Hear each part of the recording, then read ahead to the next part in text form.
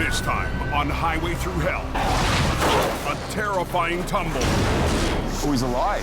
plunges the mission team into a daring recovery. It will go over. Oh! A frozen truck becomes Scotty's roadside mystery.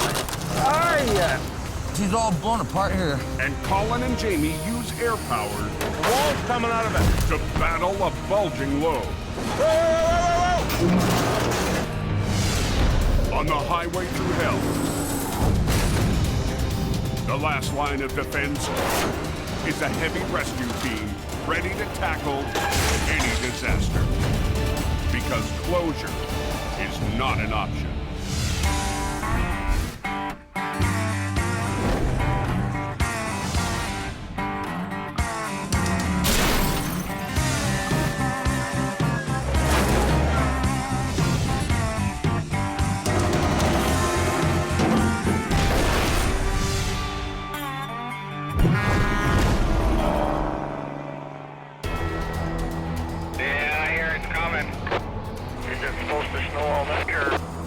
Look at him go. Oh, I bet you just frick. It's just after 8 p.m. on British Columbia's Coquihalla Highway. Oh, it's gonna get worse. This is nothing. 8 inches of snow has fallen in the last 2 hours. They're expecting heavy snowfall. And the early season storm is not letting up. Do you guys want to do another pass through the chain up there? Tonight, Michelle McKenna is one of 10 plow operators 10-port. trying to keep the highway open. Yeah, it's snowing up there pretty good. We're at the mercy of the weather gods. Get an inch of snow up here and the truckers will start spinning out. And it doesn't take a lot of snow to cause a lot of problems. When the mountain gets slammed with a big storm, we're all working together to fight Mother Nature to keep traffic moving. 4 miles up the Coke, We've got quite a few guys out here tonight working. You know, it's snowing, expecting 30 centimeters of snow. Jamie Davis is heading directly into the storm. 20 or 30 centimeters of snow means business. But tonight, the heavy rescue boss is counting on his crew. What's the road like over on that side? It's, you know, hard packed. Jamie's on his way to Alberta to lead a tough job tomorrow. So he's left his BC operation in the hands of his new top driver, Scott Bird. I'm here. This winter, after years away, Scott Bird is back on the coast. I'm not sure you want to suck that under your deck yet, Jim. Oh, I do. Now Jamie needs Scott to be his anchor and hope. You ready? With Scotty being there, he can manage guys, he can keep the trucks together, he's good mechanically, and he's a doer. Tonight's storm is keeping Jamie's new right-hand man busy. Well, tonight we're just kind of pulling truck after truck after truck. Is what's going on is there's trucks spinning out all over the place and a lot of ice on the roads. Make sure you can lift off, just try and pull ahead. The guy can do the job, and he's good at what he does. I don't have to second guess sending him on a job. Okay, see you later. Have a good one. You too. I got a bad feeling about tonight's weather. I think it's going to be a busy night.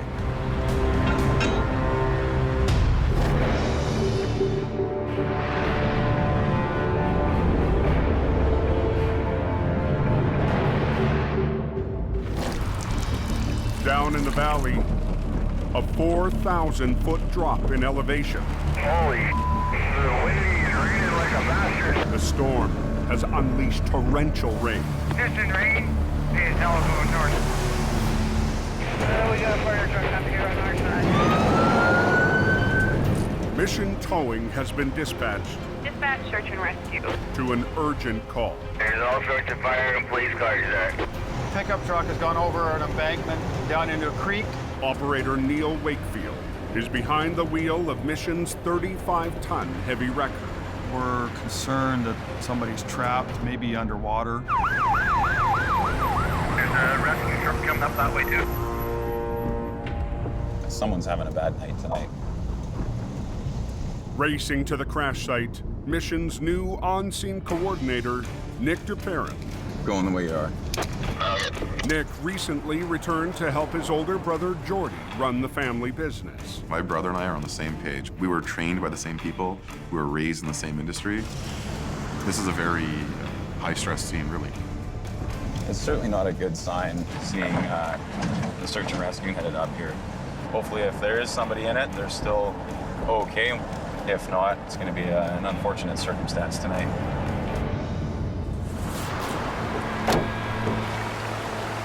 Holy. Pickup truck went over the edge. Down the cliff there, down into the creek. It's actually called Suicide Creek, is its nickname. That's a tough place for crash. It's a tight turn, and when it's dark and raining, it really sneaks up on you. The driver lost control on a corner, crashing 90 feet to the creek below. It looks like something out of a movie. We've got 2 search and rescue vehicles, multiple fire trucks, police cars. I mean, there's every first responder that you can imagine. Where are we? Way down the bank. It's way down there. It sounds like the water's rushing pretty good. Oh, he's alive. Wow, thank God. The driver survived, but is trapped inside. With mission towing, anything at this point we can do to help you? The vehicle's unstable where it's sitting. Okay. You want to run a line down to stabilize the vehicle? If you'd like to, we can definitely do that. We're going to be stabilizing the vehicle, so I'll be pulling a wrecker right around the side here. We'll have to put a line from our wrecker to stabilize the vehicle, and that way it's safer for the fire department and search and rescue to go into the vehicle and rescue this person out of there. What's the wheel that's right at the edge of the bank? Perfect. Okay, you grab chains, come down with me. Junior tow operator Brennan Brucker must secure a line to the pickup so the driver can be extracted. The person in the vehicle is trapped in water, and if they're upside down in a vehicle, they might not have a lot of time. Give me that chain, Brennan. Watch yourself. We've got to really be on the ball and quick to get that person out of there. Wrap one of those chains around the axle.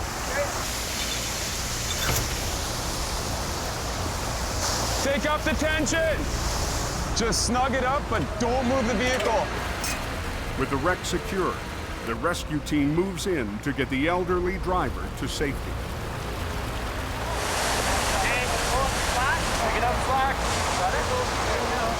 And they don't waste time. Bang, bang, boom. Everybody knows what they're doing. The driver of this truck is extremely lucky. I've been to accidents where people haven't been as lucky as him to survive. How did you guys come across this accident? The driver was found by 2 young men passing by. No kidding. I was driving by and my lights reflected off of something down there, and he started honking his horn, so went and stopped and checked it out. Just by fluke. They just happened to notice one of the lights on the vehicle shining down the bank. They made a decision to go down. If they didn't, the guy in the truck would not have made it through the night. The 911 callers also got stuck just up the road. Tomorrow, I can come up myself and pull your truck out for free for what you guys did here tonight. Appreciate it. Anytime, guys. Thank you. That was the best case scenario. These guys have done their job. It's our turn to do ours and bring the vehicle up. But as search and rescue drives away, Nick and his team lose their powerful lights. Shine it by the front wheel again? That's the most unfortunate thing is all the fancy lights are gone too. So it's a lot darker. That's one hell of a situation. The number one danger is the dark. We're talking about moving water, a steep bank, and the rain. It's a very complex recovery.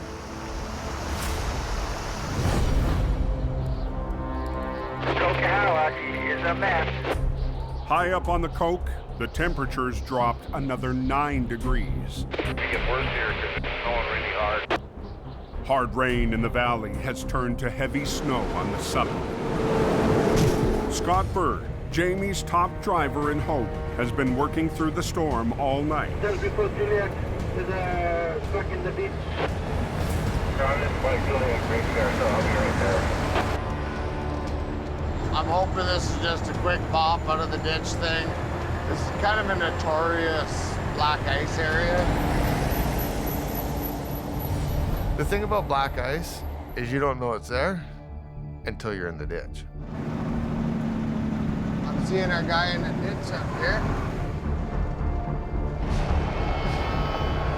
Quick pull right on the back of his tractor. Tonight, Scott has an extra pair of hands. Jamie's newest recruit, Mike Reynolds. So this is number 3 here. So this one over here, we got to put a motor in. In the summertime, I quit my job at an automotive shop and took a resume over to Jamie Davis. We need to pump out 7 trucks within the month. Can you do it? Was pretty much hired on the spot. Jamie has also promised Mike a shot at running a big record if he can prove he's ready. He can fix things, he can drive them. If he can stick around me and Scott, he should be able to develop really great recovery skills. I think it'd be pretty fun to be running a heavy rescue truck all the time. He's gonna have to prove himself. Oh, it looks like it's gonna be a bit of a pain in the butt, but... It's Mike's first chance to show off his skills. The goal is to get the driver and his load back on the road. Hopefully he hasn't been frozen too long. Well, let's see if we can get this thing started. Start it up. The semi appears to be drivable. Mike! Shut it off, shut it off. But something's not right. It's smoking. It's froze up. When I see the smoke and hear the noise, I know there's a problem, and I gotta shut it down real fast. That's clutch. That's clutch? That's what it smells like. It's not running the way it should, so we're gonna have to take this to the side of the road and figure it out. Go up in there and just try and keep that wheel turned as hard to the right as you can.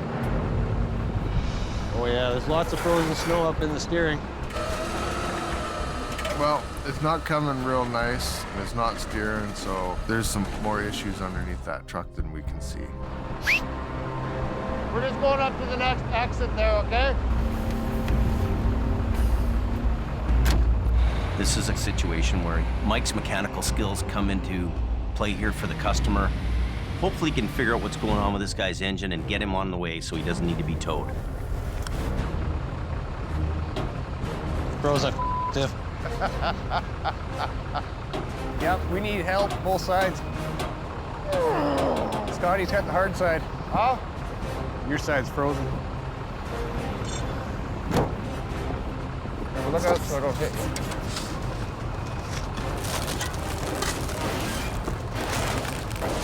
Okay, do you want to lift this side? I'll lift the other side. Okay. Okay, lift. So, we open the hood, and what do we see? Oh yeah. It was packed with snow. Aye! On the Coquihalla Highway, Oh yeah, she's full. Hey, Snowball.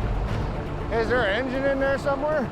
Scott and Mike have finally uncovered the frozen mystery. Start digging. The truck plowed deep into a snowbank, packing it hard into every inch of the motor. I've never seen an engine packed up with snow like that. You can't see nothing in there. An engine could cost anywhere from $20,000 to $50,000, so you got to pay attention to what's going on. I've never had to dig out an engine packed with snow before. Jamie's new hire, Mike the Wrench, must rely on his skills as a mechanic to chisel out the engine block. Be careful, go too crazy with the bar, break something. Well, I was poking around in there with that bar. I didn't want to hit any coolant hoses, fuel lines. There's all sorts of stuff. Got the fan system on the front of the motor. If in chance that stuff got into the air intake, if it broke a tubing, we would definitely don't want that getting sucked into the motor.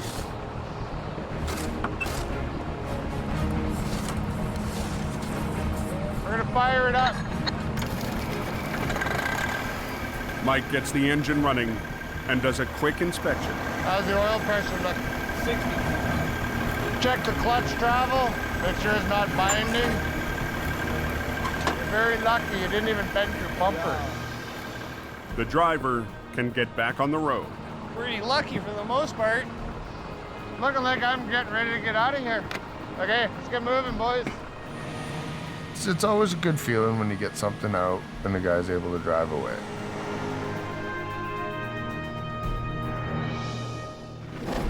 Quarter angle, right on this angle right here. Okay. At the recovery site near Mission, BC, Nick and Neil position their wrecker to winch out a vehicle that's gone over the edge. Just let me get as much light as I can on you guys. The pickup truck plunged 90 feet into the dark ravine. It's tough because the truck's fairly far down the bank and my lights can only go down on so much of an angle. Over a bit more? Yeah, just a little bit. That should be good there. We just want to get past that rock. So we're gonna want to make sure that those chains are hooked in real good. There is a boulder right underneath the front of it. We need to bring it back and up and over that rock. That one over here? Take off the tension! Our biggest problem is there's rocks down there that are quite big, so we don't want to get hung up on those rocks. But if you get hung up on a rock, it's going to go in places that you don't want it to go. Okay? You watch, I'll pull. You know, I can barely see the vehicle, so I'm relying on those guys to tell me what's going on. Do I need to boom up, Nick, or are we good? I'd boom in and up a bit. Okay. Winch? Yep.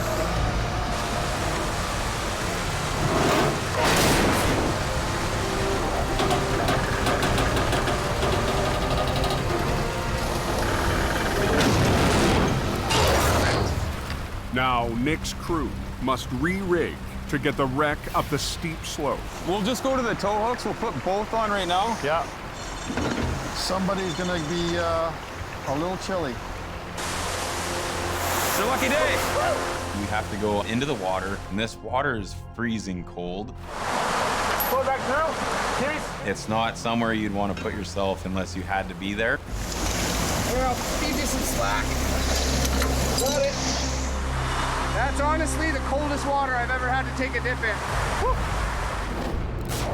The plan is to run 2 winch lines from Neil's wrecker to pull the pickup up the rocky cliff.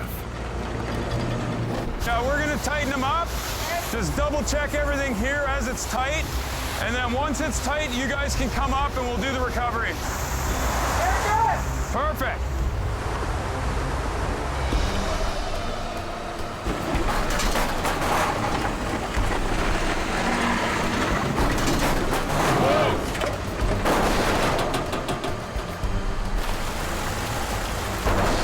Keep an eye on that spool.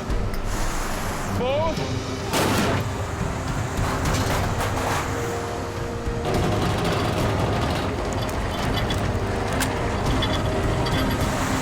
Hold it there. Something's going on. We can't see all the obstacles, and the vehicle gets hung up.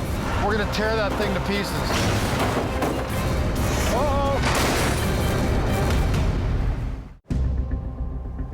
On a mountain road near Mission, BC, Uh-oh.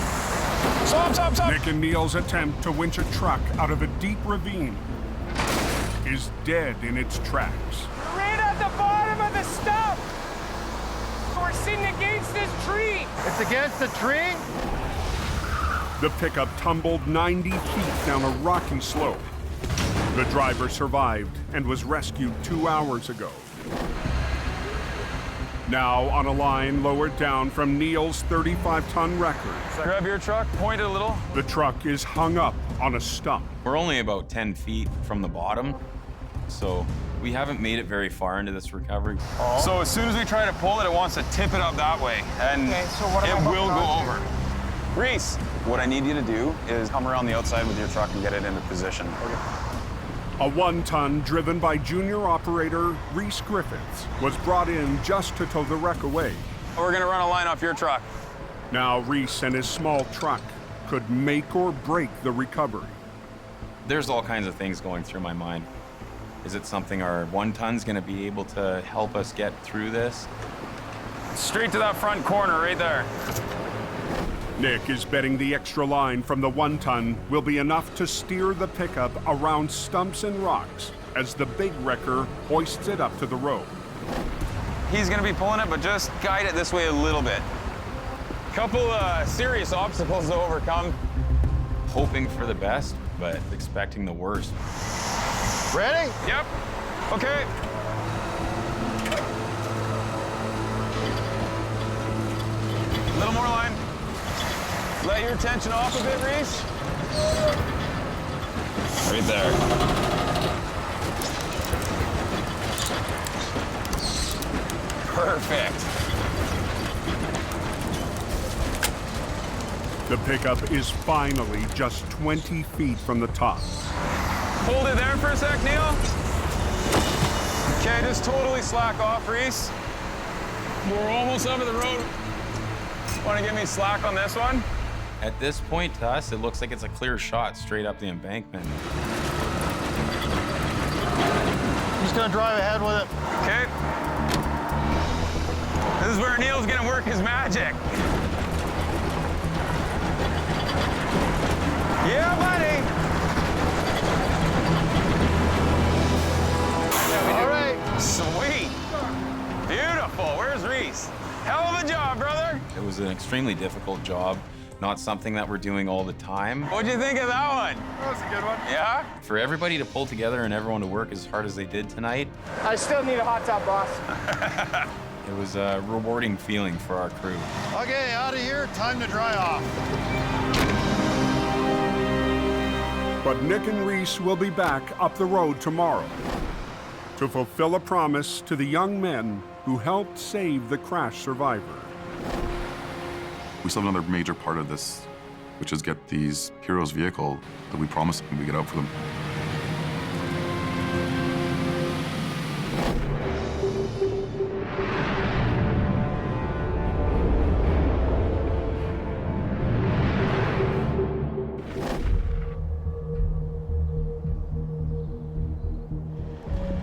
After driving through the night, Jamie arrives at his Alberta yard to hook up a special tool for a tough recovery. We got a call that a tractor trailer's flipped over. Jamie's towing his airbag recovery system to the wreck site 120 miles north of Edmonton. Oh, they're calling? Joining Jamie Yeah, go ahead. is Colin McLean, still getting used to working without Jamie's rotator. That'd be a good rotator thing to have, eh? Well, yeah, but you sold it, so.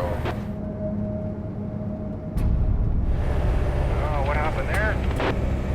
Holy, somebody's having a bad day. The driver lost control, and the trailer, loaded with 40,000 pounds of groceries, slammed onto its side.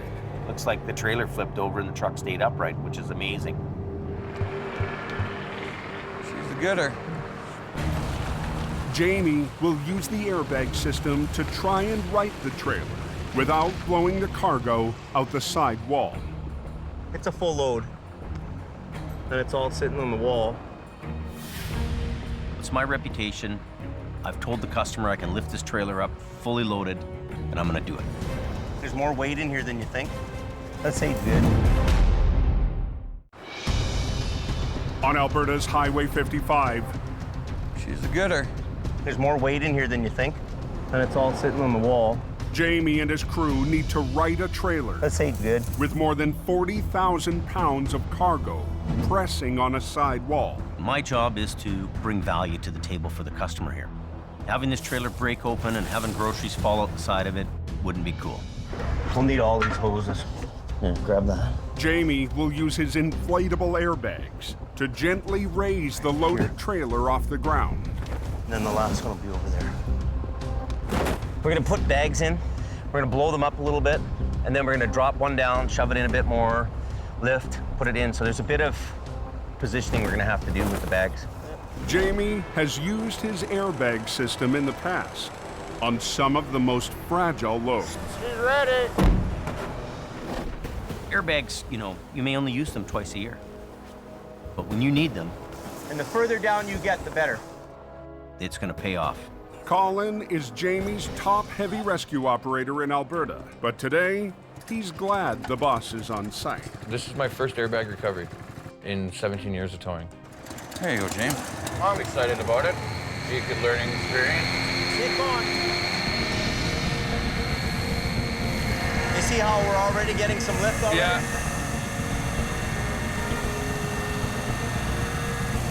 I'm just looking at how the bags are kind of picking up against the wall, making sure that it's actually lifting the trailer. We're gonna be real careful with this guy right here. You got to remember that the wall is very flexible and it's also very weak. So you don't want to put too much pressure at any one point. You try to lift too much of the trailer at one time, you're gonna collapse it. So you lift a little bit, little bit, little bit. If you get too greedy and you lift too much in one area, you'll end up blowing the wall out. But as the trailer lifts higher, Colin spots a big problem. Look at this wall here, eh? She's all blown apart here. Issue on this side. Oh, is it ripped? Having a cracked wall on the side after you start lifting is not something you want to see. Damn. We got to stop this right now or we're going to have a big fail here.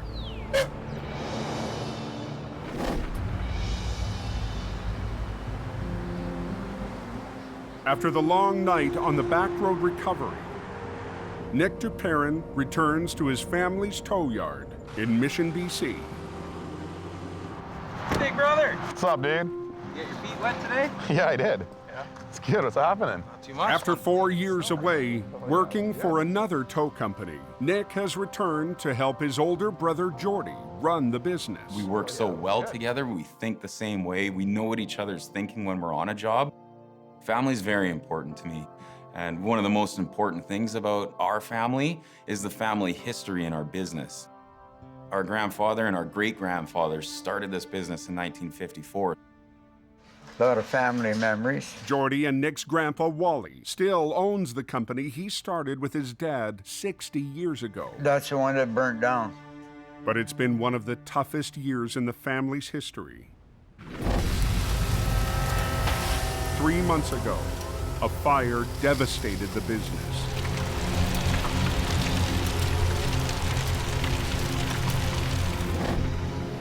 That was a toolbox, a 3-tier toolbox. Look at the door. Honestly, man, it just breaks my heart to see our shop like this. Everything that our family's worked so hard for is just destroyed. Everything's gone. There's nothing left. For the Peterbilt. Can't even believe this. There's a lot of memories you'll never get back.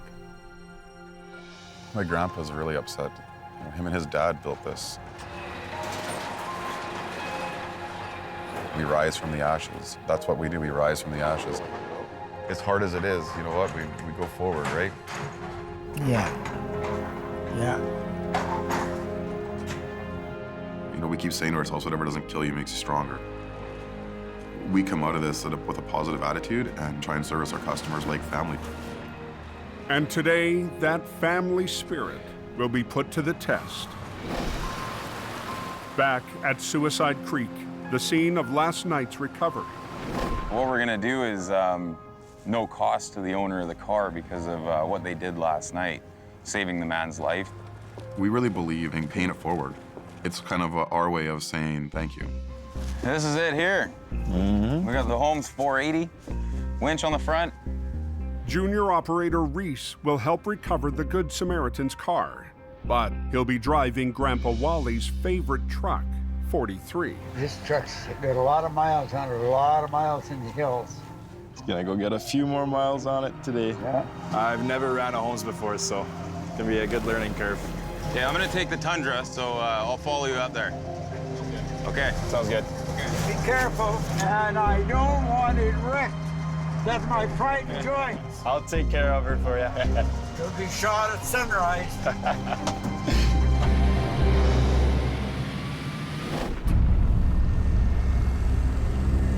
Hey, Jamie. Back in northern Alberta, Oh, no. Collins discovered a tear in the wall. This is all blown apart here. A trailer loaded with 40,000 pounds of groceries is coming apart at the seam. A section of the wall has opened up from another section of the wall. It's ripped rivets. That's bad. If Jamie keeps lifting where the airbags are set, the wall could fail. We found a tear in the side of the trailer. If I saw this blown out, I wouldn't even attempt at airbags.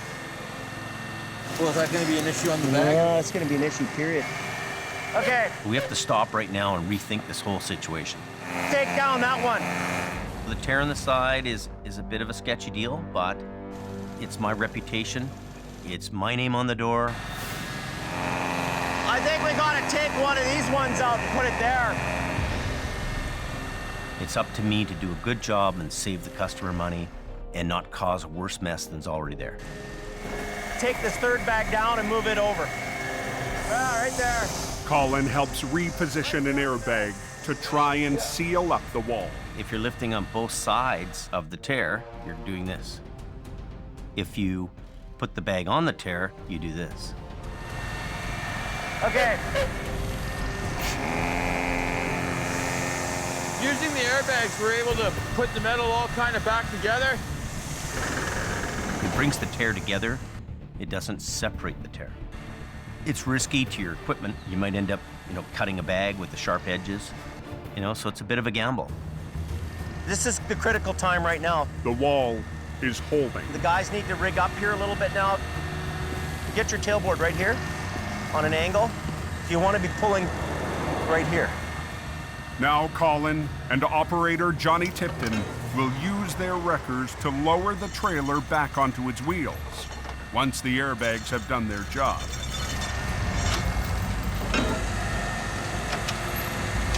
Good. This should be good.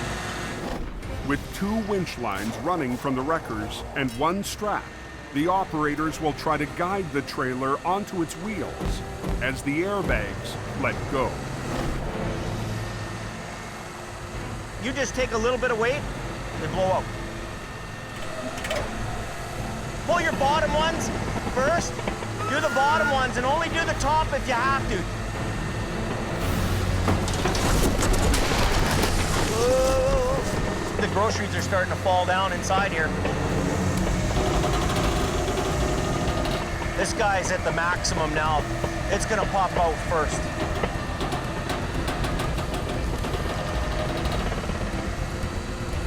Good.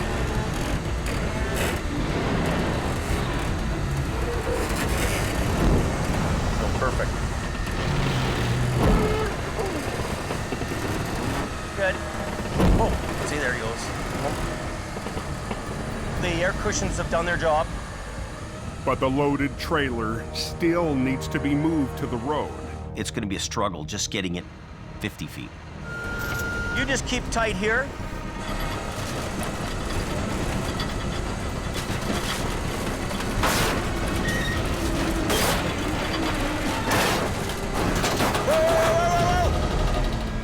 Wall's coming out of it. The force of the pull makes the back wall bulge out even more. Damn. This trailer's going nowhere. This is kind of a, almost not doable because of the rivets that were blowing out of there. You can just see it popping, right? It's gonna break. All bets are off. If we try to do anything more with it, you're gonna not even be able to tow this thing back. It'll be so wrecked. Gotta rethink this whole deal.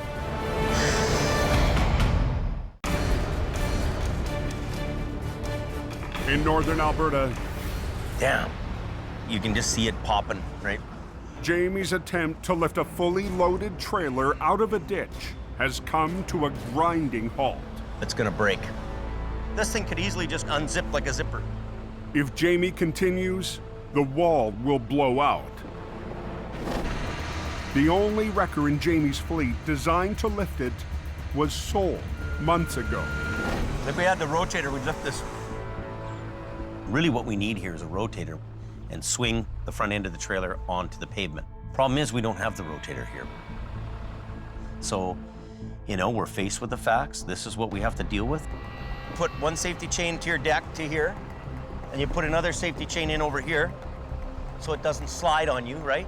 The only other option for us is to put the underreach underneath, lift up like a big hand, and then try to drive it ahead. And you pick this whole thing up, right? And then you just idle ahead. This is a really critical situation here right now. We're at a point here where this thing could blow apart, and that's all we can do. They've got the road closed for now. All stop. Tighten those chains up. Lift. Keep going. Yeah.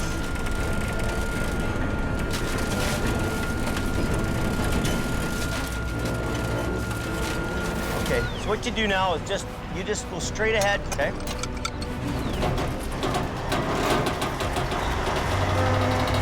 Turn your wheel to the left. Okay, good, good, good. Keep going. You got a 53-foot trailer kind of dangling off the back of your truck. Okay, go ahead a bit more. Drive forward. Are you kidding me?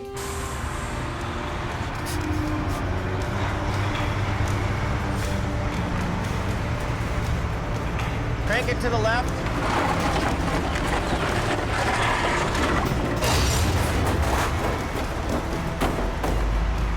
Okay, go ahead a bit. Oh.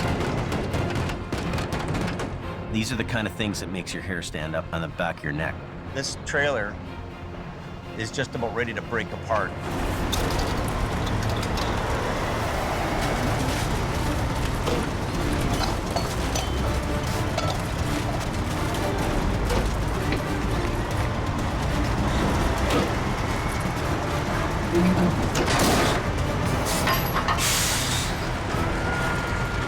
It seems like this is never going to end.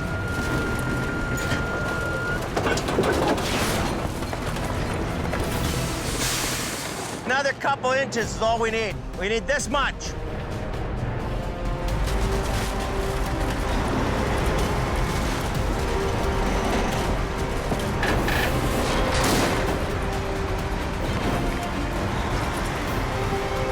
Okay. Okay, good. We lucked out there. She's barely hanging together. That's sketchy. The trailer is on the highway, but can't be towed more than a few hundred feet to a side road. We're gonna be really lucky if this trailer even makes it just to that pullout over there. We've got to come back tomorrow and unload this trailer. Is that all opened up there now? Southbound is open.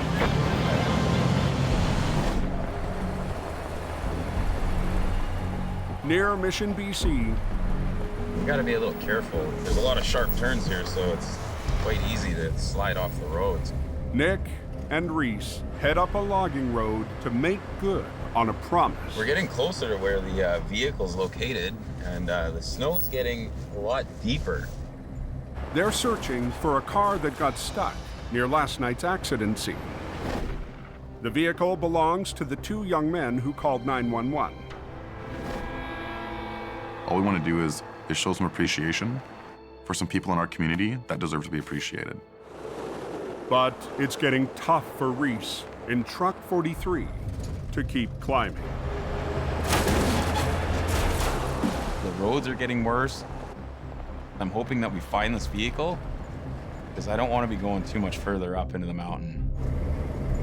Found it. Got a little slippery. Yeah.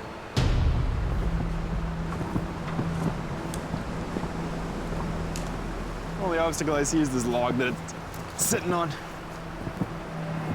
Well, we're on a bit of a hill here, so there's a big log that's stuck underneath the front of the car, so it's not exactly the nicest working conditions here. They slipped off the road and went down a log, so we have to actually get it off of the log. Get your chalk block set up. I was spinning my tires coming up here, so I'll put these down so I don't pull my truck towards the vehicle we're trying to pull out. The tricky part about it is being on the hill that we're on as well as the snow. We have to apply more force to get it out.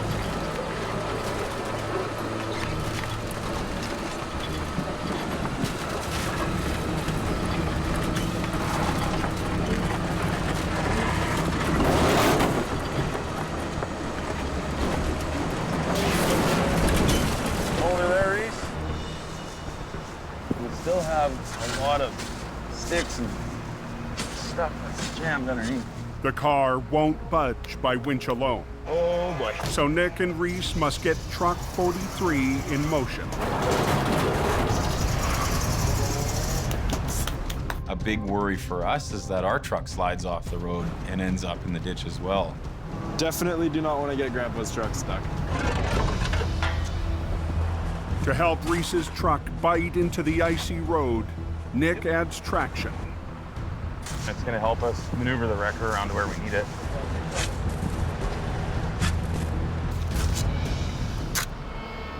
But a sudden shift in the weather forces him to rethink his plan.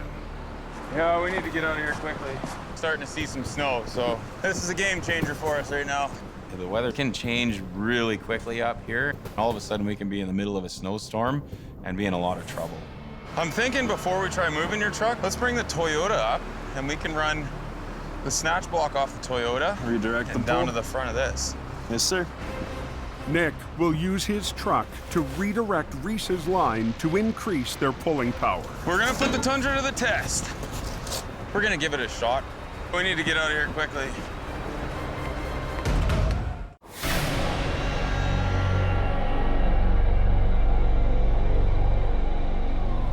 In the hills above Mission, BC, Nick and Reese race to get a car off a logging road before a storm closes in. It's getting ugly. The snow's getting worse. We don't want to be up here in the middle of a storm. Okay. Nick uses his pickup truck to redirect the pull and prevent the 1-ton from getting stuck.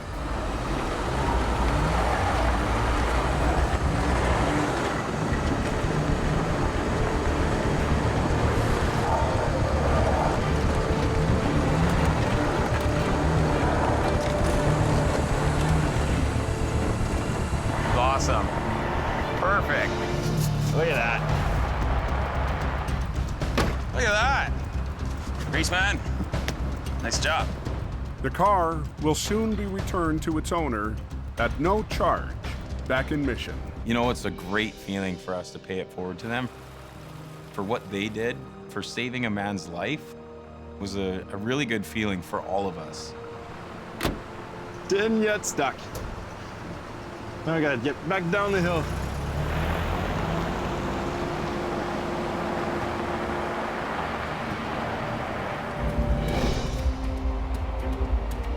After yesterday's battle with a bulging grocery trailer, Jamie and Colin have one last task to finish the job. Here with a replacement trailer for the cargo, and the wall's just too breached for us to haul it with the load on. This trailer's got a broken frame, it's not going anywhere, and it's gonna mean a whole day of unloading. The trailer's tweaked, so the door is jammed. So the best thing to do is just punch right through it.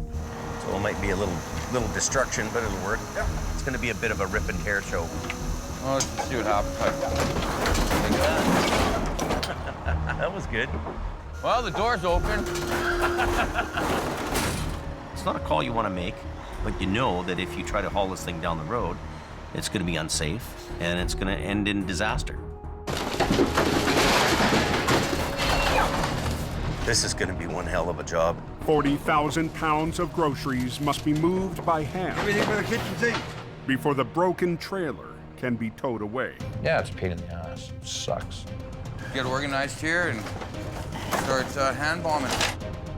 You're on a scene like that, it's all hands on deck. It doesn't matter if you're the swamp or the boss, you're moving boxes. Not wrecker pickers, it's trailer pickers. This is a valuable load, and if we can recover 2/3 of it, you know, that's a savings to the trucking company, and it's also a savings to the insurance.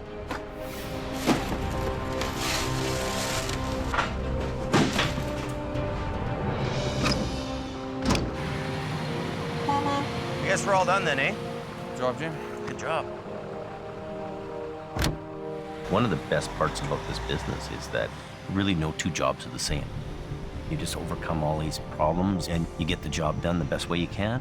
And, you know, you need a hot tub after 2 days of hard work.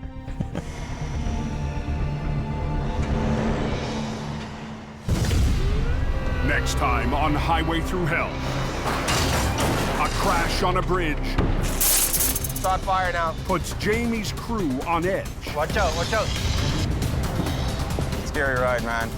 A mountain recovery has mission towing in deep. It was a mess. And a mangled load We have to get this sketchy-ass load down into town. makes the canyon run. Here we go.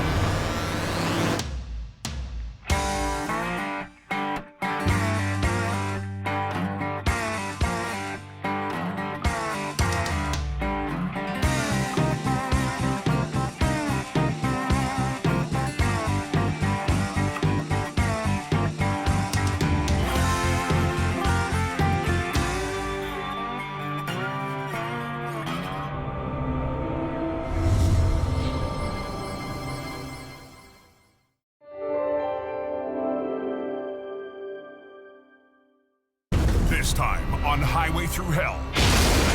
Closure in the canyon. There's 2 trucks banged up down here. Wow. This is not an easy task. Forces Geordie's crew. We want to clear this traffic on this side. To pull an all-nighter.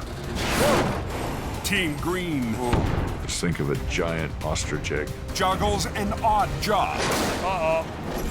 And Jamie's top man. There will be words exchanged over this. Cleans house. On the Highway Through Hell. The last line of defense is a heavy rescue team ready to tackle any disaster. Because closure is not an option.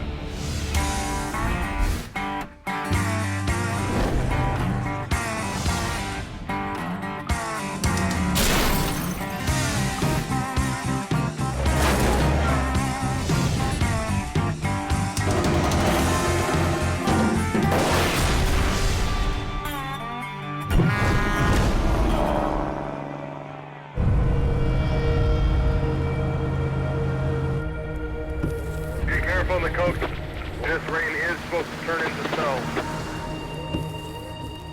Watch as you start coming up the hill. On BC's Coquihalla Highway, It is definitely sticking up its obvious. a late-night storm has caught drivers off guard. When you head up the Coquihalla to the top of the mountain, you're heading into the eye of the storm. Oh no, she's a snowing. You're in your own little hemisphere of weather and trucks and snow plows. Clouds heading down the hill. Truck drivers are having trouble going up and down the hill. Bad night in the Coquihalla. It seems to last forever. Yeah, we got a little storm going on. Al Quiring is on his way to tow a semi blocking the hammer lane. Did that guy burn himself to the top of the hill, Angie? Still trying to get up, and I think Tonight it's mostly a case of idiots. I just got back down there to get this guy. Sometimes they're happy and recognize that they need help. Okay, just go easy. And then there's other people that seem to be content with being stuck in one spot. that guy's still trying to spin his chains off. Oh, he's got her full throttle there, so it's a little bit dangerous to be hooking on. I'll just wait till they blow something up.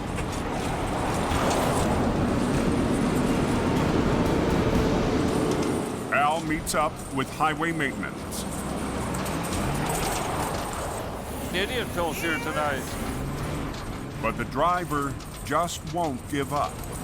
Come on, buddy, come on, come on. Sometimes I wonder if they like to do it on purpose. He's gonna blow his truck up here eventually. He's been at this for about half an hour already. These drivers think that they're gonna put on these cheap tire chains, thinking this is gonna save the day and they'll get them right through that Coquihalla.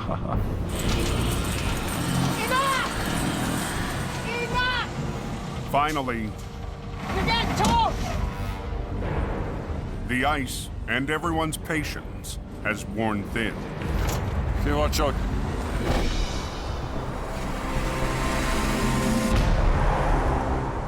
"40 miles away in the Fraser Canyon, Running into some reduced visibility.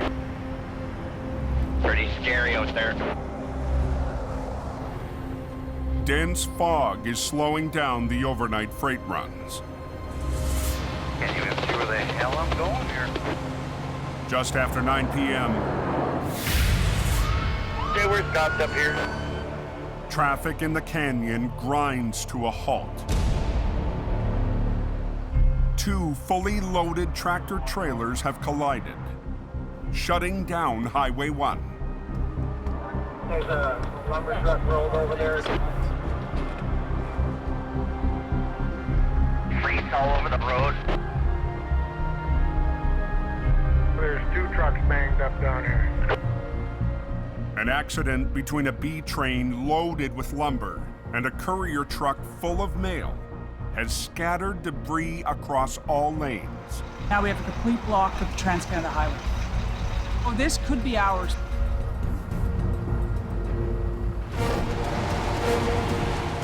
The lumber truck lost control in the fog, left the road, and rolled onto its side. Moments later, coming from the same direction, the courier truck jackknifed hard into the B train. Both drivers escaped injury. The courier driver is still on scene. There was no way I was going to be able to stop. Slammed into him at about 100 kilometers an hour. Scared the you-know-what out of me. You're going to need some heavy equipment to clear all this. Hey, buddy. Was fully loaded with lumber. Mission Towing already has one driver at the wreck. We're having a party on Highway 1. 10 minutes later, Jody DeParent arrives to lead the recovery.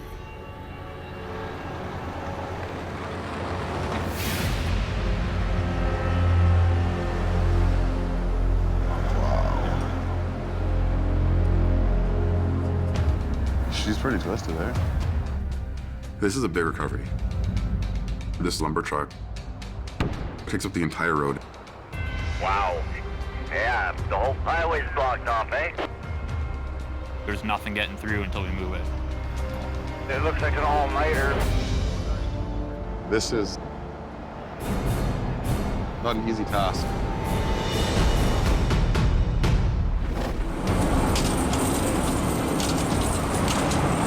Back on the coke. Come on, buddy. A driver blocking a lane, Enough! trying to get up on his own, Enough! has run out of options. You have no choice. You're getting towed. You're gonna cause an accident. Highway maintenance gives Al the green light to do his job. Thanks, Al. Some people just can't think beyond their own self. After a 30-minute holdup and 3-minute tow-up, How much is that there? the trucker, Arm and a leg, buddy. learns a tough lesson. Probably put 300 miles on your truck.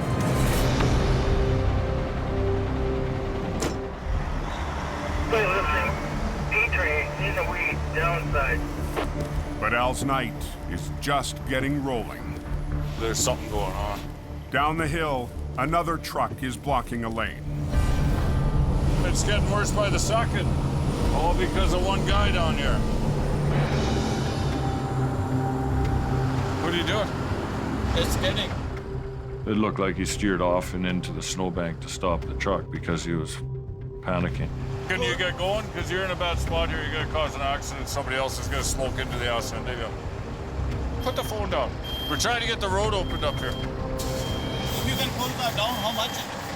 Pull you down the hill. You know how stupid that sounds? He wanted me to tow him down the hill. Well, if you hook onto that guy and something goes wrong, You're now a 200,000-pound missile coming down that bobsled chute. And God help anybody getting in your way. If you don't want to move it on your own, we're going to move it for you. We're going to... He's got the door locked now. Oh, let's go get the cops up here. We're coming for you. Woo, woo, woo, woo.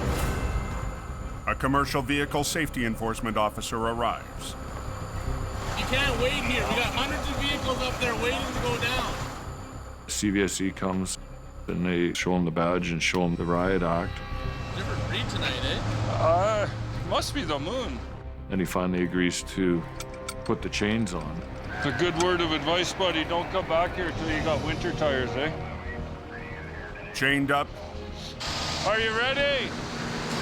Lots of room, buddy. You got lots of room. The truck Nice and slow. heads down the smasher. You gotta go back up the hill then? Yeah. I don't know if it was Friday the 13th or a full moon time, but it seemed everybody was wearing cranky pants. One of those nights on the Coquihalla. Down in the Fraser Canyon, Somewhere at the back here, nothing's moved up front, has it? No, not yet. a collision between a courier truck and a B train loaded with lumber Lumber everywhere. has choked off Highway 1. Did he ever do a number? Jordy and his team get to work We want to clear this traffic on this side coming down. on the massive multi-stage recovery. Get that one out of the way. Operator Dylan Greenwood hustles to move the lumber truck's rear trailer far enough You're good there, Dylan. You're past it. to open a single lane of traffic. They're going to be opening up one lane. About time. Do single lane alternating traffic to relieve some of the traffic that's been stuck in the lineup. Opening up one lane. And thank you very much. Mission's heavy operator Neil Wakefield What's up, buddy? Welcome to the party. and Jordy's brother Nick It's a game plan, fellas. have all arrived to help tackle the mangled mess. There's carnage all over the place. We're gonna be here a little while. Unpin the rear trailer, do it on its own. Yeah. The crew begins by finishing the job Dylan started. Put it onto its wheels. Get it out of the way. Let's try. Flipping the back trailer of the lumber truck so it can be towed away. If we just get a long chain, we can grab hook. We actually have to flip this thing all the way around to set it down onto its wheels. Come on, slow down. But the live lane of traffic, just feet from Jordy's crew, Nick, watch your back. leaves little room to work. So I'm ready whenever he's ready. Okay, watch Dylan. I'll watch Neil. You ready? Okay, coming over. Neil, go. We want to bring this thing up and rotate it and set it down onto its wheels. It's controlled the whole time. Keep that line. And just get ready, because it's going to want to swing. Kind of one eye on the wreck and one eye kind of keeping an eye over your own shoulder. Neil, hang on.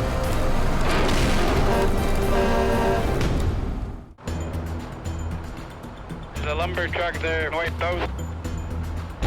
Sure spread that lumber around, didn't he? In BC's Fraser Canyon, If we just get a long chain, we can grab hook that. Yep. Jordy, Nick, and the mission crew Unpin the rear trailer, do it on its own. Yeah. clean up a spectacular wreck on Highway 1. This is a major wreck. There's 2 trucks and trailers destroyed here.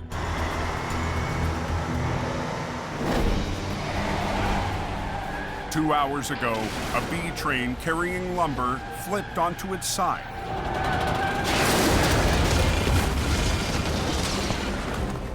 Seconds later, a courier truck slammed into the wreck. So I'm ready whenever he's ready. Okay, coming over. Jordy's crew is trying to flip the back trailer of the lumber truck. Get ready, because it's going to want to swing. Hang on, Neil. Let Dylan catch up. To roll it onto its wheels next to a live lane of traffic. Now start taking this line in. Up with the boom a little more. There we go. It's going to swing a bit. It's going to swing in. There it goes. We want to bring this thing down onto its wheels, controlled the whole time. Now lead with this low line.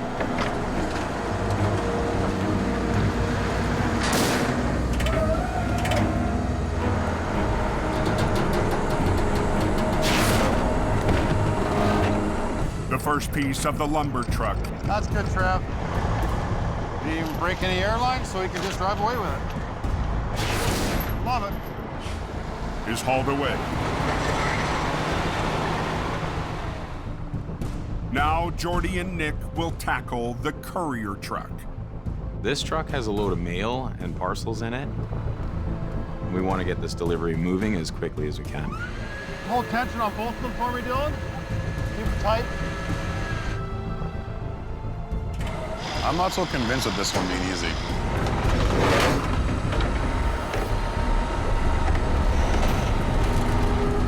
The tractor trailer is badly jackknifed. As the crew gets a closer look, Kind of ugly, eh? the extent of the damage becomes clear. Not much we can do with this one. Nope. This thing's in rough shape. It's not going to be an easy one to tow. Jordy's team has to improvise. Just throw that chain on there. Okay. To get the front of the wreck on the underlift. I'm sitting on number one in that friggin' lineup. With traffic on Highway 1 still at a crawl. I'll just say the least, I'm really pissed off. Hey, Neil, take it back to Hope, drop it, fly back up, then we'll do this. The courier truck is on its way. Clickety split, nothing to it. Booyah! But the toughest part of the recovery, the rest of the lumber truck, is still to come. We have one more part of this recovery to finish off, and now the pressure's on. What a mess that is. Like a bad game of Jenga.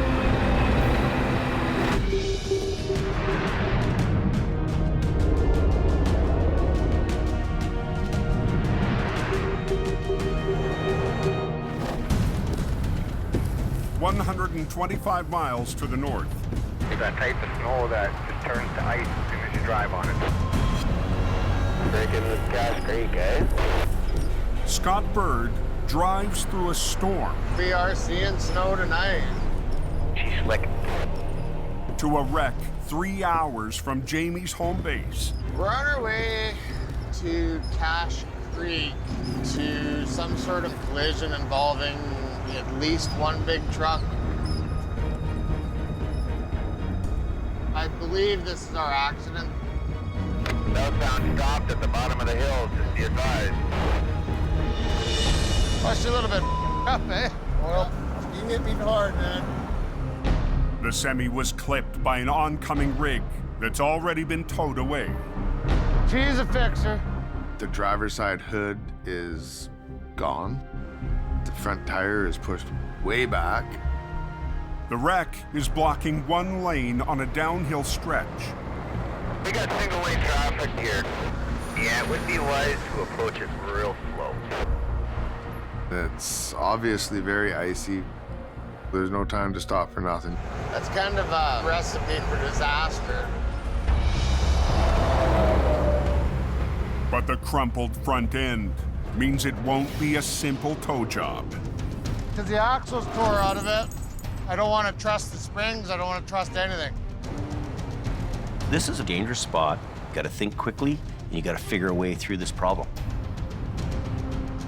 Hook it and book it. Scott sets up for a chain lift. An old-school technique for towing damaged cabs. That's the way we're gonna go about her tonight.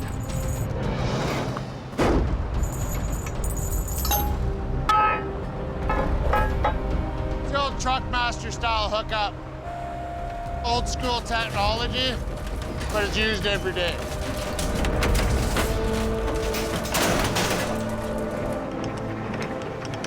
Unhooking it. Scott disconnects the tractor from the trailer, so the units can be towed separately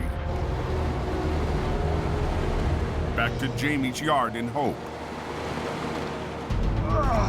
Now I gotta go underneath and pull a drive line out. But before Scott can haul the tractor away, he needs to prep it for the road. I'm thinking, hey, this is gonna be easy. So we got the shaft out. We can open the road, make it a little safer for everybody. Air it up, hook it up, and go. Put an airline on this and we're out of here.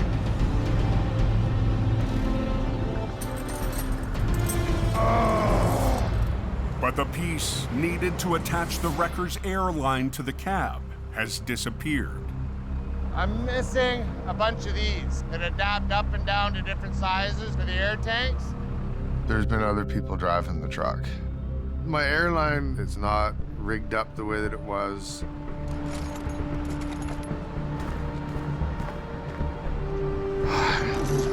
Marbles. Scott suspects the part is at the yard in Hope, a 3-hour drive south. That's the bucket that had everything in it that one man would ever need to tow. And now it ain't there. I don't have an end on my airline. I ain't got all. They're alternating traffic. On a highway near Cache Creek, 3 hours from Jamie's yard. Scott Bird is in trouble. I don't have an end on my airline. I ain't got all. Scott's missing a small part needed to air up and release the brakes on a damaged tractor. Somebody else can use my truck. You don't put all away. Without the part, Scott can't tow the wreck back to Hope. Oh, come on. I should have had that thing picked up and moved off the road within 5 minutes. My hopes and dreams of a quick lift and go were very rapidly crushed. Now here I am on the side of the road looking like an idiot. But Scott isn't giving up. I can get it off the road. It's just a matter of finding enough pieces to do it. I had to get creative with some plumbing hardware. Scott improvises a fitting for his airline. Okay, that's that. Bada boom, done. Scott's nearly ready to roll, but won't let go about the missing part. Chasing around after stuff because somebody didn't put it back the way that they found it. We can't do this on the side of the road. There will be words exchanged over this. Okay, the tow truck is leaving.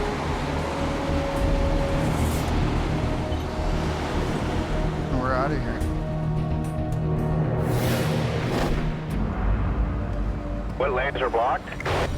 On Highway 1, This thing is messed up. Mission Towing is in the final stage of a massive all-night recovery. That accident cleaned up? After 7 hours, Jordy and his crew must remove what's left of a lumber truck. It's about 6:30 in the morning and we don't have a lot of time. Rush hour is right around the corner. To get it done quickly, the crew will try to flip the tractor and front trailer at the same time. I'm just gonna chain the cab down so that when we pull this thing over, the cab comes with it. To pull it off, they'll need all lanes of the narrow canyon highway. Shut it right down? Shut it down. We try not to close the road, but the best way to do it is to do a road closure. One is closed.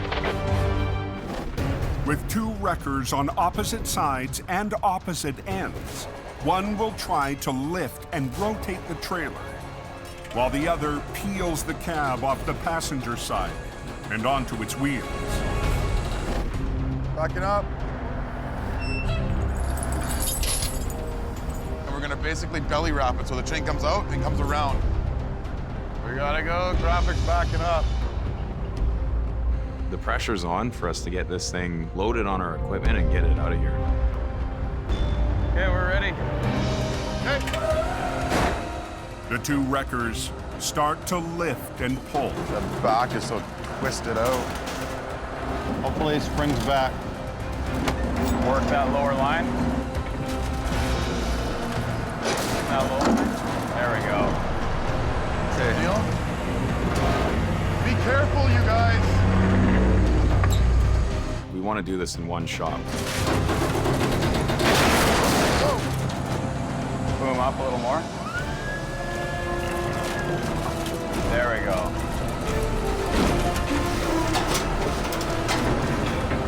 Just like that. Beautiful. Sweet. Grab the trailer and winch it around just to free up a lane to let some of the traffic get by. Sitting here waiting for this road to open. Go ahead, Neil. Once that's out of the way, you guys can open it up again. We're trying to do this before daylight, before the rush happens on Highway 1 here. Are they letting any traffic through there at the accident yet? Yes, sir. Roger that. Highway's open. Very, very, very impressive. But the job's not over. Tractor and trailer must now be separated before being towed away. There we go. We're happy to have this thing basically on the home stretch now.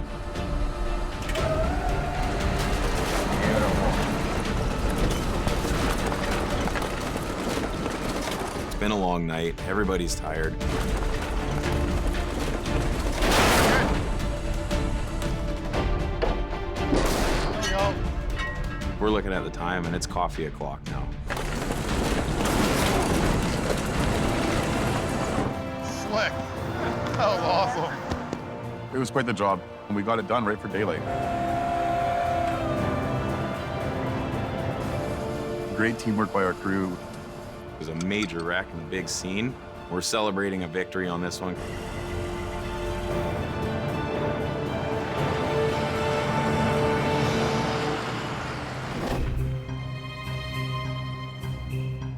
After a tough night, Scott Bird's back at Jamie's yard. All right, you dirty sons of bitches. On the hunt to find the missing part. This is other people's mess. That's garbage. Everything that I reached for that I thought was there wasn't where I left it, and it was just a pain. It's starting to really, really get under my skin. Scott finds the part after cleaning up a counter piled with junk. This little area is a dumping ground. There's just absolutely nothing where it belongs. I guess today is a cleanup day. This winter, Jamie hired Scott to set an example. He's doing his job, he's looking after business. So whatever way it gets done, I don't really care, just get it done. But I think this is the right tool for the job.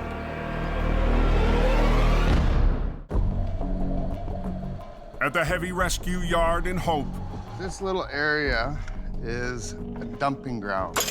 Scott Bird's still fuming. It's just a cluttered frickin' mess. But I think this is the right tool for the job. He's sending a message to the rest of Jamie's team to put their tools back where they belong. Yeah, I gotta get the stuff out of here and moved. As Scott finishes off the crew junk table, the boss returns. Got us some firewood for tonight. Wow. He's taken the bull by the horns, a little rough around the edges sometimes. Well, I don't mind this. I think this is a pretty good idea, actually. But I can trust he's gonna make the right moves. It's good, it's getting really clean in here. Things are gonna work out. In the Fraser Valley, Big Green to the rescue. Al Quiring heads down a back road to a strange call. Yeah, cement mixer overturned into a creek. See what the action is when we get there.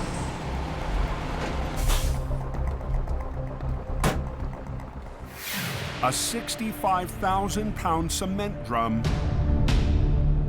went for a tumble and rolled into a ditch near someone's front yard. It was parked near the edge of the driveway when the driver turned the mixer on. Without thinking, fired the truck up, and when the drum started spinning, The truck has already been towed away. But the cement-filled drum won't be so easy. just think of a giant ostrich egg. That's really heavy. Al's right-hand man, Gord Boyd, and his 50-ton record. Let me get down to the bottom side there, Al. Have been called in to help. That's the kind of job you don't want to screw around on. You want to get in there, you want to do it right. It's through.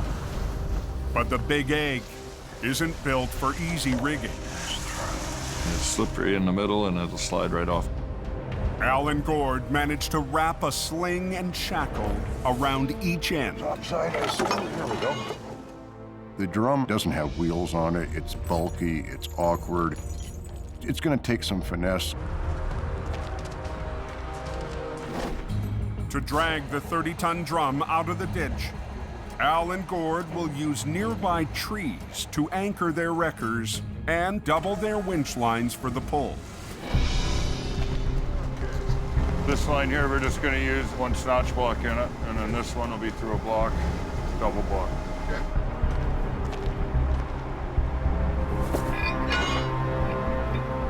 There you go. Beautiful. That'll work. We've done some extra safety rigging so we don't flip over. But the soft slope and dirt road the wreckers will pull from could be a problem. There is a danger that the ground I'm sitting on could give way.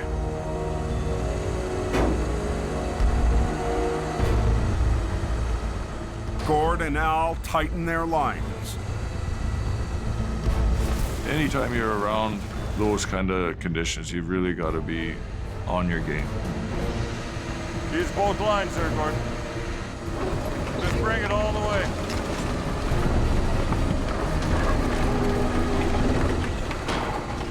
I don't need to tell you that's a loaded gun right there. Gord, pull more with the bottom.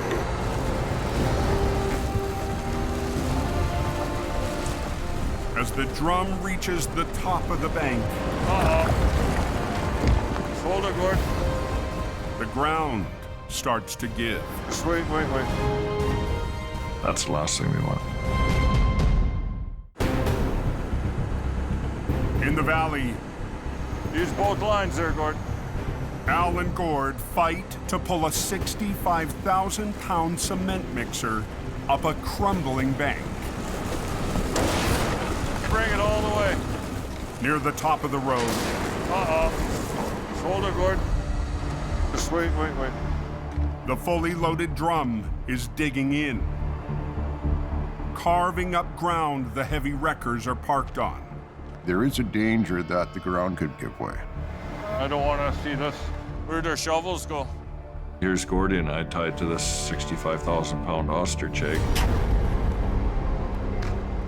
After clearing the path, Okay, out of there. Al and Gord ease the drum out of the ditch. Move all with it, Gord.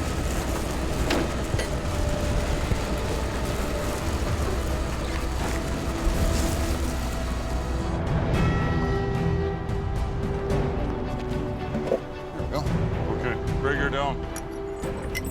rigging did its job just like it was supposed to. We did it right. It worked. Okay, that's part of the battle. Now the fun part.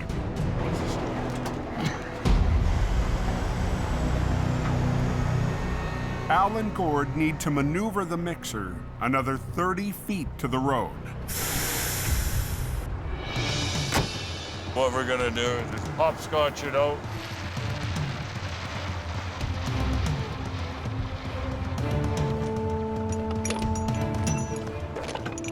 This is actually the tricky part because we're going to balance this thing with 2 trucks and we're going to try and move it. Just back up till you're touching and just start booming out with it. Don't worry about the tree, you'll go underneath it. Okay. It's going to be a bit of a dance to get this thing out on the road.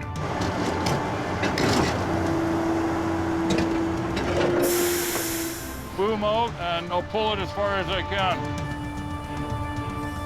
Okay, that's boom all the way out, and I've got the weight. Keep bringing it.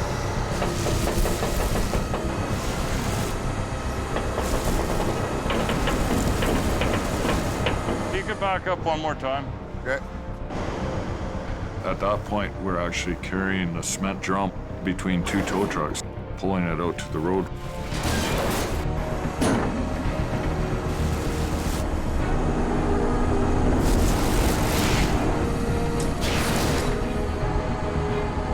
That's it, Gord. We got it out. With the drum on the road, a flatbed rolls in Get this thing loaded and get it out of here.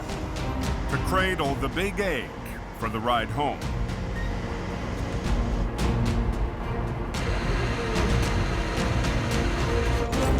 Al and Gord's oddball recovery is in the books. We came, we pulled that out, and there it goes. We did the job, and nothing got wrecked.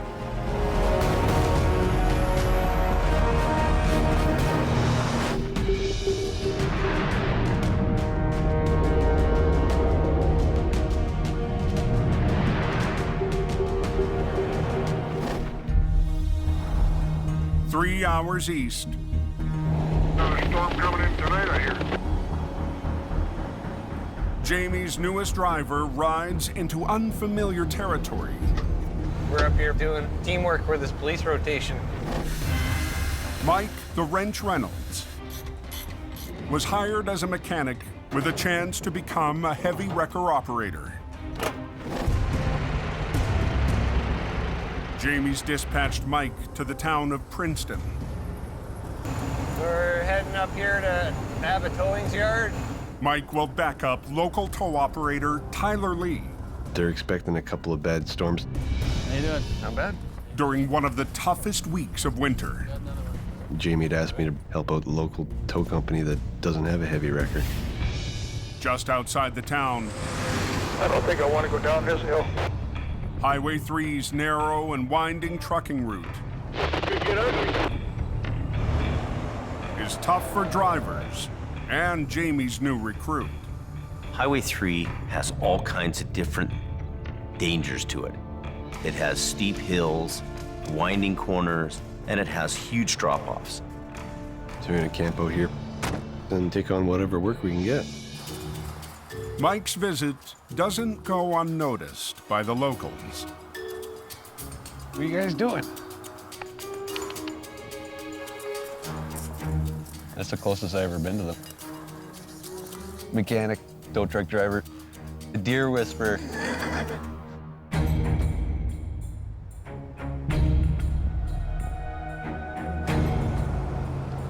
At 8 p.m., Getting a couple inches of snow out on the road right now.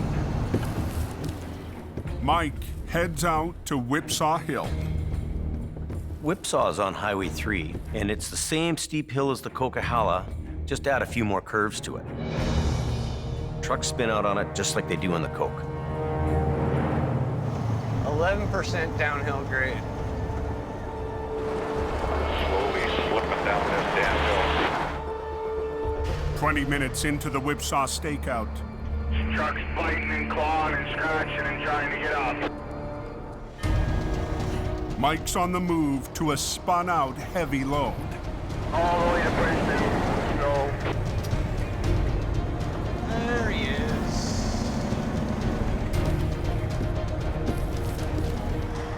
The loaded B train is blocking the road on a steep switchback. You gonna be able to pull me up? Icy conditions. Super big, huge, 120,000 pound double trailer truck. It's tough stuff.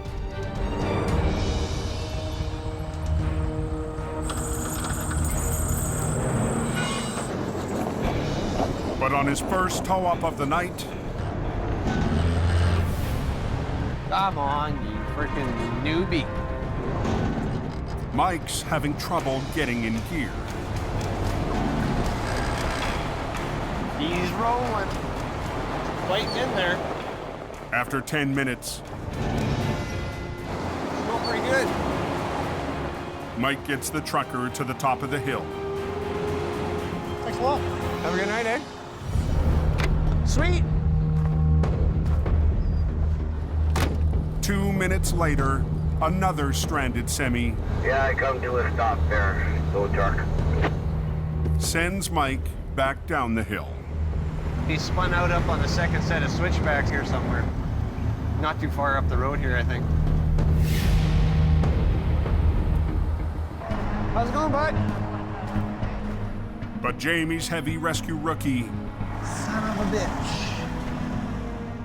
runs into his first major hitch of the night. You got the tow hooks that go in your bumper? No, I don't. Oh. The tow pins on the spun-out truck are missing. It's not too awesome not having the proper tow hooks with the guy in the truck. That's the worst case scenario for doing a heavy load pull up a hill. If Mike can't come up with a plan, Where are they? traffic will stack up on the slippery highway.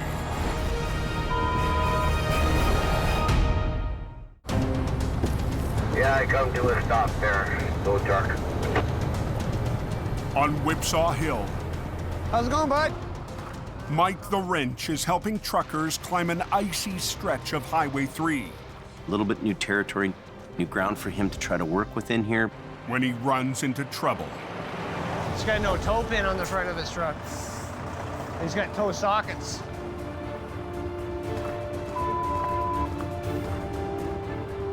I'm not impressed with this situation. Mike's only option is to attempt a modified chain lift. We're gonna hook a chain around his front axle and go off a low point of my truck so we don't pull up into his bumper. A risky move for a rookie operator. So I'm gonna add a snatch block to the back HR66 so I can run my winch line down from the boom to the snatch block, which is a nice low spot, and that'll go straight back under his front bumper to his front axle. Mike will use his low line to avoid damaging the semi's front end. But losing his high line will decrease pulling power. Not having that downward angle on the cable will lose a lot of the weight from his truck to pull me down. You get extra tire spin. It's just a straight up tug of war now. We're just gonna go first gear low. Yeah, all the way up there. Okay, I'm ready. All right, taking off. All right. The fully loaded semi puts Mike's 25-ton wrecker to the test. Going slow, but I'm going up. That was pretty easy, eh? Yeah, 10 more. Mike troubleshoots his second tow-up of the night. Feels pretty awesome. Getting off this road. Then moves on to one more. Then we got another guy called in.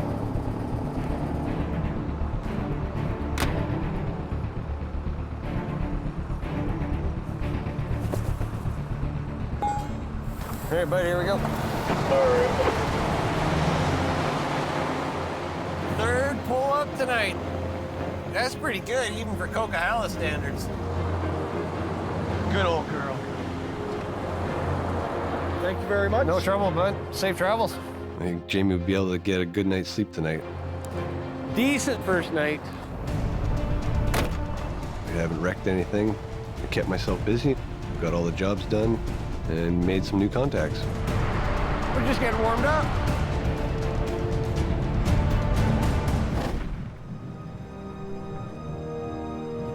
Back in hope. Done and done. Mike returns to Jamie's yard after a successful first tour in Princeton. Mike's taking care of business here, and he's starting to learn the recovery game. I think he shows great promise for the future. He's a ticketed mechanic. He can fix things. He can do recovery work. And I've got my select group of guys with me. Well, good job. You pulled it off. Really good job. He's a valuable part of the team. All right, we'll see you later. You Gotta betcha. deal with the office. It's a good feeling. I don't have to second guess sending him on a job. I know he's going to handle things.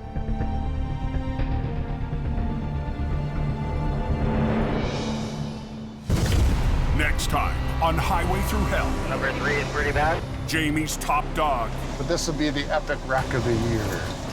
gets more than he bargained for. We're right on the verge of tipping the thing over. It's a serious load. A colossal convoy That's pretty badass. trapped on the mountain Here goes nothing. tests a heavy rescue rookie. Ready? And Go ahead. mission towing I'm not convinced it's gonna work. tackles a river monster.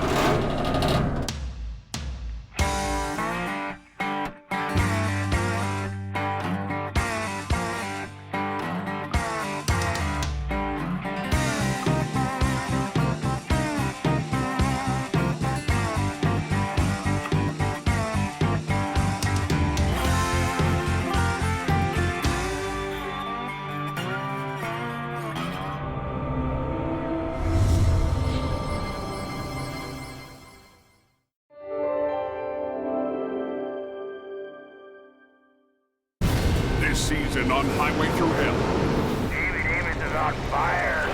The fun of trucking. Come on, let's go! Ah! Yeah! Come on.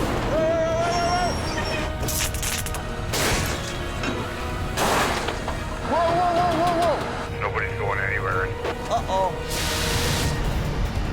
One chain? Are you serious? All in here!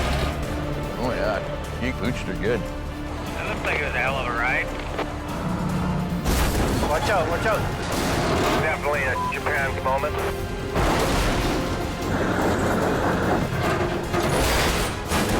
Mission accomplished. Bada boom, bada bang. Here we go, once more into the breach.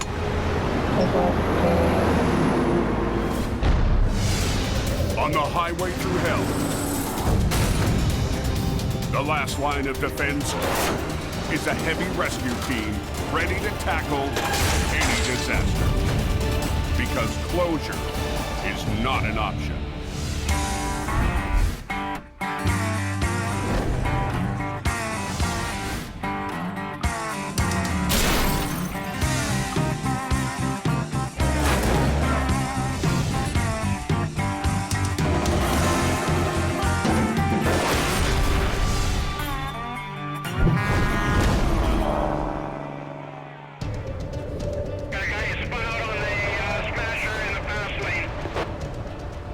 There's guys spinning out on Shylock. It's still chain up on Coquihalla Highway. We got a schmozzle here. Nobody's moving and we're blocked in. Being stuck up here in the Coquihalla is miserable. It's always nasty here. Pretty icy up there, eh? The first blast of winter has BC's Coquihalla Highway at a standstill. I really just want to get going. You're gonna turn hard left and try and get over against the guardrail. Highway maintenance crews Steer hard that way. do everything to get traffic moving again. Steer left. Yeah, it's close, yeah. I'm getting very angry. Fat old guy shouldn't have to do this. But before the battle is lost, Tow truck's backing down the hill. they call in the cavalry, requiring towing. It's already turned into mayhem. driver Gord Boyd is back. Yeah, it's winter, all right.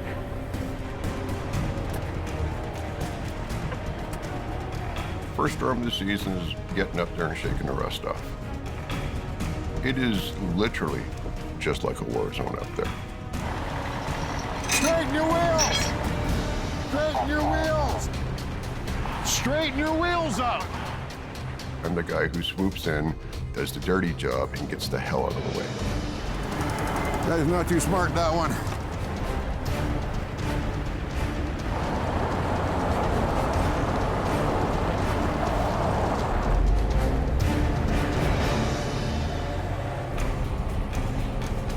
Also in the battle tonight, Instead, we gotta hustle and bustle. Gord's partner on the mountain, Big Al Quire. I've been towing on that hill for 25 years. That snowshed corridor is icy. Al and Gord tow semis that are spun out on the Smasher, the steepest section of the highway. Usually the first storm is the whopper, because that's when people are not prepared. Tonight, truckers should have their tire chains on. Oh! Oh! But Al's found something new. Snow socks. We don't use those in BC, buddy.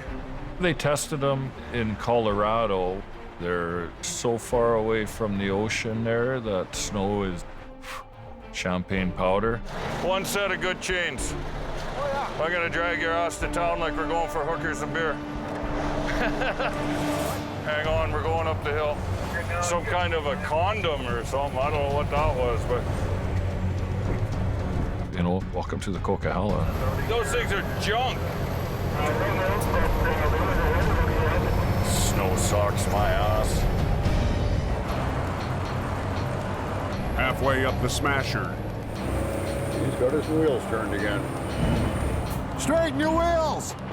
Gord's tow-up has turned into a tug-of-war. When your wheels are turned all the way over, they're not turning. All they're doing is plowing. Steering from behind, the trucker Truck being towed. Straighten your wheels out. Straighten your wheels out. Turn them to the right. is making the tow-up frustrating. Straighten your wheels up! God, some of these guys. For the quiring team, some things never change. There's always a few guys who just are unprepared for winter. Always. We have compact slushy delivery, temperature 0 degrees.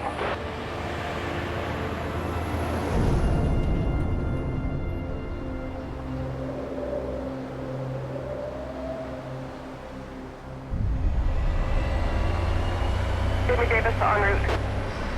For Jamie Davis, We've owned this truck for 2 years and I've never stepped foot in it. everything has changed. This season, I'm trying to simplify my life, simplify this business, and I've had to make some really tough calls to do it. 3 months ago, This is the last trip for me in the rotator. Jamie sold the most prized tow truck in his fleet, the Rotator.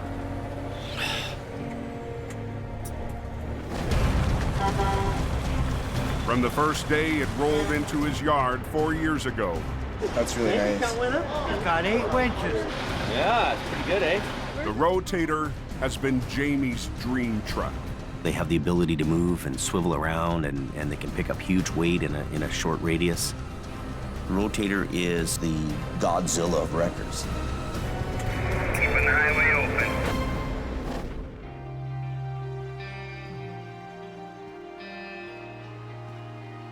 It's hard for you to get rid of one of your favorite trucks. You are it, and it's you.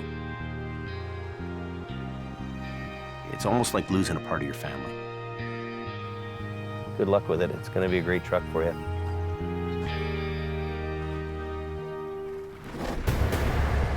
The sale is part of Jamie's plan to downsize his operations in Alberta and BC. We're retooling to adjust to what the state of the economy is. It really was a business decision. It had to go. This winter, Jamie will focus on his base in Hope and get back to what he loves most.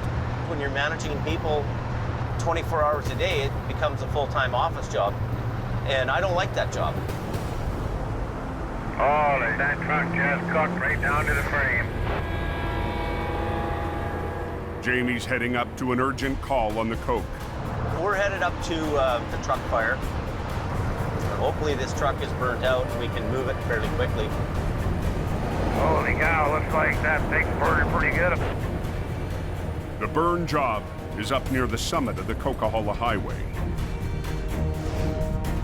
Carved through BC's Cascade Mountains, the coke is an engineering marvel, a vital trucking corridor to the West Coast that can turn into one of the most challenging rides in North America. When you're driving the Coquihalla in the winter, you are driving in a whole different world. Here's the fire. Yeah, Pirates of the Coquihalla on a cleanup.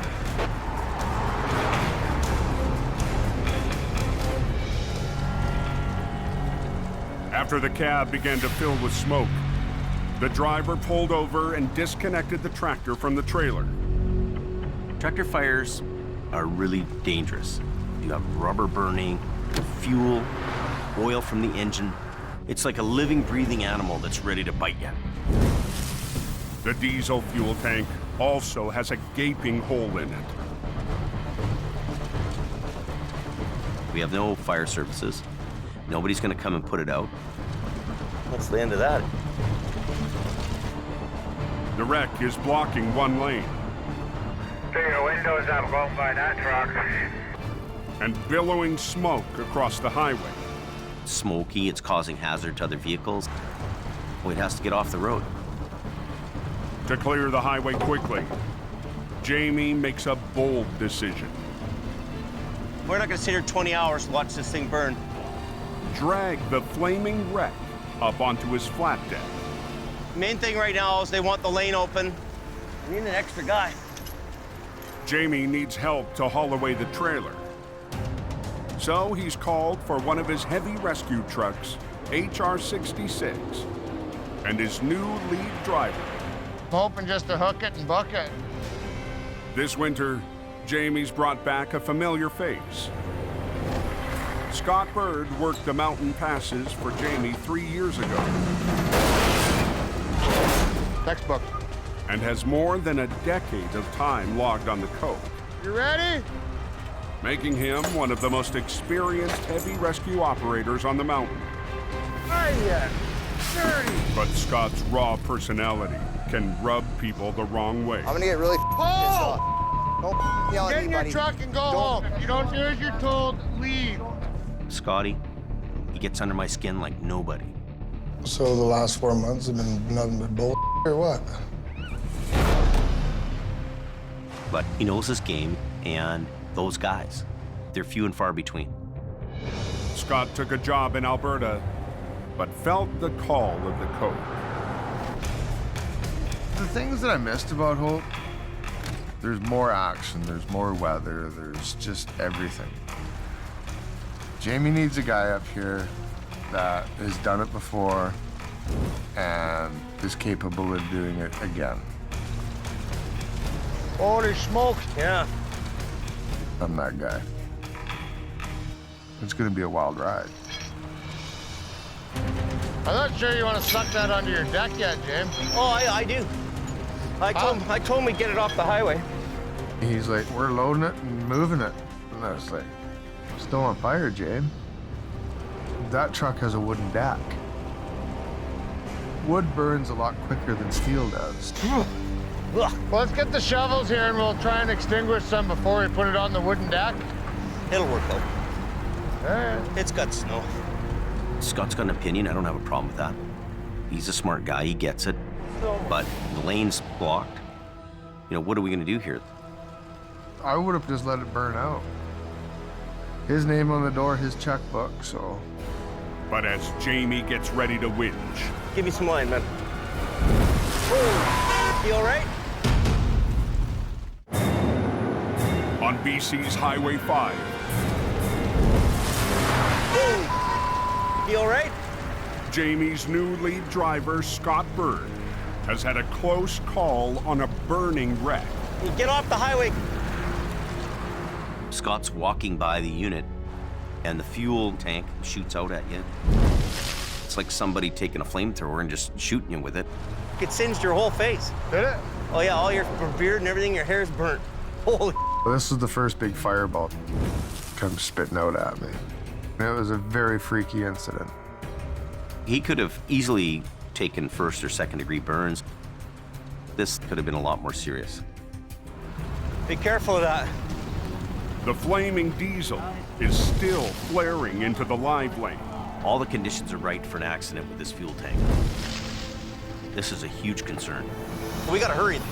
Okay, we're gonna start winching. Bit of a bitch, eh? Come on, you. There's nothing here that rolls anymore. This thing's gonna be a fight for us all the way up the deck. Whoa! That fuel tank doesn't like us. That's gonna blow up again.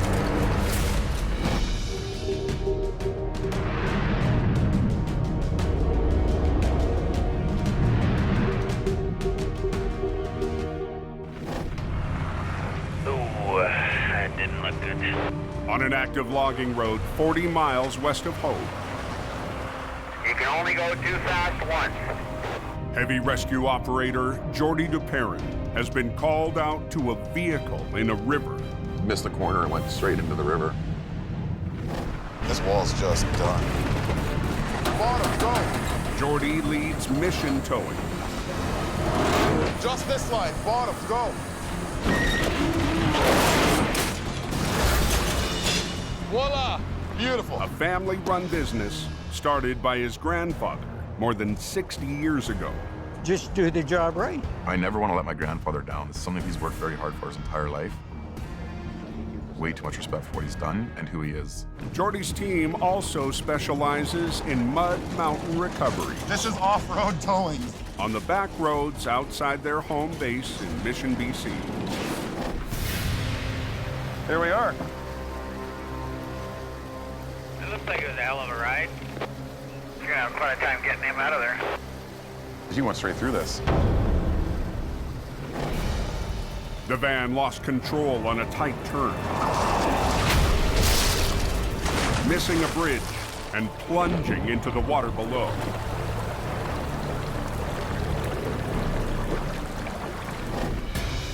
Holy cow. Yeah, you got lucky, didn't you? The driver found a way to climb out of the van and get to shore. How he survived that just blows me away. Very lucky he's alive. Jordy's called in a 50-ton wrecker to recover the van. The operator is Jordy's younger brother, Nick. Good, how are you doing? Pretty good. I'm Nick. Nick Darwin. Nice to meet you, Darwin. How are you? You can bring it right through the trees up to the road up this way. Nick has come back to the family business after 4 years of city towing. Well, I'll show you the path I want to bring it up. My brother and I are in the same breed.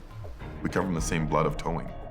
Our grandfather and our great-grandfathers started this business in 1954, so my brother and I are 4th generation to it. And Nick and Jordy need to prove to Grandpa they're ready to take over the family business. This is the path I'm looking at right here. What do you think, Nick? Yeah. Right here. This is going to be our path with least resistance. Definitely. It's my first job working with my brother since I've been back at the business, so very excited. It's also Nick's first backroad job in years. Up in the mountain dealing with this type of terrain, it's not just a regular ditch like in the city. There's a lot of obstacles to overcome. The van is nearly submerged in fast-moving mountain water.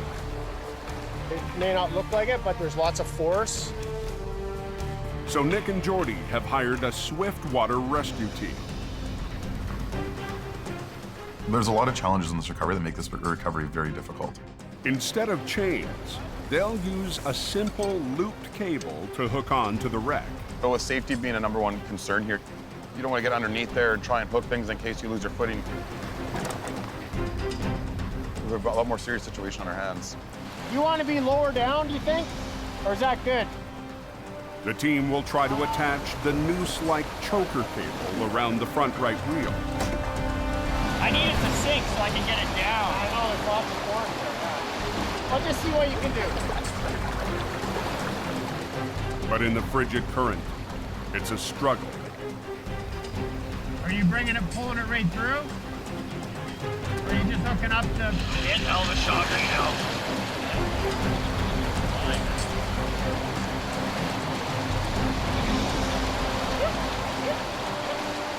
They actually hooked a choker to the vehicle best we could for the water that was moving fast around that vehicle.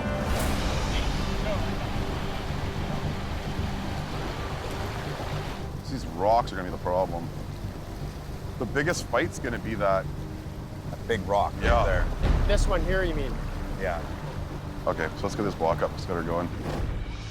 Jordy and Nick will run a line high on a tree to raise the angle of the pull and lift the van over the rocks. Glue the shackle into the strap, right? And then we'll hook that hook into the shackle. We can pull in a forward direction, coming from a high point. We should be able to get the front end facing this direction, bring it up the bank. Okay, perfect.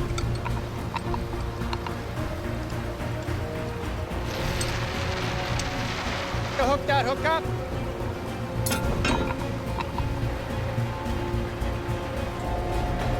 To execute the recovery, Nick has to position his wrecker at an angle across the road. It's gonna be closed for a while, is what you're saying. Oh, you gotta be kidding me. There's logging equipment that's coming up and down. There's people that are working up there. We can't hold these guys up. The worst case scenario is the weakest link breaking. There's going to be lots of force. Oh, yeah. In this particular job, the weakest link is that choker. If that were to let go, we have to start this whole recovery over.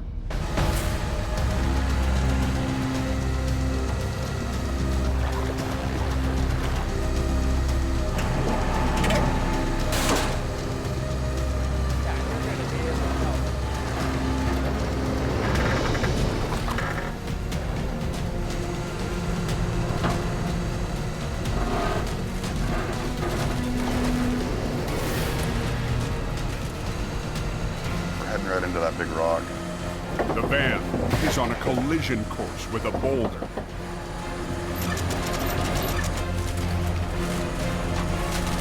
Oh my God.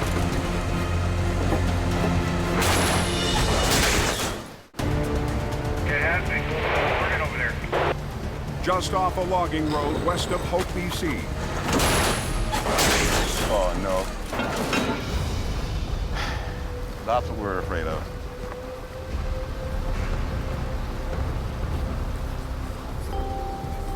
Did the choker come off? Yeah. A choker cable has slipped off the wreck, stalling Mission Towing's river recovery. Yeah, we can deal with that, eh, Will? Yeah, we can get underneath there and hook up your big stuff. The van has moved enough to rig heavy chains.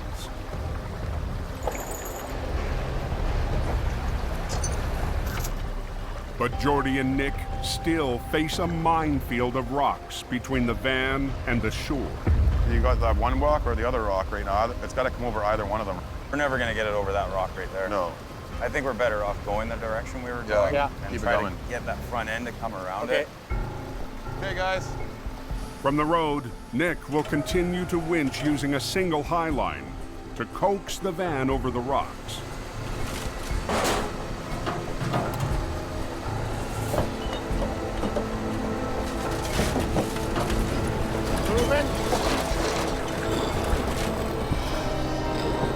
But as the van inches towards the shore, This is where it's gonna get ugly.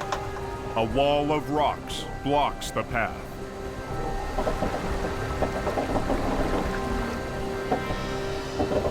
The front end's gonna come right out.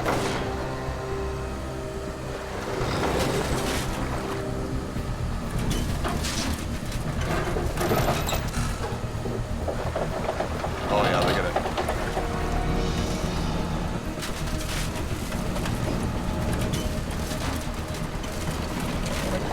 I ripped that tire right off.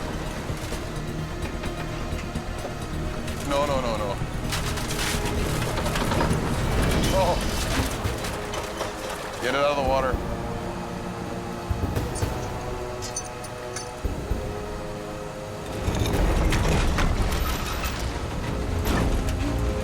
Up, more.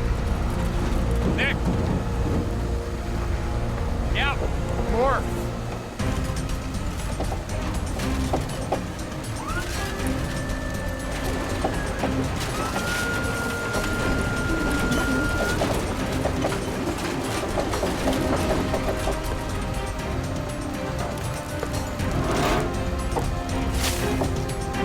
Hold him. Tell him to stop there. It's out of the water. Beautiful. Now we're at the second stage of this recovery.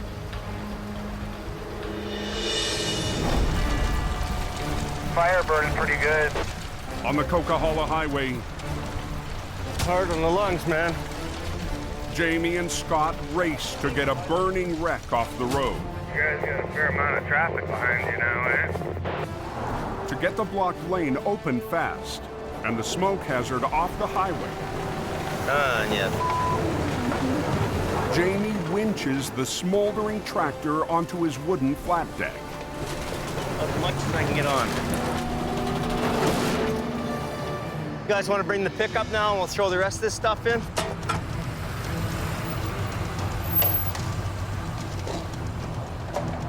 There's so much leftover debris from the burnt truck. It fills a pickup load. Don't wreck my tailgate. We gotta hurry. We gotta go! Sweep that thing up, sent the right gear, and it's gone. The fire is out.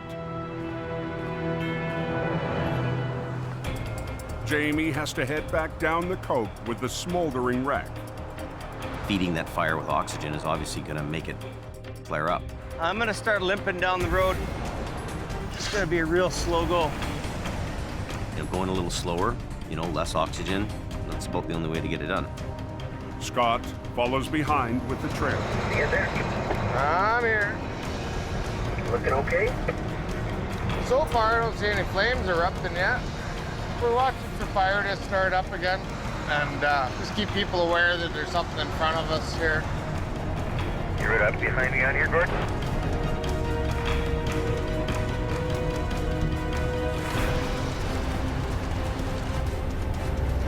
Fire on the deck.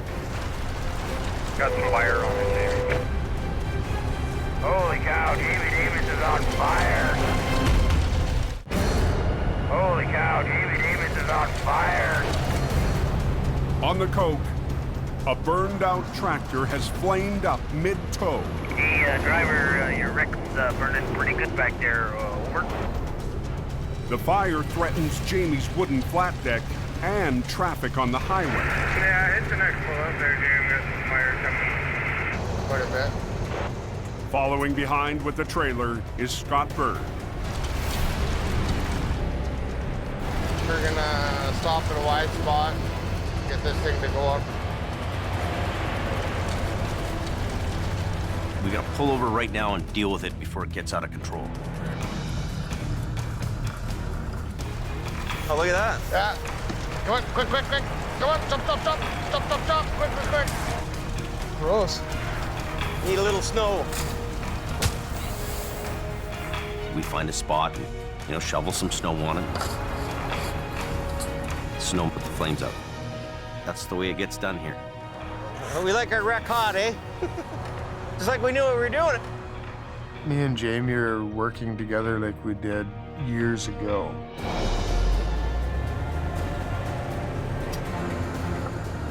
To have another guy around that knows what they're doing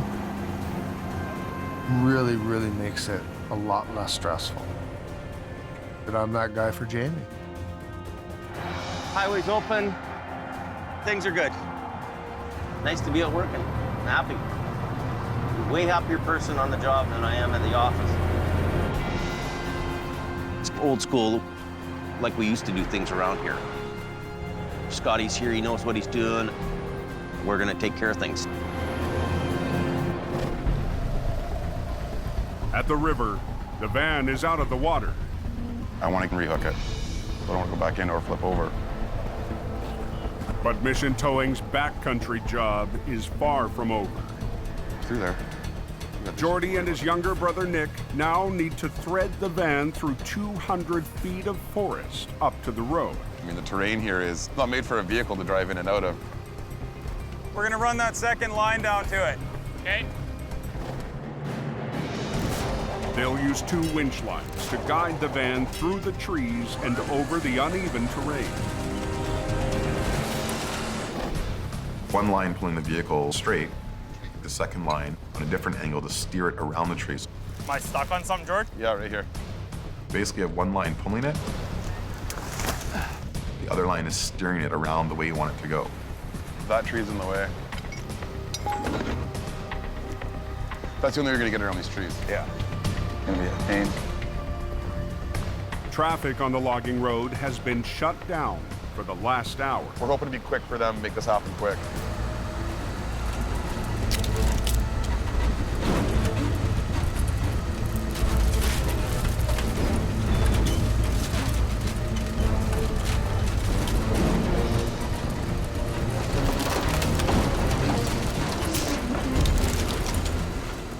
I can't see the load, so I'm 100% relying on my brother to be my eyes down there. Watch that.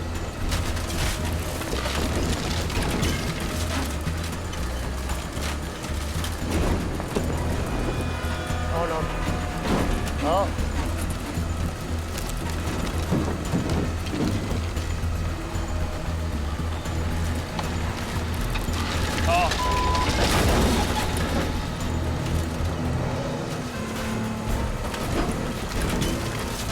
Okay, Nick.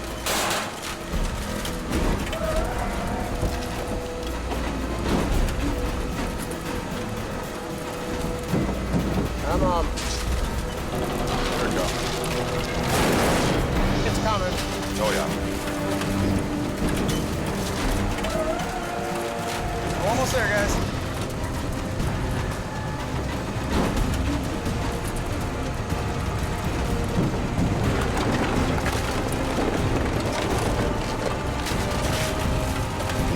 Bang on. Good, Nick. She's out. Perfect. It's out, that's the main thing. This was a very successful recovery, and it's a very great feeling when you're done. Bada bing, bada boom, bada bang. That's right. Something that's very important to me is not disappointing my brother or my grandfather. It's a promising start to the season for Jordy's brother, Nick. Yeah, buddy. Good job, boy. Good job. Nick did awesome. Bring on some more. I can't wait. We're up for the challenge. Maybe the next one, hopefully there'll be a few more trees and bigger rocks we gotta overcome. Hopefully not, actually. It's open. Yeah, they're opening it upwards now. Those are the ones that keep us hungry in this business. Sweet. Let's get out of here. We're out of here. We look forward to that type of work.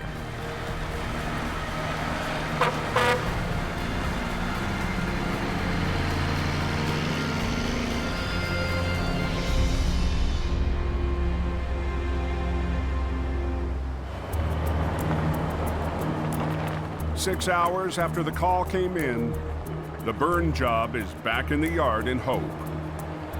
There's no smoldering. Jamie gets an urgent call from a customer in Alberta. They have a whole bunch of fire department guys. They got the road all blocked off. A semi hauling dangerous goods has crashed 120 miles west of Edmonton on Highway 16. So yeah, so they'll roll out there right away. Okay? Okay. A hazardous material wreck is serious, they're dangerous, and there's no looking back. That's pretty serious stuff that they're doing there. You either get it right the first time, or you don't get it at all. Dispatched from his base in Edmonton, Yep, she's closed westbound. Jamie's lead driver, Colin McLean, rolls to the crash site. There's a rollover and emergency vehicles everywhere. Everybody's on scene. We'll find out more when we get there. Over the last 2 winters, I'll back up. Yeah. You back up in the front, right? Yeah. Colin has gone from heavy rescue rookie God, kidding me. Good decision. We'll do that. Try and do that? Okay. Hey! to top driver on Jamie's Alberta team. Did you see that? That was beautiful.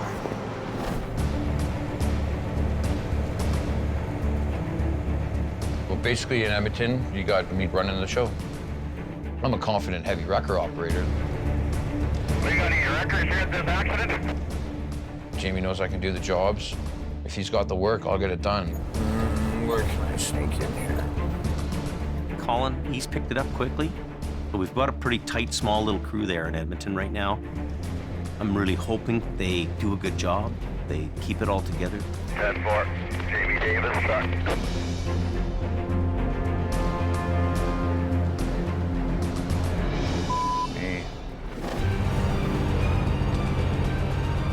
The driver lost control and plowed into the ditch.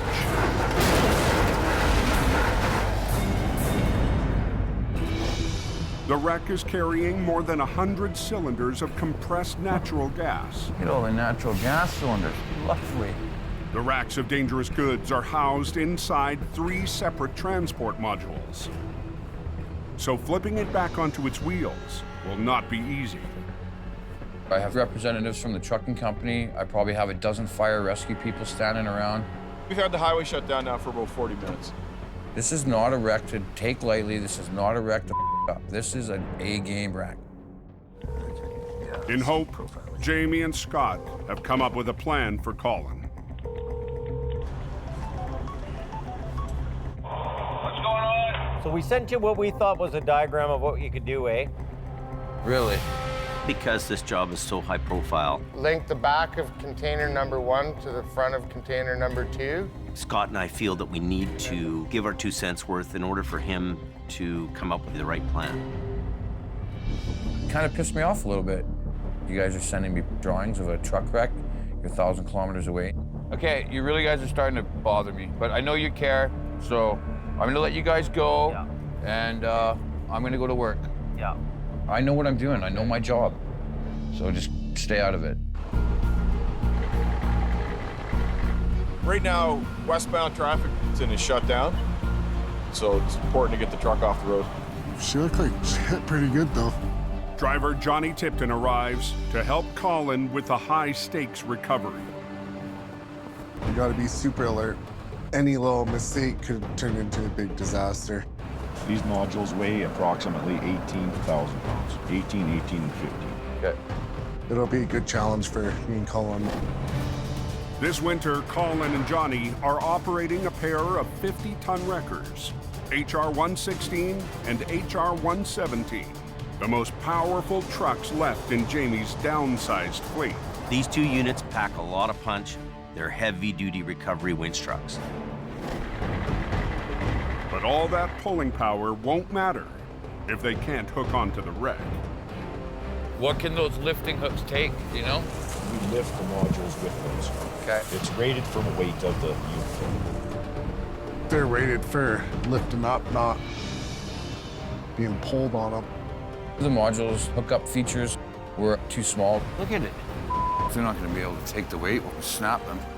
The last thing we need to do is have anything break, have this thing roll back over. Can we start pulling on that? It's just new. Okay.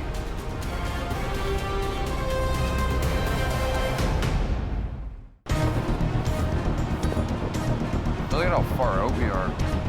On Alberta's Highway 16, there's not a lot to really get a good hook in on these. Colin and Johnny are trying to flip a wreck loaded with bottles of flammable compressed natural gas. If they're not going to be able to take the weight, we'll snap them. The truck's 3 containers have lifting hooks designed to raise each cargo box up one at a time. Tap it. They're rated for lifting up, not being pulled on them. But the small hooks are no match for the massive pulling forces needed to winch the semi back onto its wheels. This isn't gonna be an easy rigging job. You're looking roughly 80,000 pounds. We're about 75 feet to the crest of the road, so it's a pretty good pull. Let's put a wrecker down here. You know, we do have lifting points here. After a closer look, Do a reverse roll Jamie's crew hatches a new plan. I'll put the boom right here, and then as we lift, I'll boom out. Johnny comes up with the idea to put his truck right next to the wreck down in the ditch. As Johnny raises and anchors the wreck from the field, Colin will use 3 lines to gently hoist the gas truck from the road.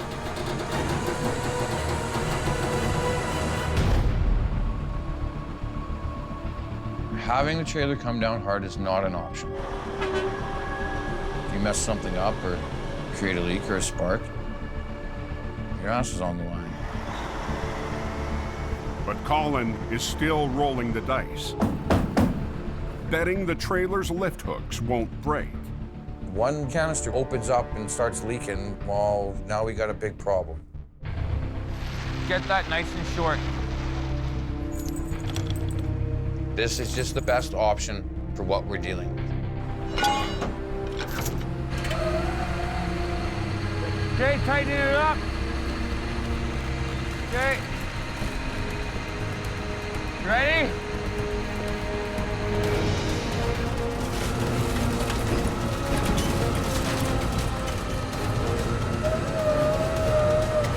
Hang on, let me catch up. As Johnny lifts with a single line, Colin has to work 3 lines simultaneously.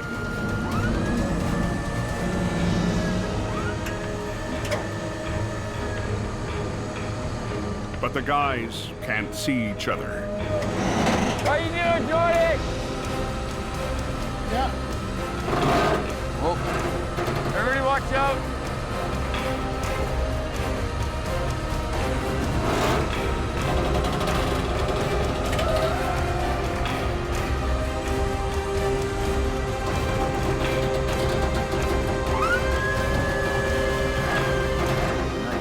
Don't get better than that. Decent, Johnny, decent. I don't even think it shook a door. But the semi full of dangerous goods still needs to be dragged out of the ditch and onto the road. Johnny will pull on the tractor while Colin supports the trailer with 2 safety lines.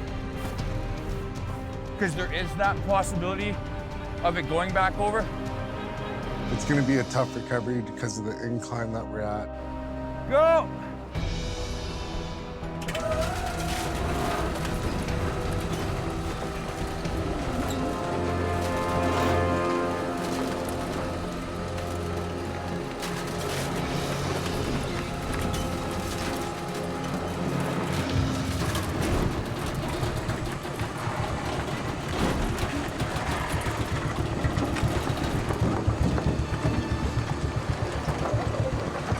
The tractor is eased onto the road.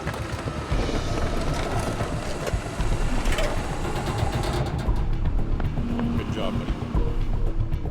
Colin and Johnny will drag the semi the rest of the way up using the underlift. It's gonna be better if we just take it all in one unit. Johnny can back right up to that front axle, hook up to it. We're good to go. We were gonna rush, so we decided that we would hook up to the front of it and just pull the trailer out. There we go.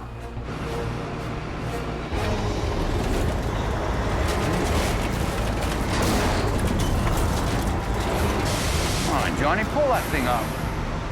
But the heavy load won't budge. It's definitely a piss off. Me.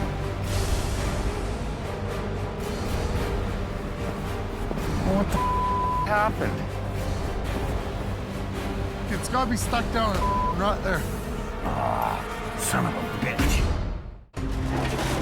On Alberta's Highway 16, Hey, hang on. Colin and Johnny's plan to tow away a hazardous load That's what it is. dead in its tracks. Stuck in the hole in the back wheels there. Melted snow has turned the ditch into a muddy bog. Put your truck crossways. Just pull it straight ahead. Okay. Colin and Johnny are forced to re-rig, keeping the busy highway shut down. All right. This is supposed to be the easiest part of the job. This really pisses me off. We should be out of here by now. Got it? We had to unhook, put both trucks on it, winch it all the way up out of the ditch. Just about. There we go. Nice.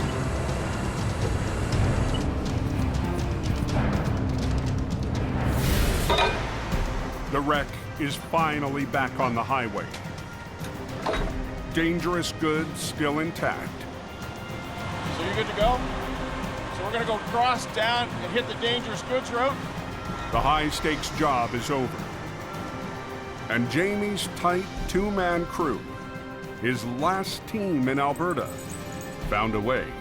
Me and Johnny got the job done, and we didn't need anybody else's help. How's the road looking there? It's open, driver. And we're the guys that did it. That's what makes me feel good.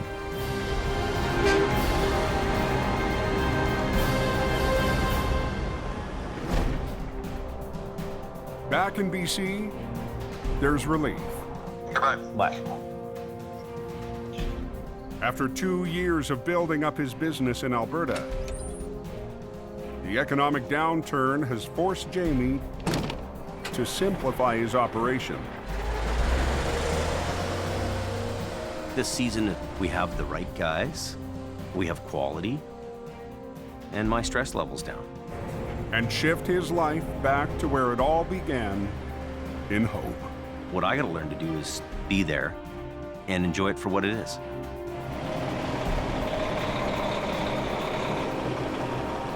My world's just starting. Less is more, it really is. Daddy, you're home! Red trucks. Me too. Let's go. Let's go in the house, okay? Okay.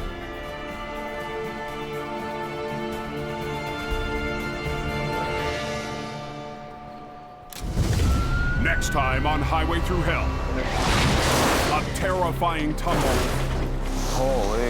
plunges the mission team into a daring recovery. It will go over. And a frozen truck becomes Scotty's roadside mystery. She's all blown apart here. Colin and Jamie use air power Wall's coming out of it. to battle a sketchy load.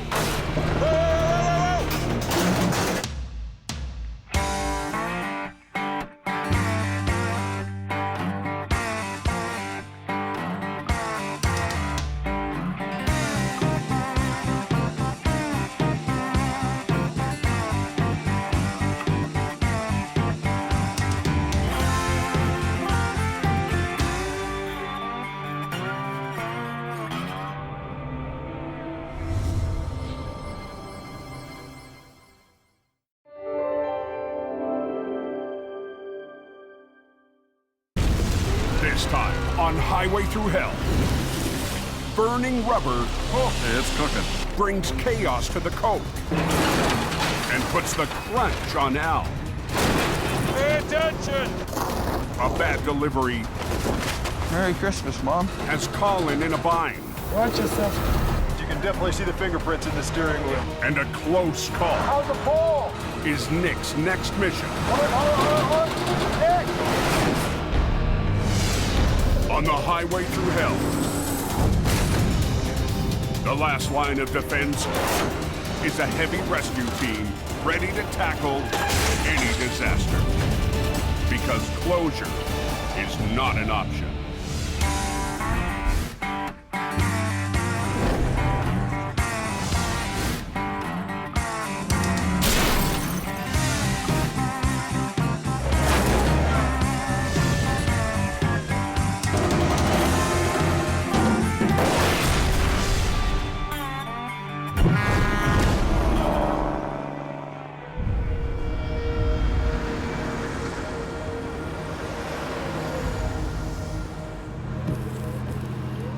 What's the coke like?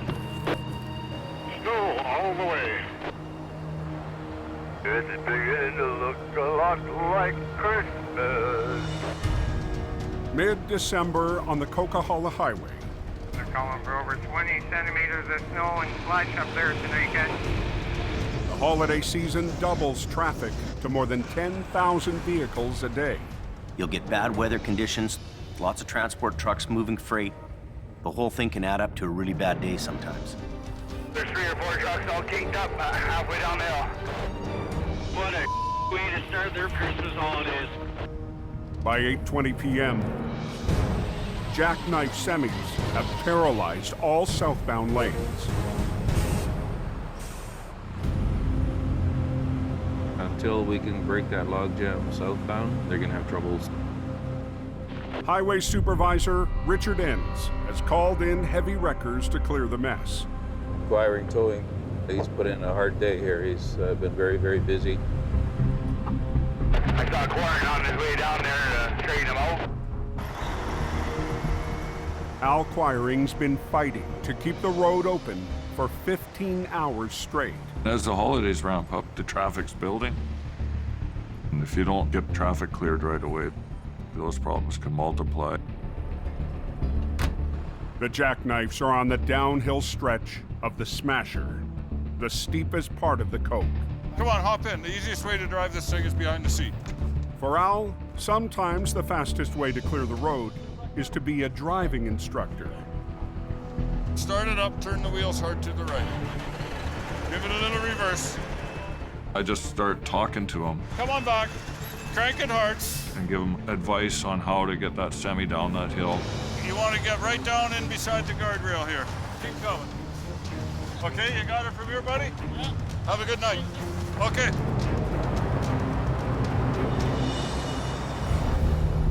But another semi still stands between Al and an open highway. We got the highway blocked and then I put the chains, then we're gonna get you straightened out and then you can chain out. This is my property, okay?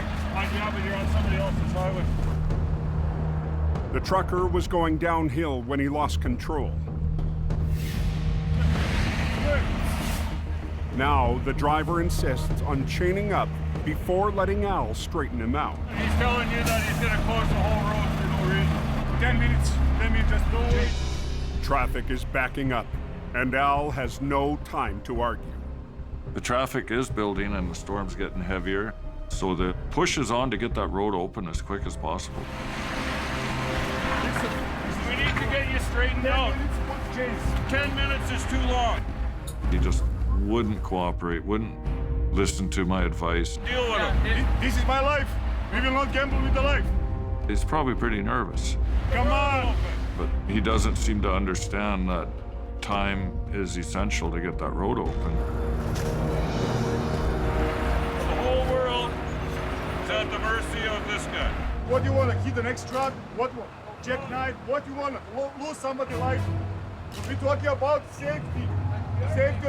What is the safety to go without chains down? He seemed more eager to argue with the crew that's trying to help him move than to actually move himself. Without chains, they're not going anywhere. We're stacking cars up probably 10 every minute, eh? Unbelievable. Yeah, boys, Coquihalla is a mess. I'll go stand back here. He's not gonna chain up the other side.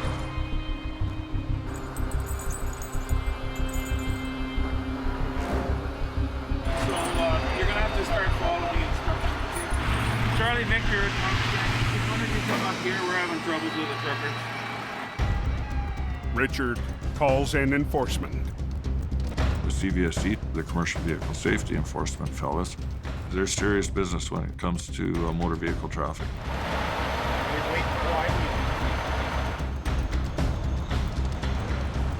Let the authorities hash it out with him.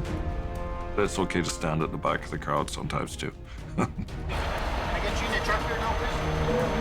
Right now. The driver finally gets the message. Just stay right tight against the guardrail, you'll have no trouble. There you go. You see, there's no problem. Just keep coming. You got lots of room. Just ease up, put it in low gear, and just roll forward. Keep going, keep going. Sometimes you're just happy to see a guy's taillights. Okay, buddy. Back to business. With the Smasher in his rearview mirror, the driver is still shaken up. Of course, I was scared. I have a 1-year-old daughter, 4-year-old son. When I got the kids, everything has changed in my life. In the moment, I was thinking I will lost everything. And I don't know. Now I'm happy. I'm very happy. That's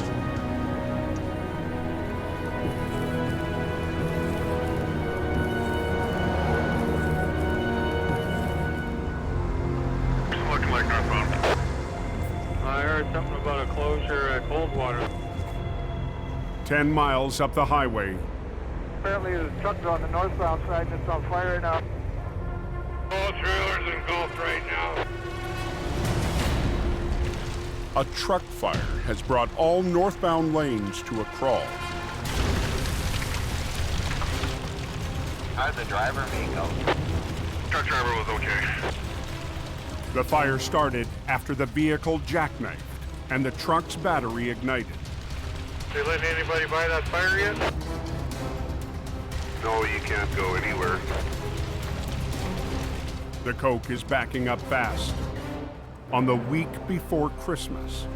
It's gonna be a long night. And highway's closed northbound. Up at the last turnaround is Bright Creek. Okay, thanks a lot, driver. Jamie's lead flagger, Robert Muckwa, races to the fire. It's very important to have traffic control in place before the tow truck gets there.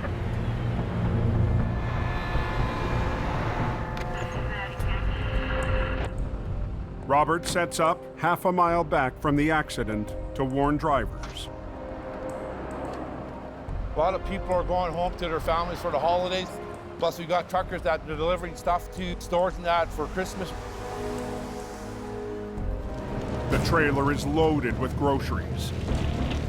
But with no firefighting service available here, authorities have no choice but to let it burn. Does anybody know if the Coke's open northbound? No updates yet. Trailer's still up in flames. We were assessing this trailer to see if that wall was going to collapse, but it seems like it's holding. As the tires heat up, I just don't want it to start popping off those tires. Right. there's a risk of explosion. We don't want any injury or property damage of a vehicle going by. There's a tow truck trying to get through to the accident scene. Robert may be running traffic control, but the raging wreck Hey, buddy. Come on. Good, good. now belongs to Al Quire. Yeah, it's cooking. It's cooking. The rig is owned by acquiring customer. So tonight, for the first time, Jamie's head of traffic works for Team Green. I'm not biased. He was available and I needed a traffic control, so Robert was a good choice. I sent Robert up there to give Al a hand with some flagging. Merry Christmas, buddy. To relieve the backlog, We can probably get them squeaking by. One at a time, just tell them to go straight through. Yeah. police decide it's safe enough to let one lane of traffic through. How about it, guys? Are we on the move from this accident scene northbound? Yeah, you guys are. But if the burning wreck gets too dangerous, they'll shut the highway down. Thank you very much. Have a good Christmas, guys. Right now, it seems to be just a steady burn. We're just trying to clear out as many vehicles as we can at this point in time. At 365 degrees Fahrenheit, the tires will blow.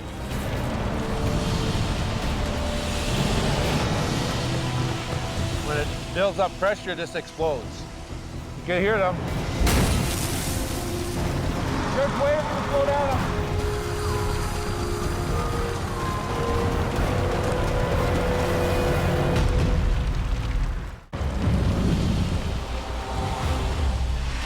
Just wait for it to slow down. I want to check this out first.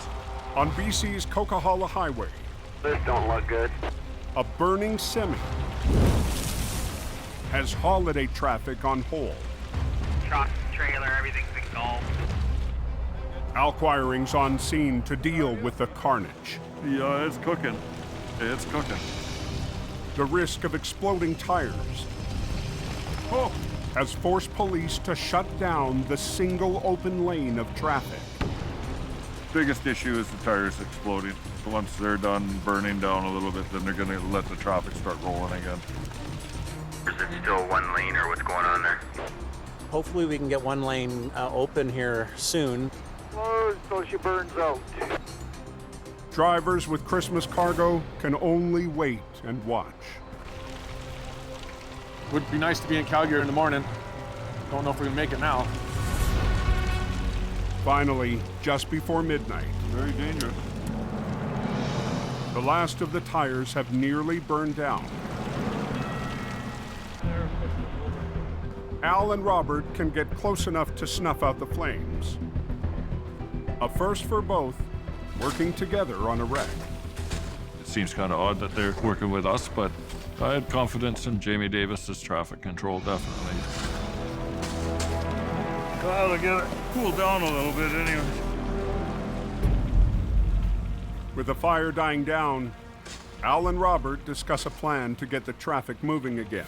Want to be bringing the speed down from 120 to 90 to 60? I'll leave you my extra signs. I got a stolen traffic control outfit here, and they're going to take care of the scene. Hopefully Jamie doesn't pay attention. They're going to babysit this wreck overnight. Al will be back tomorrow to tackle the wreck.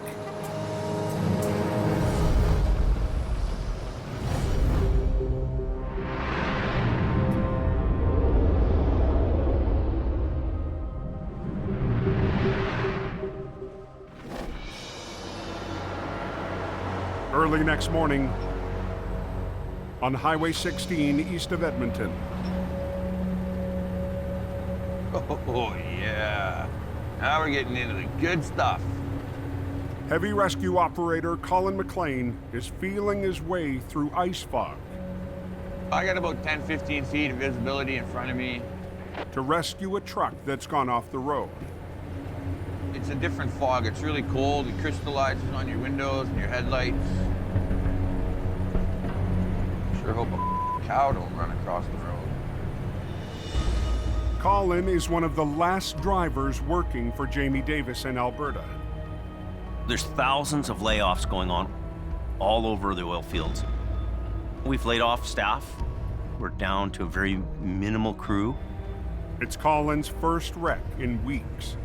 Everybody's feeling the pinch here in Alberta right now. It's just something we're gonna deal with. Coming up. Oh, yes. Yeah, he ain't driving that out of there. Oh, yeah, deep booched are good.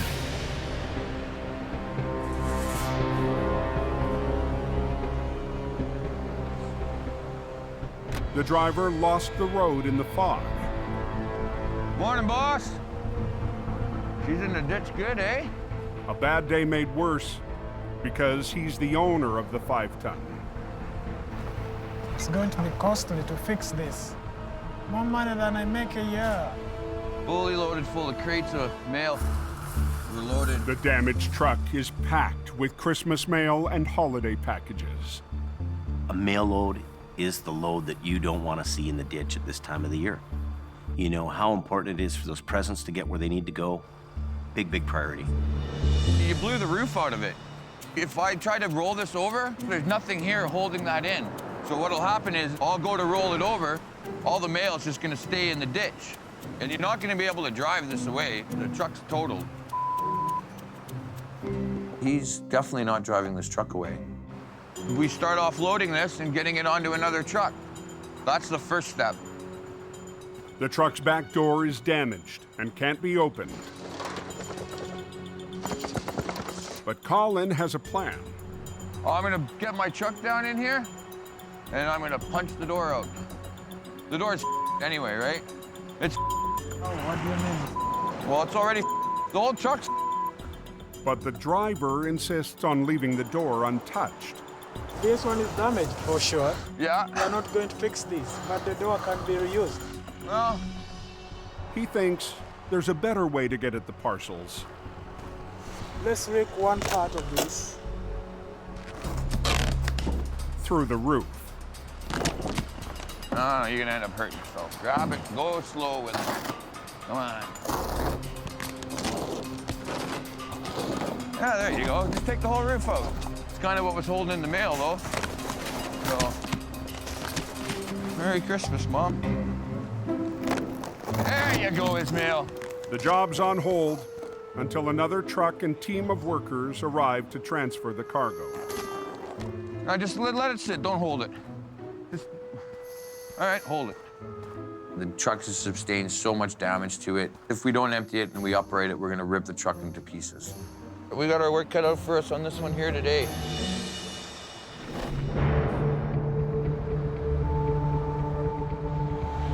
On BC's Coquihalla Highway. What's the Coquihalla like? I heard something about one lane that was open northbound. Yeah, there's letting everybody go around now. Al Quiring has to get the charred remains of a loaded transport truck off the road. Roasted potatoes. The flaming wreck took all night to burn down. Oh!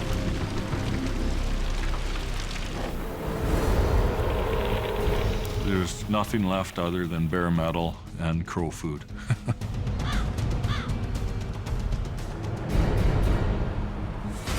Thru out here. Heavy holiday traffic has been squeezed down to one lane for the past 12 hours. I wouldn't take the Coke there northbound, and she's lined up there pretty good. Just grab this, throw it in there.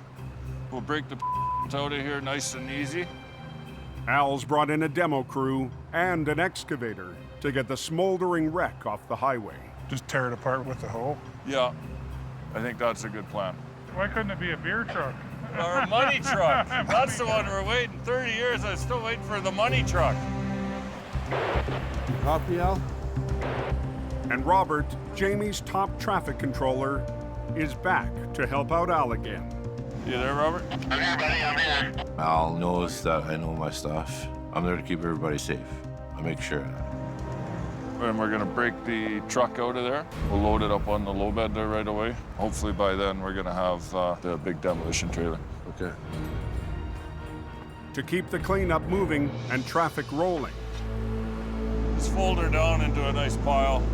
Al will have to keep the excavator away from the single live lane.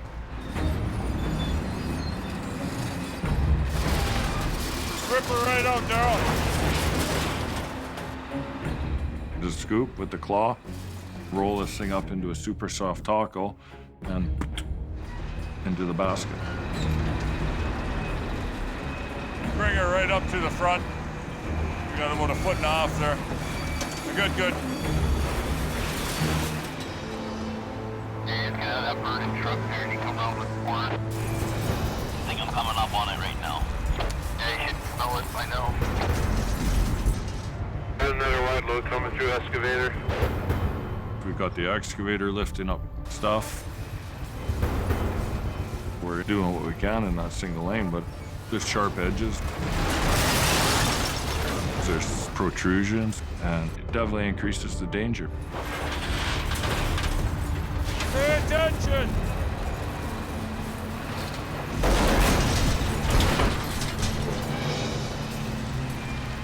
Two hours into the cleanup, the first load of the charred wreck What a mess. is ready to roll. Merry Christmas, Al. Yes, sir. Thanks again. All right, see you later. Yeah. But the rest of the burned out trailer must be broken down before it can be hauled away. Hey, Al, demo trailer's here. Robert, you on channel? Now go ahead, Al. Stop traffic after him. That far. A demolition trailer is called in to cart the mess away, but it will have to park in the live lane. Northbound, we're gonna have the road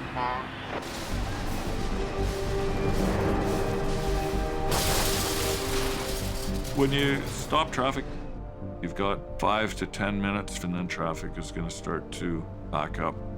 It's important that you keep that traffic queue as short as possible. But the mangled trailer is taking longer than expected. When you got big bulky pieces, you can't stuff it in there as easy. Run! Hey, anybody tell me what's going on? Well, we were moving. We came to a stop again here. Traffic is piling up. Okay, just traffic backed up, stop signs, you're right on the corner. Is it by my first set of signs, driver? Yeah, there are about 20 cars that open the signs now. Oncoming vehicles now have no warning. My biggest worry there was somebody else coming around that blind corner and... Hey, Al, do you copy? Acquiring, do you copy? I got a line up behind me. Northbound on the Coquihalla Highway, Stay in the fast lane. We've got traffic hold for now. Al's crew works fast to remove the last pieces of the burned out semi as holiday traffic stacks up.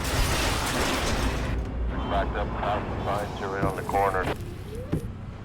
All lanes are now closed for the excavator and demolition trailer. Is it by my first set of signs, driver? But Robert can no longer warn oncoming traffic to slow down. Yeah, there are about 20 cars that open the signs now. Hey, Al, do you copy? Al, I have to release the traffic because the traffic's past my signs. But 20 minutes after the closure, Getting all the debris and everything off the road. Al's got the job mopped up. We're gonna open the road. Okay, watch out. Okay. We're getting the traffic going. Looks like traffic's moving here. Have they got a lane open now? One lane. That's what we're liking. Have a nice day. Have a nice day. Merry Christmas. Could be a door greeter for the Coquihalla. Beauty. Looks better than it did last night. Very good, buddy.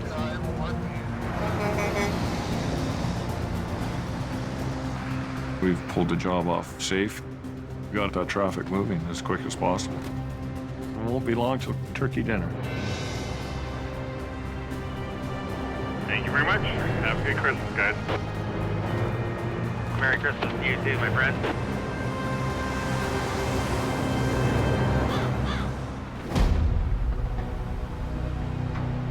In Alberta, Colin's still in the fog, Just another day at the tow yard. waiting for a wreck full of Christmas parcels to be unloaded. The entire integrity of the roof has been blown out. There's too much weight in it. If we were to upright this with all that mail, we just have mail everywhere. At 2 p.m., a salvage crew arrives to get the mail on its way. Every year there's a mail truck, and every year we're gonna hustle to get that mail so that those presents get to where they're going. Okay, so everybody grab a corner. Ready? Well, why don't you just get it right up on the road, the straightest way there.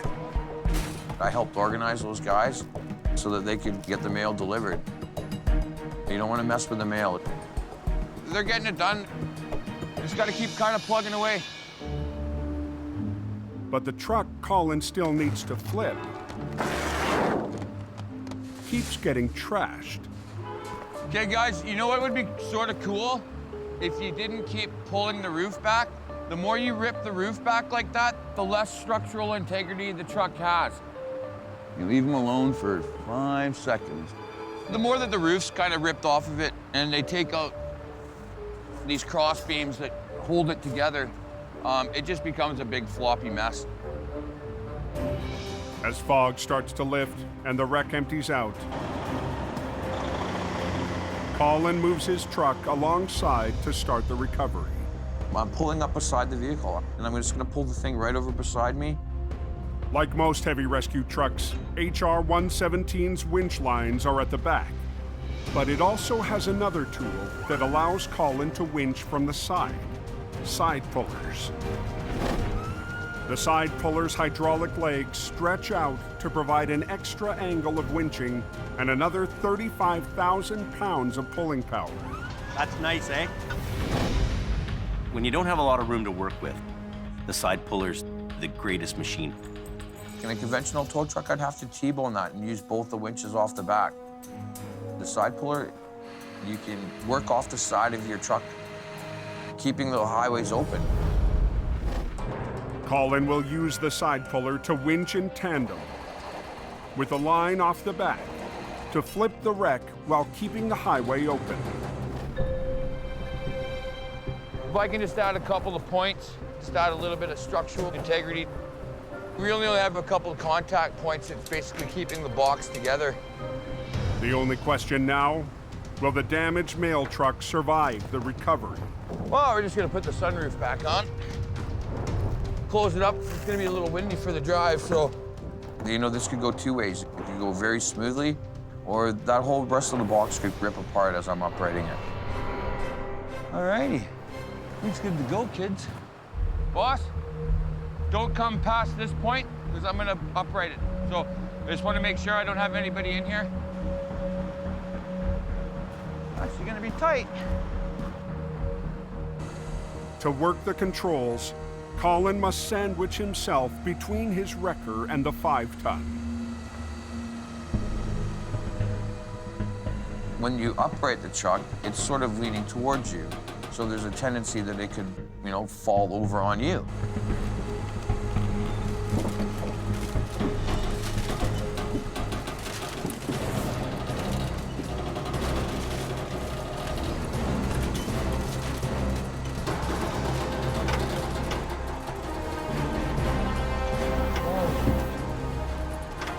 I might even be too close to it. Watch yourself.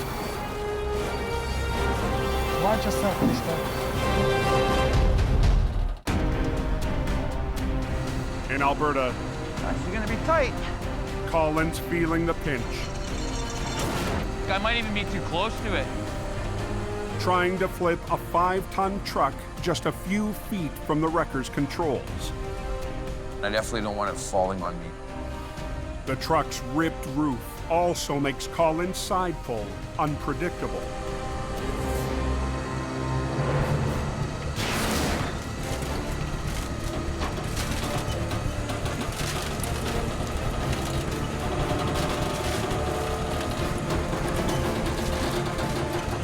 Watch yourself, mister.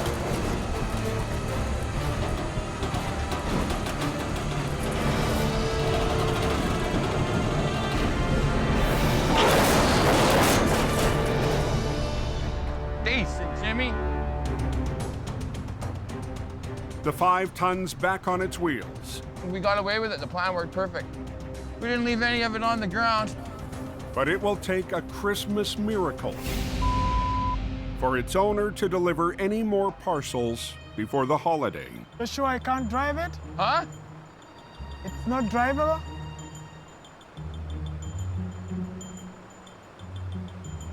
No, Ismail, that ain't drivable, buds. Not at all. It's a bad day for business.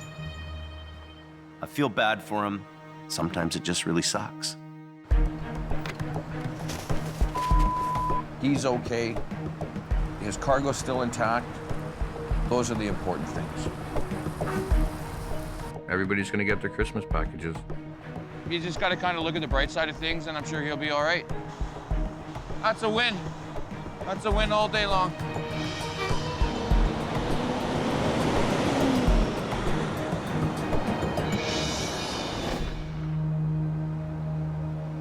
Back in BC, Holy, it's snowing. Snowing like from one side of the head all the way to Juliet. a final wave of Christmas traffic braves another storm on the Coquihalla Summit. Extreme snowfall warning tonight. 10-14. Highway Supervisor Richard Enns monitors road conditions. You all right, John? I thought you said this was over. It isn't over till, you know, that special lady sings. Acquiring Towing's Gord Boyd hasn't had a break since early this morning. That sloppy flakes. For some reason, it always seems to storm the weekend before Christmas. Last trip before I shut down for Christmas. You're home for Christmas and stay there. All it takes is one person to do something stupid, and that's it, the highway shut down, which is where we come in. It's backed up at the top. Now hold your traffic leads till we get that sorted out. Acquiring 5-5, quarter 10. Tow truck's already backed down. Thanks, Gord. Nobody's going anywhere. Santa's not going to be happy. A surprise traveler is trapped in the queue. For the whole month of December, I wear my hat. Today is my last day before Christmas, my last run. I'm hoping to get the roads open soon. Gord closes in on the spun-out semi. I got one. No choice, buddy. You're blocking. No, I put on the 10. I have a 10. You're blocking 2 lanes of traffic. But the driver doesn't want to pay. You're getting pulled out of the way. I can't pay. I don't care. I'm still moving you. I don't have a choice. I have to get him out of there. It's like a parking lot out here. In the countdown to Christmas, You're getting pulled out of the way. I can't pay. I don't care. I'm still moving you. Gord locks horns with a trucker. Hey, I'm not asking for money. I just got to get you out of the way. The driver has the Coca-Cola at a standstill. It's just a ginormous mess. And a surprise traveler is still stuck in line. Today is my last day before Christmas, my last run. I'm hoping to get the roads open soon. Because it's Christmas time, you really want to keep things moving along. Relax. I got to move you. I don't care if the guy's got money or not. I got to get him out of there.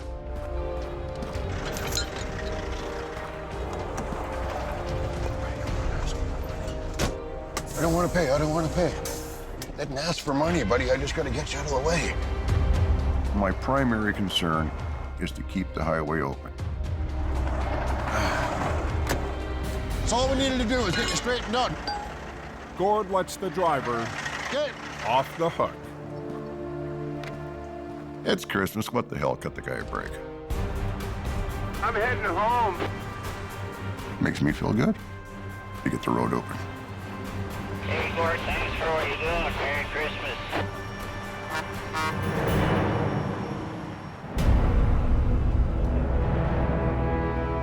50 miles west of Hope, Dang, it's raining pretty good.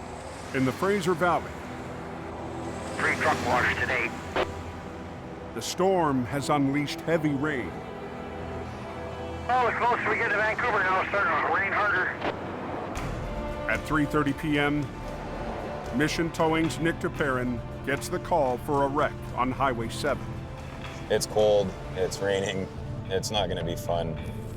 I don't really know what we're up against, but we have to get in and get out because we have a very important night tonight. The crew is expected at Mission's Christmas parade this evening. But for Nick and heavy operator Neil Wakefield, duty comes first. Apparently the truck crashed in the ditch there. That's not gonna make for a very good Christmas present. A box truck has crashed into a ditch, narrowly missing a power pole.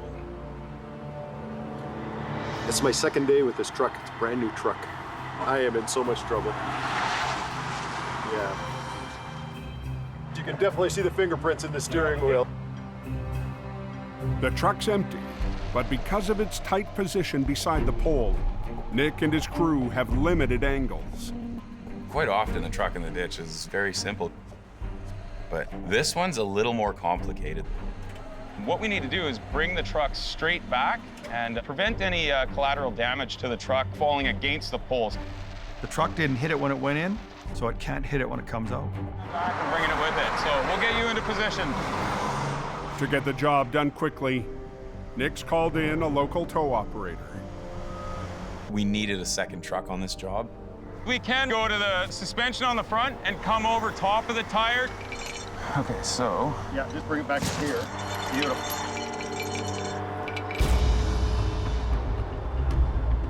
You're gonna lead with your passenger side line. I want to double check that cross member once we start pulling in there. Okay. All right.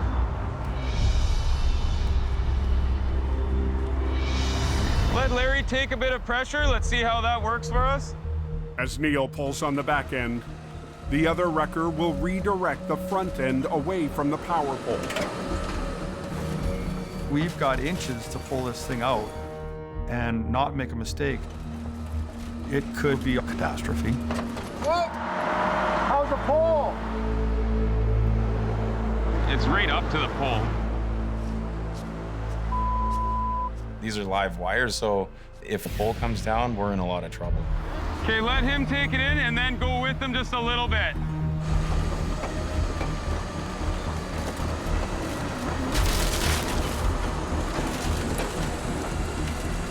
We're clear that pole now. The 5-ton still needs to make it up the steep ditch and onto the road. This one's gonna take a few different steps to finesse this thing out of here. They're aware we're gonna have to turn it, shut it down? Okay. The highway is reduced to a single lane in each direction, so the wreckers can get into position for the next pull. Unfortunately, with this part of the recovery, we need the room to work here. To lift the wreck out of the ditch without causing more damage, Do you have a big belt for a Christmas wrapper on the back? Nick will try a heavy rescue maneuver with a festive name. A Christmas wrap, and it basically reaches around to the low side and just supports that truck as we bring it up. The key to the Christmas wrap is a thick strap slung around the trailer. The strap should help to cradle the box and keep the truck on its wheels while it's winched out by the 2 wreckers. These guys are gonna have to make sure they're operating their trucks at the same speed. If he doesn't hold it back, and if I pull one line a little too tight, that truck's gonna lean and go right over. And now we've wrecked the whole truck. Okay, here we go. Lead with this side.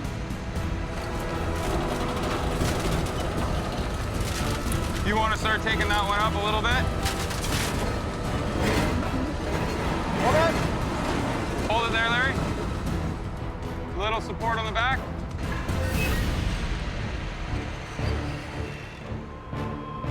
Slack it off just a little bit.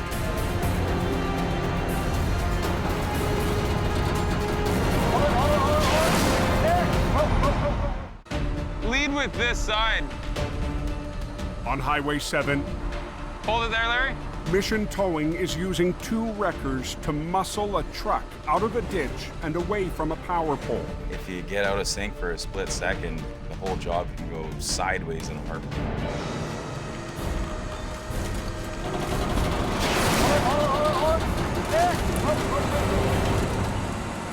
Okay, hold it there. The trucks were out of sync for just a split second, but Neil caught it right away, and we're good to go. Where you need to be very gentle on the controls. That's where being experienced helps. With the Christmas wrap supporting the back end, Neil repositions his wrecker to get the truck fully out of the ditch.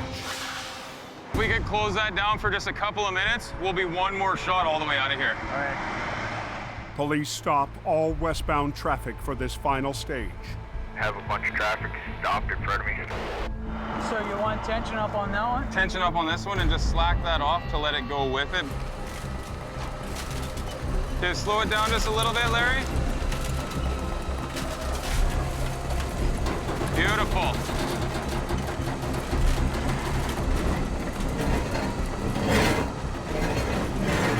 Okay. We can take the slack right off of this, we're good. Neil, Nick, and the Christmas wrap deliver a heavy rescue gift. The box truck is out of the ditch. For us on this one, we're very happy that it's up onto the road. It had a potential to be ugly. Absolutely. We got lucky on this one. Beautiful day.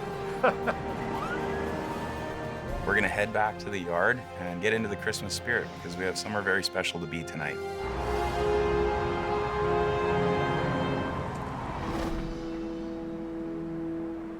As night falls, thousands gather in Mission for the annual Christmas parade. Most of Mission City is there, lining the streets of First Avenue. Parade night. Mission Towing readies to roll out. Fresh wash job. To add a dash of red to the community event. This is a parade that my family has been involved with since I was a little kid. We're ready. We look forward to this every year. Merry Christmas! We have a few trucks leading. One of the traditions is that one of our trucks always hauls the Santa Claus float. We really enjoy giving back. And if it wasn't for the people in our community, we wouldn't be here as long as we are.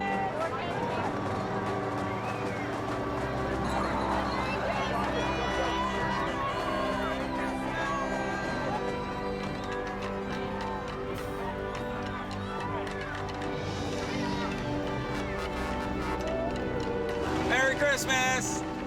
It's great to represent our business with our trucks and everybody see us taking part in the parade. The general public always thinks that tow truck operators are bad people. That's a very common thing in our industry. Merry Christmas! But we're not all bad guys. The towing industry is full of great people. Every towing company in the world is here to help people.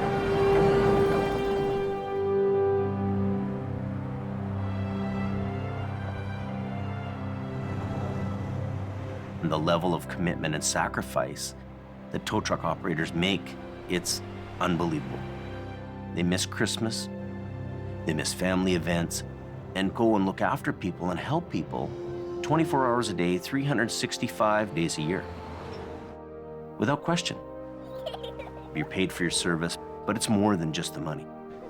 It's a way of life. Yeah, we're gonna go in another truck. You're gonna stay nice and warm now? It's a huge, huge responsibility that we undertake to be in this industry. Hey, buddy. That's a nice one, dude. Cool. This is the kind of call that makes a tow truck driver feel good, because you're helping a family get somewhere safe. It's about helping people up there more than trying to get hold of people's credit cards. I understand that I'm sacrificing my family time so other people can get to spend time with their families. I feel good about doing that. Okay, when I lift, you lift. When I shift, you shift. Okay? When we show up, people are just in a bad situation or having a bad day. Really, we're just there to help. Okay, have a good day now. Thank you so much. You're more than welcome. We look after you. That's what we do. It's a good feeling. Thank you, sir. You have a super Merry Christmas. Next time on Highway Through Hell. Take your brakes off your trailer! A Coca-Cola cowboy. Wrong. Truck to poke, ass. Why Gord Boyd Stay off my hill. never backs down. There's a totally different side to them.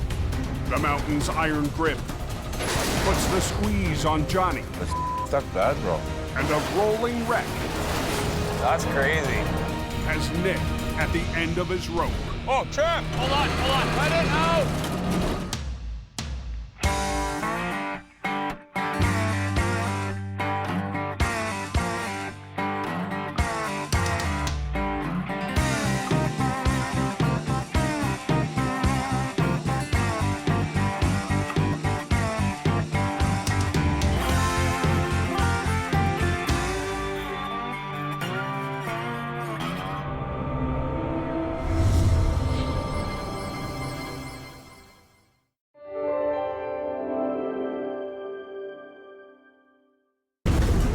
This time on Highway Through Hell. A jackknife on a bridge. Uh-oh, it's on fire now. Puts Jamie's crew on edge. Watch out, watch out. Scary ride, man.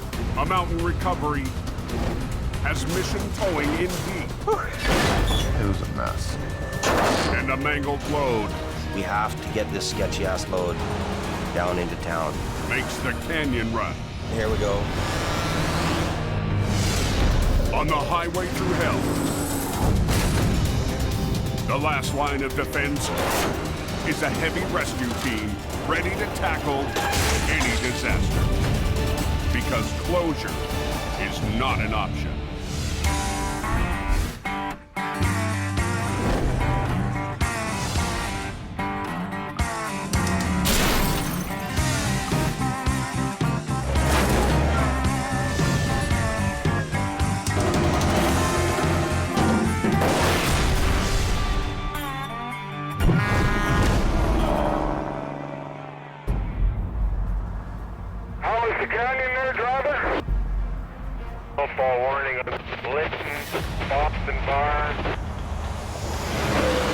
British Columbia's Fraser Canyon Highway. Before the Coquihalla came along, the canyon was the only route. It follows the same winding path laid down in the 1800s. Get ready. Expect lots of snow. Officially part of the Trans-Canada Highway, Highway 1. Engineers carved the route into steep canyon walls, with tunnels and bridges just wide enough for 2 lanes of traffic. It's the low elevation option through BC's rugged coastal mountains. There it is, snowing heavy in the canyon. Today, a blast of heavy snow There's a good couple inches of snow there. has turned the canyon into a slippery mess. Pretty bad, isn't it? Chain up, lights are on, going west in Boston Bar. Even at its highest point, the canyon is 2,600 feet lower in elevation than the Coke summit. Imagine it's a little nasty up there. Snowfall heavy enough to trigger the tire chain-up lights is rare. Highway 1 should not be forgotten about. It is the original highway through hell. Hope Search and Rescue. Page out for MVA. Just after 12 p.m. Truck's tangled up on a bridge here and it's blocked off. Gonna hang over the bridge almost. A wreck on Spuzzum Bridge shuts the canyon down. Nobody's going anywhere. Are you the driver? No, I saw it happen. Is he okay though? We can't see him. The driver is trapped in the cab, inches away from a 350-foot plunge. You got any cuts or anything?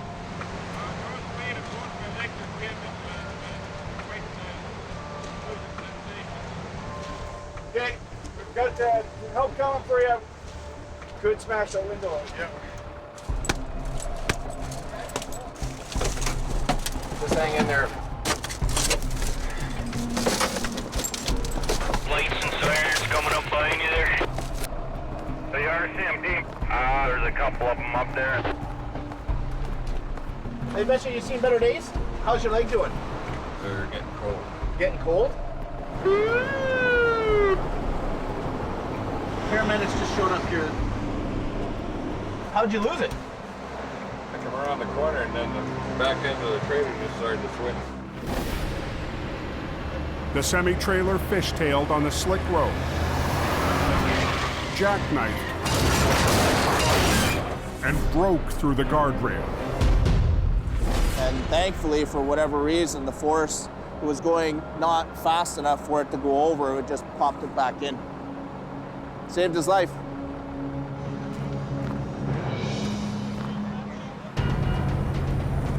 "25 miles away, Ken Monkhouse races to the scene from the valley. We're going up to Spuzzum Bridge. Buddy driving it is still entrapped. Last winter, Ken left Jamie to work for Mission Towing. Seen better days. But he missed life and hope, Thank you, sir. Have a good day. and the chance to run a heavy record. Really happy to have Ken back. I'm happy that he's there. This is one of my first opportunities to get in there and show him I got what it takes to be a member of the heavy rescue team. We're gonna get up there as quickly as we can, but we don't want to crash too, so. Jamie Davis is already en route. Everyone is on their way here. Okay. At the crash site, The railing's still pretty intact? Yeah. first responders rush to get the trapped driver out. Yeah, the road's closed up here at Spuzzum Creek. Trucks jackknifed on the bridge. It's going to be a while to get them out of here. Ken arrives in Jamie's 16-ton army truck. That would be a nightmare. Surprised the cab stayed on. Rescue crews brave the damaged bridge to get the injured driver. They're in the part of the truck that's hanging over the railing on the side of the bridge. Your stress level does not get any higher. After a quick assessment, Ken calls Jamie Davis for backup. It's bad. This thing's at both ends, and the back end of the trailer's facing Boston Bar, so we only have access to the front of it. Okay, part of the cab is hanging over the edge of the bridge. Highway 1's closed.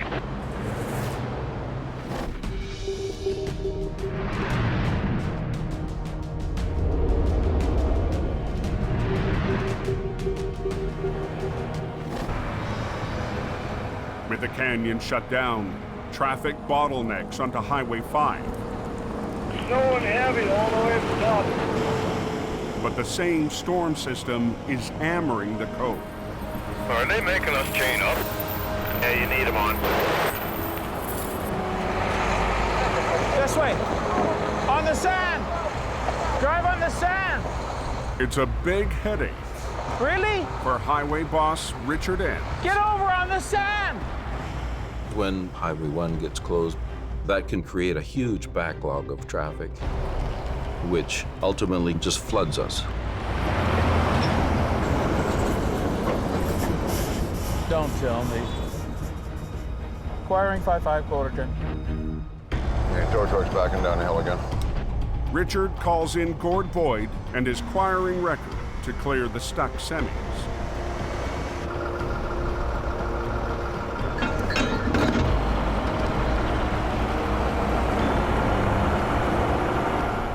I keep pulling until they tell me to stop.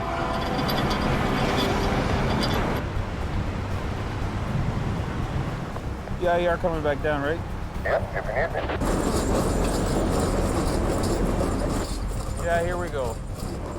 There's a dump truck pulling a quad trailer. He's definitely going to need a tow. He's done, Richard. He's done. Yeah, hold your traffic. I always shut down up ahead of you there, bud. On Spuzzum Bridge, Oh, there's a truck on there, jackknifed. Yeah, and he's hanging over the edge, too.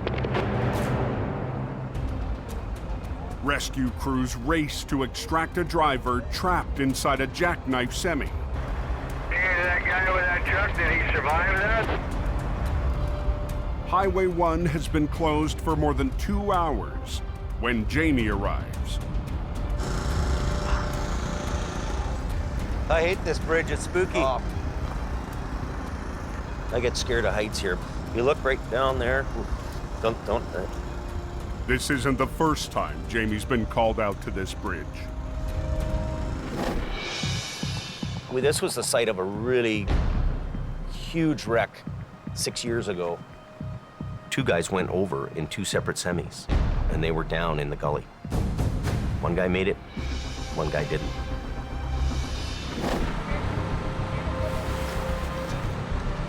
Okay, keep coming. Today, it's a different story. The guy that crashed this truck is alive and well, which is amazing. This guy is lucky.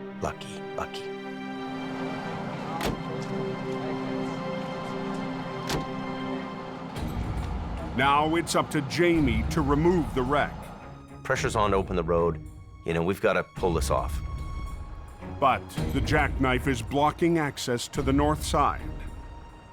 We can't even get around with a wrecker on the bridge because it's so tight. It's a 5-hour drive to get another wrecker all the way around. But Jamie's in luck. Well, we got Bonesy here on the other side. That's good. Bones, a local tow operator who got the first call from police, will join forces with Jamie. Bonesy's truck is on the other side of the bridge, and he can help us on the back end of the trailer, pulling it back. Oh, yeah. So it's all coiled up, so we're gonna bring it out like this. Jamie's army truck will pull on the front of the unit, while Bones' 5-ton will winch on the back. But the semi is so wedged into the bridge, it's a tall order for 2 small wreckers on a slippery deck. It's gonna go on the bottom. It's jammed into the railing, it's jammed into the concrete. I'll come and stand right there and be in the middle. So you just go ahead, pull. Pull back.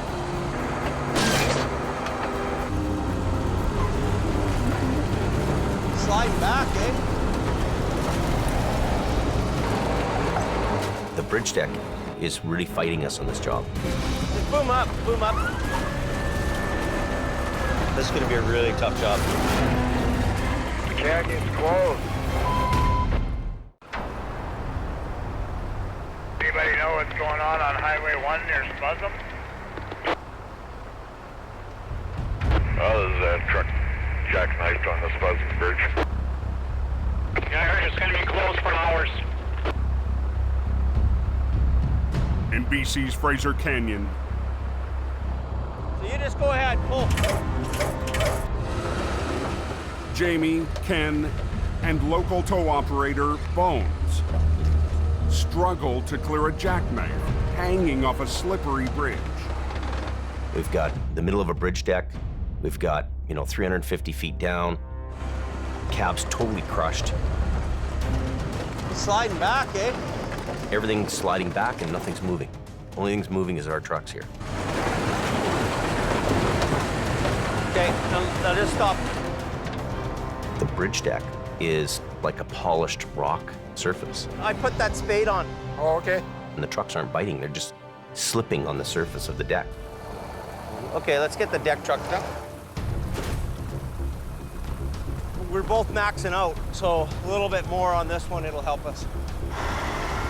Jamie drove a deck truck up to haul away the crushed cab. It's got a big 25,000 winch on here.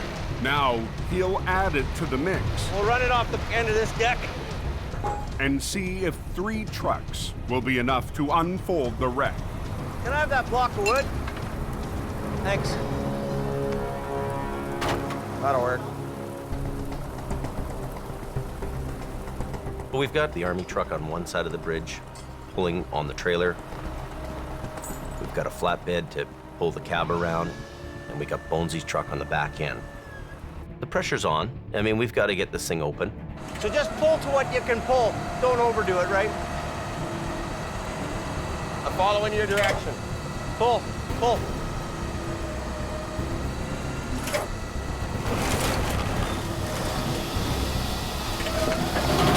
Keep pulling.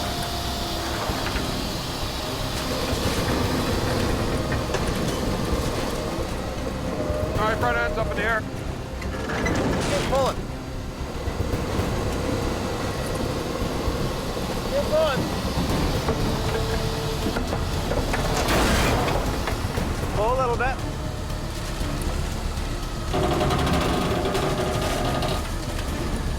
Front wheels are coming off the ground. Good jam. We're into the railing now. Okay. Okay. Now stop for a minute. The 3 trucks are maxed out. We're working in some really tight quarters here. And we're right on the edge of the railing. We're like in a tunnel, basically trying to unravel this thing. Just be careful in case. I wish I had a rotator right now. A rotator is equipped with a boom arm that can swing out to reach wrecks in tough spaces. Good luck with it. It's going to be a great truck for you. But over the summer, Jamie sold it to cut costs. You know, it'd be really nice to have a rotator. We could reach out and pick that cab up and bring it around. We don't have one. Yes, sir. Hey, buddy, we have to have you up here. I need as many people as I can. The jackknife won't budge. So Ken calls in the last truck available today. Bye-bye. I got Scott coming up. We have to get this wreck off the bridge to get the road open again. So there's no way around that, right? Nope. So you tell me how the coke holds up here? Back on the mountain. Not worth it, man. The 5's not worth it. Diverted traffic is clogging the coke. Idiot. What are you doing? I told you to stay here until the plow trucks go past. Richard is still fighting a battle to keep a lane open for his plows. If he would have thrown those chains on, he could have been on the way now. Once the semis are all stopped, they're done. Yeah, drive out in the snow where you're gonna spin out. If you would have stayed in the brown lane, you'd have been just fine. Well, let's back him up. Back up! Hey! Just when we're trying to get traffic flowing. And I got all excited because the coke was open and damn it.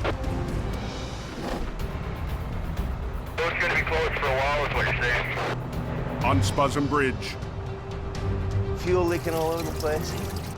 a jackknife semi has heavy rescue in a tight spot. No space to work. Fluids leaking all over the place. Oil, fuel, it's slipperier than heck. Gord's here now, he can help too. Swampert Gord Lundeen and Jamie's lead operator, Scott Bird, show up in another flat deck. We can tie Scotty's truck off to you.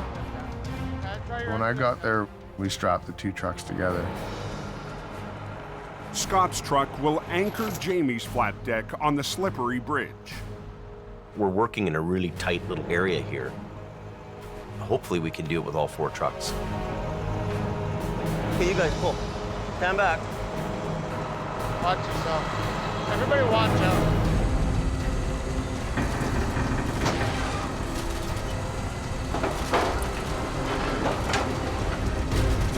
We're getting her, Jimmy. Barely.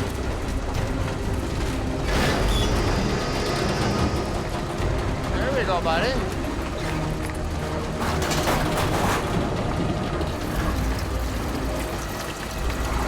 Keep going, son. Keep going. But as the cab comes off the railing, Here we got spark. Got sparks. Sparking again like crazy. Watch out, get out of there. Anytime you have sparks, you have fire. That's on fire now. Uh-oh.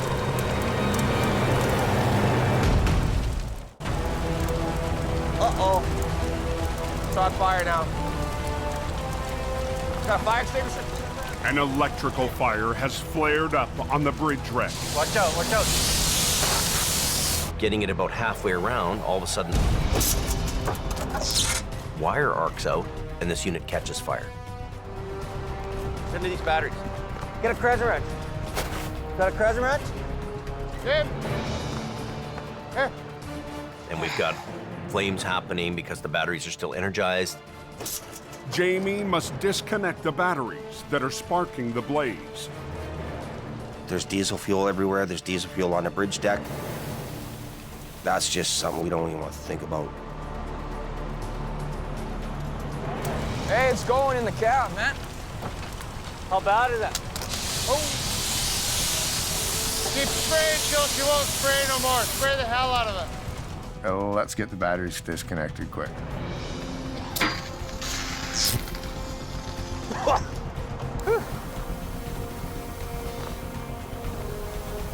Is it out? Is it out? Get to the fire station!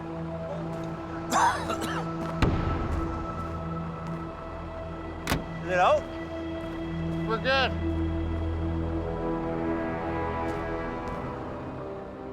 If that fire hadn't have been put out, The truck would have burnt. The bridge would have been condemned. We would have lost everything. Okay, good. Pull. Traffic's been diverted, but the jackknife on the bridge still has the highway shut down. You only have 2 lanes. You can't use the shoulder of the road because there's no shoulder of the road there. I'm gonna move my truck off the cans and I can't get the other way. We're just about done.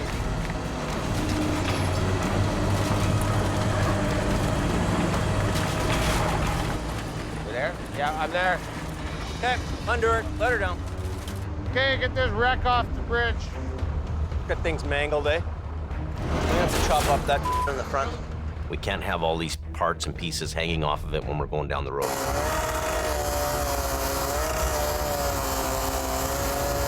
After 3 hours of battling the wreck, Yeah, I think we're good. Jamie and his crew are 1 pull away from opening the road. Ah! We've got the old school know-how. I just like yelling at people. And I'm happy that we're doing it with less. So less is more. That should be good there, Gord. Okay, stand back. The highway's shut down here. We've got to get this road open. Hold it, hey! Hey! These aren't turning.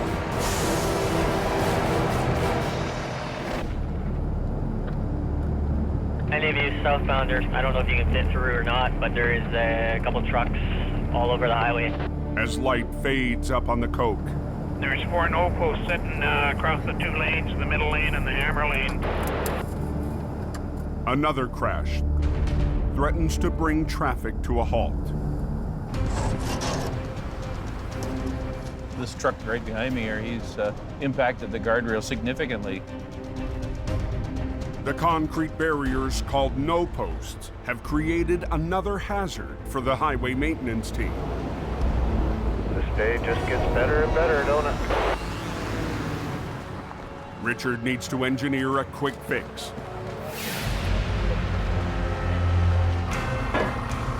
So the supervisor takes matters into his own hands. I'm gonna stand these guardrail up and just temporarily position them.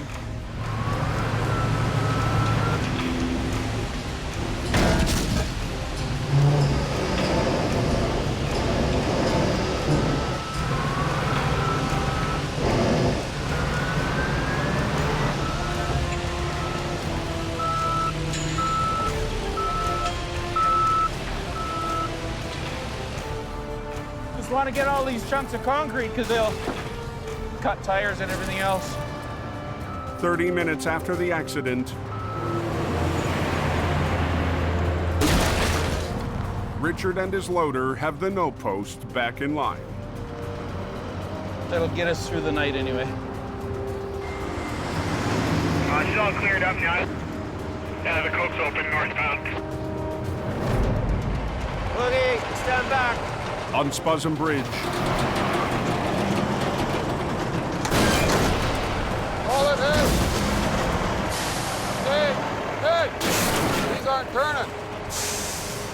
a semi that's been blocking Highway 1 for 5 hours refuses to roll. No, they're locked right up. Okay. The semi's brakes locked during the crash. The airlines needed to release them are destroyed. This is just a bad deal all the way around. Okay, we got the cage of bricks. The only option is to manually unlock the brakes, one wheel at a time. You got yours, Scott? Sakes, I can't even get the cover off.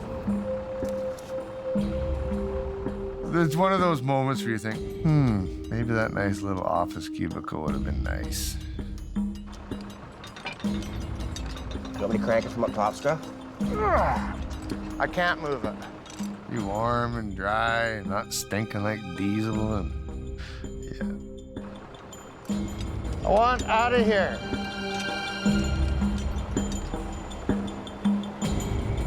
James, all the cage and bolts but one are screwed. Okay, well, let's try to pull it. We got the trailer brakes off. There's a couple of brakes we could not get the cage bolts into. They want the road open. Just try to drag it off the bridge. People want to get going. The trucks were holding up and stuff, so. It had to get drug off the bridge with some of the brakes still locked up. Okay, everybody should stand back now.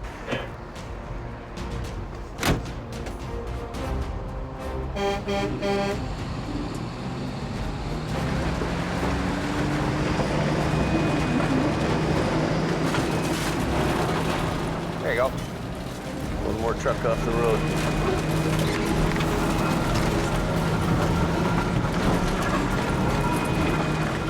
For once, the slippery bridge deck works in Jamie's favor. That trailer's getting worse and worse. Hey, Scott. You know what? That side is breaking as you're moving it. That's gonna bust. That thing's gonna bust in half, so I want it unloaded. Okay. And it's all breaking here. And if this snaps anymore, the whole load's just gonna wind up on the highway, so. This whole truck is so mangled, it's a sketchy load, period. And it isn't going anywhere. We're gonna have to come back tomorrow to deal with this. That's just how it is. It's open.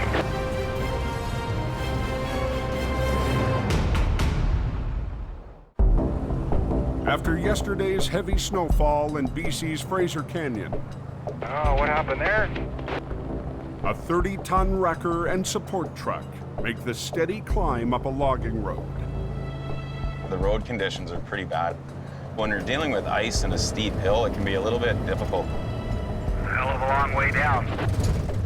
Mission Towing's been dispatched to recover a vehicle that tumbled down a steep slope yesterday. We have a pickup that's gone down approximately 70 to 100 feet. We're gonna have our work cut out for us. Nick DePerrin leads the off-road recovery. It's extremely hard to go up into these areas to pull these wrecks out of there. After years away from the family business, run by his older brother Jordy, Nick's proving himself with each difficult job. It's so good to have him back. Nick and his crew must finish the recovery before a convoy of equipment catches up with them. So we have to get in and get out and get off this road to make it clear for these guys to get up to their work site.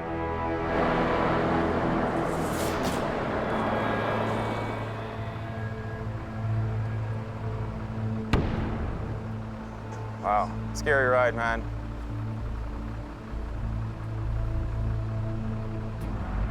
I'm thinking front if we grab the heavy end. If we go right down over top of it to both front corners. Bring it around, should roll. Get it to roll, come around, and bring the front end up.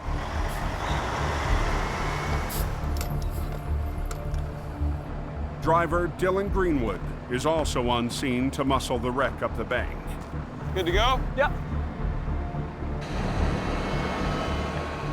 Dylan has a lot of experience with working up in the mountain. They'll need more than 70 feet of winch line to get the wreck on the hook.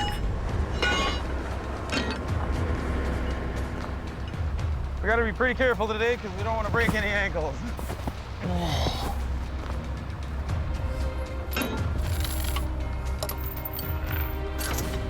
Whenever you're ready, it's on your go. Okay.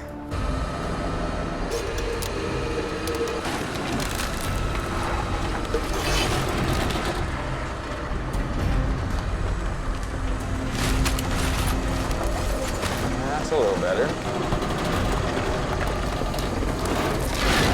Beautiful. Hold it there. Can you slide me another chain down that line? Okay. Incoming. Nick re-rigs to move the pickup up the hill through a wall of brush and snow. Coming up. Showtime.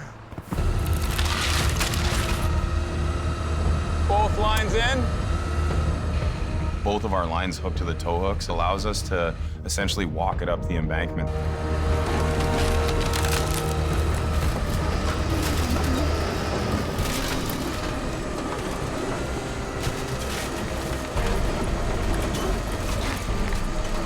couple of big stumps here. Lead with your far line just a little bit. If this thing gets hung up, it can dead stop this job right now. It's fighting us.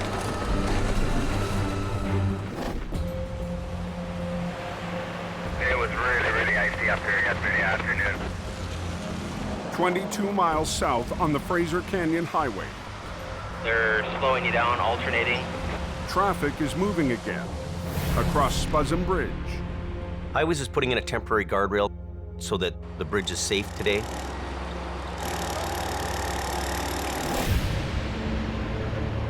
Yesterday, a semi jackknifed in the middle of the bridge.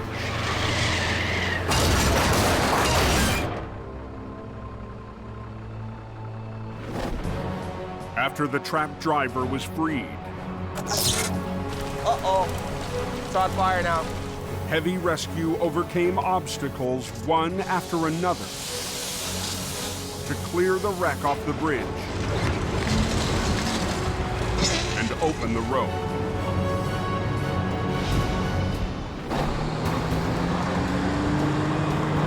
The trailer has been unloaded and is ready to be towed back to Jamie's yard. Okay, go for it, boys. But the crushed cab has to be dealt with first. Now we're kicking the bacon fat, son. Jamie's right-hand man, Scott, is in charge. He's a little rough around the edges, but the guy can do the job, and he's good at what he does. The truck is just tore up. It's tore to pieces. Real gentle, Ken, real gentle.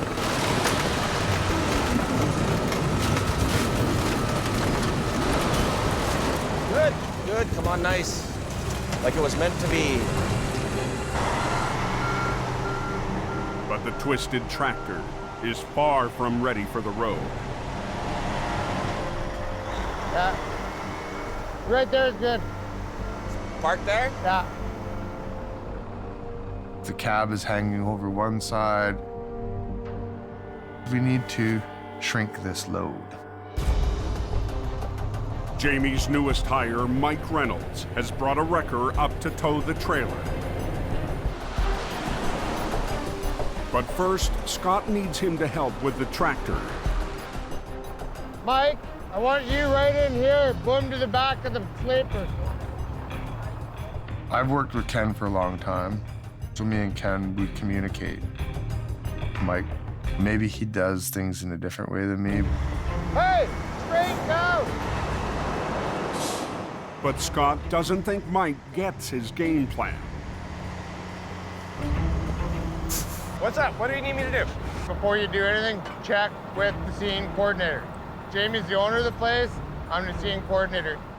Scene coordinator, the captain of the ship. Want to freewheel that other side, Ken? Scott decides to use the wrecker's boom to nudge the cab onto the flat deck. Just get the boom inside of the jockey box, lift it, gently push it over. But the battered load isn't cooperating. Just absolutely no integrity left in any of the body panels on this, so we don't get nice square box loads. We get nothing. I can't leave until that thing's going down the highway.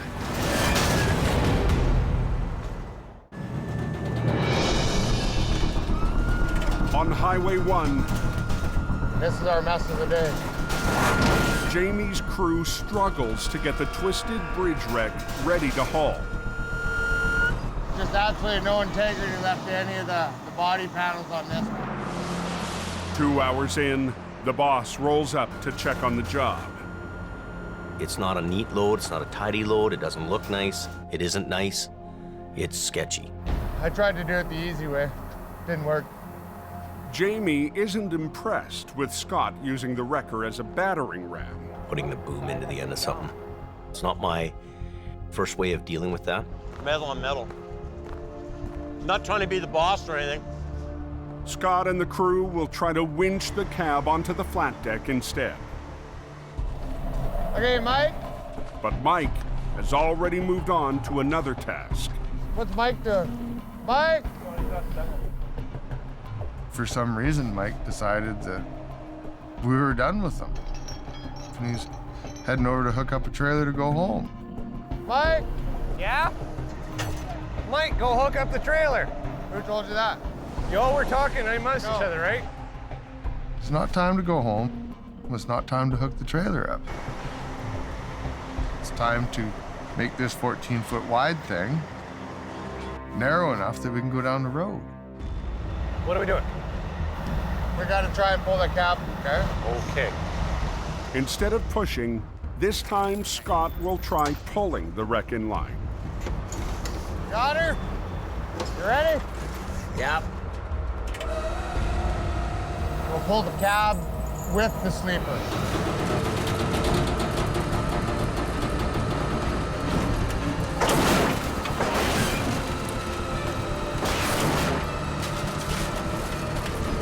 Okay.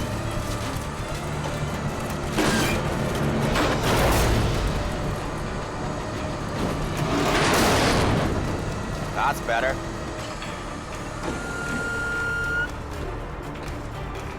That's about as good as it's gonna get. What we're gonna do is we'll put the Tundra in front and we'll just put the lights on, right? Flashing lights.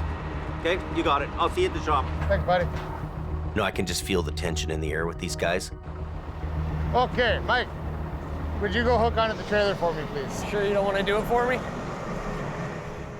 The sooner they wrap this up and bring this wreck into the yard, things will be better. I'll come over and pull it through.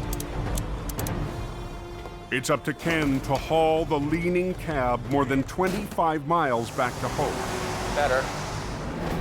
A drive that will take him through Highway 1's tight tunnels.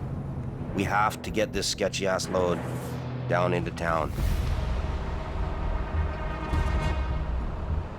We've strapped it down and chained it down as good as we can. We're a little bit over width. I don't want to have any issues. I don't want to have any problems. I got to get this to where we got to go. Nobody can get hurt, and I can't hit nothing.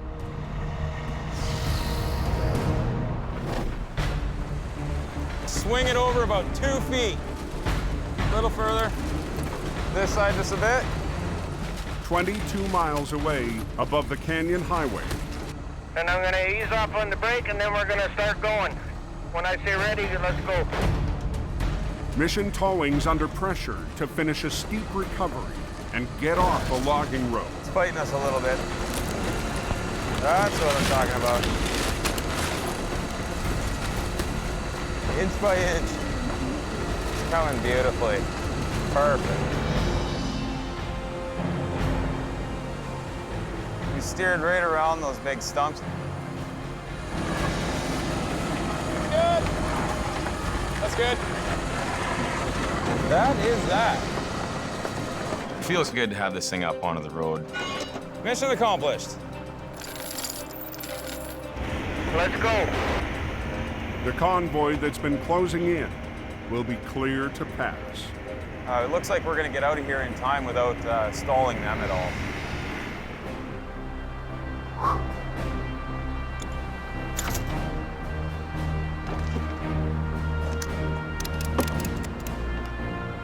Nice job, dude. Yeah, perfect. We're out of here. Hey, man. Get out of here. Anything's possible on these types of roads. It's a huge relief for us to pull away with this thing.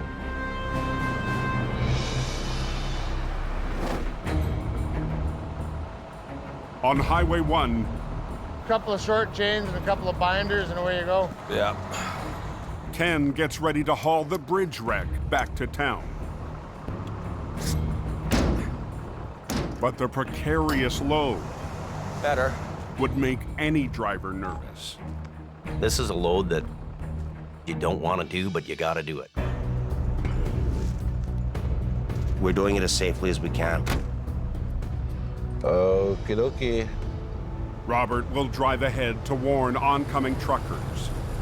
We've got Tundra piloting vehicles, flaggers front and back. It's now or never. We gotta go. They need to clear 3 narrow tunnels to get the wreck to the yard. Yeah, I'm hoping we don't get smoked by semi-trailers coming into the tunnels that aren't on the radio. We've got a wide load coming down. Either stop or slow down or get the hell out of the way. My heart's pounding 1,000,000 miles an hour. Yeah, get that line coming there, Ken. And here we go.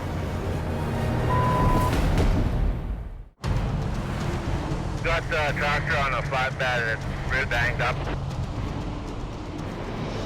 On BC's Fraser Canyon Highway, Yeah, get that line coming there, Ken. Yeah, I see that. Ken Monkhouse runs a gauntlet of tight tunnels to haul a mangled wreck back to home. You letting these guys know coming towards Sailor Bar that they got a wide load coming through the tunnel, Robert? Yes, they are. I got some stuff there coming. It's probably 13 feet wide, and we're driving through sketchy-ass little tunnels. All traffic going eastbound on Highway 1. I got a wide load coming through. Commercial transport driver, he'll look at our loads and go, not on your life, buddy. They turn those loads down. It's specialized, it's difficult. Truckers going eastbound, number 1. We got a wide load. We're piloting a wrecker. Could you please slow down and move over past the fog line a bit? Thanks.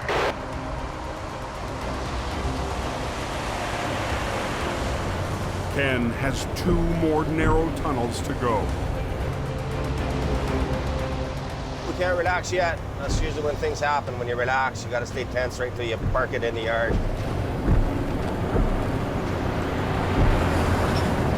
And now it's getting really foggy. Wide load into fog. Come around the corner there. Leaning a bit more now. You're sweating with your hands on the steering wheel, looking out of your mirrors, but with pins and needles. But I can see the cabs bouncing up and down pretty good. How's the other side of that tunnel looking, Robert? All clear so far. Are you coming through the tunnel now? Yeah, I'm just coming in now. 10 forward.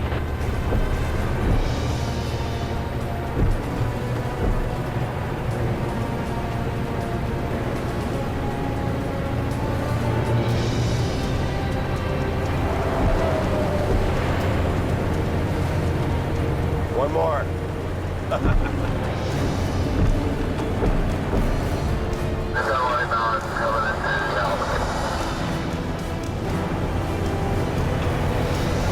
Okay, I'm clear of the tunnel, Robert. It's good to get out of those tunnels. Ken makes it out of the canyon.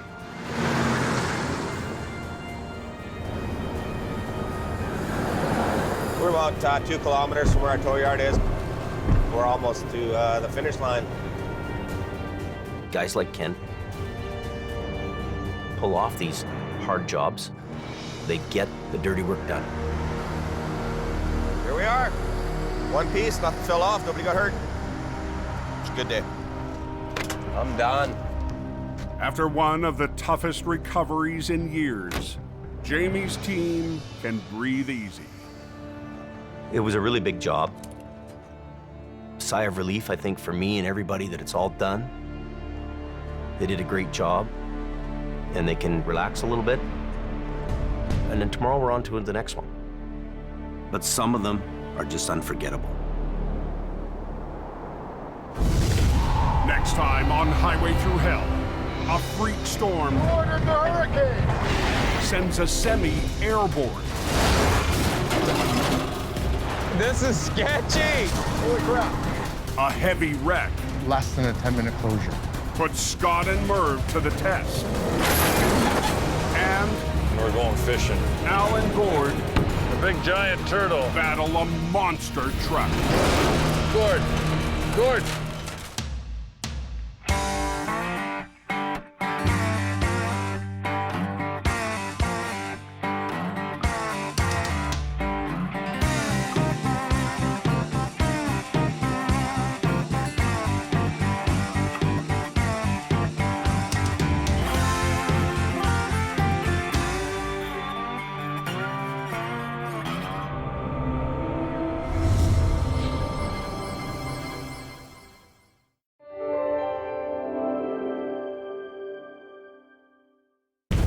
This time on Highway Through Hell.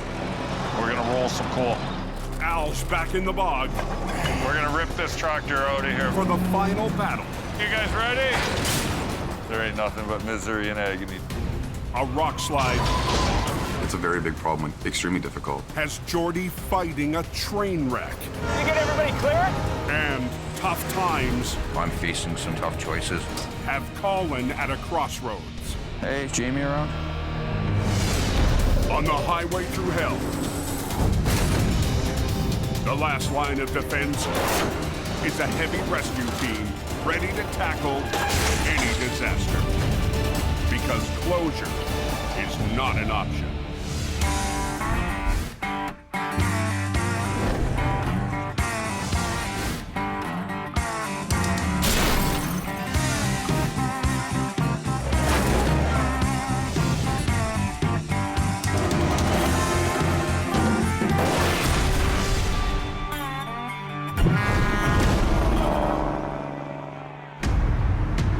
Coke's a real joke tonight. Snowing like crazy all the way from Merritt. High in British Columbia's Cascade Mountains, a storm system from the Pacific Really iced up all the way over. has just unleashed hell.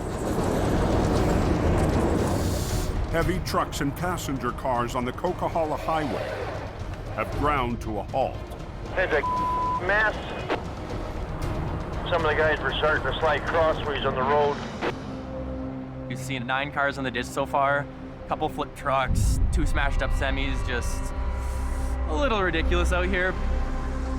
At the highest point on the Coke, it's chaos. And as soon as you pass the snow shed and you're up there, and you feel the dynamic of weather, you feel the snow and the ice, and everything that goes along with the Coquihalla. Highway's close below the picture. Southbound trucks headed to the coast are held back. Northbound, she's a parking lot about 3/4 of the way up the hill here. Jamie Davis towing. From his yard in Hope, BC, Jamie Davis dispatches his top driver, Scott Bird. One of them nights, it's the big storm of the winter. Well, if this is any sign of what's to come, we're in for it. Tie your shoes tight, it's gonna be a ride.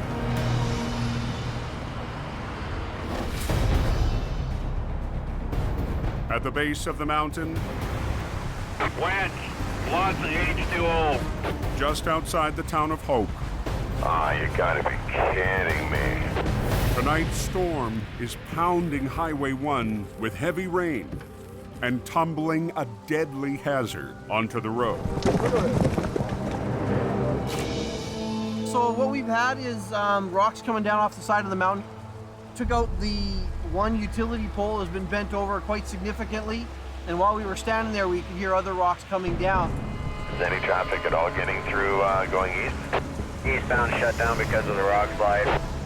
Rocks falling onto the Trans-Canada Highway Looks like someone might have hit a boulder or two. have sent a semi off the road.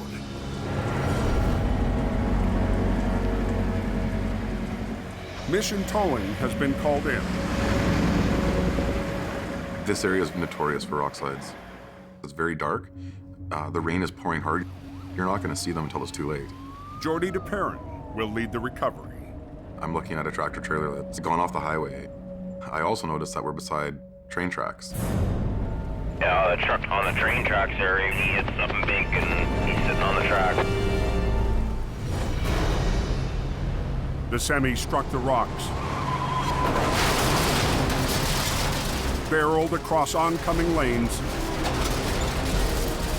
then came to a halt just feet from a major rail line. The driver was lucky to escape with only minor injuries.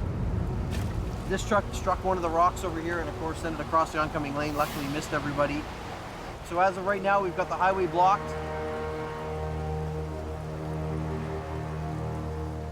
The truck is so close to the tracks, trains can't pass until it's cleared. How's it going? This is the one truck here, right? A rail supervisor arrives on scene. This is mainline track. We can't be stopping trains for too long. hundreds and thousands of dollars worth of merchandise on these trains, so. Until the semi is recovered, the main highway and rail link to the west coast is shut down. 2 major arteries. Double closure, double pressure, absolutely. The pressure is on us to get this tractor trailer out of there.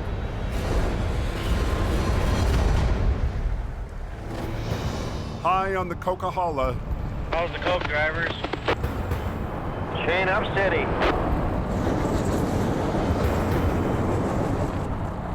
The storm still has traffic at a crawl. But a red truck has come to the rescue. Jamie Davis, tow truck hauling everybody up the hill. All hell is broken loose. Scott Bird will try to get the coke rolling again, towing semis up the steepest section of the highway. It's just crazy. There's trucks spun out everywhere. You know, it's just total chaos. When you see me starting to roll, start easing your foot up on the clutch. Don't overcook it or nothing. Do that, I'll hit you and away we go. But the veteran operator can't win this fight alone. Hey, Mike, do you copy? Yep. Scott's called in the newest member of Jamie's team. Okay, is that working all right? How's the back still get that spun up? Mike Reynolds is usually fixing Jamie's trucks, not driving them. It's a pretty crazy evening up here. Tonight, Mike will get his first shot on the mountain and a chance to prove himself to Scott. Earlier in the season, Okay, Mike, what's Mike doing? Mike? Scott's patience was tested by the rookie. Okay, Mike, would you go hook onto the trailer for me, please? Sure you don't want to do it for me? Jamie's lead wasn't sure if the newbie could follow directions on scene. Before you do anything, check with the scene coordinator. Jamie's the owner of the place. I'm the scene coordinator, okay? Tonight, where are you at, Mike? Yeah, just pull over on the side of the road here. We're gonna spot. Scott is hoping to turn things around. I want to take Mike and I want to slowly start mentoring him and teaching him the way that we need to do things. If you're willing to learn, I'm willing to teach. With Scott busy on his 8th tow-up of the night, Mike will have to tackle any problem by himself. Every truck has to have chains on board. Huh? You got some? No, I'm short time to. Oh well. You got a tow pin up front? Perfect. We'll get up there in no time. Dinner done? Jamie's got his whole fleet up here. I think it'd be pretty fun to be running a heavy rescue truck. Jamie and Scott, the seasoned pros. Living the dream.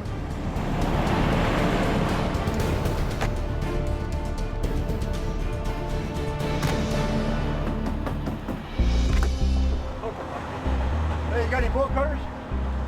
Yeah. Can't get this chain out. Oh, give me 2 seconds. When Scott needs a hand, Hey, Mike, you on there? Mike answers the call. White truck in front of you. Cut his chains off the driver's side for him. Sounds good. Turns out this driver I put my chains on down the bottom of the hill there, and they peeled off and got caught in the axle. is also new to the Coquihalla. I'm a prairie boy. This is the first time, because I've been on the Coquihalla. Let's put it this way, we're on the highway to hell. That's what they say. All right? Thanks, man, I appreciate it. No trouble. Have a good night, boss. You too. I don't like it. I'm going back to the prairies. But keeping up with Scott won't be easy. Yeah, showing you how it's done, son. Showing you how it's done. After Scott and Mike's tag team on the mountain, the chaos is finally under control. Some people say I'm a little rough to work with, but we worked pretty damn good together that night. Move! Scott is a boss. He's pretty loud. I don't mind talking back to him, and he can take it. Good ride up, that's for sure. On Highway 1. You want to come over somewhere with her, or what do you want to do? Jordy DePerrin's in a race to clear a wreck. An accident that shut down the Trans-Canada Highway and a major rail line. The pressure is on for sure right now. I'm really feeling it.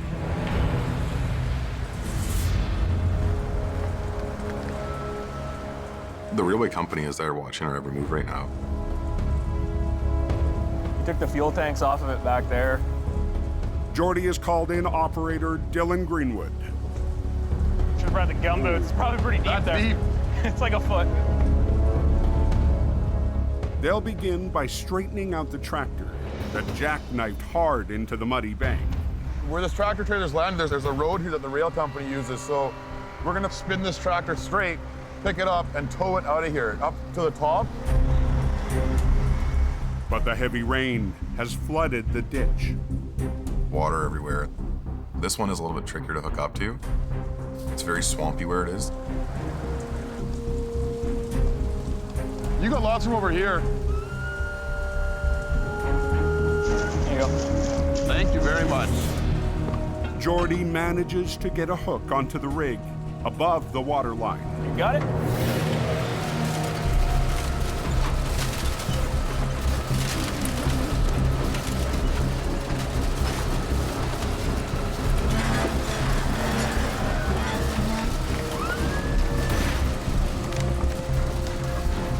Hang on.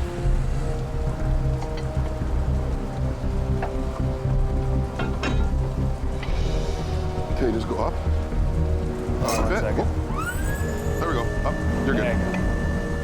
The wreck is ready to be towed away from the tracks. Just before it starts pouring, eh? So the morning's first scheduled freight run can pass by. I got you another call back time here, so. Hopefully, man, we're gonna pick this up. The trains to go slow. Thank you. We have 40 minutes to be out of there and get it cleared for the next train to go by. But the semi's brakes are still locked up. If this takes air, we'll be out of here. Like 5 minutes, 10 max. If it doesn't, we're back in that little cagey brakes off. The trailer can be aired up by Mission's heavy wrecker. Basically, we're gonna run an air line from the tow truck to the trailer to release the trailer brakes. Perfect. Beauty. Trailer takes air. Yep. But the air tanks that feed the brakes on the tractor See if it holds air. No. It's out, eh? Yeah. were damaged in the crash. The main problem is the air tanks have been ripped out of the tractor. The entire brake system is controlled by air, so with no air tanks, you can't build air pressure to release the brakes. Working in the dark, Dylan tries to manually release or cage the brakes. That's dedication right there. Laying in the mud to cage the brakes. Yeah, I try. It's a very big problem when you have a time limit. They gotta get it out of here as quickly as possible. We got trains coming.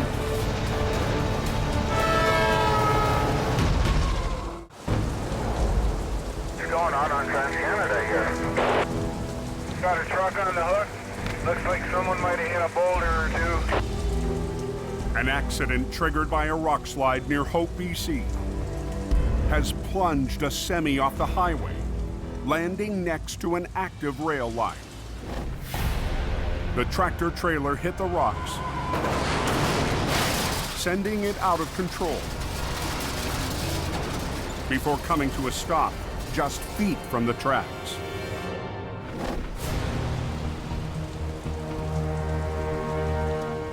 It's just a miracle that everybody walked away. It's a good accident. Now we get the challenge of getting it out of here. All the airlines are ripped out, so... The railway and the highway remain closed until Mission Towing removes the wreck. Oh, we got a train getting close here. Jordy and Dylan have 20 minutes before the next train is scheduled to pass.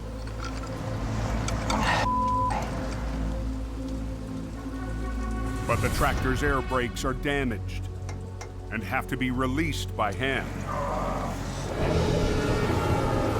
with the 6 a.m. freight train closing in.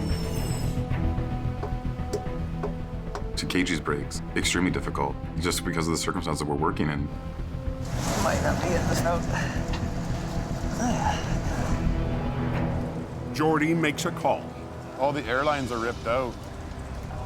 So we're gonna try and get air to the trailer and just drag it out of this puddle, and we'll cage the brakes off of the tractor. Okay. They'll have to tow the trailer with the tractor's wheels still locked up. You get everybody clear? With our pressure we're under, we've made the executive decision to just drag it out. We got a train coming fairly close, so I'm just trying to see if these guys can just pull it out of here. Dragging the wreck just feet from the rails. Jordy can't afford to damage the tracks. You know, you kick the wood out from underneath the tracks, the track gets bowed out, a track is bent, you could derail a train. But as dawn breaks, Semi's out of here and we're good to go. We're good to run trains and everything's safe. the railway and the highway are finally clear.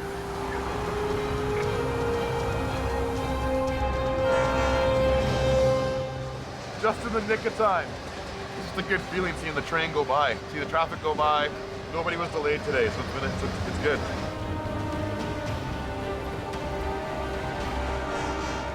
This was a challenging recovery. I'm very pleased that this recovery is out on the road and we can all go home and dry off.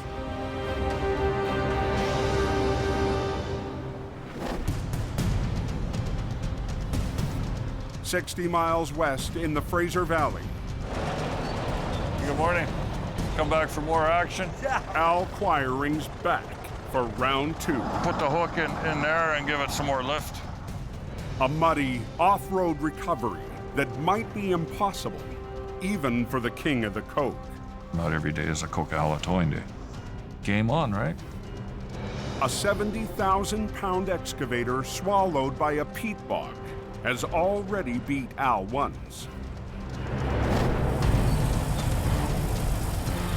Head down that heartache road. There ain't nothing but misery and agony down there. Last week, when Al started the job, Today's the day, buddy. there were 2 machines trapped in the bog. Give her some throttle. Use the winch. Al and his dozers wrestled one out of the muck. Woo! Take her to home. But the second excavator buried deeper. Come on, pull on her. Would not surrender. What'd we bust? Chain. We'll just get some bigger and put on there. Load her up, Joe. Today, Al's back with a new plan. Rig onto one of the excavator's tracks instead of its boom arm. And punch a hole through the thick metal. I had to get in there with the oxy-acetylene torch and cut me a hole. The water in the bog is now low enough to expose the top of the tracks. That was freezing, frigid water that's wet. It gets in your boot, and then you're cranky for the rest of the day. Come on. Yeah, trying that. Al rigs a cable more than 2 inches thick to the new hole.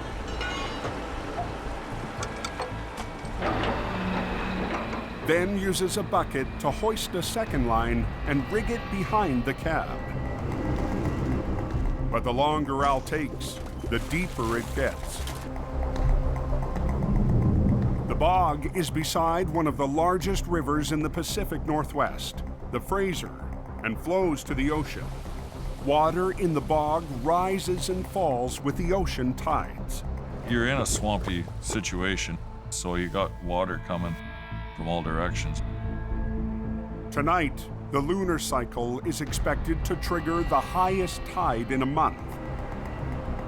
That's how high we're going to fill up, and that whole cab's going to be underwater, all the electronics. Al's client is nervous. High water could turn his $250,000 machine into scrap. The electrical components to run the grapple and stuff Very expensive. He wanted that out of the waters. We're filling up with water, so we're gonna try and get it up out of the water there.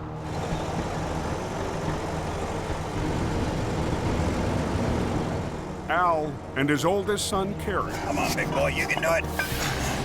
Help the crew rig the excavator to 3 D9 cats using Al's custom-made triple hook.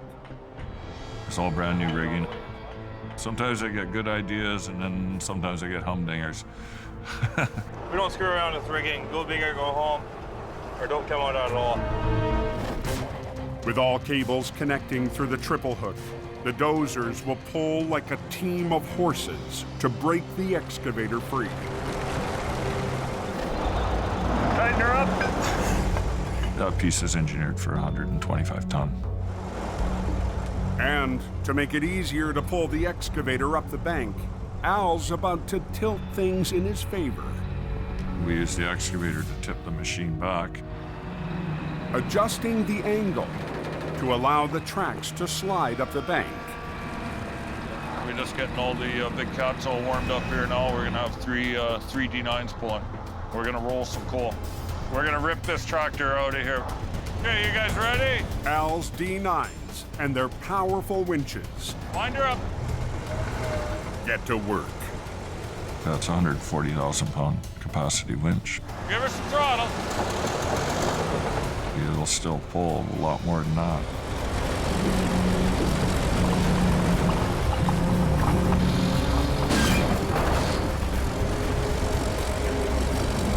You're all right. Come on, pull on her.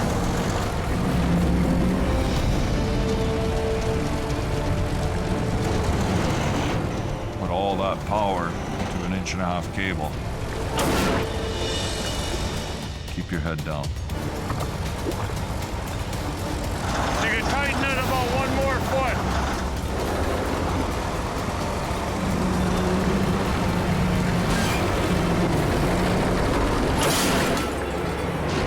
Uh-oh. You can tighten it about 1 more foot. In the Fraser Valley, Al Quiring is finally near the end of his battle in the bog.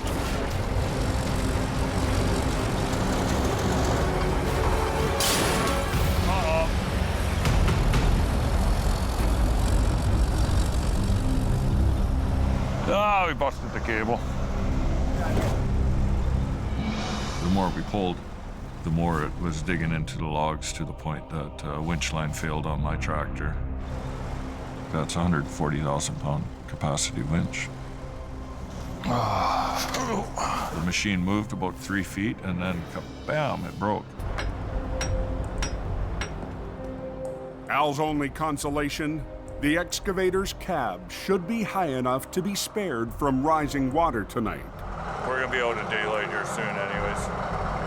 To help guarantee the machine would stay out of water, we had to hook 2 machines on it. So that's what we did. All right, let's roll.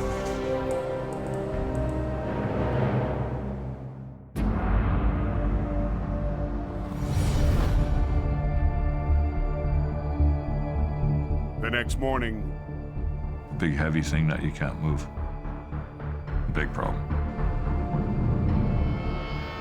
The machine's not running, the tracks are locked solid. Al has a new idea to get things rolling. The idea is to get to the gear, yeah. With the tracks out of the water, Al will try to unlock them. We're gonna have to pull the final drives out of here. And maybe we can finish the job without breaking anything else. There's so much resistance and holding power in those tracks. Undo the bolts, pop the gear out, and then it's free rolling.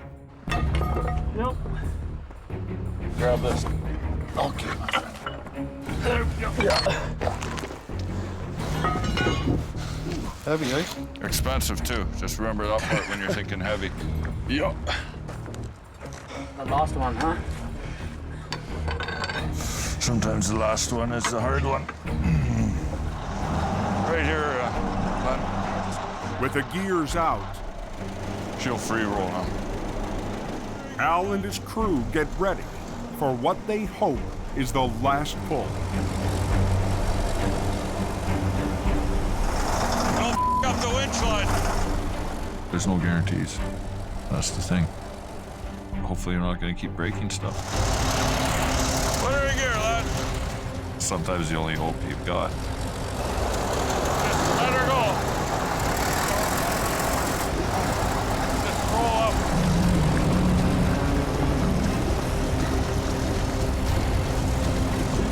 Give her some throttle.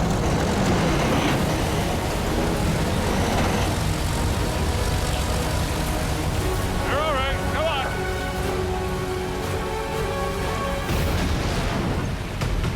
Woo! Well, I'm the Chuck Norris towing. It's cool. She's out of there. I told you we got her. We'll get it out to the road. After one of the toughest jobs of his towing career, the king of the coke comes out on top. At the end of it, we can put the stress to rest. We're ready for the next one.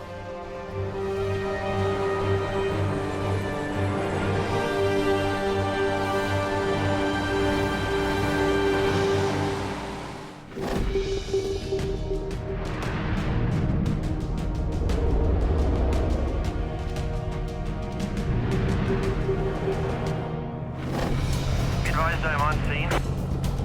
Jamie Davis cruise is going to be about 45 minutes to an hour out. Colin McLean is an hour east of Edmonton, heading to a recovery in HR 117. We got a call this morning from a disposal company. Dumps was unloading at a landfill and fell over. So we get to play in a big pile of garbage today. It's Colin's first call in weeks. All winter, work's been scarce for Jamie's Alberta operation. We've had some work, but not a lot of it. It's really slowed down quite a bit. I'm getting concerned, yeah. Colin is Jamie's last operator in the oil-rich north, struggling to survive as the price of black gold plunges. We've got huge companies going bankrupt. We've got people losing their shirts. A lot of my good friends are losing their jobs right now, and people are scrambling and wondering what we're gonna do. You know, 90% of our work is commission-based. We get a percentage of whatever the truck does. These days, Colin will take anything he can get his hands on. I'm not really looking forward to going and working in a bunch of garbage for the day, but if the winches aren't turning, we're not earning. Now let's go take a boo. Get her done, son.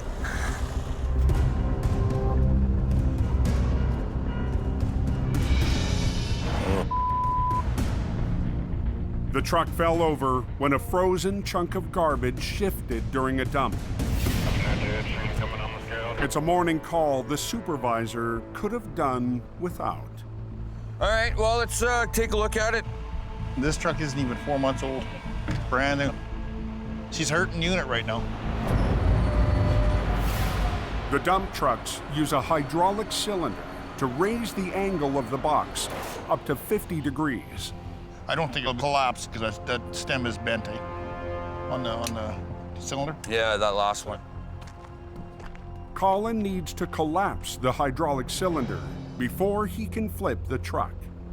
It definitely would be a lot nicer to bring it over with the bucket closed as opposed to the bucket up. That's a lot of, you know what I mean? But the bent cylinder may prevent the box from fully closing. Okay. When it went over, it caused the ram that opens up the dump and closes the dump to banana. Colin's only option is to try and collapse the cylinder. Just gonna get ready to get my line on the dump box so that we can close that off. I'm gonna run a cable to where the cylinder attaches to the dump box, and I'm gonna slowly winch the dump box towards me, and that hopefully is gonna close the cylinder without too many problems. A plan that has the customer on edge. I could tell he was a little bit nervous. When a supervisor's looking at a brand new truck laying on his side, he's feeling the pressure. hoping that we can save the cylinder on the end dump. Hopefully she plays nice.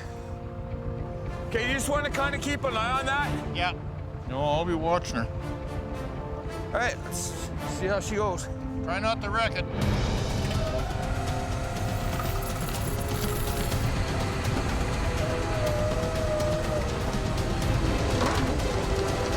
Coming in nice? I don't think it's going. Whoa. All right, let's see how she goes. Try not to wreck it. At a landfill in northern Alberta, I'm worried about this. Colin is trying to compress a fully open dump truck before flipping it back onto its wheels.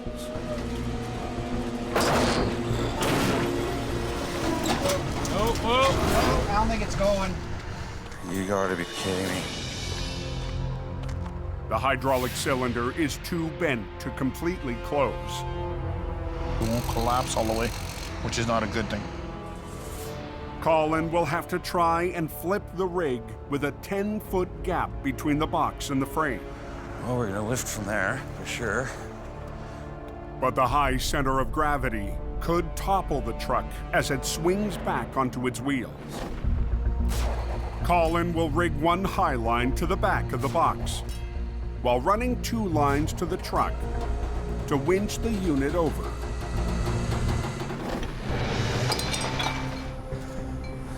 Whew, there's that cowbell.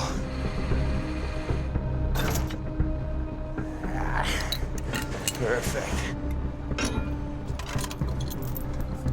I got the high line on the back, just to kind of give it that initial pick. And then I'm at the drive tires and at the front axle, so she should come over pretty good. We'll just try to bring her over with least amount of damage. Okay. Hopefully. You don't want the truck on its wheels and the trailer on the side. I'm starting to winch. I just got a sick feeling in my stomach right now.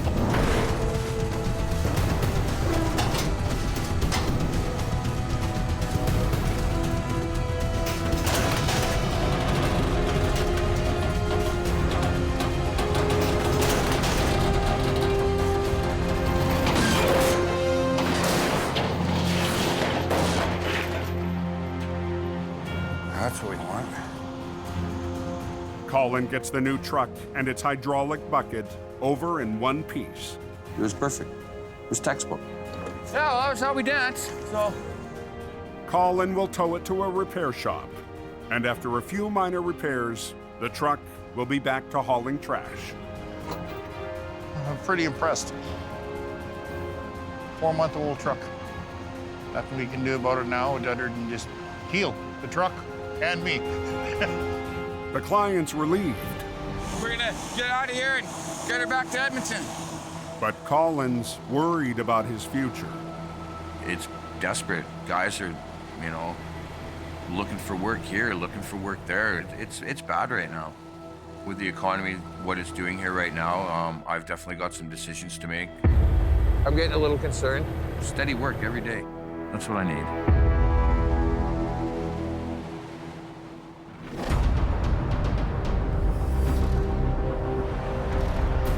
I'm not sure what's happening down below. I heard something about a smash up down there. On the coke, 44, copy. 10-4, 10-4, go ahead. Robert is dispatched to a wreck on the outskirts of Hope. Okay, I'm on way back that way. When he arrives at the accident, Robert finds 2 semis blocking Othello Road, cutting off the only trucking route to a water bottling plant. To open the road, the trucks will have to be separated. One is drivable, the other must be towed. Well, this guy came a little too far over this way, and this truck here ran into it. Outgunned in his 1-ton tow truck, Robert calls for backup. Sherry? Huh? Robert just gave us a call. He's at a wreck on Othello Road, so we're gonna go down and check that out, give him a hand.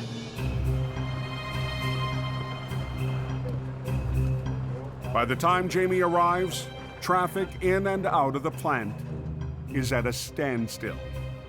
These two trucks are blocking the whole hill here, and it's the only route in and out of the water plant. One looks drivable, one doesn't. Gotta move everything back, okay? The first rig is able to back up and pull to the side. Okay, stop there. Don't go no more. Just stop there. You'll end up in the ditch over there. But the driver will have to wait. Bring the army truck down. Until the other rig is cleared off the road. To disconnect the damaged tractor from the trailer, Mike unhooks the fifth wheel. That was almost too easy. Take your lowest gear and just go. Easy does it down the hill. We're gonna tow the tractor away. Okay, I'll back up and get this tractor. I'm gonna hook onto the trailer and move it. We're gonna be opening the road about 2 shakes. I say 2 shakes in about 45 seconds. It looks like this thing's just gonna be an easy job. Tow one tractor away, haul the trailer away. No big deal. But as Jamie drives away, That's how you do it.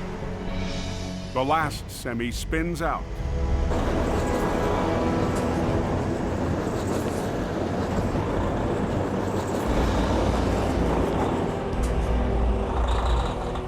Say, Sherry, it's Robert calling. Could you get a hold of Jamie? Just when Robert thought he could get traffic moving again, We're hauling traffic on both ends, top and bottom. the truck has jackknifed across Othello Road. Just stay where you are. This guy's probably going to go off the side. Holy crap. This guy's stuck here, guys. Going on Othello Road towards Esty Waters. Just outside the town of Hope, This guy's back on, but his ass ends in the ditch, right? Robert's traffic nightmare isn't over. Hey, buddy, you got change? The semi that should have been on its way is blocking the road again. Are you fully loaded? The jackknifed rig has cut off a busy trucking route to a water bottling plant. Robert's really feeling the heat to open the road. Traffic's backing up.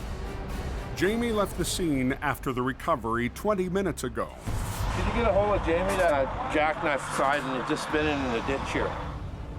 But the heavy rescue boss is called back to get the road open again.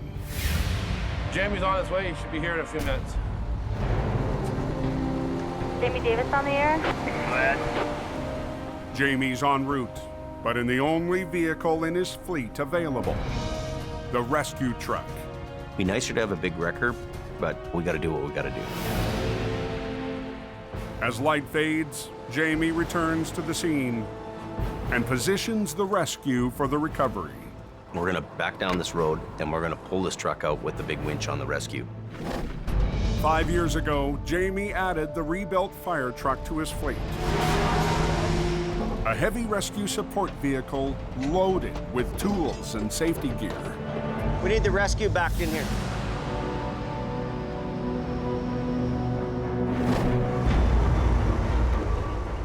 But it's also equipped with a 25,000-pound hydraulic winch. Can you pull that? Yeah. No lightweight when it comes to recovery. It can do a lot of pulling, this truck.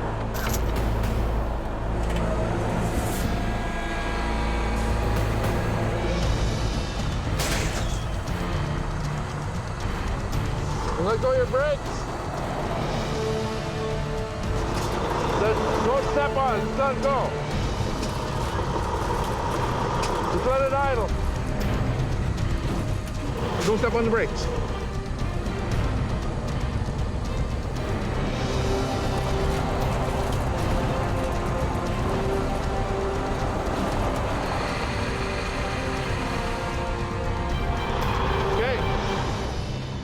If you know how to run that machine, it'll do a lot of work.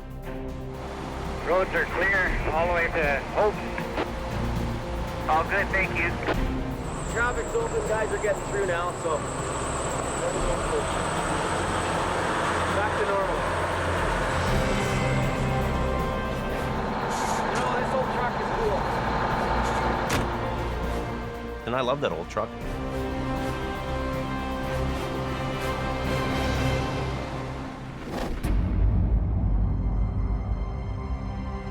It's a cold morning in Alberta. Colin's phone is quiet. Jamie's lead driver is at his breaking point. I enjoy working with Jamie, but I'm facing some tough choices. I got to think long term. This season, things are tough all around for the company and for the drivers, including Colin.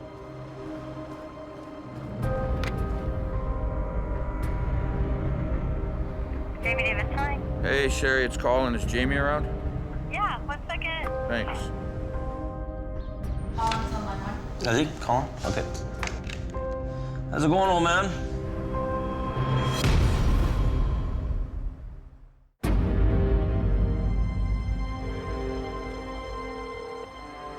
Jamie Davis, hi. Hey, Sherry, it's Colin. Is Jamie around? I stuck it out as long as I could, and it's killing me. I've definitely got some decisions to make. Colin's on line 1. How's it going, old man? Pretty good. How about yourself? Hey, not too bad.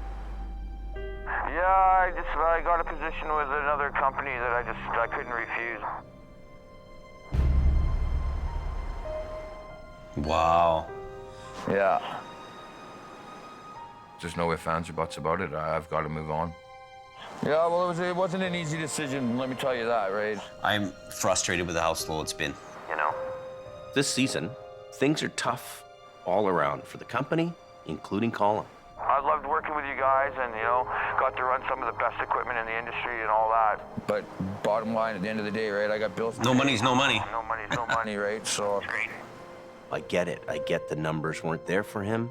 I understand it. They're not there for me either. 2 winters ago, Colin joined Jamie's team as heavy rescue expanded into oil-rich Alberta. Get over! Nice, decent, Jimmy. Decent. It seemed like the sky was the limit. I mean, we were adding trucks, hiring guys, and growing almost at an out-of-control pace. Colin filled an important role, being one of our lead heavy drivers. Come on! I mean, he was the guy. Nice. Thank you. Now, it's time to say goodbye. You're always welcome back. If you ever want to come back, Give me a call once in a while. I will. Okay. Okay, bye. see you later. Bye. With his last driver in Alberta moving on, Jamie makes a tough call of his own. With the way the economy is right now in Alberta, I think I have no other choice than to shut Alberta down completely. So what, did he fly you in or what? No, I drove up. Johnny showed up out of the blue, pick up the truck. He just let me get a couple things out of it. No, nothing. It's the end of the road for Colin and HR 117. Well, that's kind of a sad moment right now. Son of a bitch. Oh, that truck. Oh, my God. Taking my cowbell. Jamie hated it anyway. It's just a beautiful piece of equipment. The time I spent with it, just, ugh. She's way better than a girl, that thing, you know? Okay, that's good. Johnny will take the wrecker back to BC. Here's the keys, have at her. Please don't wreck it. RCB, bye. She'll all be yours. It's a pleasure working with you, dude. Yes, sir. Anytime.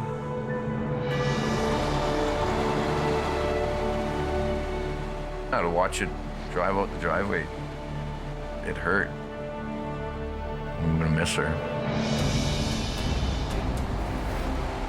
My first love is running heavy wrecker. It always has been, it always will be. Everything I wanted to do, I achieved, and I achieved it working at Jamie's. You never know, maybe one day again, we'll be in the ditch together.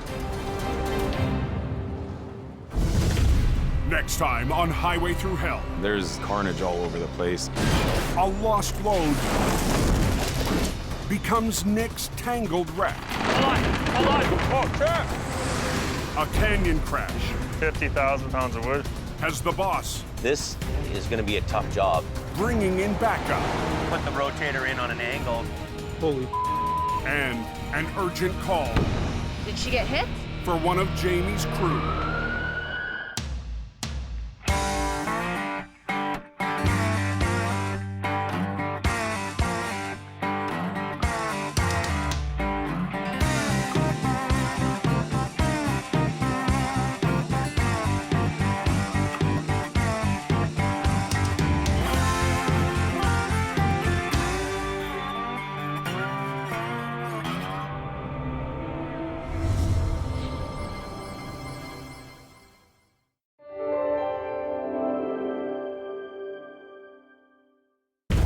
This time on Highway Through Hell. It's a very sad thing to happen to any family. A tragic wreck. Watch yourself there. That's bad. Puts the twist on Nick. This is what they call family bonding. 3 generations tackle a heavy load. Come on! This is a disaster. And a tough job takes its toll on a towing veteran. I threw up almost a liter of blood. On the Highway Through Hell. The last line of defense is a heavy rescue team ready to tackle any disaster. Because closure is not an option.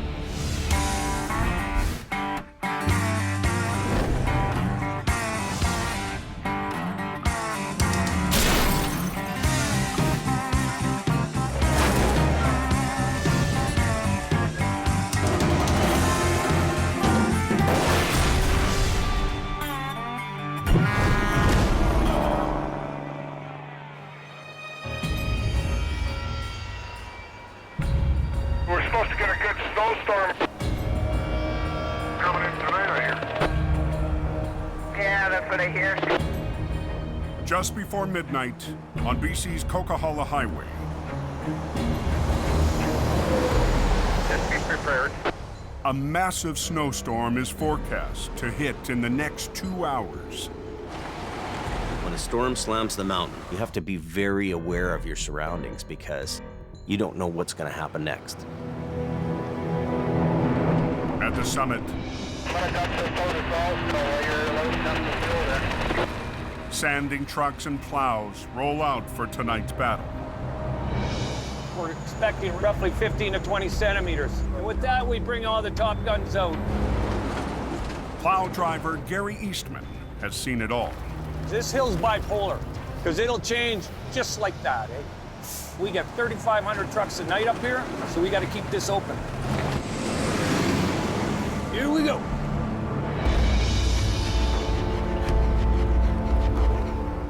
"60 miles away at his home base in the Fraser Valley. There's going to be some aches and pains, I'm sure of it. Towing legend Al Quiring prepares for a long night on the Coke. Patsy, Yes. I've got to go do towing. Do ya? Yeah. He doesn't have a schedule. He works when the phone rings. Al couldn't do his job without the most important person in his life, his wife, Nancy. When I go up there prepared and Nancy's had time to make me sandwiches, I can hole up on that mountain for days and not have to worry. He'd prefer my food rather than going to a gas station for food, that's for sure. Of all the things that I haven't done so good, at least I've done one thing good. Marry a decent woman and rear up a good family. I'll see you in a day or two. Okay, be careful. Be safe. Okay, bye. Bye. Uh-huh.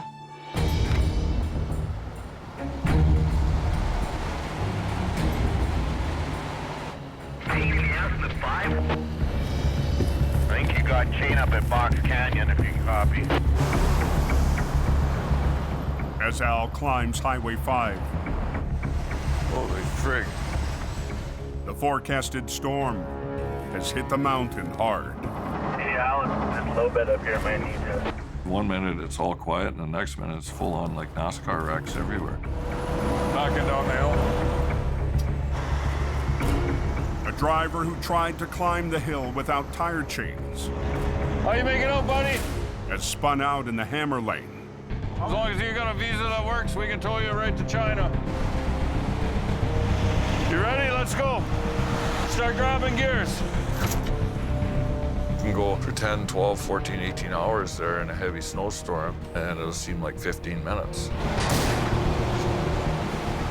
The sooner we get at it, the sooner we're eating. Holy frig.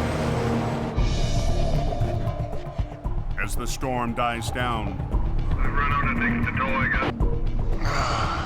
Al finally gets a break.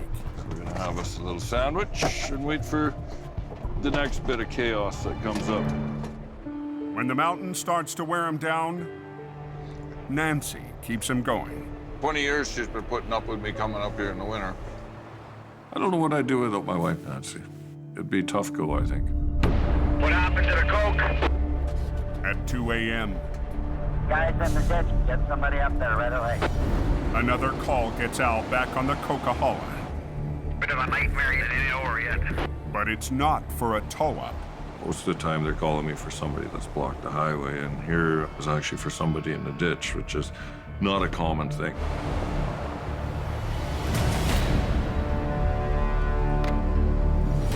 How do you think a guy does this? Must have been a good ride, eh? The flatbed B train spun around 180 degrees, then landed backwards into the ditch. This guy's in a 120-kilometer-an-hour zone, facing totally the wrong way. The driver survived the wild ride. It was down in the ditch underneath this thick, heavy layer of snow. When the 60,000-pound rig went off-road, it flash froze into the deep snow. You hit the ditch, the snow's flying, the truck's hot, and it melts into a perfect little cocoon type thing, and it's stuck there. And when it stops, it flash freezes. It's hard to break that unit out of there. She ain't gonna be pretty.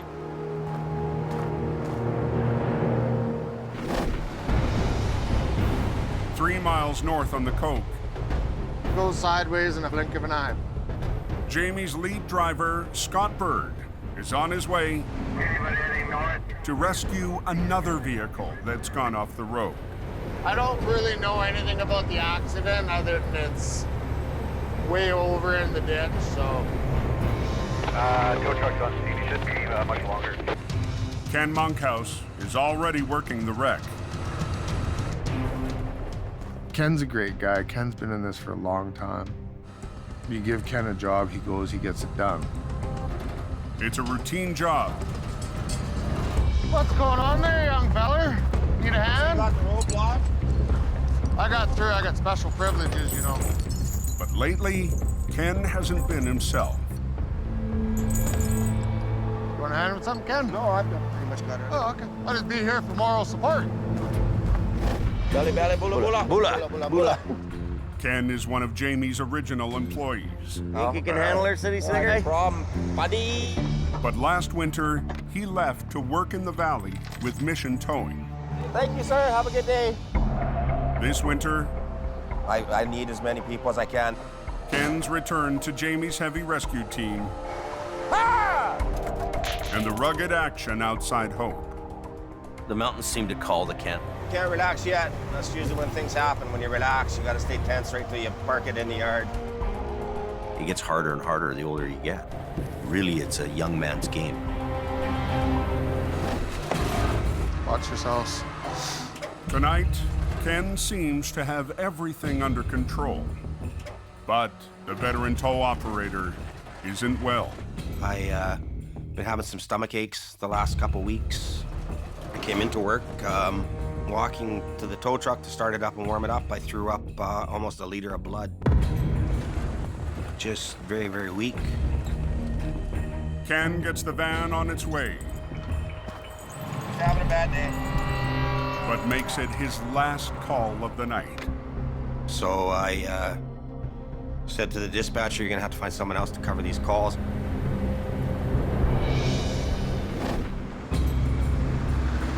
Extreme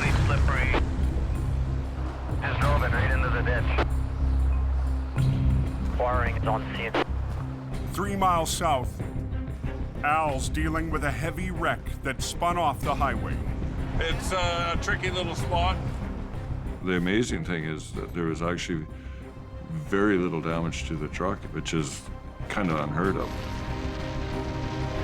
The 60,000-pound B train is frozen into the ditch. If Al pulls too hard, he could twist its frame.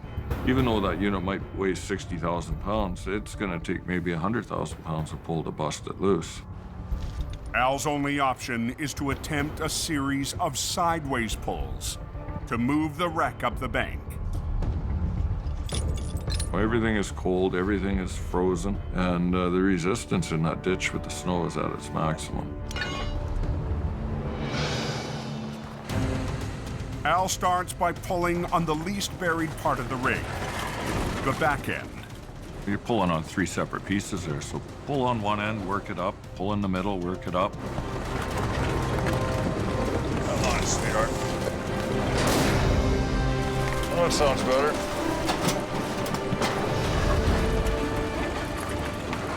Right on, we made her.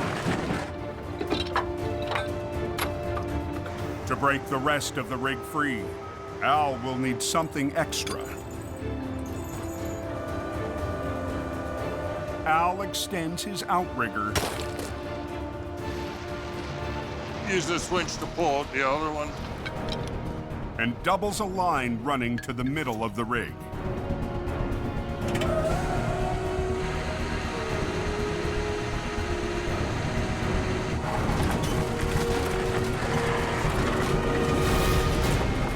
But the more Al pulls, the more his 60,000-pound record creeps closer to the ditch. It's frozen and in deep ground. The more I pull on it, the tougher it's gonna be.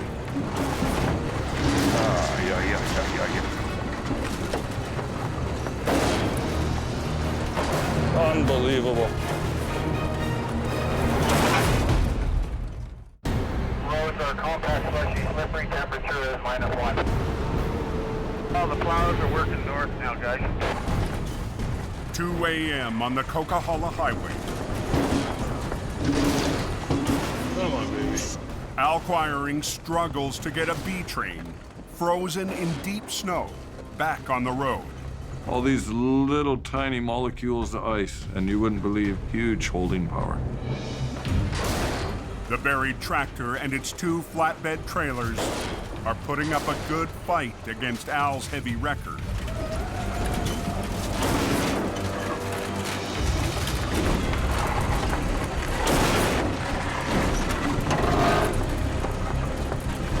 Come on, come on, come on, come on, come on.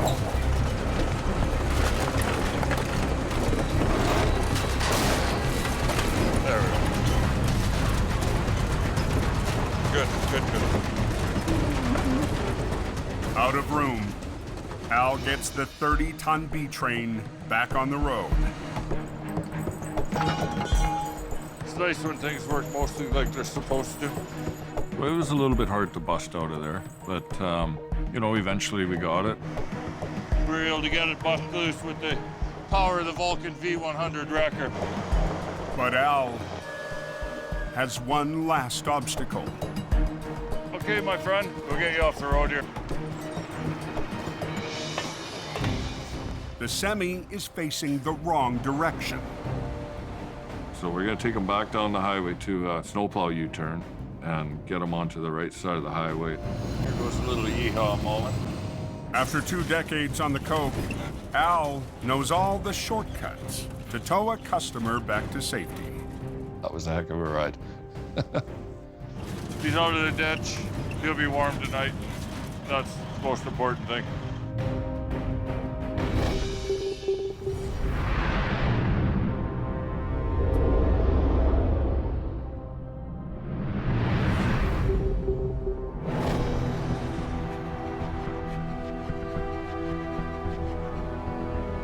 The next morning in the Fraser Valley.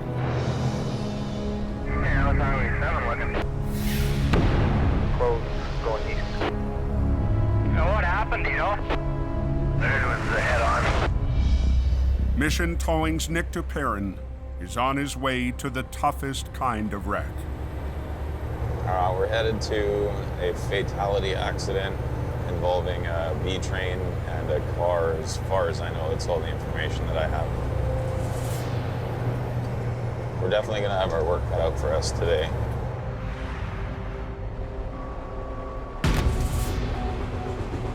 Holy.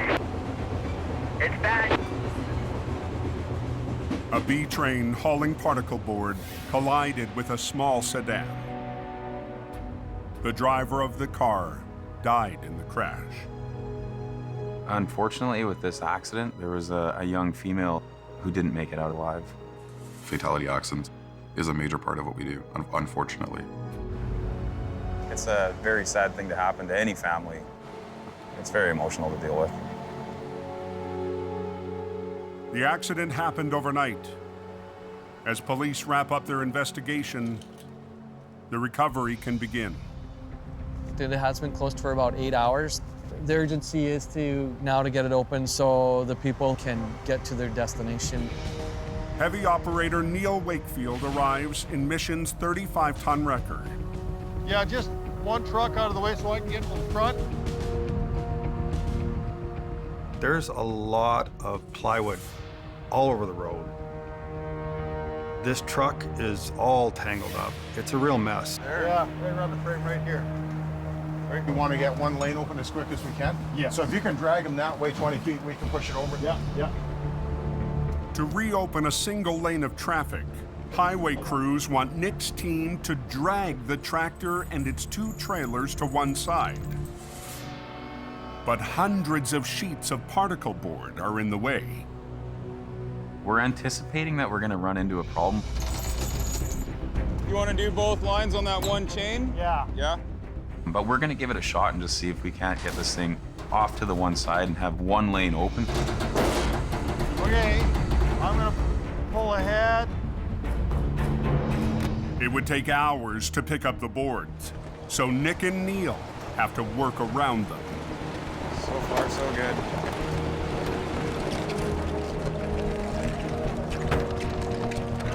Looking good, looking good.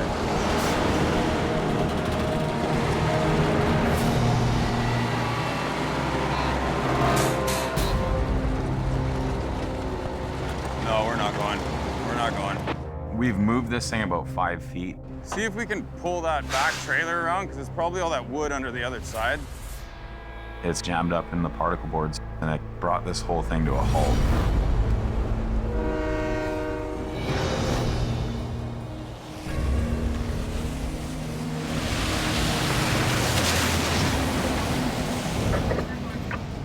So 103, I'm going to be heading her down to Pine Creek Hill. 60 miles northeast on the Coquihalla Highway. Okay, 10-4, and we got flaggers and everything as you said, right? 10-4. Jamie has dispatched Robert and Ken to handle a complete mess. Gotta get all Buddy's possessions and everything out of the median. The driver was hauling a fully loaded home-built shed on top of a trailer. They started to jackknife, and something must have shifted in the trailer and blew the sidewalls out. Everything the driver owns was launched down the deep embankment. But he's a lumberjack. Gonna be a long day. Scott Bird is on scene with HR 116 to winch the heavier items back to the road. Start at the top, work our way down, I guess, eh? There was all kinds of tools, pretty much anything that you would find in a guy's home workshop type of thing. But Ken and the rest of Jamie's crew will have to hand bomb hundreds of other items up the hill. This is what happens when you take a homemade trailer, stuff it full of stuff, and go down the road. It's going to be labor intensive. It's going to be time intensive. Take lineup. It sucks that we have to be there, but at the same time, it's somebody's personal belongings, and it's probably a big part of their life. So you got to pick up as much of the stuff as you can. Dog's breakfast, that is. Hold all the way up. The guy had a lot of stuff in that trailer, a lot of stuff. The crew winches up the most valuable thing in the pile. Nice. A vintage motorcycle. I ride bikes, I collect stuff. I could just well imagine how I would feel if I was in that guy's shoes. But for Ken, recent health problems only add to the misery. I'm not feeling really good today. It's just the energy. The job is about to get even worse for Ken. I'm out of here. Where are you going? Mission. Mission?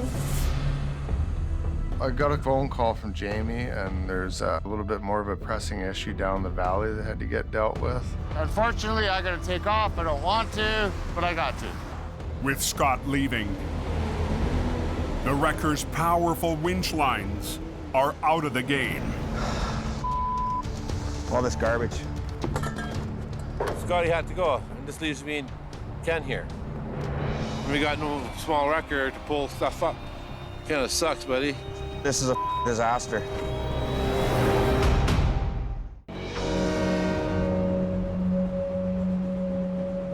Why is Highway 7 closed? In BC's Fraser Valley, There's a head-on collision there this morning. a major accident has claimed one life and closed a trucking route to the west coast. We want to get one lane open as quick as we can? Yeah. Nick and Neil's first attempt to drag the wreck to one side to open a lane of traffic You give it a try and hope you get lucky. has hit a roadblock. No, we're not going. Yeah, it's getting hung up in all that wood there. Kind of sucks that it didn't work, but we're gonna have to do it some other way. Nick calls in a second heavy wrecker. We'll try unpinning that pup trailer and just drag that thing out of here. The extra wrecker will pull on the B train's back trailer, called the pup. The pup is pinning down the rest of the tractor trailer. The plan is to disconnect and drag the pup away from the wreck, so the rest of the B train can be pulled in the opposite direction, into one lane. Okay. Watch yourself here. Watch, it's gonna. Beautiful. Okay, so he can pull that over there. And... The pup trailer is out of the way, but moving the rest of the tractor trailer won't be as easy. My truck isn't made to pull this kind of weight on its side. It's gonna fight the whole way.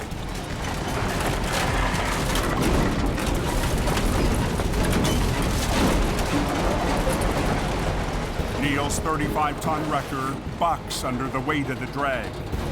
The front wheels of Neil's tandem are coming right off the ground.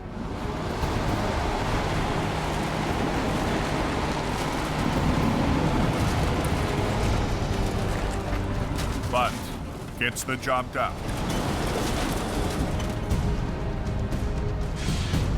That worked out. Before the highway can be reopened, a salvage crew moves in for its sweep. So did they open that westbound yet? No, not yet. But Nick and Neil still have to get the rest of the wreck back on its wheels. It's got a bad twist in the frame. Yeah. The tractor twisted 90 degrees off the trailer, and all that torque is waiting to let go. The truck's sitting on its side, but the trailer's actually sitting upside down, so there is energy that's inside there. That energy is going to release as we start to take the twist out of it. The crew will try and line the trailer up before the flip, so the cab's frame doesn't come down too hard.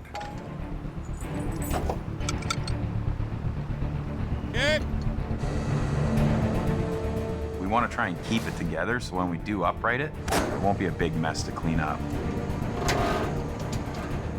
We don't want to spend any more time here than we have to. We want to get this over and done with.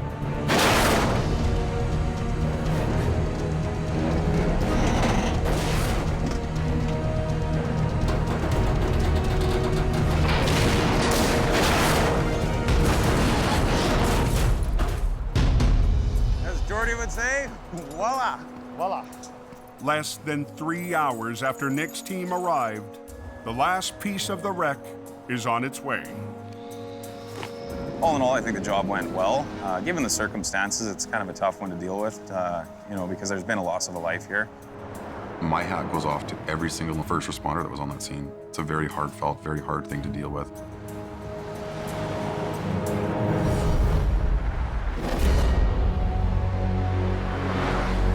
Back on the Coquihalla, Scotty had to go. This leaves me and Ken here. Kinda sucks, buddy. Ken and Robert have been up and down a bank for the last 5 hours, retrieving hundreds of items from a small trailer. You're at the bottom of the embankment. It's about a 20% grade and it's covered in snow. And you have no traction on your feet, and you're cold and you're wet. When you're doing a job and you're in the deep snow and it's cold, you'd rather be in any other place than in that ditch. You just gotta hunker down and get her done. There's just no other way around it. But life in the ditch is wearing Ken down. I've seen so many things in the 28 years I've been a tow truck driver. After 3 decades of towing, the strain and stress Get out, get out, get out, get out! is catching up with him. A couple years ago, I slid backwards down a hill. Last July, I came 4 feet from getting crushed by a lumber truck that was on fire on its side, sliding down the road. I wake up in the middle of the night, my heart's going 9 million miles an hour. You can only dodge fate so many times, and when your number's up, your number's up. Sooner or later, you know, it's gonna get me.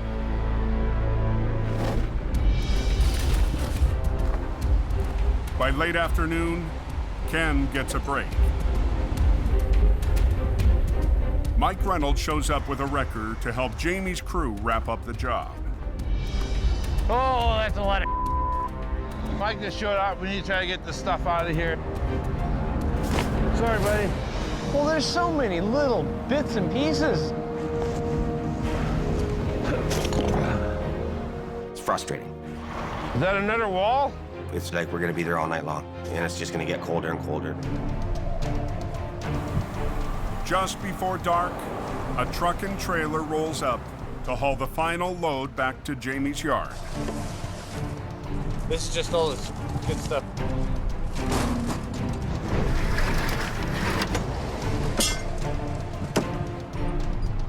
After the marathon day, Ken and crew are finished. At a certain age, running yourself on a big job like that really takes a toll on you.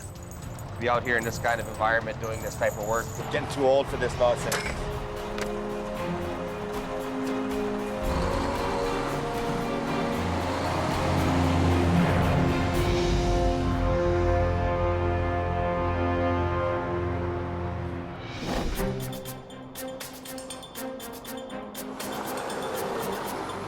Early next morning in the Fraser Valley, Should be able to get it out. Al Quiring's on his way to a big job near his home base. I have very little information on what caused the accident. All I know is a flip semi with a load of paper in it. Today, Al's recruited his oldest son, Kerry. For the last few years, Kerry's tackled smaller towing jobs, hoping to work his way into heavy recovery. He's my guy. Prince of the Coquihalla right here. Right there. He's the king. He's 21 years old, and probably from about age 3, he's been riding in a tow truck. He's been exposed to heavy towing just about all his life. Father-son bonding is what it is. For Kerry, it's a chance to move one step closer to taking the wheel from his legendary father.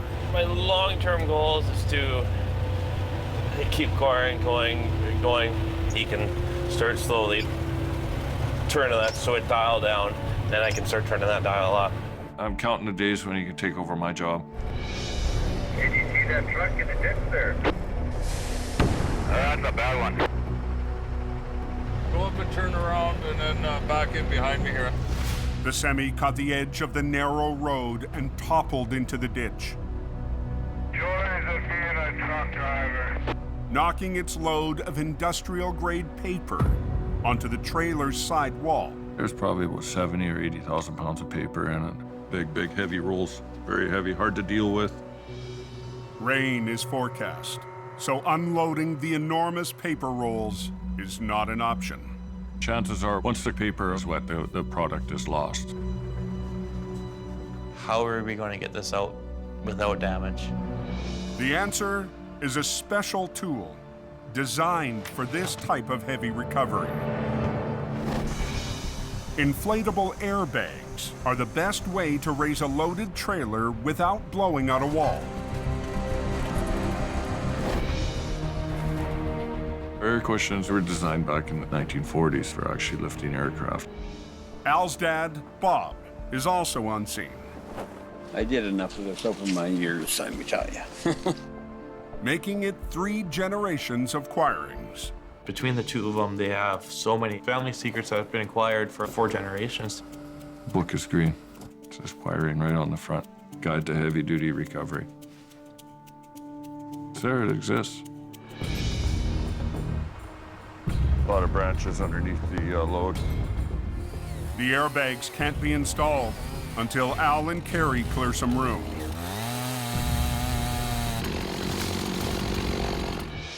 Even cut back, the sharp branches are still a hazard. The airbags will get punctured. So Al shares another tow secret with Carrie.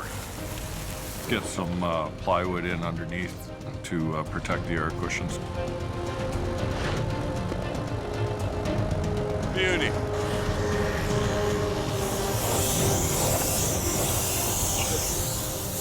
Take another bite. But Al needs more than air power to get the job done. So he's called in a local company with a rotating boom to help land the trailer back on its wheels. We'll let the air cushions get it up pretty high. Yeah. And then we'll get the straps on there. If Al isn't careful, tens of thousands of pounds of paper could punch through the trailer's wall. As that unit is going up, you've got to really watch that you don't fracture that trailer because it's a real possibility. That paper drum pushes against the trailer, and now that trailer is wrecked. Come on! This airbag might kick out here.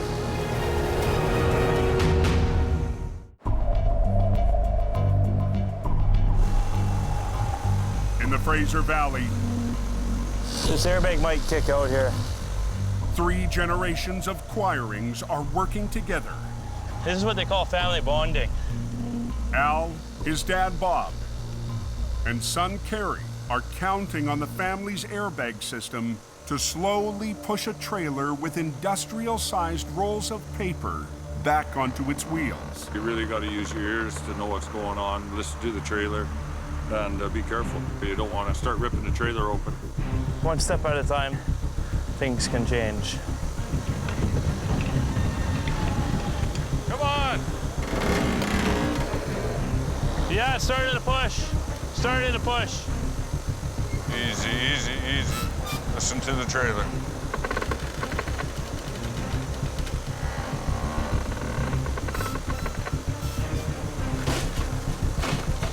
I think we're there.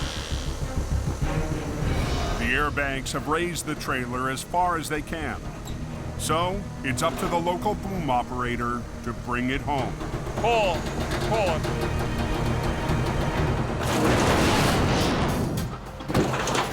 Oh! The tractor trailer and its 80,000 pounds of paper is back on the road. Yeah, basically. For Carrie, it's another recovery to pick up a few more family secrets. Working with my family, I've learned a lot of tricks and trade secrets, and it's something that separates you from the rest of the crowd.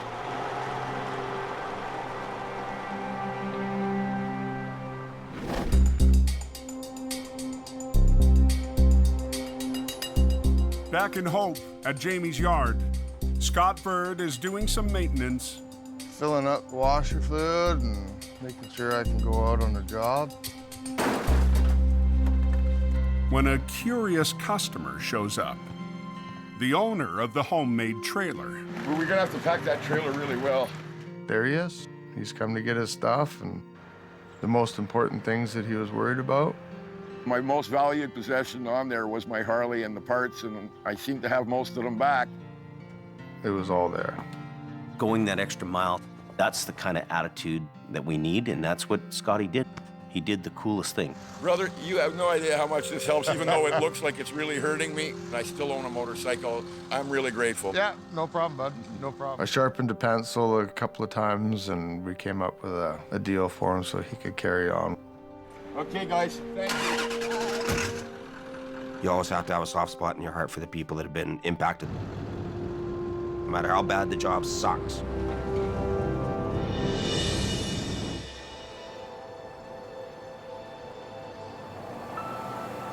Ken's not at the yard for the reunion. He's taken a much-needed day off. We're going to my hiding place when I gotta get away and turn my phone off and just chill out.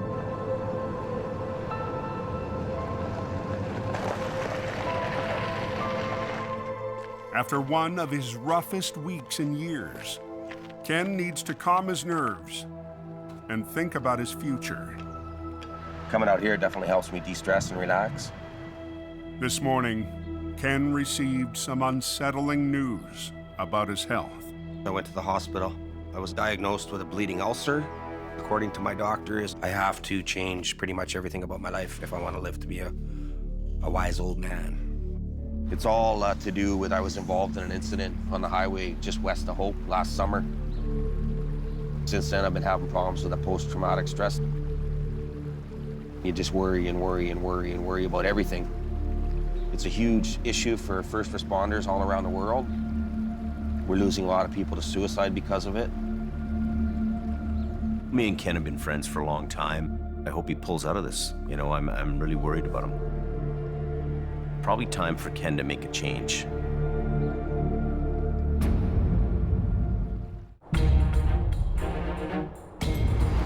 On a backcountry road. Oh, is it a four-wheeler? In BC's Fraser Valley, That's a nasty little road. Al Quiring's oldest son has been dispatched to a wreck. Kerry Quiring is in the family's 20-ton truck, on his way to tackle a remote recovery alone. By the sounds of things, it's a field medic truck. It's tipped over, it's laying out inside. With Kerry, there's a lot of toying in his blood. Rainbow, that means there's signs of gold up here somewhere.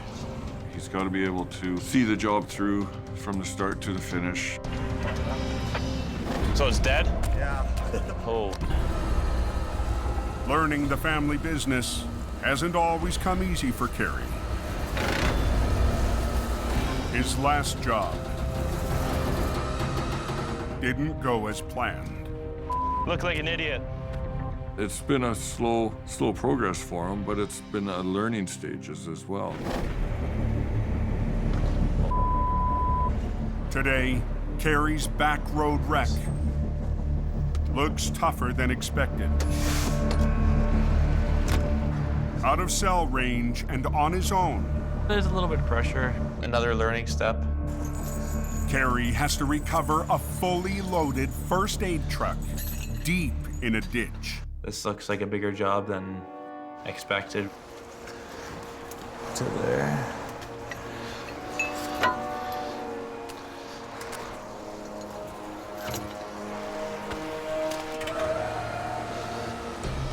The truck is a specialized unit packed with medical equipment. Its heavy modified box gives it a high center of gravity, making it easy for a junior operator to get into trouble. I realized how top-heavy, flippy it was. Right on with this one. I'm just gonna hook onto the back here. As Kerry re-rigs the 16,000-pound load, he discovers a new obstacle. A lot of heavy rain. Creeks are swollen up, as well as the shoulders are soft. Hope it doesn't tip over.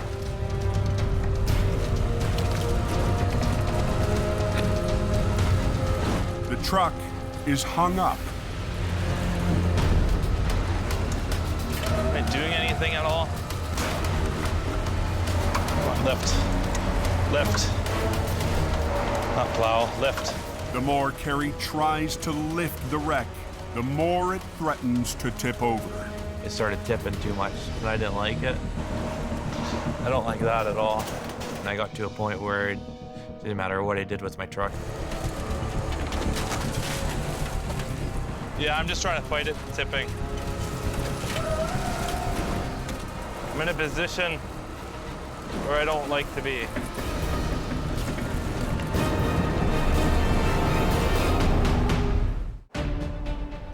In the Fraser Valley, on a remote logging road. I hope it doesn't tip over. I'm in a position where I don't like to be.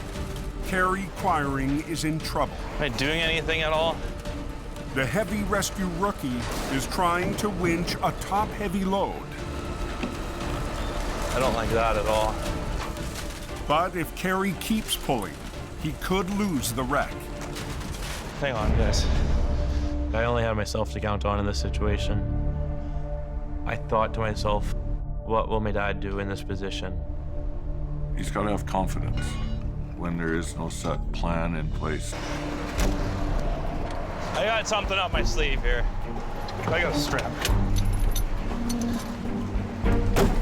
Oh, I'm just gonna hook to this tree to get the angle. He rigs a snatch block to a nearby tree. There. And redirects a line to stabilize the wreck. I opened up the Al-Quarrying Toolbook of Secrets.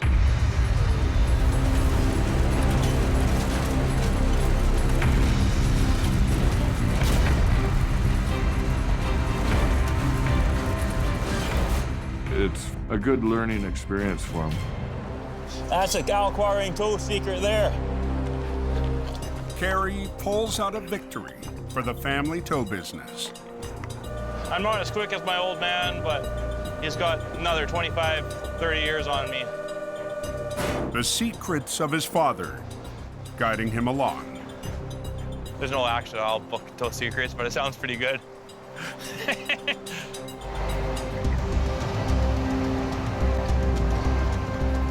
I had a plan that he was maybe going to go into school, become a doctor, a lawyer, anything like that. I'm not heartbroken that he's not. I'm happy that he is taking the reins up behind me. How was your day, boys? You survived out there? Yeah. He just wants to be so much like his dad and like his grandfather. You know, he wants to be just like them.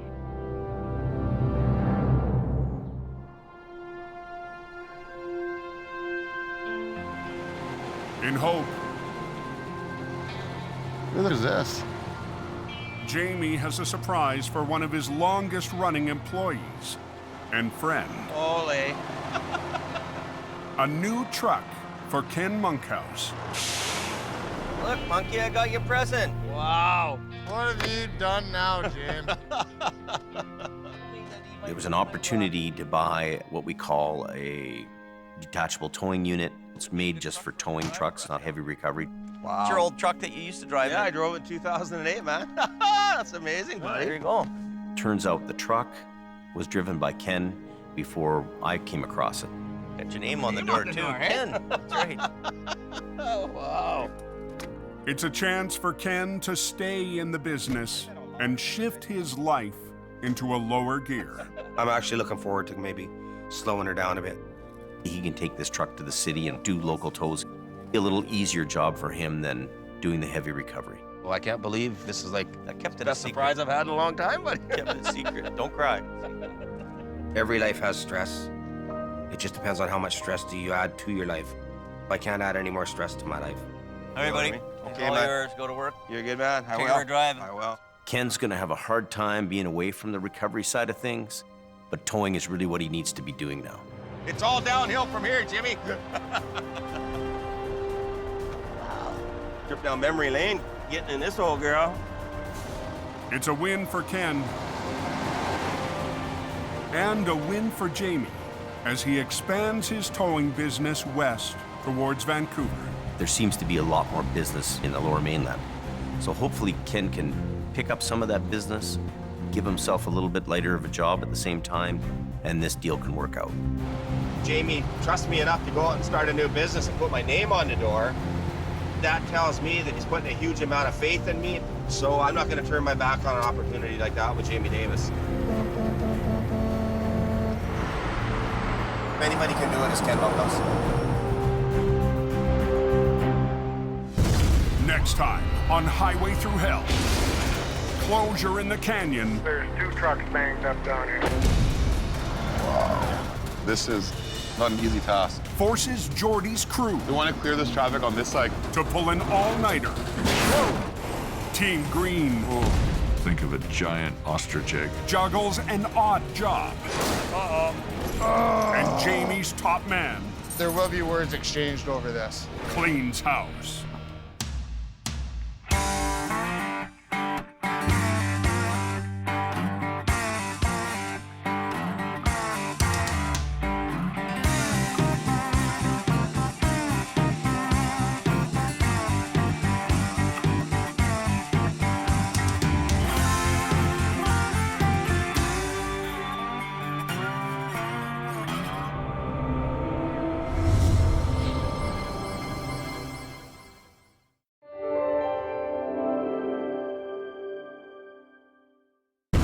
This time on Highway Through Hell. Take your brakes off your trailer! A Coca-Cola cowboy.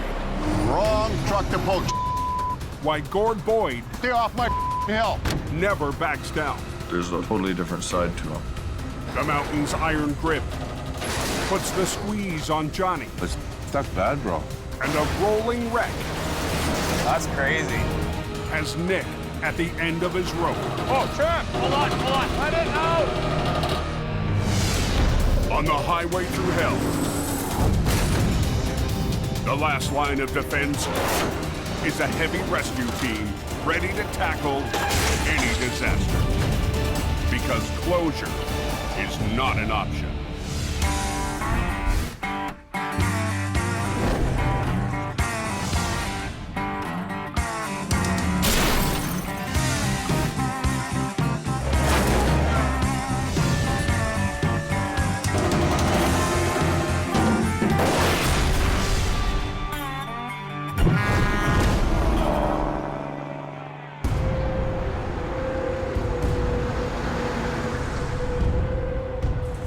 Anybody out there tell me what it looks like going up that Coca-Cola? It was ugly when I came down, and then it got ugly behind me. A midwinter storm has hit BC's Coca-Cola Highway. Asher's a giant mess. We got stuff jackknifing all over the place here. Gonna need highway help. In the last 2 hours, 6 inches of heavy, wet snow has stuck to the road. When you're up that mountain, you're on guard, you're on edge all the time. It's a very rugged, tough environment to be in. And mandatory chain-up for big rigs has been triggered. Drivers are supposed to chain up before climbing the steepest section of the cope, the Smasher. I'd be gonna take off if I had to put my chains on to go up there. But some drivers are going barefoot. AL22 quarter 10. Making big problems for Highway Supervisor Richard Enns. Yeah, you can send your traffic warrior. Oftentimes when chain up is required, the drivers choose to ignore our direction. Yeah, what's the fine if you don't chain and just spin out? A lot of people think, oh, we'll throw one set of singles on, that'll work. And they're buying cheap chains. Drivers who roll the dice often only win one thing: a pricey tow from Gord Boyd. As soon as I lift off, you lift off. Let's get this done. When a storm hits, Quiring Towing is called in by the Highways Department. We have been given a responsibility to keep this highway open, and I intend to fulfill that responsibility. I curse that hill as well. And I'm sure a lot of other people curse that hill. just a couple of truck jackknives going down the shed. I just heard about a jackknife semi. We're going to back down real quick and see if we can do something about it. Gourds battled the hill for acquiring towing for 7 winters. Oh, yeah. Today, even drivers going down the Smasher need help. You get a couple of guys jackknifed, and most of them are sitting there in the seat shaking, because they've just gave themselves a really good scare. We got a mess.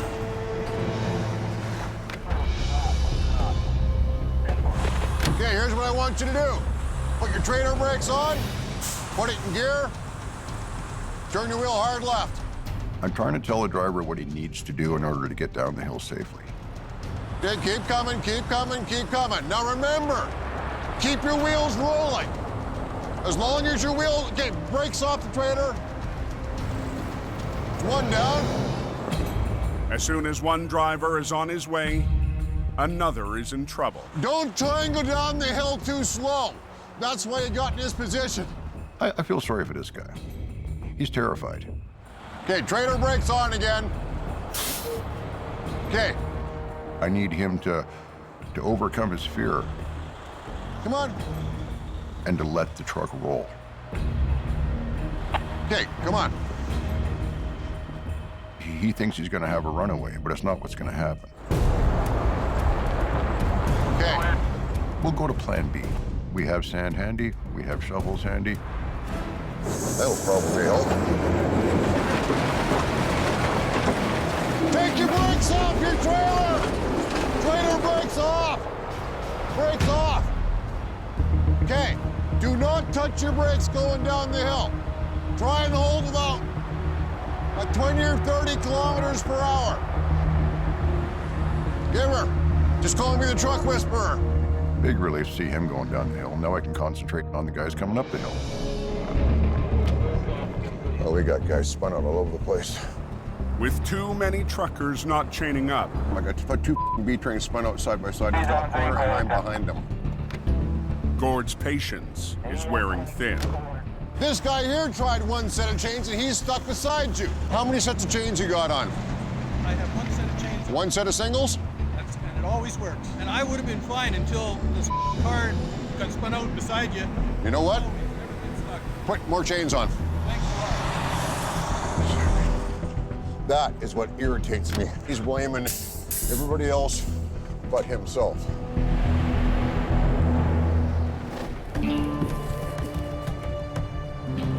"20 minutes up the road, another heavy wrecker heads south on Highway 5. The driver is on his way to a tow yard in Hope. Jamie said that there's supposed to be a big snowstorm there, so he told me to pack a bag there. I expect to stay a couple days. If the roads get really bad out there, to give them a hand. Born and raised on the prairies, Johnny Tipton has worked for Jamie Davis in Alberta for the last 3 winters. Johnny is a survivor. He should be on a tow truck survival show. He is just a go no matter what. I like driving truck. I like being by myself. I like the varieties of work that we do. Coming down, Johnny. Alongside Colin McLean, Johnny's conquered big wrecks on the flat prairie roads. Johnny's got a quiet confidence about him, for sure. He knows what he's doing. It's just Johnny. Good to go. But with Alberta in the grips of an economic crash, Jamie will give him a shot at heavy rescue on the coast. Alberta's slow. There's nothing going on there for him, so I think this is our best bet. I've never driven this road, so I'm not sure what to expect. I've heard stories about this highway. Definitely in unfamiliar territory there. This is a whole new environment for me. The Coca-Cola, you gotta respect it, because it can end your driving career in a heartbeat. We know that Johnny's a great guy to have on a truck. A little bit new territory for him to try to work here. I hope it works out. After a long day on the road, Johnny Tipton finally reaches Jamie's yard in Hope. Johnny, you made her. Yeah. Cool. How'd you like your trip down? Good. Yeah? It's pretty cool, driving out the mountains for the first time. I hope Johnny can fit in around here and be part of the team. That means getting along with lead driver Scott Berg. Scott's a very experienced operator. Sometimes he rubs people the wrong way, and I hope that doesn't happen with him and Johnny.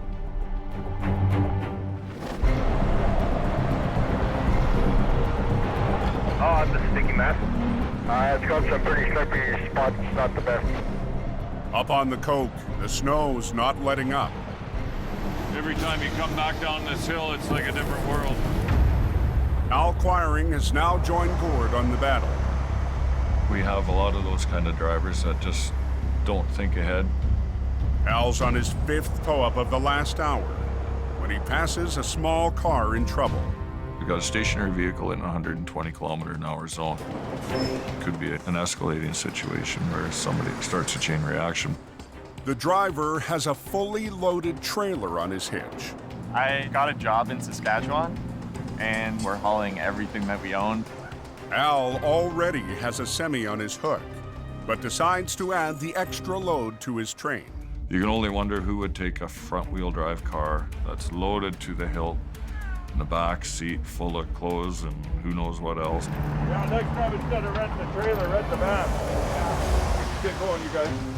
You know, sometimes it's easier to just take 5 minutes to get that guy out of a dangerous situation.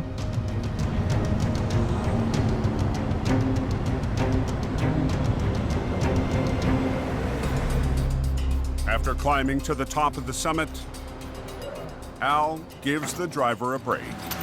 That just saved you a pile of money. Probably like $300. They got a free ride. I've never been pulled up like that. It's sort of like a train of shame. It would have made my day if they'd have whipped out a grilled cheese sandwich or a hamburger fresh from Hope. It's another case of happy to see their taillights in the distance. Have a nice day. Here's what it is, eh? You betcha.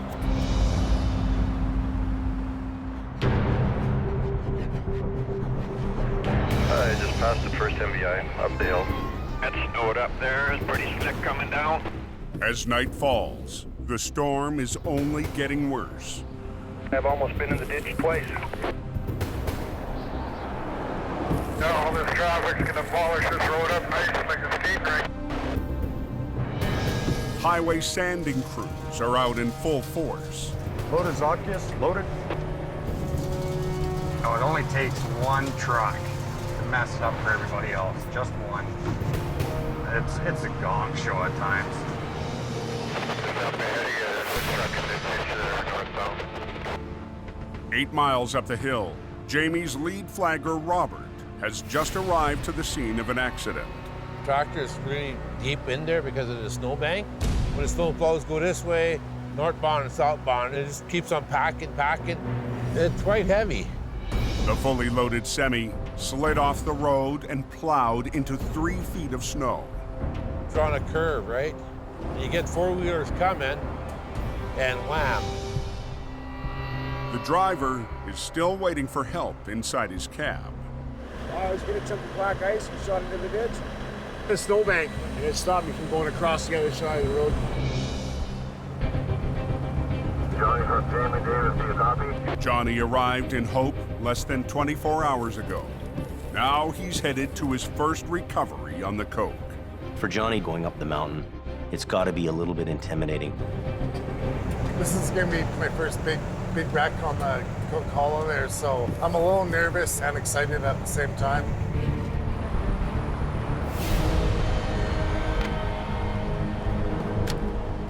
Johnny's out of his element. He's gonna have to be very careful because you can find yourself in trouble in a hurry. The truck and trailer was in the ditch with a lot of snow there, so it was in there pretty good. Can't you just turn around right here? Or you want to go turn around down there and shoot her back this way? I'm thinking I should hook up that back there. Johnny decides the best way to rescue the 70,000-pound rig Pull it backwards. Should work. is to pull from the same direction it went in. Well, let's hold traffic, bro. Okay, I'll be quick. But the heavy mountain snow could add another 20,000 pounds of resistance. The snow in BC is very wet, very dense. It's a very different snow from Alberta. For a guy who's never done it before, that's a big challenge.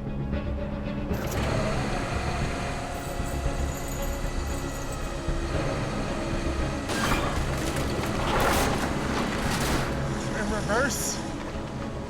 Even with the driver trying to help, the truck won't budge.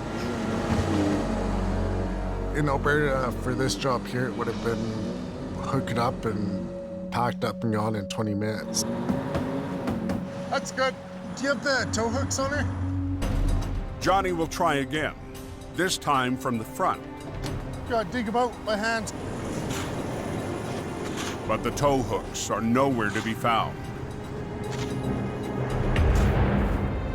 In BC, the resistance from the snowpack would be a lot higher than the resistance in a vehicle in Alberta. Same rigs, same everything, but the snow is going to make a difference in your job.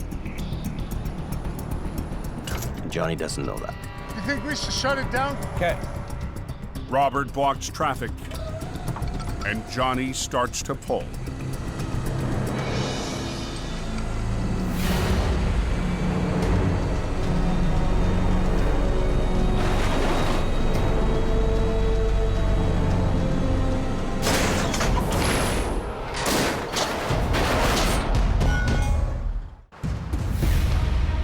Anyone know what's happening here? On BC's Coquihalla Highway, Now we're blocked here going northbound. They're pulling this truck out. a semi locked in heavy snow. Snap. Has stumped operator Johnny Tipton. They snap the pin? Yeah. The snow's iron grip has sheared off the toe pin. This is sucked in there so good. It's Johnny's first recovery on the coke. No, I was hoping it'd be a little more simple than this, but it's a whole new environment for me, that's for sure. There's always some curveball that comes from somewhere and kicks you in the ass. Johnny needs a new angle to get the driver back on the road. Thinking right here, slide it out that way. That's a pretty deep. So Yeah, that's what's holding us that's up what's right fighting us right there. So It's like the snow is a big hand and it has a hold of that truck. To help break the suction, Johnny decides to pull from the side.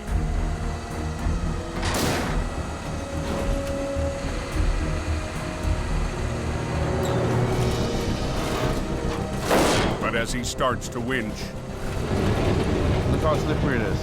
the only thing moving is Johnny's 40,000-pound record. Come on, buddy.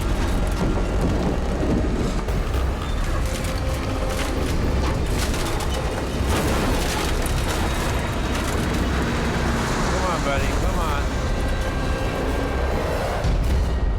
The dense snow refuses to let go of the rig. six, man. Johnny has run out of room. He's a fish out of water. You got to adapt to your surroundings. You got to learn fast. You got to learn on your feet. And you got to come up with a new plan. Oh no, she's snowing. 6 miles south, And VSA 12, he didn't make it very far. He got to the top corner. Gord Boyd is back on the mountain. There's two spun out just outside of the shed there. They're both in the slow lane. Sometimes the snow comes down so quick and so hard, you just can't keep up with it. Let's go see what this fellow's problem is. Another driver on one set of tire chains has spun out on the smasher. He didn't make it very far. Buddy, what are you doing? As soon as I get a second truck stopped beside you, the highway's closed. People who just don't get it. You're in the middle of the highway, you're blocking the highway. God, these guys drive me nuts. Everybody says, well, nobody can get up this hill. And I go, well, let's see. Have you got tow hooks? You got it in? Lock?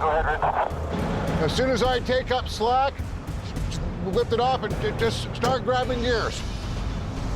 Oh, yeah. You know, if they had chained up properly in the first place, we would never be having that conversation at all. I just got both of us up the hill. What's the difference? Oh, hey, I know what it is. I got chains on all my tires. But as Gord heads back down the hill for his next customer, that better not be a truck you got on. It's already on the hook of another tow truck. Battle plan is quite simple. Win. Win against the mountain, win against the competition. If you're not going to play to win, there's no point in playing at all. Wrong truck to poach. That's my customer. Hey, back off, buddy. I got here first. Unhook it right now. Out of both of us, I might be the registered gun owner, but Gordy's the one with the short fuse. You should have waited for me, buddy. There's always a green truck on the hill. Hey, unhook it right now. I don't take from anybody. I refuse to let a bully get the best of me. That's just not going to happen. Stay off my hill. Tow truck's all jacked around down here. I am not afraid of anybody. Nobody bullies me.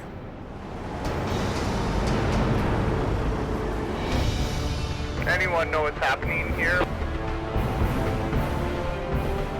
They're tracking the median, they're pulling it out. Come on, buddy, come on. High on the mountain, a new face on the coke is fighting a losing battle. Stuck. Johnny Tipton hasn't been able to get a stuck semi blocking the highway to budge. And his heavy wrecker is now on the edge of a ditch. You gotta winch yourself out. Yeah. Johnny will have to anchor his wrecker to the 80,000-pound semi and winch his own truck out of trouble. For Johnny doing his first job in BC, running a brand new truck that's worth $500,000, you've got huge responsibility and a huge weight on your shoulder. You just have to soldier on.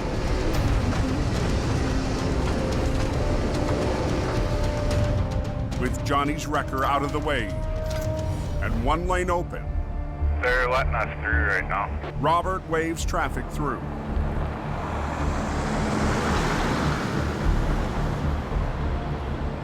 I can't believe it's not coming out. No, it's stuck bad, bro. The Snow is not wanting to let go. He's got to attack this job with a different way of thinking. I'll let you talk to him. Hang on. Jamie's prairie operator needs a lifeline. Yeah, I can't get this thing to budge.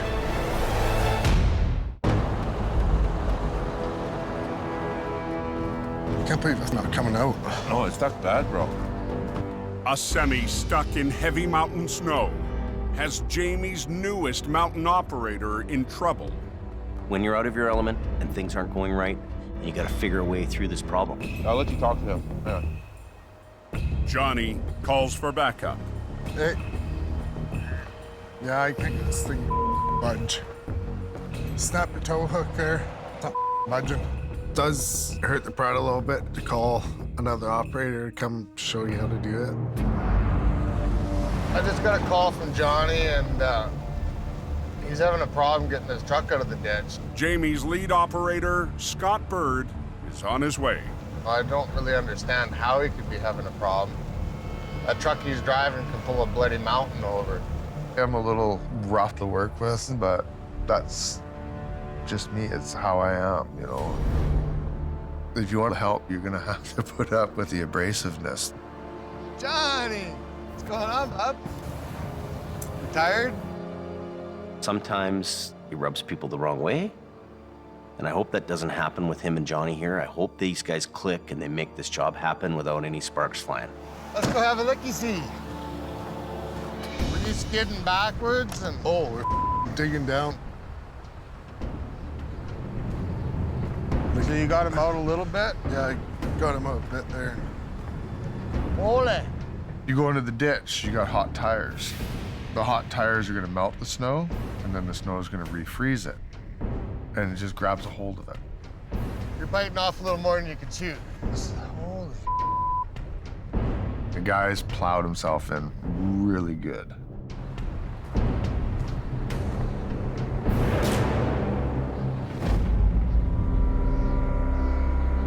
Looking pretty white up top, huh? By midnight, traffic heading up the mountain has finally tapered off, giving Gord Boyd time to think about his clash on the highway tonight. I learned how to deal with bullies. I learned how to develop thick skin. Gord's faced a lifetime of battles that began long before he ever drove for acquiring towing. People don't realize as a heavy-duty operator that there's a totally different side to them, which is unseen. I stuttered badly when I was a kid. Man, it was pathetic. I couldn't string 5 words together in a sentence if my life depended on it. I got beat up a lot until I started fighting back. When you're a kid, the worst thing you can be is different. Because all the other kids are going to pick on you because you're different. It's been the driving force in the last 20 years of my life was to overcome my stuttering. It took me a lot of time to get over, and still do it to this day. And it's just one of those things I carry with me.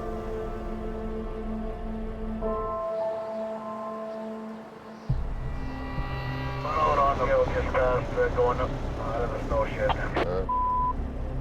Yeah, I'll get the highways guy down there.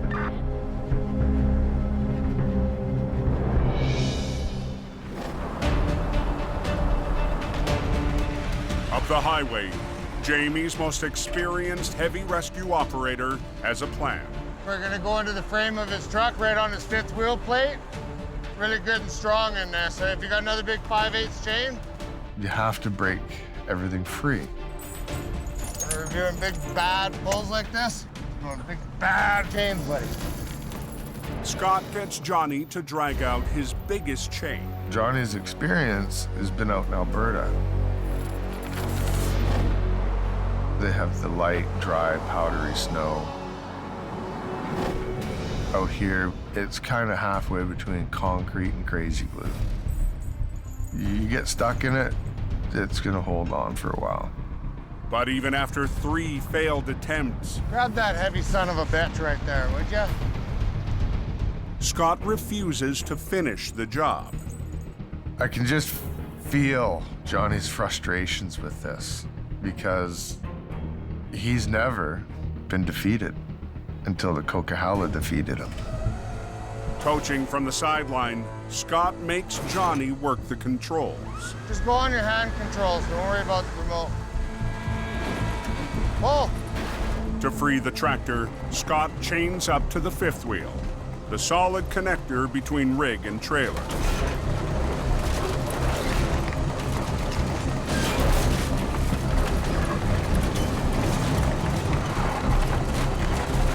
Come down.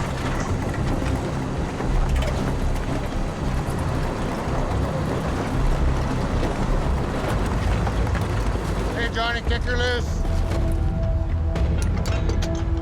Get yourself turned around, Johnny.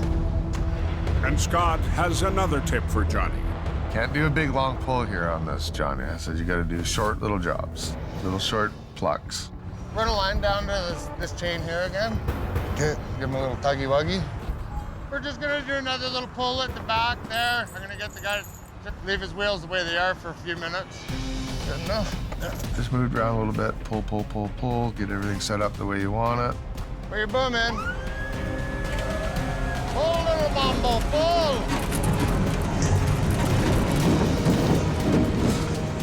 Robert lets 1 lane of traffic pass by. Pull!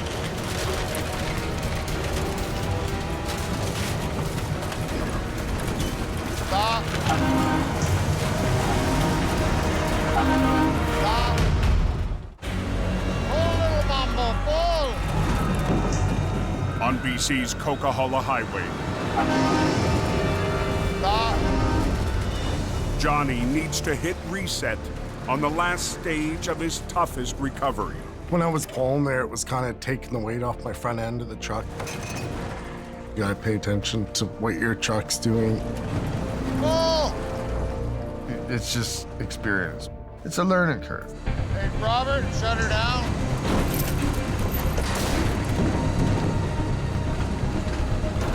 Let's go ahead to the left real hard.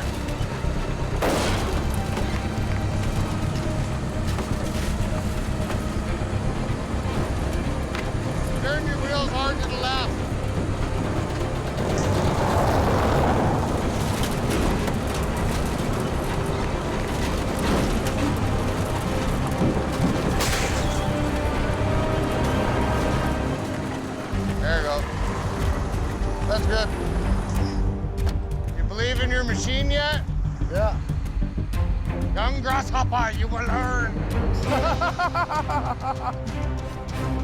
3 hours after Johnny's first mountain recovery began, the job is over. I'm happy now, we're out, so he's just gonna tow me up. That'll be it for me. Thanks for helping me out, man. Scott didn't come there and just take over the job. He just showed me what I should do to break it free. There's always different little ways of doing things. You're just learning something tonight, right? If I didn't have the respect for Johnny that I do, I would have just kind of pushed him over, and I didn't want to do that to Johnny because Johnny's a great guy. He's taking a big bite of the pie. He should have just took little ones. And he's learning. Burton's. Scotty did the coolest thing. He mentored Johnny along, and I'm really proud of him for doing that.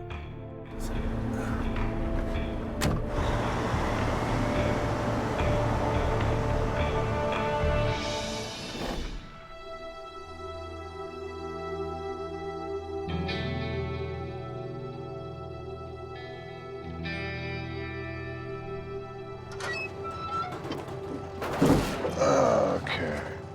On a rare, slow morning at the quiring yard, Gord gets a visitor. Hi. Hi. What's your name? Caden. Caden? I'm Gord. A 9-year-old who shares Gord's passion for tow trucks. You like trucks, do you? Yeah. Yeah? Like these big ones? And something else. He's going through the same thing I went through, and I really feel for the kid. I was just wondering what that looks like. There's all my recovery chains and the blocks. We had a house fire, and then he didn't speak for quite a few years. And when he started to learn to speak, we noticed a speech stutter. I kind of just stutter when I'm excited about stuff or something like that. It's a story that hits close to home for Gord. In 1967, I was 7 years old. Standing on a street corner, waited till traffic stopped, took 2 steps and got hit by a motorcycle. And immediately after started to stutter. Back in the 60s, no one knew what PTSD was. That term didn't even exist. No one saw the connection between childhood trauma and stuttering. Do you want to see the inside of the truck? Sure. Hop in, I'll jump in the other side. You hop in there. This is my office. This is so cool. It is cool, isn't it? This thing is built to pull. This thing is built to pull anything. Sure, people, you giving you a hard time at school for your stuttering? Yeah.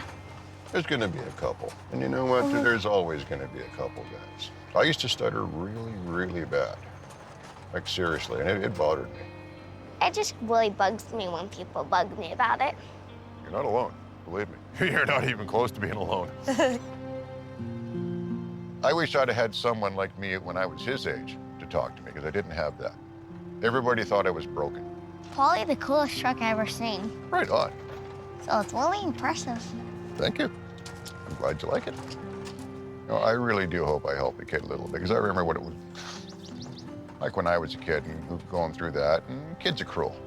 You have yourself a good day, Caden. I'm glad you came by. Bye. Bye.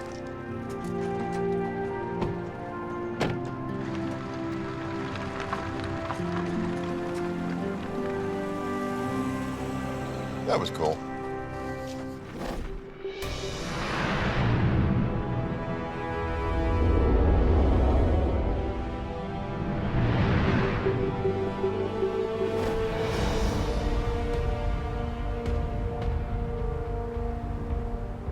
"50 miles northeast, in the backcountry near Harrison Lake, BC.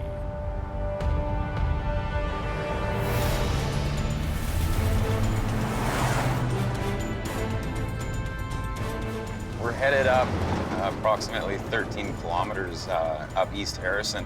Mission Towing's Nick DePerrin climbs a dirt road to his next recovery. We've only seen a few pictures of it, so we can't quite tell how steep the embankment is or exactly how far over the embankment it is. Along with his pickup, Nick's brought the only tow truck in the fleet that can make it over the tough terrain. You have to climb up to get into where this vehicle's located. A 1-ton with 4-wheel drive. We don't have any heavy-duty 4-wheel drive wreckers, and hopefully we're gonna have enough muscle to pull this thing out. Wow. Wow. This thing's a lot further than I thought it was gonna be. That's crazy. This is gonna be a gong show. The SUV was parked on the edge of the dirt road when the ground gave way. Fortunately, no one was on board. Now, with the help of junior operators Trevor and Reese, This will be fun. Nick will try to winch the wreck 250 feet up to the road. First thing we'll do is we'll grab the front driver's corner. Yep. Get it onto its wheels, spin it around so the nose is facing up. All right, Reese, you and I are going down. Hope you ate your Wheaties this morning. I did not eat my Wheaties this morning. Trevor is gonna stay at the top and run the truck. And I'll be bringing Reese down the mountain with me to give me a hand rigging this thing up. To get the pulling power needed for the job, Nick and his crew must double their lines. Our 3/8 line off the wrecker has a working load limit of 3,500 pounds. Hey, Trav, as straight as possible, okay? It increases that by 2 times to utilize the wrecker to its maximum strength. Where are you at, guys? Right here. Okay, you watching? See it? Oh, there you are. That one's passenger, this one's driver. But the SUV is so far down. Is that as far as that one goes? Hey, Trav. That's it. They can't run a loop from the wreck to the tow truck. How much line do you think you got, Trav? It's got 150 feet of line on the driver's side, and we're about 120 on the passenger side here. We're not gonna have enough length to reach all the way out to the casualty and bring it up. I thought that was gonna be the end of the day.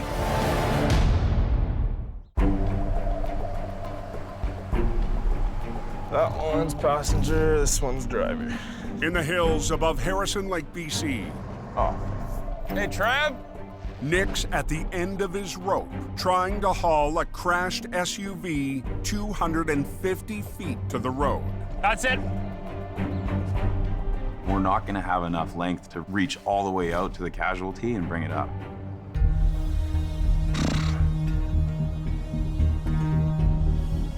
See the other shackle right there? But Nick has one more idea. So I'm thinking we actually might have enough if we run that 7/16 line in one length right to it. Check. The crew will loop the first winch line through a snatch block, then rig it to the second line, making a longer single line to reach the wreck. What we're gonna do is marry the hooks. So we'll put that block on this right here. We've reached the distance we need to reach with our line, and we've increased our working load limit. That'll free us up that other line as well if we need to tie it off to a stump. Marrying the hooks will give the 1-ton the capacity to winch 7,000 pounds. So we're gonna give it a go and do the best we can with what we've got up here today. You want me to start running this up the hill? Yeah, please. But there's still a chance the truck's winch won't have enough power.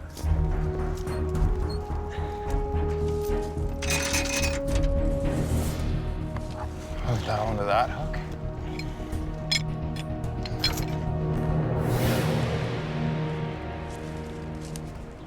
Hey, Trav? Yeah? If you start taking in your lines, we're hooked up. Okay. We're not totally convinced it'll be a 100% success yet. There's all kinds of sticks and branches that are sticking up. I don't even know what we're gonna run into trying to bring this thing up the bank. You got that one hooked up, right? Yeah, I'm holding it till it's snug. If we snap one of our lines by overloading it, we're not gonna be able to do this job, and we're gonna have to head back to the shop.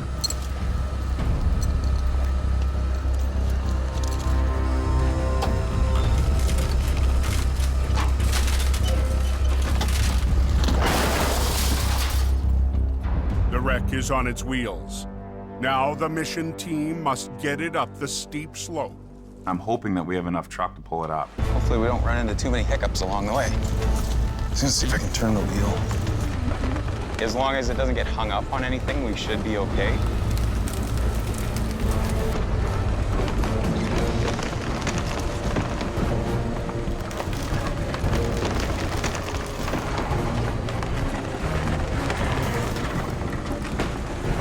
Bring your boom in. Line? Yep. But just 30 feet from the top, the load is fighting the small tow truck. Hold on. Oh,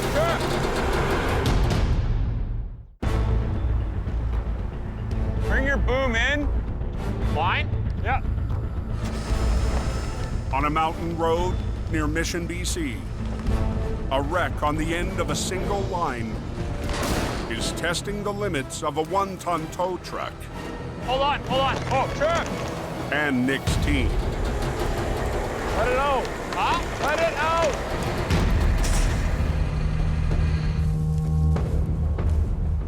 We're just hung up on a stump that's under there.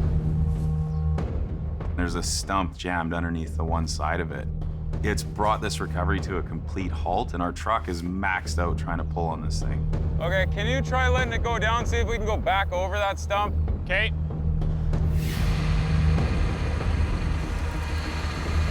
I don't know if we're gonna be able to get it with this 1-ton. No.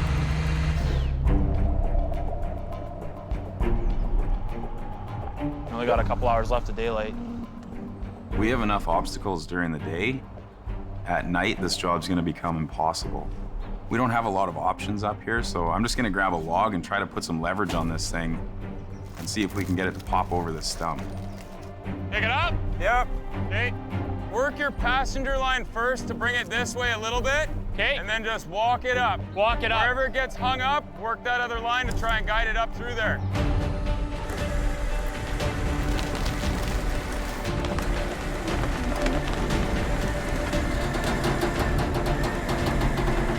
Okay, let it down.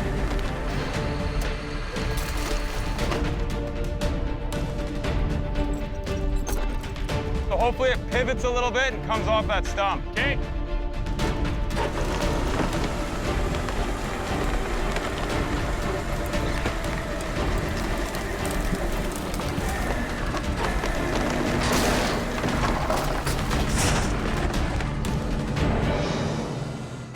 Good? Yep. The wreck is free of the stump. I'm good. Clear? Yeah. The biggest obstacle now is gonna be to get it up the steepest grade of the hill. We're not totally in the clear yet. A little more on the driver's side again.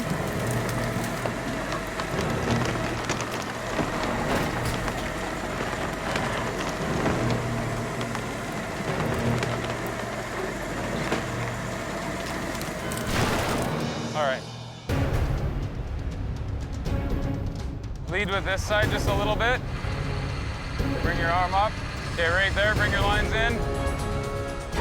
Okay, work your brake and your throttle at the same time.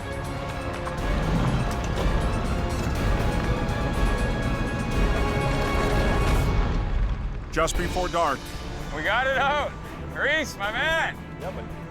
Nice job. Nick and his crew Nice job. Right on. are finally in the clear. Mission accomplished. To get this thing out and load it up and headed to the yard with it is a very good feeling. This was a difficult job to attack with this particular piece of equipment. All in all, it's a success. We got it done before it got dark. You guys did a hell of a job out here today.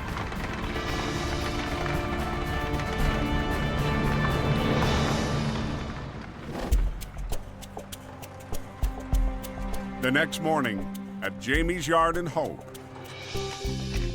Johnny. What's going on, buddy? Well, this is it, man. Yeah. Living the dream. Johnny Tipton is still recovering from his rough night on the coast. The weather and the environment here is so much different from Alberta, right? This industry is a tough industry because you're getting different jobs thrown at you all the time. A couple little learning curves you'll go through, I'm sure. It's not the first one, it won't be the last one.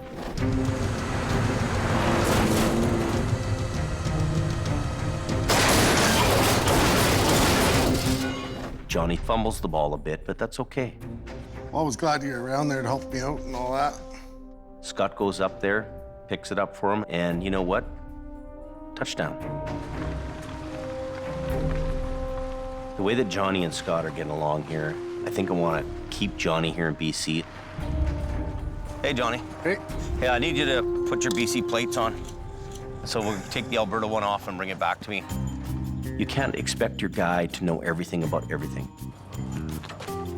I guess Jamie is confident in me. I'm happy that I'm out here working now. Johnny's got the right attitude, and a good attitude goes a long way. Hey, Johnny.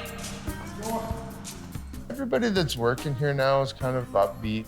It just seems to be working really well. Oh, I'm glad Johnny's here. I'm supposed to fire Scott, and you're taking over. Yeah. Oh, so Who's gonna help Johnny pull trucks out of the ditch?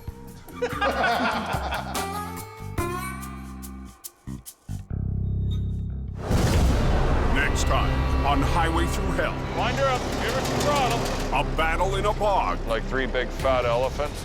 We're gonna lean into it. Has Al in deep. Man against machine. Whoa! A crash in the canyon Everybody do a little bit. puts Jamie to the test. Try to work together. Hold it. It's wedged under there. I can't budge it. And Jordy and Gord tag team Hang on. a tangled wreck. Hold on.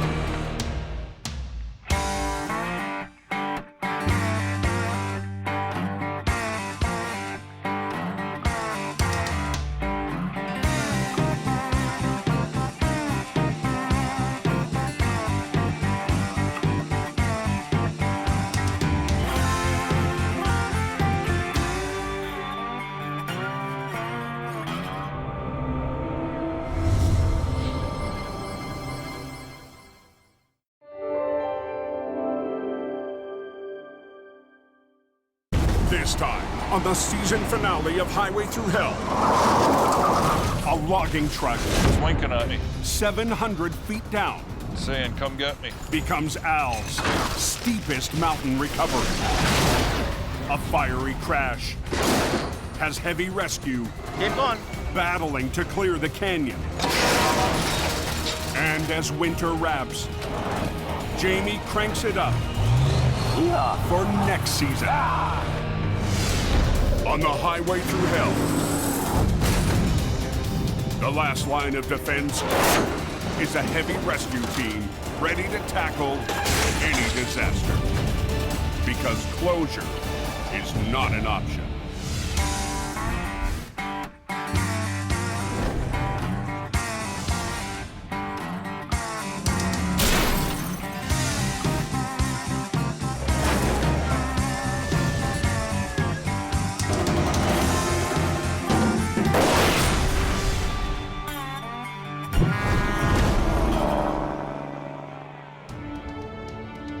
How's Coquihalla? In Hope, British Columbia, I just come down. It's beautiful. the Cascade Mountain peaks emerge from the snowpack. You got a good ride all the way up, mate? Nice dry road. It's a relief for drivers after months of winter. 80 miles north of Hope, Someone said a cup went off the mountain. Al Quiring The guy with the green record. and Gord Boyd climb a mountain road to their next job. We're heading up to go and recover a logging truck and trailer that's gone over the steep cliff and with a load of logs. It's a tough country. 10 feet off the road can sometimes mean 300, 400 feet down. This isn't the first time the Quiring family has gone to battle on these high switchbacks. Nearly 50 years ago, Al's grandfather tackled a logging truck in the same mountain pass. I guess it spawned a little fire in my heart, and I had to have a logging truck myself. My grandpa had quite a legacy in heavy towing. I don't want to let my family down. The risk factor, I'd say 9.5 out of 10. The terrain is very, very steep and very rocky. Hopefully it'll be a safe day.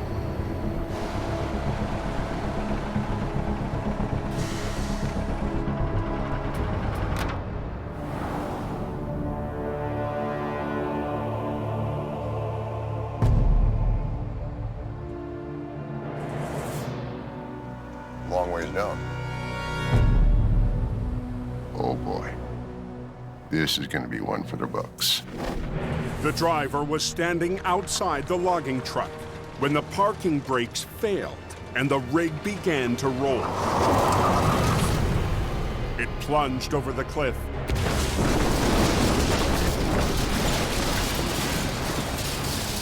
Tumbling to a stop 700 feet below.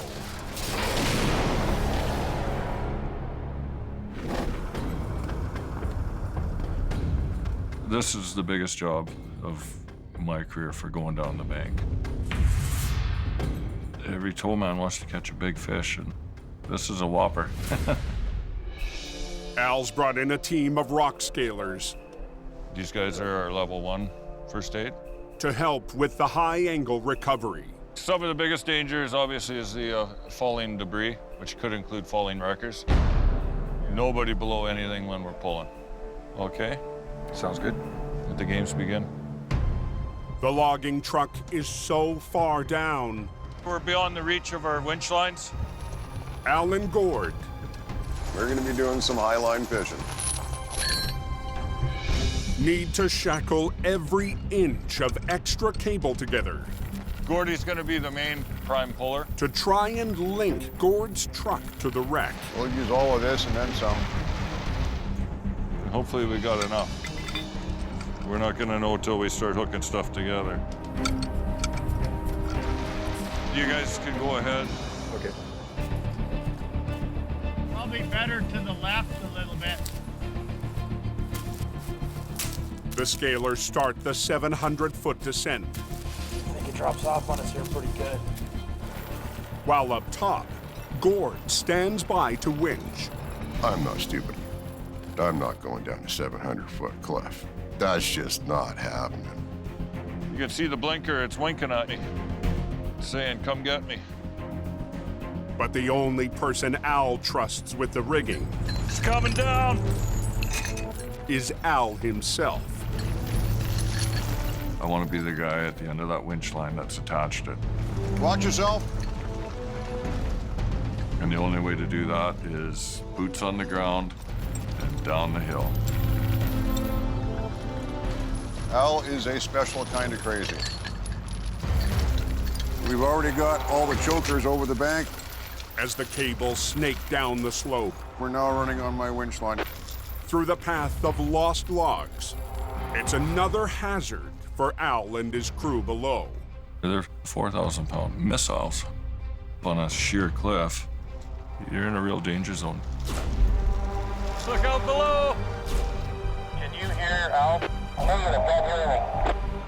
Hey, we can't hear him either. He's yelling something. Darwin! Log! Log!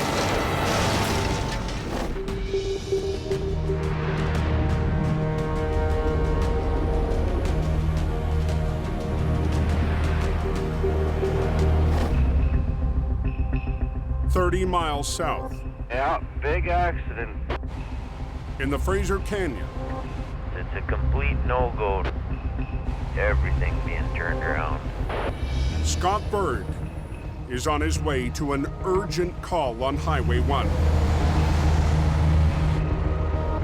We will see what we got when we get there. It's always a surprise, like Christmas morning every time the phone rings. I brought Scott back because I needed to know that I had a guy who was solid, he could get the job done. He'll do it. I can rely on that. What's going on here? The tires ain't moving, or?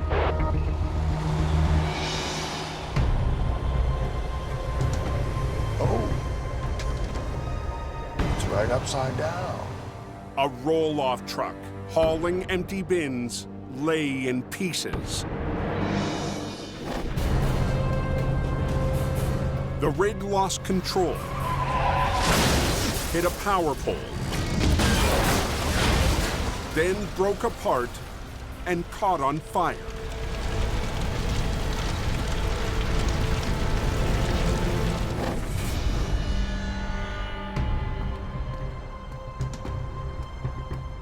Another trucker, still on scene, pulled the driver from the wreck. and he was still in the cab with the flames going. And then I got him out. He didn't think about the hazards of going in to rescue him. It's just human nature to run in and do it, but he probably saved his life. Lucky. How do you say that guy was west? The wreck is too much for Scott alone. Everything is all detached all over the place. Not open yet, I'm sitting here. In hope, company boss Jamie Davis leaves his yard to help Scott get the highway open. The canyon's shut right down. So the quicker we get it done, the better it is. I'm just happy to get out of the office. I'll have a good day no matter what happens. It's gonna be a while. Yeah, she's the waiting game. On a forest road 30 miles north. Darwin! Can you hear Al? I can't hear anything. A load of logs scattered on a slope. Darwin! Hey, we can't hear him either. He's yelling something. Log! Log! Threaten Al's team. 700 feet below. That's the part that was really scary to me. You don't want to have it, somebody get pinned or thumped. The runaway log is a reminder. We're almost there. Al needs to work fast and get everyone out of the line of fire. When he reaches the wreck, This guy's gonna get towed away. Al decides the trailer will be first up the bank. And he has just enough line to do it. When it went off the edge, somehow this trailer must have pole vaulted and landed down. The trailer is pinned down by logs. We'll cut that log that you're holding into smaller pieces. And Al uses his chop saw on the trailer's metal frame. That should be enough. Now he's crossing his fingers. The trailer won't get hung up on anything. We'll get up over on this side here. As it's pulled up to the road. Back up, boys. If it doesn't want to clay nice and come out in pieces, then we're going to be in for a real pull. So hopefully just the trailer's going to break out. Spades down, boom up.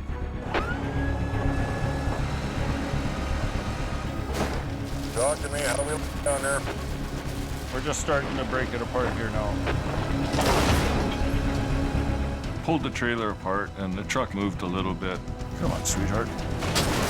And somehow underneath, Looked like smoke, didn't it? the battery box was shorting out. Yeah, we got a fire going here. All right. Yeah, we got a fire. We need a fire extinguisher down here. On a mountain road north of Hope, BC. Looked like it blew smoke, didn't it? Yeah, we got a fire. A logging truck has caught fire. Tell them we need a fire extinguisher down here. During Al's extreme recovery. We got water? No. Tell them to hurry. No one was on board when the truck's brakes failed, and it plunged into the chasm. 700 feet down this god-awful cliff. Unfortunately, the fire extinguisher was up the bank. It's getting a lot bigger. Talk to me, what's going on down there? ETA on a fire extinguisher. We're getting pretty big flames here. Fire extinguisher's on the way down.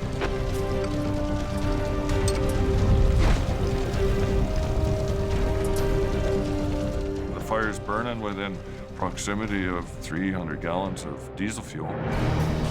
We throw some gravel in there. Yeah.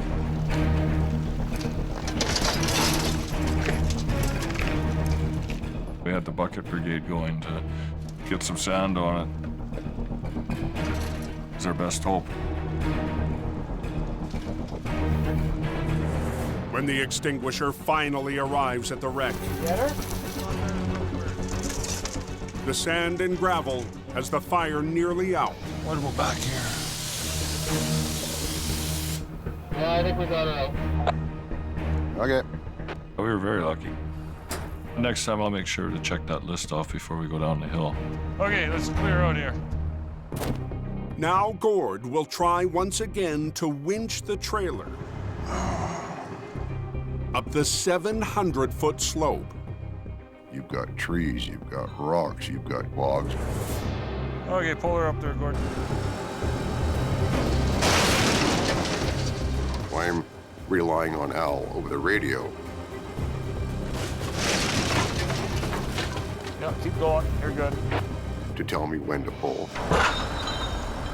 and when to stop. It's just busting loose here.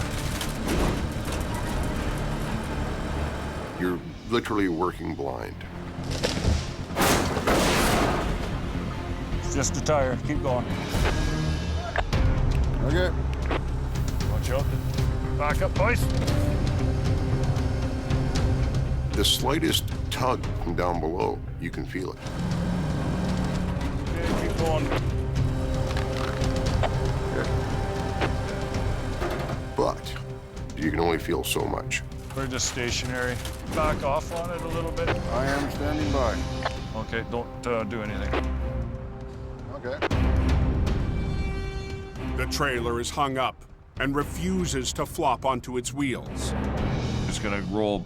It's a lot easier on its tires. Get a timber 8 feet and just kind of lay it against into the top bunk.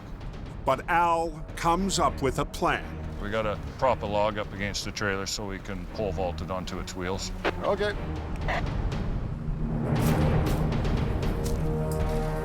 Get a log lodged in there that it can pivot on. And bring her around over here. Yeah, right there. Oh. An old-fashioned pole vault. Hopefully it'll spring onto its wheels. Rip that baby right out of there. Okay, Gord, tickle it up.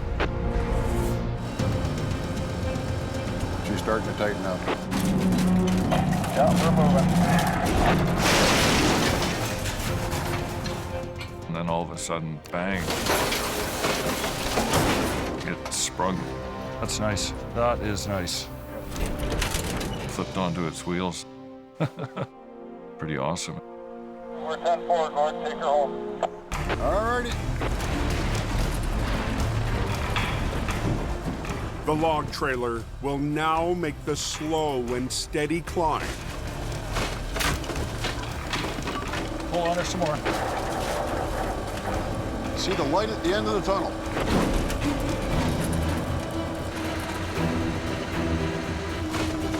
As Al returns to the top, Don't stop until you're on the slope there.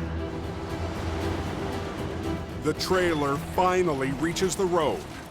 Sometimes a good chunk of jack pine is all you need to solve your problems. He's on the road.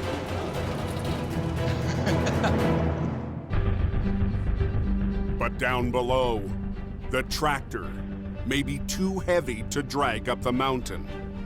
Gordy's gonna clear the scene, and then we're gonna rig for the truck. It's gonna be a little bit more extravagant. What's the hold up here? In the Fraser Canyon, Road's closed, that yell. Jamie arrives at the crash site on Highway 1. They're lined up pretty good, eh? Wow. A crashed bin truck and trailer have kept the Canyon Highway closed for the last 3 hours. Quite the deal.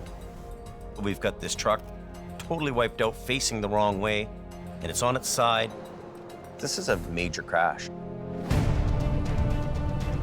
Earlier today, the truck hit a power pole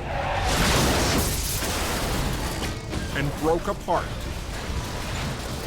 The driver was rescued from the flaming cab. Scott was first on site. What's going on, buddy? With the power lines out of the way, Jamie and Scott will team up to clear the multi-piece wreck. Okay, I'm gonna go past the wreck, turn around, I'll do the back end. You can do the front end, just put a line on it, low pull. This winter, Scott's been Jamie's steady hand and most trusted operator. Scott and I, we're a team. We're gonna make it happen. With Jamie winching from his classic 16-ton Army truck, and Scott using one of Jamie's top-of-the-line 50-ton wreckers, they'll work together to flip the tractor. You ready, Jim? Pretty smashed up, that cab. I'm worried about this hood. It's so damaged, it's like a piece of fiberglass in a slingshot and letting it go. Okay.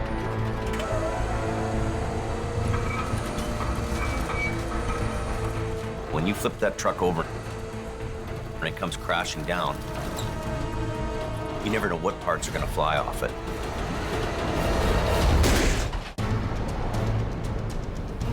Anybody know if Highway 1 still closed here? On the Fraser Canyon Highway, near Saddle Rock Tunnel, Yeah, it'll be closed for quite a while. Jamie and Scott Ready, Jim?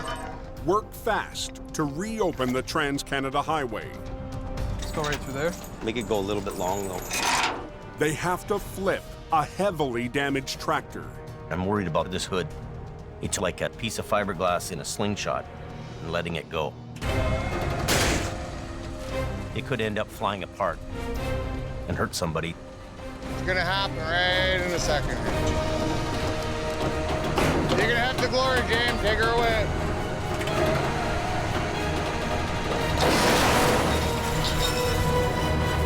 Smash. But when she hit hard.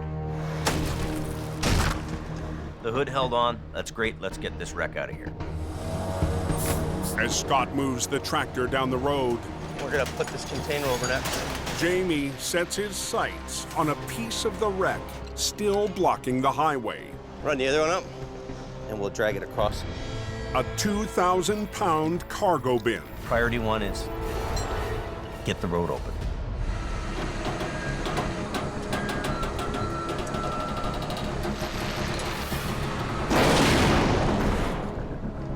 Oh, yeah. Oh, baby. It looks like they could be opening Highway 1. Beautiful. Jamie's old-school wrecker drags the steel bin out of the way. The Army truck is a nice old machine and does the job. We're gonna open alternating. 5 hours after the driver was pulled from the crash, Okay, bud, drive safe and be careful, eh? Yeah, you betcha. the trucker who rescued him is first down the Canyon Highway. He's the hero here. He saved his life. And traffic's a-moving. Jamie, David, thank you. With the highway cleared, There you go. Scott and Gord will tow the tractor back to Hope, We'll worry about that other stuff later. then come back and deal with what's left in the ditch. There's a chance we could get it out of there. Let's have a look at it. But Jamie has other ideas. If I wanted to be a real show-off, I'd get that thing out of the ditch before he got back. The boss is tempted to tackle the flip trailer by himself. That's a big, big recovery. Oh.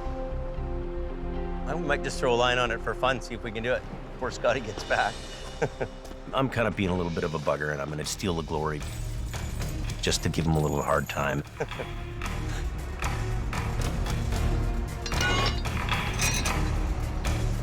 No matter what happens, it has to come over. Jamie is gambling his old Army truck will come through one more time. A bit of a pull here.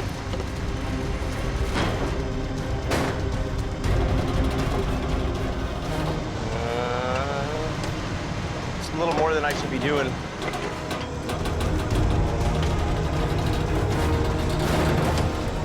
That thing's jammed in there.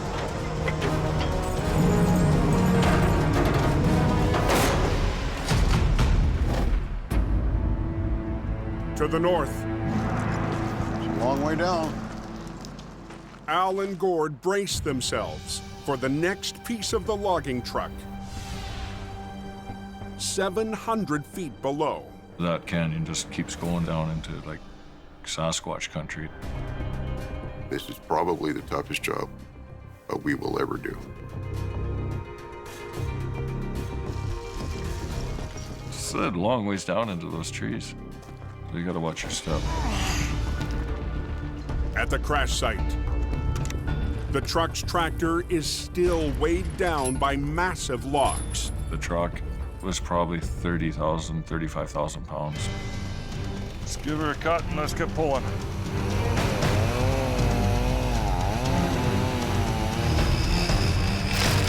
Al's crew carves away at the timber.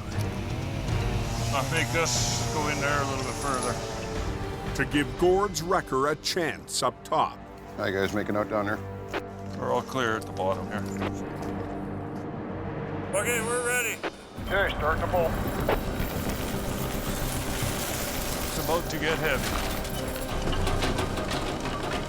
Truck whisper to it. Woo, doggy! Yeah, keep pulling. But 700 feet up, Got my nose coming up. Gord's 50-ton wrecker is maxed out. Why am I putting 100,000 pounds of pull to that thing? Oh, are you pulling? Pull. I'm pulling. It is not coming. The last thing you want to see is this great big green thing tumbling down on top of you. Cable snapping around him. There's something we gotta do. On a mountain road, Got my nose coming up. Gord Boyd is in a losing battle with 30,000 pounds of mangled truck. I am putting 100,000 pounds of pull to that thing. Oh, are you pulling? I'm pulling. It is not coming. Al Quiring is 700 feet below beside the wreck. It was just Gordy hooked to it. This truck was starting to lift. I think we're gonna need help on this one. He needed more power Yeah, I'm gonna start heading back up the hill. to get it to pop out. Al has to add his record to the fight. Using his side puller and back winch, Al will add an extra 50 tons of pulling power to help Gord winch the tractor up the 60-degree slope. Wind up with both, Gord. With Al and Gord working together,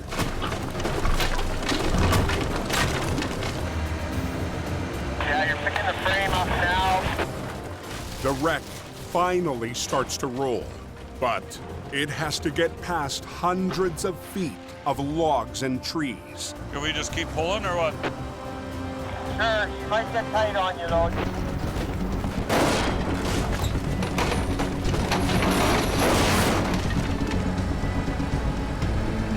The weight of our two wreckers far outweigh that truck.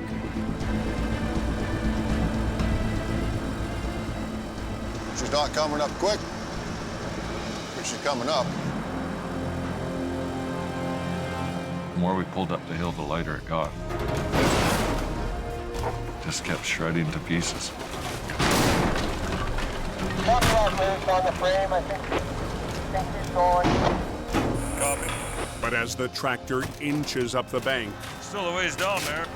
Al's goal to be out before dark is slipping away. You don't want to be working in the dark. Hopefully we get this thing out of here before nightfall.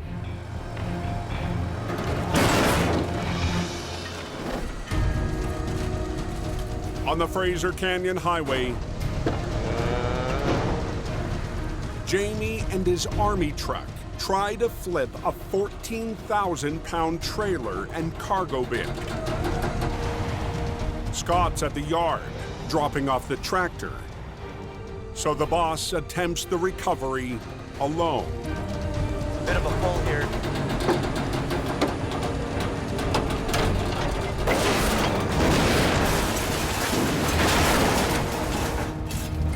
Wow. Jamie and his old school wrecker So that's halfway home. get it done. Scooping Scotty is as much fun as an old guy can have. But the boss knows when to call it quits. I don't think we should try to do any more with this because I just know better, you know? You just know. And I really enjoyed getting out of the office today.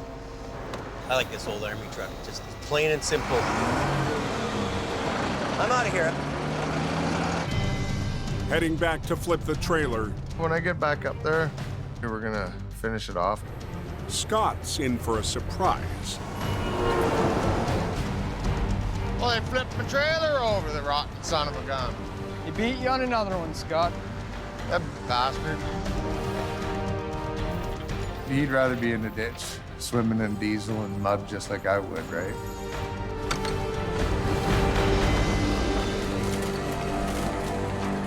That's all right by me because I know that as he's doing that, he's got a good laugh going on. This thing should be pretty fun to tow. It's ugly. Scott and Gord mop up the last piece of the wreck.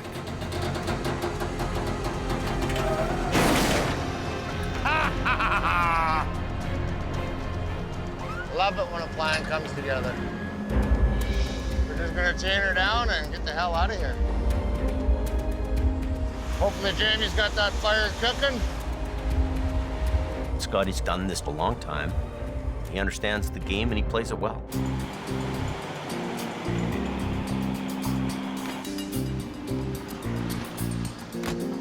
What is it? Every time I leave, I It's a come game. back and you got my trailer It's a split. game. It's a game.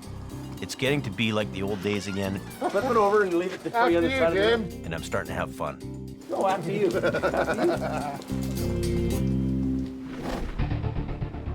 In the hills north of Hope, Let us back it off here a bit. Al's deadline on the logging truck wreck has come and gone. We're out of light. You pull up on it. But with the tractor still crawling up the bank, Al and Gord press on. One of the golden rules is be out of danger before nightfall. All kinds of things to be worried about. There it is. Okay, let's go, Gordy. Give her both there, Gordy.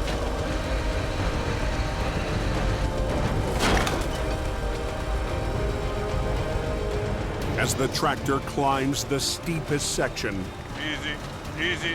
the risk goes up. We're pulling off the side of the truck, getting off the end of the boom, so I'm kind of in a very dangerous spot. You don't want to have a cable snap back. Whoa, Gord,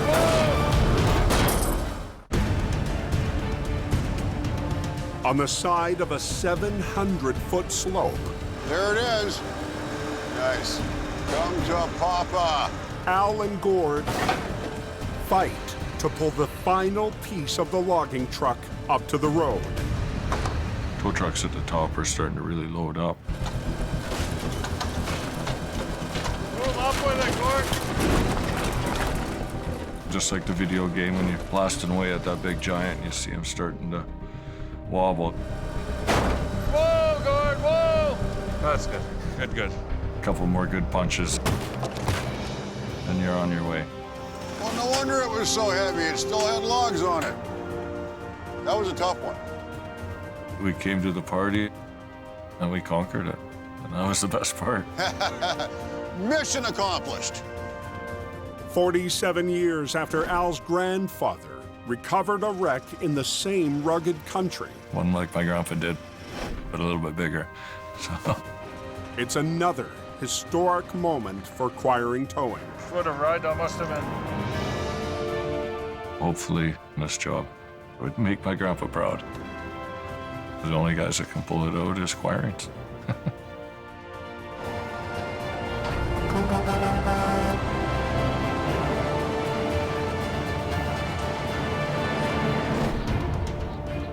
But this winter, we've had a few for the record books. Way more weight, way larger objects, way bigger challenges. That's a big-ass truck. If you don't push yourself, you're never going to find out how good you are. Wind her up. rip this tractor out of here. He does not accept defeat on any job. Whatever the call is, we handle it. No, I told you we got her. Very high risk here, very high risk. There are critical times Hurricane! when decisions have to be made. Take your brakes off your trailer! Ben Gordy, he can handle that. Here we go, once more into the breach.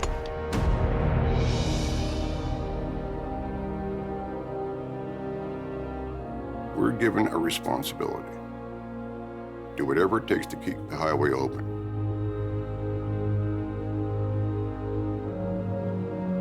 We take that responsibility very seriously.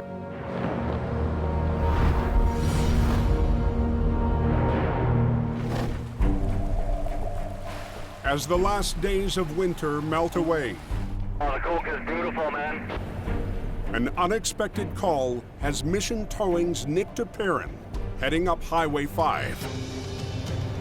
It might be nice and sunny, but the temperature in the air is still a little bit cold, which causes black ice and slippery sections on the highway. There's an accident up at the top of the Coke. We received a call that they have a jackknife tractor trailer.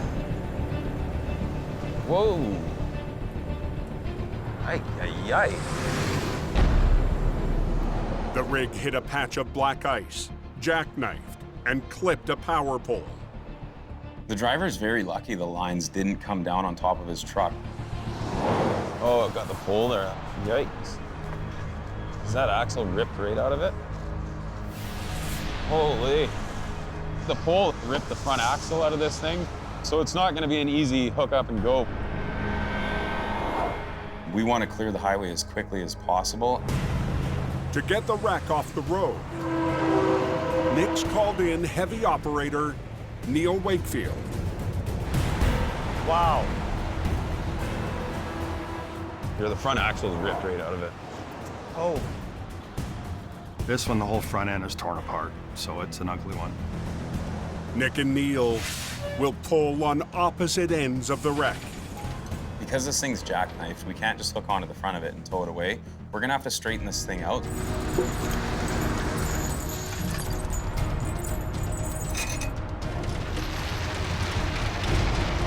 He's gonna start pulling, Neil. Hopefully it comes without too much trouble. Ready? Because it's stuck in there pretty good.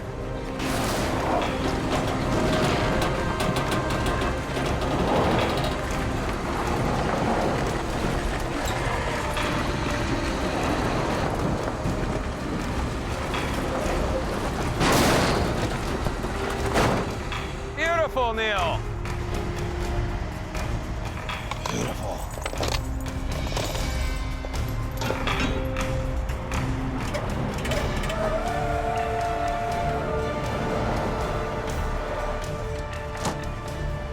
We've got this thing chained up. 2 minutes! And it's time to get it off the highway. In less than 30 minutes, Nick and his crew have the lane open. Yeah! So how's the Coke, boys? Perfect, both ways.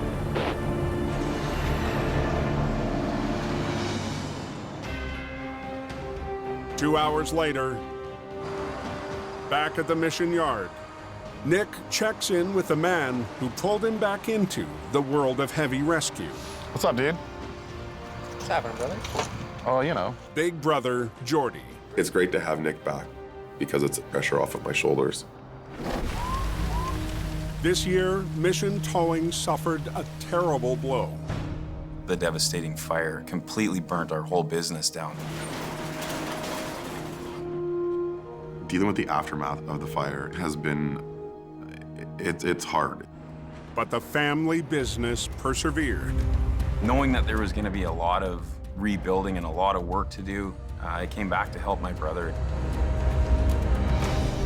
This season, we did get thrown pretty much everything. No two recoveries were the same. We had jobs out of the ordinary. Wow. Okay. Whoa, stop, stop. There's a lot of weather involved.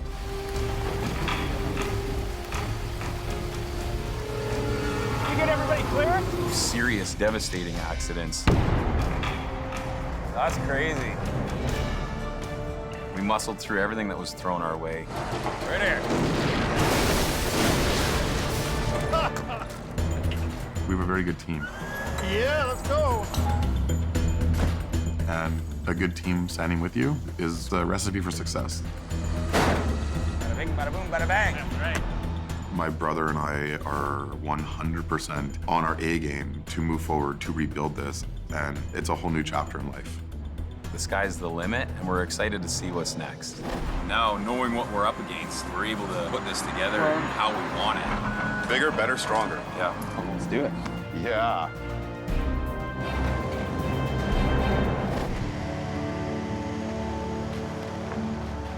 With winter winding down, Jamie is also taking stock.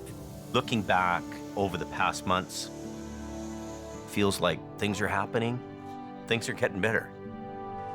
So I don't come into work hating coming to work.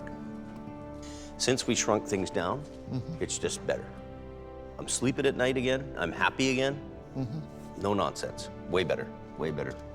As long as I can get Mighty Mo on the road and show you how to do the hill. Oh. Okay, I better go do my stuff. But Jamie won't be satisfied this season until his final project is complete. Today we're gonna go pick up Mighty Mo, and I'm really excited to drive it home and do the finishing touches. For Jamie, getting Mighty Mo back on the road will mean bringing history back to life. It's my truck, paid for, it's all period correct. It was kind of the rotator of the day, an 850 Holmes. That old truck is gonna go out and do the same job if you know what you're doing. And to be able to drive that around this winter is gonna be just fabulous. It's a big day for me to be able to go in and pick the truck up. Oh, it's beautiful. This is a beautiful work of art. Hey, Kelly. What's going on? Well, I got the parts for this. Yeah, did you get those cones? Yep, I got them. Okay, good. A lot of love and energy went into this thing to make it the way it is. Okay, partner, I'll go get some fuel and hopefully I make it back.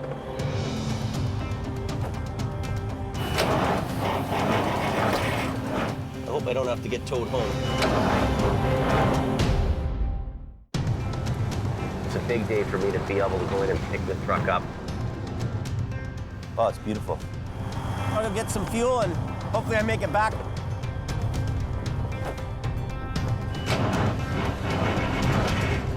I hope I don't have to get towed home.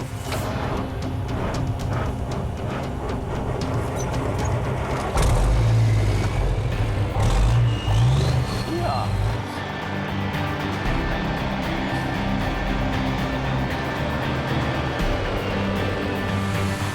First time in 12 years this truck's been on the road. In grade 6, one of these big 850s drove by me, and I knew at that point I was going to be a big wrecker guy. It's old school, and so am I. Now, if that ain't a hot rod, I don't know what is. Sure, man, that thing is cool. This is a cool honking truck. Yeah! Gives me my mojo back. It's a moment of triumph after a challenging season for Jamie Davis. A few years ago, we went to Alberta, and it seemed like the sky was the limit. We were adding trucks, hiring guys, and growing at an out-of-control pace. I could have never predicted that things would start to collapse and the oil field would be almost shut down. Jamie's strategy to downsize began with selling his prized rotator. Good luck with it. It's going to be a great truck for you. Then, been cleaning up and organizing. Retooling his operation in BC. Jamie also took a chance and hired back a heavy rescue veteran. I brought Scott back because I needed quality. Now we're cooking the bacon fat, son. His personality is, you know, rough around the edges. Before you do anything, check with the scene coordinator. But you go to do battle, you need to know you got a warrior by your side.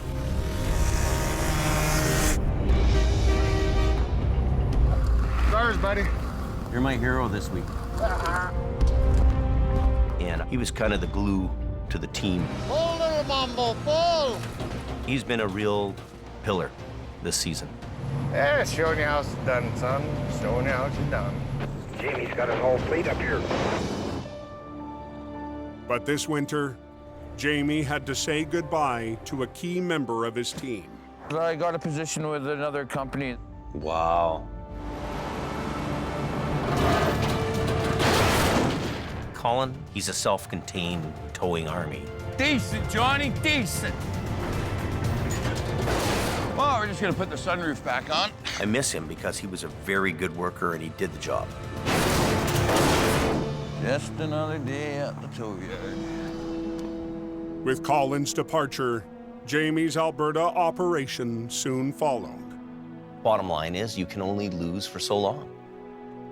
I think what it did, though, is it taught me that less is more. Rebuilding for the future, back in hope, life for Jamie has come full circle. Oh my God. Let's try. Look, see that? First time ever, and I'm doing wheelies. Daddy, Daddy, you're home. Mo's home. Yeah.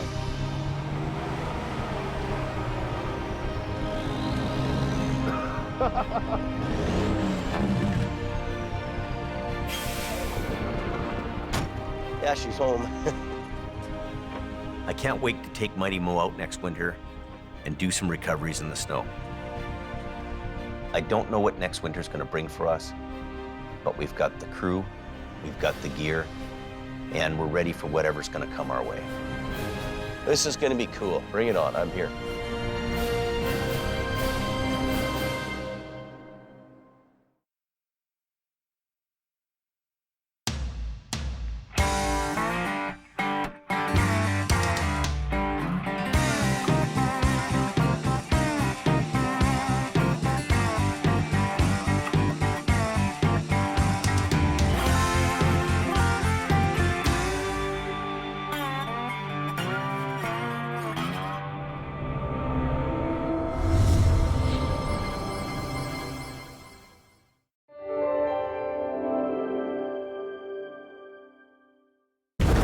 This time on Highway Through Hell, Wind her up, give her some throttle. a battle in a bog Like three big fat elephants. We're gonna lean into it. has Al in deep. Man against machine. A crash in the canyon Everybody do a little bit. puts Jamie to the test. Try to work together. Hold it. It's wedged under there. I can't budge it. And Jordy and Gord tag team Hang on. on a tangled wreck. Hold on. On the Highway Through Hell, the last line of defense is a heavy rescue team ready to tackle any disaster. Because closure is not an option.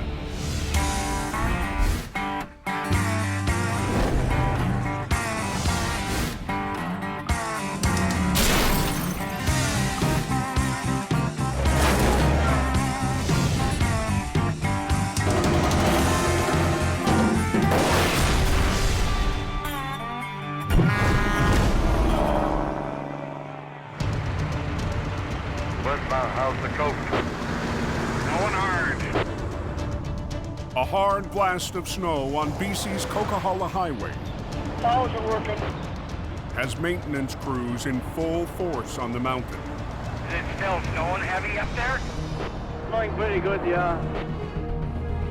When the storm hits, everybody works together to make sure the hill's kept open and traffic flows. Heavy-duty snowplows are crucial to keeping the vital trucking corridor open. BSA does a wonderful job keeping the roads so damn clean. Leading the pack With a full load of sand on. is one of the highway crew's newest machines. These are all new, and we are just ironing out the bugs. Plow Truck 244. Oh, they're scraping away. It's getting better. But after an hour on the front lines, Now we've got an issue. plow driver Robert Copeland is in trouble. We have a red engine light on. It says engine fault. The highway's newest line of defense is down. 10 minutes north. It's winter. Acquiring Towing's Gord Void is on standby. 655 quarter. Yeah, go ahead, Richard. When highway maintenance calls. I'll need you to skip 244 off the hill there. Sounds like an overheating transmission or something. Oh, lovely. You have to keep the plows cycling. As long as they can cycle up and down that hill, that highway stays in good shape. Like any other piece of machinery, snowplows break down too. Gord heads down the mountain the fastest way he knows how. Just a heads up, there's a tow ring backing down. Takes a pretty dedicated team. You got the plow guys, the supervisors. Me, I would be considered the special forces. They need it on the road for tonight. Okay, time to get dirty.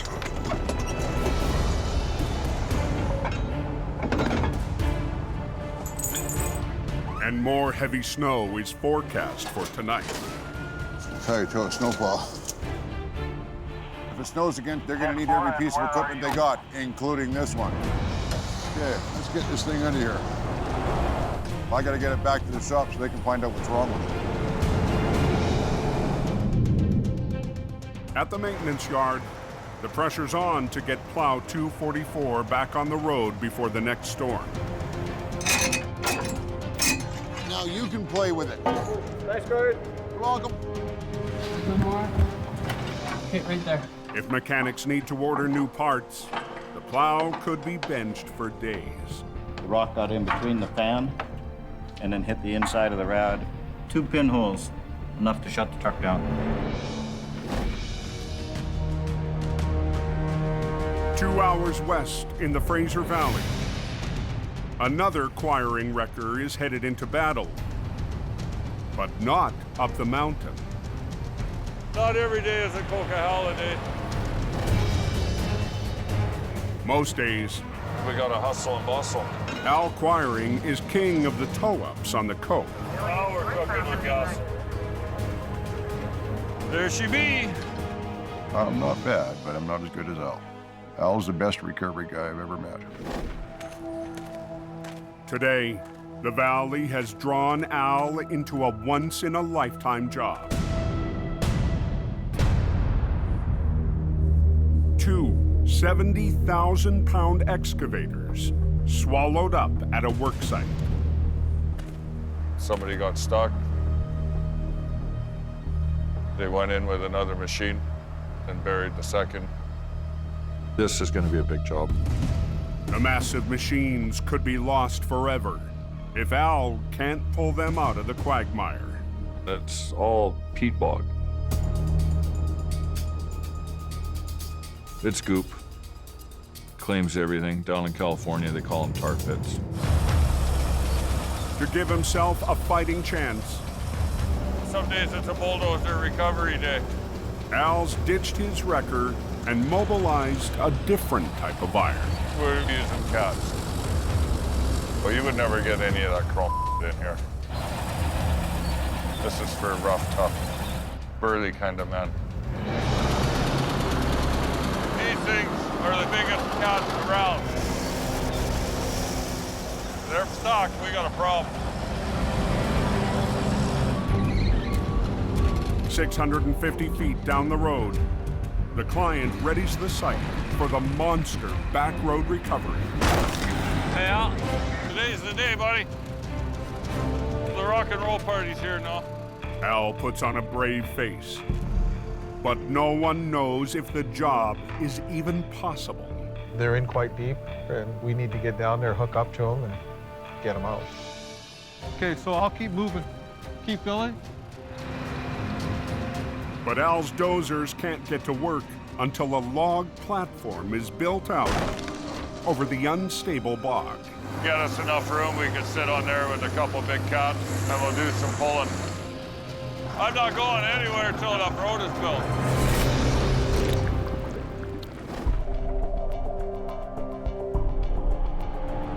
Up on the coke. Is it snowing up top yet? Tonight's forecast is still calling for another 8 inches. Near the summit, Shove it my way just a little bit. highway crews race to get the newest plow back on the road. 2 pinholes, enough to shut the truck down. The radiator was punctured by rocks, but replacing it won't be easy. Trying to twist it. For Highway Supervisor Richard Enns, going into tonight's storm down a machine is not an option. Hopefully we'll get her back up again. Which way? Yeah. Sometimes a little persuasion helps. Everything looks good? At 3:45 p.m., Okay, looks good. Alrighty. Plow 244 returns to duty on the mountain. Slippery, slushy section, snowing and plowing in progress. It's a constant battle to make sure the equipment is up and running and ready to go when the storm hits. I'll see you at the top, buddy. Down in the Fraser Canyon, Is there a fresh accident there?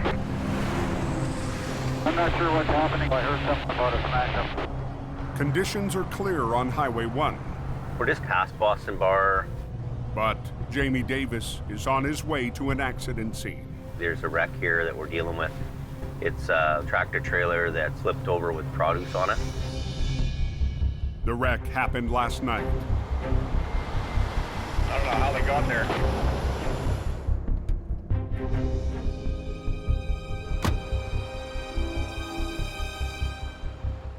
This thing is just too hooped.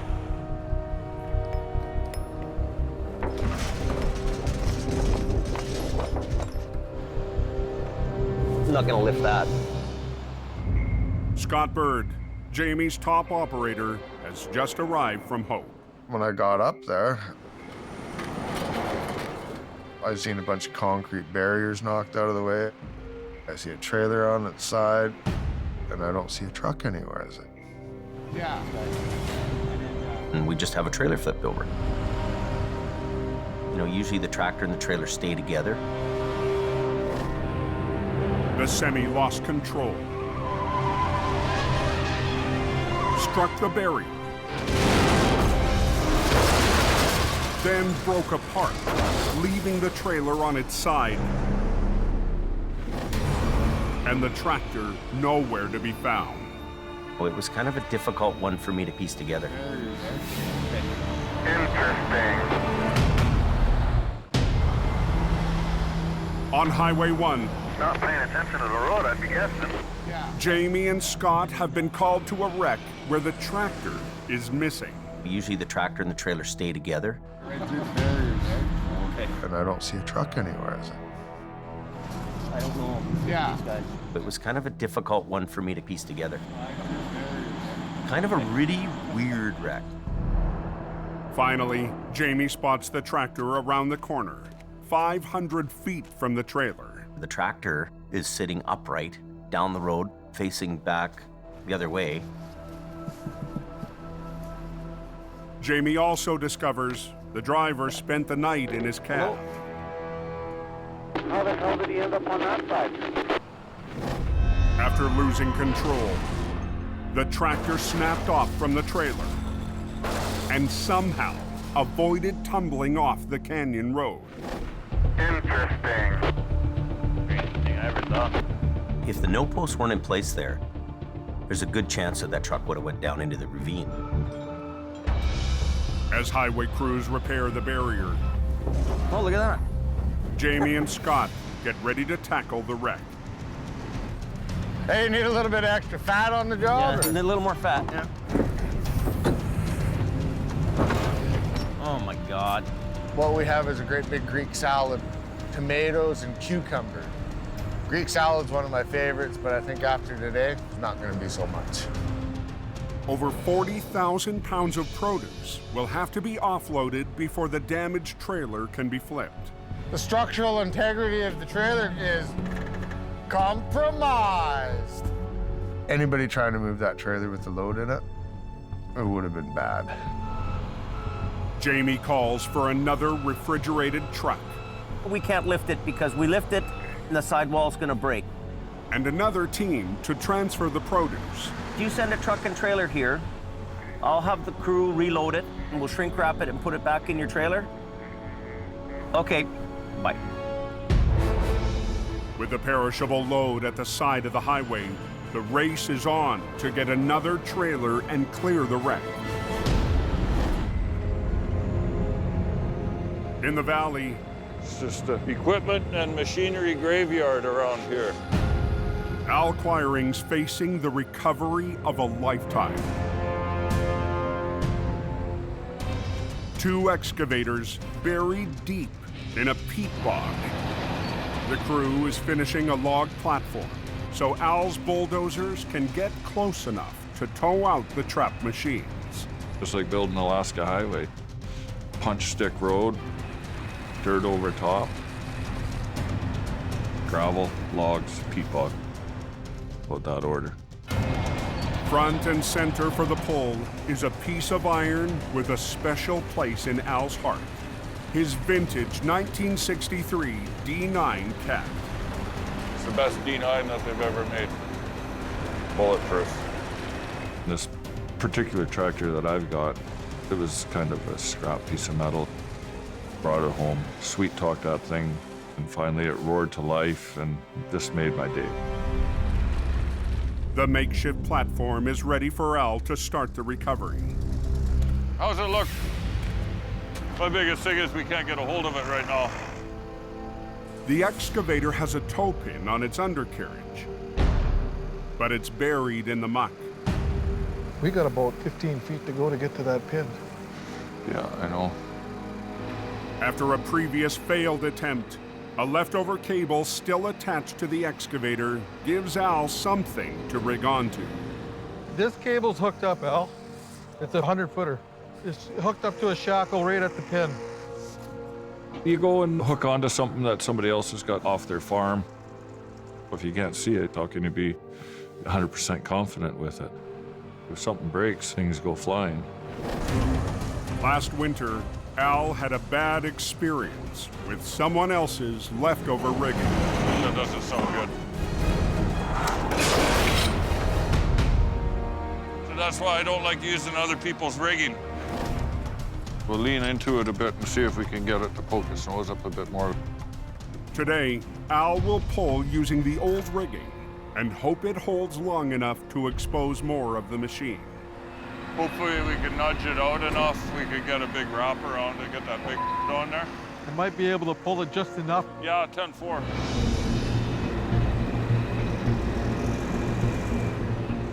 Where do you want to hook it? Right under that flower. Tighten them up. I don't want to pull very hard on this thing. See, is it somebody else's rigging on there? I don't like to do that because it flies. Okay, lighten this thing up.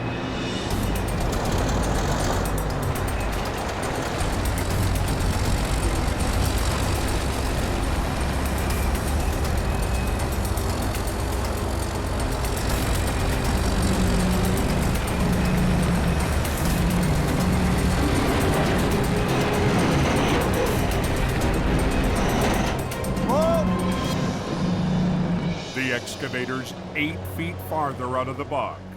Joe! But Al won't risk pulling on the old rigging any longer. After that, somebody's got to get in and really hook on that. We're gonna wrap around it. And then do the pull. In the canyon, The structural integrity of the trailer is compromised. heavy rescue waits for a crew to move a load of produce out of a damaged trailer. I'm gonna get the driver. His trucks are right off. While waiting for another trailer to haul away the goods. I'll take you home. That's good. Jamie takes the driver back to town. It's a whole lot of peppers up there. With the boss gone, Scott's in charge. We waited and waited and waited. What's in those? A crew finally shows up to start moving the produce. Yeah, we'll take everything from the back. We'll start here. Leading the offload team is a familiar face from the past. John Rogers was Jamie's lead driver in Hope last winter. 3, 2, 1. And that right there, ladies and gentlemen, is how you do a one-truck rollover recovery with a deck. Yeah, let's just get the rest of the plastic out and then start uprighting everything. Scott wants all of the groceries stacked and ready on the highway before the trailer arrives. We'll just leave it where it was. Scott's an idiot. Oh, some days. But John has a different idea. In my opinion, it's easier to leave it in the trailer, just do it one time. It's easier that way. I want to get the stuff standing up. That's what's gonna happen. I understand what you want to do, but sometimes that's just not legitimately going to work. I'm not gonna argue with you. I'm gonna run my scene the way that I run my scene, and I'm gonna tell people to do what I want them to do. That's my job here. I want things out of there, over here. I don't care. Jamie's put me there in charge of the job. But you're not doing the work. We are.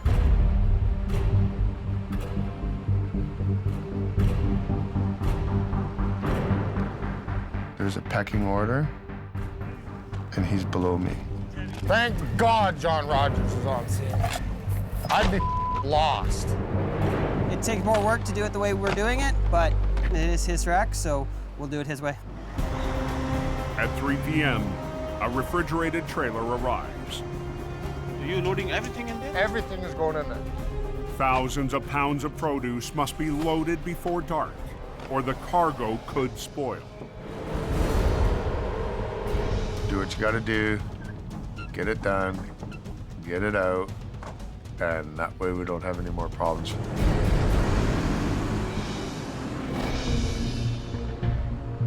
In the valley, We got the 2 cats beside and then yours down the middle. Yeah. Fly right out of there. Al's in deep on an impossible mission. It's a quagmire. It's nasty. Trying to pull the first of a pair of 32-ton excavators out of a peat bog. Silty peat, gross. The more you agitate it, the more you go down it. After muscling the first excavator just high enough out of the muck, Right up over the top here. Top? Al needs to wrap 2 heavy cables around it. He's brought his youngest son, Lucas, to help with the load. He's the amazing Lucas. Look. He makes heavy things look light. You okay? Can you hold it? Yeah, I can hold it. And makes big meals look small. Right over the side there. I'm 6'10", 270 pounds.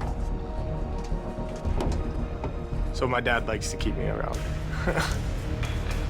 To hitch the 70,000-pound excavator to the dozers, Al's had a heavy-duty piece of rigging custom-made for this job. Put the triple hook on her. A 110-pound piece of solid steel called the triple hook.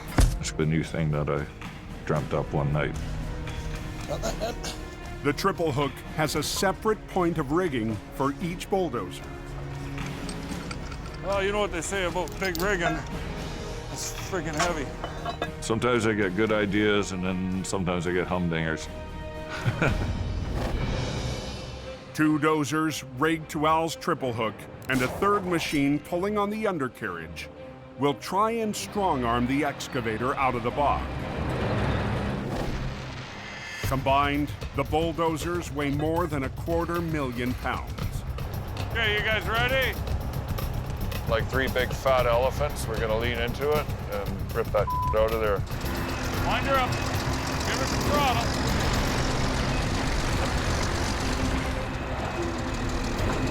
Use the winch.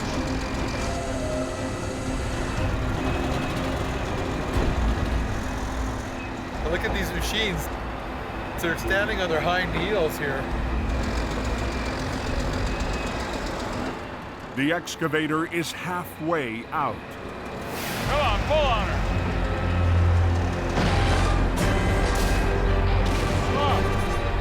When it gets hung up on the log platform. There's logs underneath. Right in the way. Use a winch. Wind her up. In BC's Fraser Valley, give her some throttle. Al Quiring and his army of dozers. Come on, pull on her. Stop. Can't free the first of 2 excavators trapped in a bog. That D7 holding up all the weight now? Yeah. We're working on such soft ground here, there's nothing underneath it. We're just sitting on basically a raft. The machine's tracks are caught on the log platform at the edge of the pit. Dig a bit of that, move this log out. The operation's on hold until some of the big logs are removed. 1 minute you're getting ahead. The next minute you wonder why you answered the phone in the first place.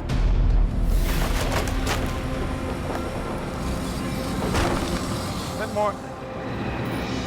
But the quick fix could cause the platform to fail, sending Al's prize D9 into the bog. You get that thing buried, or you might be saying your goodbyes to it. I'm not ready for that yet. Let's go straight ahead. Al rolls the dice and gives the signal.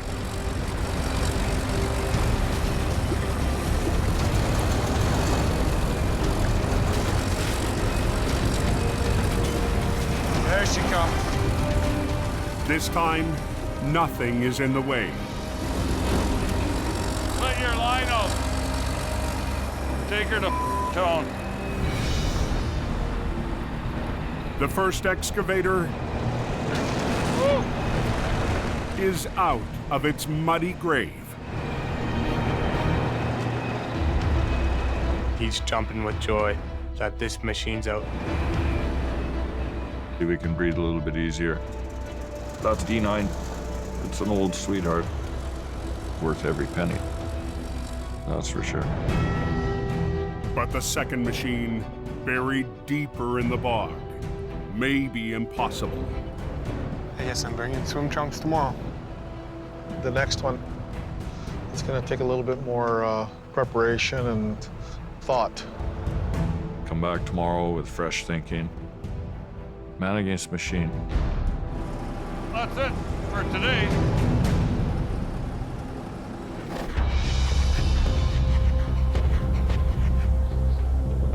In the canyon, Okay, back down the road there, driver.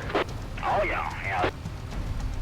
Scott and an offload crew Oh, we're down to cucumbers. race to transfer over 40,000 pounds of produce before the load is spoiled. At 7:30 p.m., Let's go have a look at the load. Jamie and his 11-year-old son, James Jr., are back to check on the job. Come on up here. James Jr. comes out, goes right into the trailer. He wants to show everybody he's the guy and he's gonna outwork everybody. Jamie and Scott want the freight out fast James setting the pace for us in here. so they can recover the trailer and get the lane reopened. Good job. To watch a youngster grow up in this business, I'm really proud of that. Keeping James Jr. and the crew safe is lead flagger Robert Muckwa. I put up the max speed sign, brought the speed down to 60 kilometers. But the overnight freight runs are coming in hot. Those trucks are running through there at over 100 kilometers an hour. People were not slowing down. Right, that B train heading southbound towards Boston Bar. We just came through our accident scene full tilt. I appreciate you wouldn't slow down. Holy small, it's like they're racing. People don't care about anybody but themselves. Just a little general information for the trucking community out there. If anybody else speeds through this work zone, It will become a single alternating traffic pattern and everybody will be delayed. Thank you. Give me the word there, boss, and I'll do it. Next guy speeding through here, it'll be done. As another semi speeds by, You want to be goofs? Roberts had enough. You stay right there. Well, I hope everybody's happy with you. We're going to start stinging lane, and you stay right down where you are. That's the proper speed. He made the best decision that was safe for the motors and safe for our crews. He did the right thing. After more than 6 hours of offloading, Here, James. Okay, that's it, guys. We're all done. Good job. We're good to go. the load is on its way. Hello. But Jamie gets a call from a longtime customer who's had a breakdown. All right, thank you. Bye. I'm looking forward to doing my rollover, and I get sent off to do a tow. Wah, wah, wah, wah.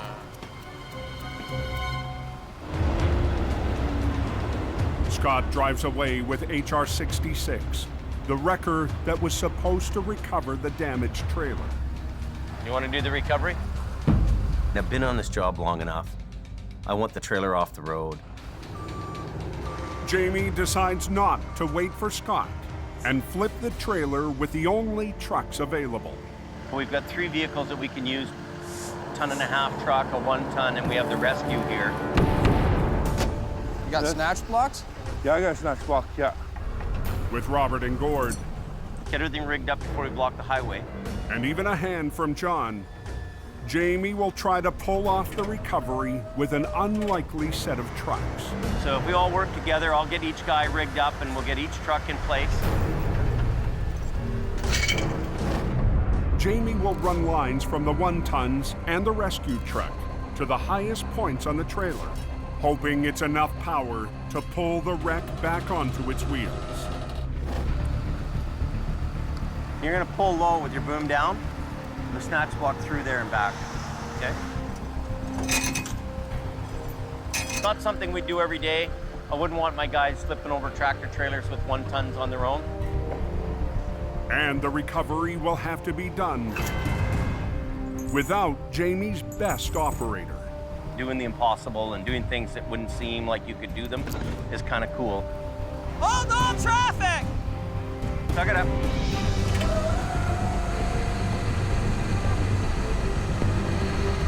Okay, now everybody watch me and I'll tell you how to pull, okay? Take your tension up. Try to work together, all 3. Don't overdo yourself. Go ahead. Just everybody do a little bit, You stop. You catch up. Try to work together. Yeah. Mine's faster than theirs is. Do your thing, buddy. Keep going. In the Fraser Canyon, Mine's faster than theirs is. So you just let them catch up, you give a bit. Jamie's trying to orchestrate a recovery. You wouldn't regularly flip over a trailer with small vehicles like this? Using 3 mismatched tow trucks. Go ahead, Robert. You guys go ahead. Keep going. You 2 just keep full tilt. Keep going. Everybody keep going.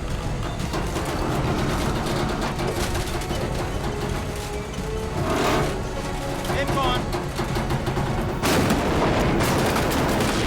There you go. High five. The end result is really some beautiful recovery. That was amazing, eh? Did you think you could be able to do that? Yeah. Oh, really? Oh, yeah. Oh, yeah. I could do that, yeah. The right guys, the right gear, and you do a nice job. It's great. Okay, let traffic through. Scott's on his way back, eager to flip the trailer. Hey, how's it going? You all done that job? But Jamie wants to have a little fun with him. We gotta get this thing out of the way here, so we're waiting for you, buddy.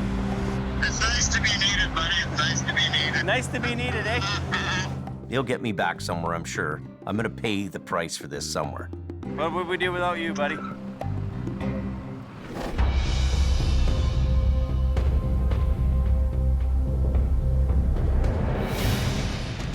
next morning, falling temperatures have brought a thick frost to the Fraser Valley. Feels like the same dragging on dream as yesterday. Al Quiring is back to take on the second stage of a mammoth recovery. There is no schedule, so we'll make that clear. Rescue the last of 2 excavators trapped in a peat bog. There's one thing about that peat. It will sink you. The 70,000-pound machine has been nearly swallowed up. It's not just gonna hop out of there on its own. The crew has been pumping out water for hours to expose the digger. Right over the side there. So, like yesterday, as he did on the first excavator, There it is. Al can wrap heavy cables around its base and tow it out of the bog. We were barely able to bust that out of there. There's no such thing as a little bit stuck in the peat bog. But today, Al might already be sunk. The second machine is packed into the peat bog, and I'm unable to get the cables around it. Water is rising faster than can be pumped out. You're in a swampy situation, water coming from all directions. I want to get the job completed. Even the big bucket from another excavator is no match for the bog. Just keep bailing. The water in the mud, it keeps building up. It's flowing back in as fast as he's trying to take it out. It's like a vicious circle.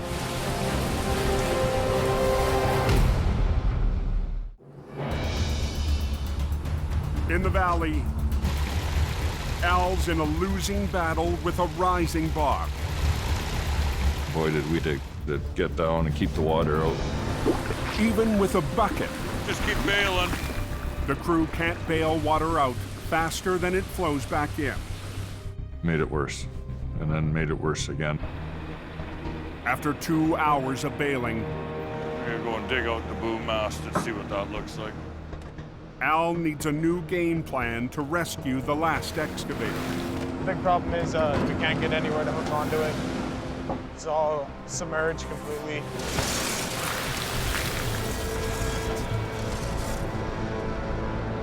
I think we'll grab her right by the turret here, Len.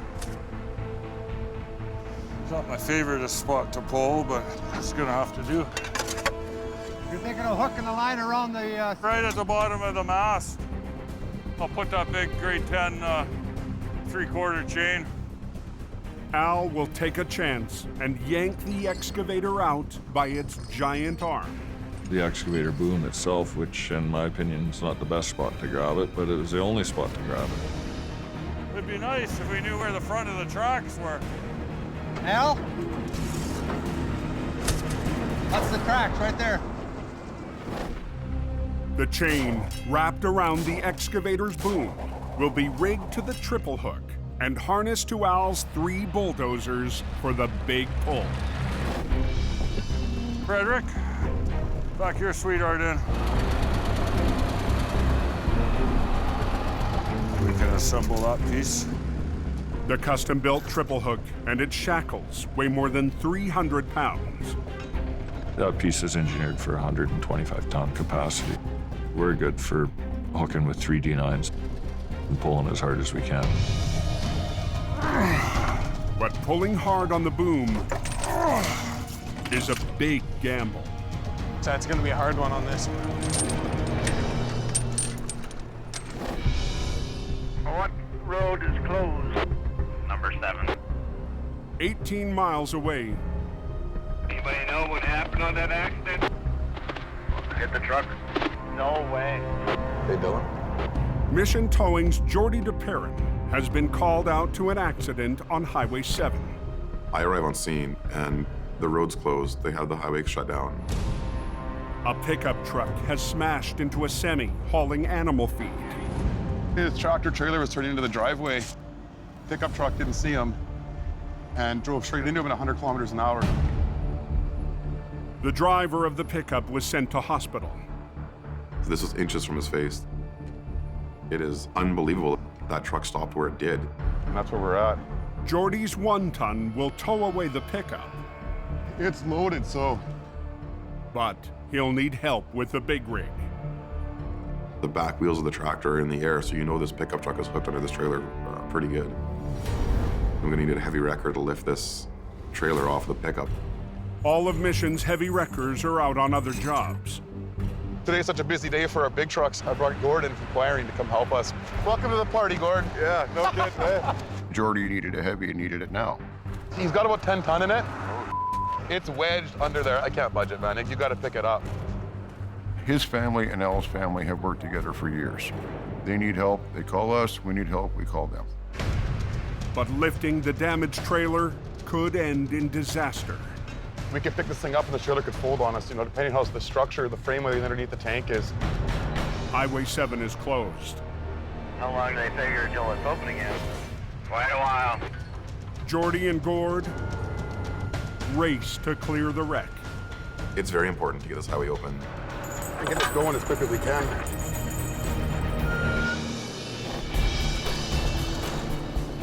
In the bog, Don't jump in, whatever you do. light is fading. Al's running out of time to rescue a sinking excavator. The base of the 70,000-pound machine is underwater, so Al's only option is to wrap a chain onto its giant arm. I was unable to get the cables around it, so the only thing left was to hook onto the top. Right here. It'll come out. As long as the chain don't break.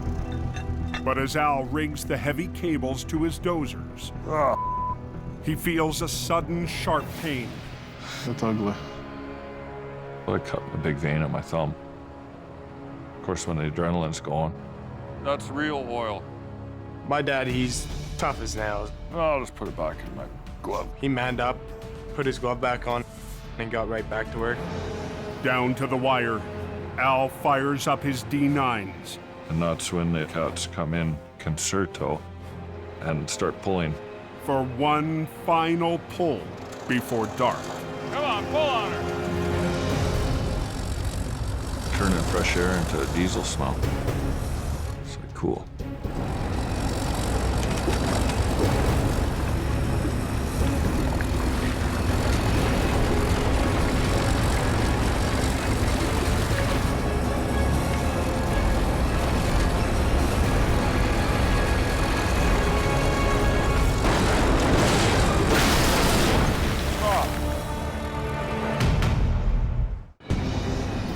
Give her some throttle. Al Quiring's in the trenches. Come on, pull on her. Fighting the forces of Mother Nature in one final assault. You're all right. Come on. It looked like at first the machine was going to lay on its side and come right out. But it just came in and bound itself up. And then pow! Al's heavy-duty chain was no match for the bog. Chain. Want a shovel, Dad? We're gonna need an excavator. That's a big chain. Snapped like it was a tin can. It's amazing. Definitely a hindrance. The second excavator We might not get it out today. No, we're not getting it out today. will have to spend another night in the grip of the peat bog. And Al will have to wait another day to conquer his toughest job yet. Kind of disgusted and disappointed that it didn't come out. We found the weakest link. Battered, bruised, and even bloody, Al's not giving up. We'll just get some bigger and put on there. As I've gone down this trail of heavy recovery, each job brings its own challenges. So that's that today. Come back tomorrow with fresh thinking. I'm hopeful. I've had that chain a long time. I gotta go home and cry. Can you get through that accident? They got the road closed. On Highway 7, Okay, how are we looking here? Gord and Jordy work together to get a feed truck and a pickup off the road. Helping out my buddy Jordy, because that's the way we do things. Isn't that right, Jordy? That's right. Gord will use his heavy wrecker to lift the loaded trailer off the pickup. It's a fully loaded 3-axle trailer, so it's probably, with the weight of the trailer, probably 70,000 pounds. We're going to use the 50-ton capacity of this wrecker to do what it was designed for. I'm going to lift this up so Jordy can pull that pickup out from under it. Gord uses 2 winch lines to hold the heavy trailer steady as he lifts. Worst case scenario, you get it up in the air and one of the cables snaps. Now you've got it only being held by one side and it will roll. Take up some slack. I'm gonna winch on this one. As Gord lifts, Jordy must work in sync. Hang on. To winch the pickup out from under the load. Hold on.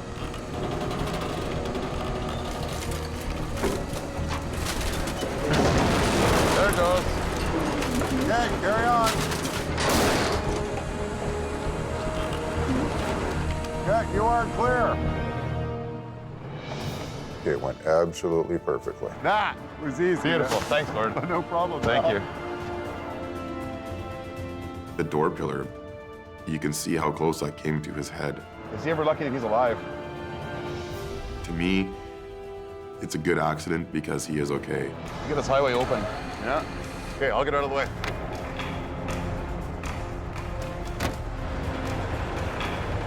Working with Gord is very easy. I get where he's coming from, he gets where I'm coming from. The truck can move into the farm. And I can load the pickup truck and get off the highway. This road's open. The thing I like about Jordy is that, much like Al, he's had the benefit of his father's experience and his grandfather's experience. And you can't buy that kind of experience. I don't give up. Step back and rethink is another story. He does not accept defeat on any job. There's no such thing as can't be done when it comes to elk wiring. Broken everything. There's always a question in the back of your mind.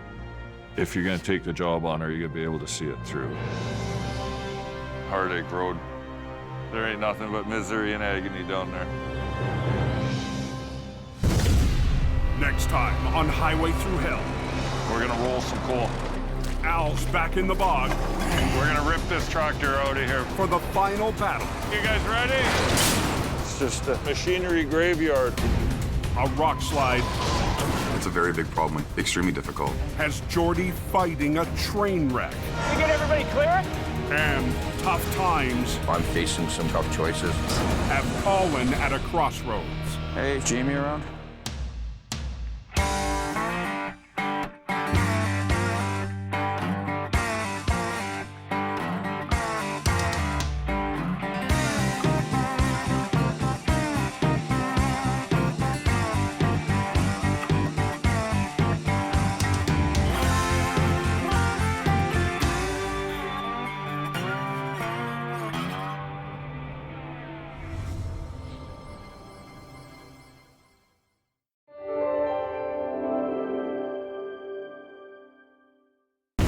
This time on Highway Through Hell. Number 3 is pretty bad. Jamie's top dog But this will be the epic wreck of the year. gets more than he bargained for. We're right on the verge of tipping the thing over. It's a serious load.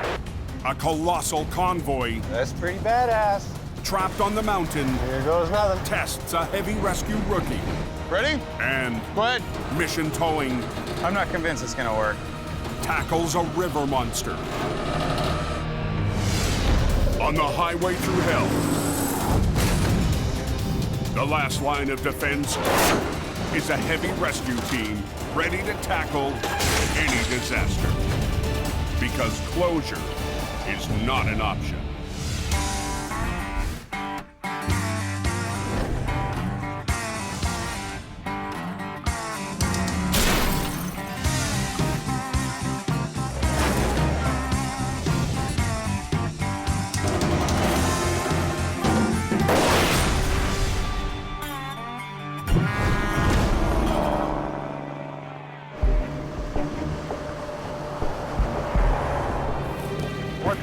up on top? Well, it's letting you know that spring's not here quite yet. A spring storm has hit the mountains near Hope, British Columbia. Anybody know what's going on with Highway 3? Probably a couple inches, but it's snowing all the way across the Sunday Summit. Jamie Davis towing. At 10 p.m., Scott Bird gets the call. Well, I was gonna go up to Coke and do some work up there, but I just got rerouted up Highway 3. Scott's dispatched in the biggest heavy wrecker in Jamie's fleet, HR 117. So number 3 is pretty bad? Instead of climbing the Coke, Scott turns east onto Highway 3. There's a truck in the ditch. Yeah, watch yourself up there. A customer of ours called, and one of their units is spun out up by Sunday Summit. Sunday Summit is the second highest point of elevation on the southern route, with 1,000-foot drop-offs beside the narrow road. It's skinny, it's windy, it's up, it's down. You gotta be on your game to play on this road. Highway 3 is not to be forgotten about. It has all the dangers of the Coquihalla and more. An hour into the drive, there's our guy. Scott gets his first look at the job. A Super B loaded with lumber that has slid off the road. I think it'll be a pretty easy job. It's a pull-up. I've done thousands of them. Get my line out, pull the guy up, kick him free. But the truck's driver knows it's worse than it looks. The road missed that way, and I just started sliding over into the ditch. The B-Train's tractor and its 2 trailers are leaning hard to one side. Truck's running and everything okay? Yeah. Okay, I'll pull some line out and we'll get this done. We'll be doing about a 140,000-pound pull. By myself, I'll get her done. I can go to anything and deal with anything. Once that cable's tight, release your brakes. If you start going backwards, go back onto the brakes. Okay? Okay. Yeah, watch yourself up there. You're gonna come up on a tow truck trying to pull a lumber truck out of the ditch. The highway is still open. I'm gonna try and see if he's gonna come out easy. Scott gets to work, pulling on the front of the 60-ton Super B. Come on. But it's a struggle to get the tractor back onto the road. Come on. The fully loaded trailer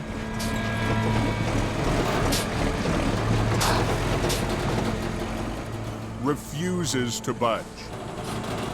Gravity is my biggest enemy right now. Scott will have to try another approach to get the heavy trailers to move. I have no choice. I have to have the whole highway shut down. I need you and Robert up here flagging. Fast. It was supposed to be a quick and easy job, but Jamie's top operator is hardly panicking. But this will be the epic wreck of the year, where I pull a loaded Super B out by myself and he drives away. That's the way it's gonna happen.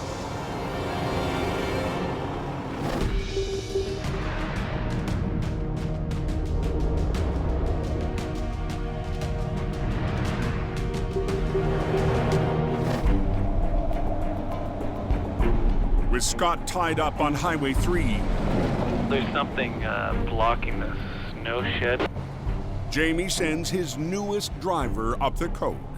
I just got a call to head out for a spun out 13-axle truck up on the smash. We're gonna go up there and give him a tug up the hill. Mike's gonna take a shot at this job. He's new here, but I'm confident he can get it done. Mike's behind the wheel of one of Jamie's smallest heavy wreckers, HR 66.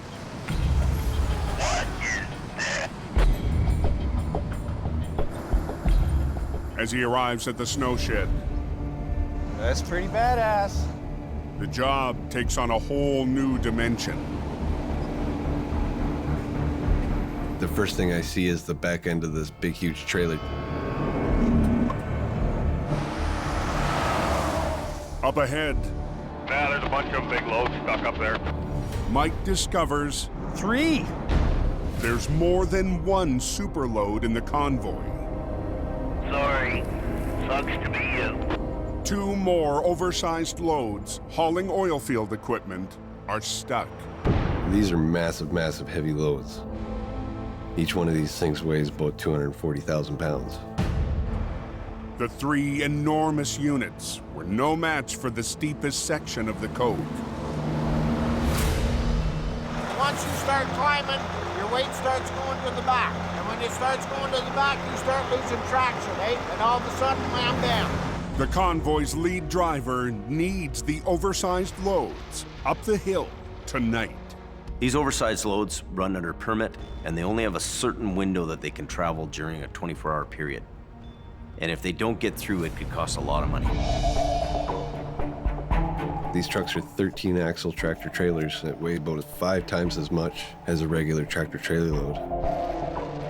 The rookie driver and his 25-ton wrecker won't stand a chance without chains. When something's blocking the highway, the pressure's on you to get these chains on in a hurry.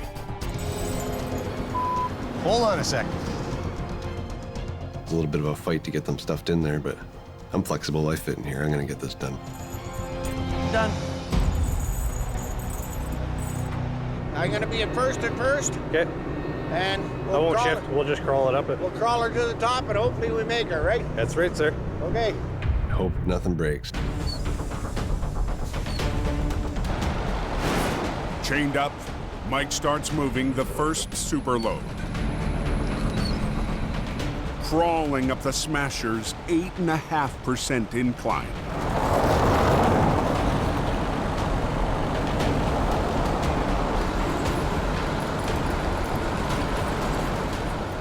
I'm watching on my mirror, making sure that my winch line's tight.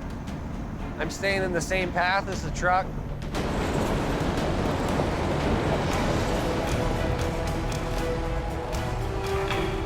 Every moment that we've got these heavy loads blocking the road is potential for a bad accident and there's potential for lost freight time. Mike gets the first $250,000 load to the top of the hill.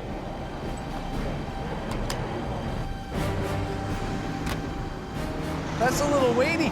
Yeah. Back down the road, 2 more wide loads remain stranded. All right, so you go down and get the other guy. Okay, white truck's in the barn. Sweet. The convoy's permit is set to expire in an hour, so Mike heads down the cove. Tow truck's backing down the granny lane of the Smasher. The fastest way he can, in reverse.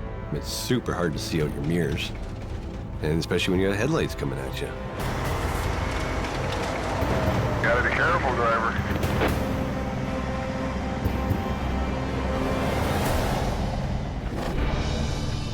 Across the mountains on Highway 3. Come on. What was supposed to be a simple recovery is turning into a problem for Scott. Damn it. The recovery veteran has struggled to winch the heavy B train out from the front. Okay. Scott's called in flaggers Robert and Loretta to shut down the highway. You have to slow down to come around that curve, right? So I'll let you know when I get down there. Closing the highway will give Scott room to pull from the side. Narrow truck's coming up and then Scotty's coming out. We'll be stopping all traffic. It's not a pull-up. It's a pull-out. It makes a whole big difference to what I'm going to be doing here. Scott rigs 2 double lines to the lead trailer to work the lumber truck back onto the road.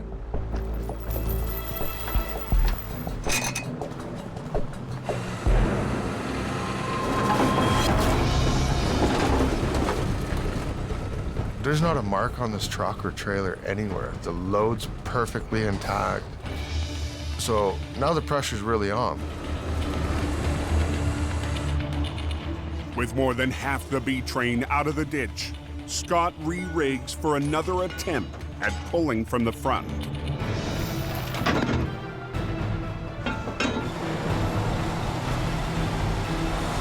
I'm really confident I can get this job done.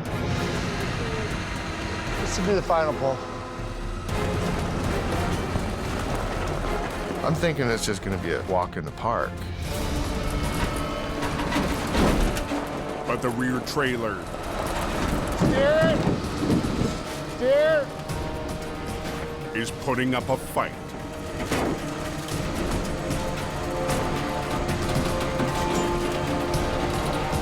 I noticed the back trailer is starting to tip over. 100,000 pounds of lumber threatens to spill. If the back trailer goes over, it's gonna take the front trailer and it's gonna take the truck over. And if I'm the guy that flips that thing over, I'm gonna be kicking rocks down the road looking for a new job.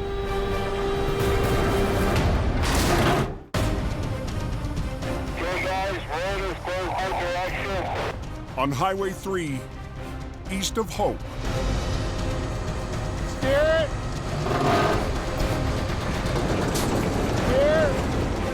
Scott Bird struggles with a loaded lumber truck.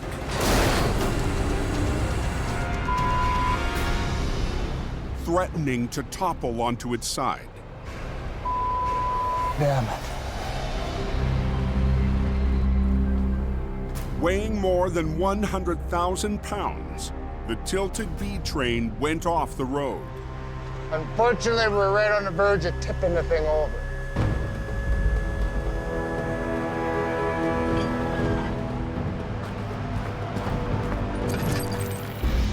Sometimes they look easy and they're not quite as easy as they look. And it's right at a very crucial point right now that if I do the wrong thing, I'm gonna have a big problem. Working with only one truck, Scott repositions to try and break the back of the B train free.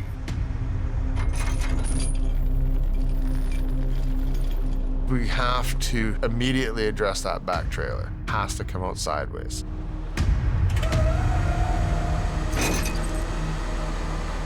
With a truck and a set of trailers and a load, it's nothing for $400,000 to be sitting there. So I don't want to screw it up.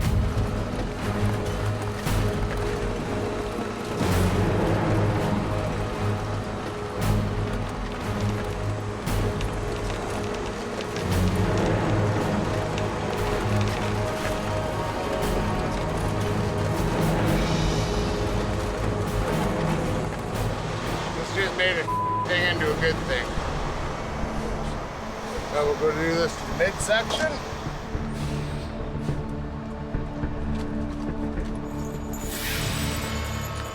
I'm going to put it back on the road without a mark on it. That's the way it's got to be done.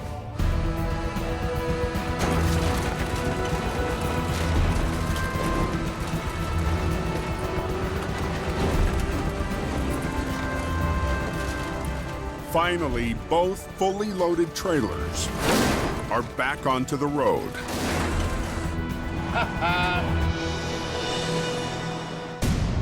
Hey, I have another problem. But at the front of the rig, So it won't start. It won't start? Nope. all the fuel has shifted into one of the tractor's two tanks. All of his fuel's gone down to the downside tank. The driver can't start the truck.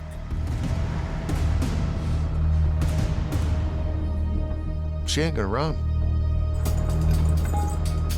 Now I have one more situation I gotta deal with before he can drive away.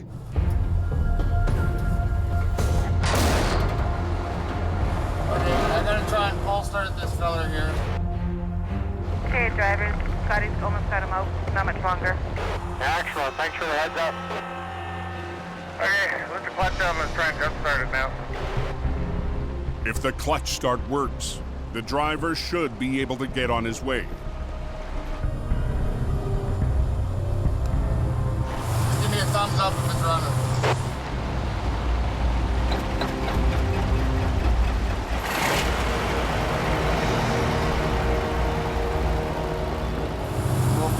stuff here and we'll cut you loose. Loretta, let your traffic go. Good job. Okay, bud. Take care. Okay, man. I'm going for the road. Yeah. It was a little bit of a grunt, but we got her done. You can buy all the big wreckers you want.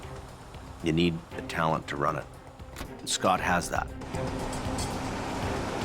Pride is everything. Do it right. Feeling good. Truck's out of the ditch. Customer's happy. That is a beautiful thing.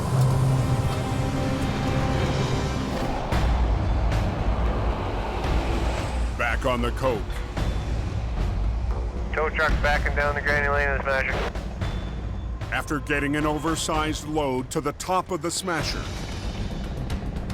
Mike Reynolds backs down to try and get the rest of the massive convoy moving. It's a little intense backing down the hill, especially when it's your first time.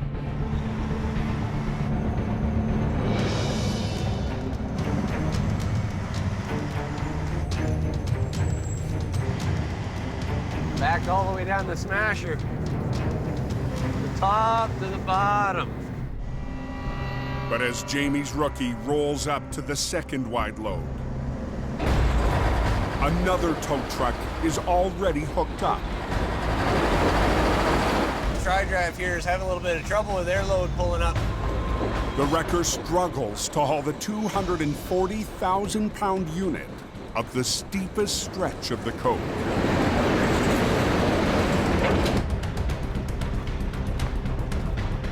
These oversized loads, they got a time restriction on their permits. Yeah, I got one triple on.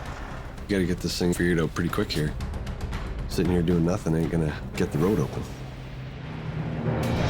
To get the oversized load moving, Mike's front bumper is connected to the back end of the 100-foot-long train. And I'm gonna act as a push truck and help push him up while the other tow truck pulls him up. It's got to be in there far enough, eh? This is a long one, eh? It's probably bottomed out. Never got to be a push truck before. So just first gearing it? Yeah. All ready back here? Ready to move.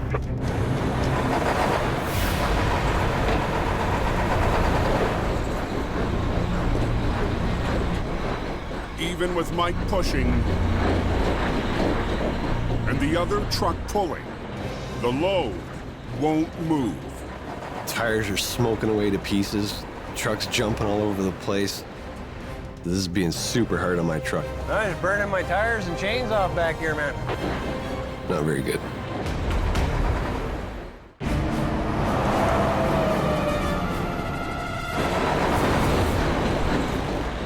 I'm just burning my tires and chains off back here, man.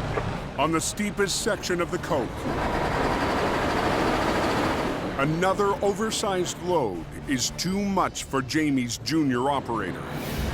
Tires are smoking away to pieces, trucks jumping all over the place. With Mike pushing at the back and another truck pulling up front, the 250,000-pound unit won't budge. This is silly. We gotta figure something else out. Closer inspection reveals the load's tractor has a broken axle. He weighs so much, we need the extra help from this tractor. When his tires don't roll, it ain't helping us at all. This second guy's needing a tow job now. The damaged cab is towed away. They're gonna take the tractor off the first unit that I pulled up the hill and bring him down here and hook him up. Leaving Mike and the convoy's lead driver to take on the 240,000-pound load. It weighs over 4 times as much as HR66 does.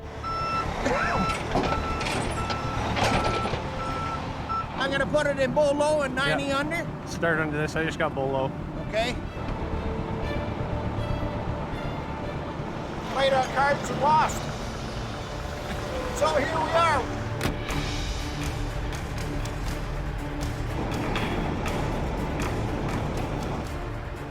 All right, buddy, I'm going to ease off on the brake, and then we're going to start going. I'm in bull low, brakes off, ready to go. bull low is the lowest gear Mike has in HR66.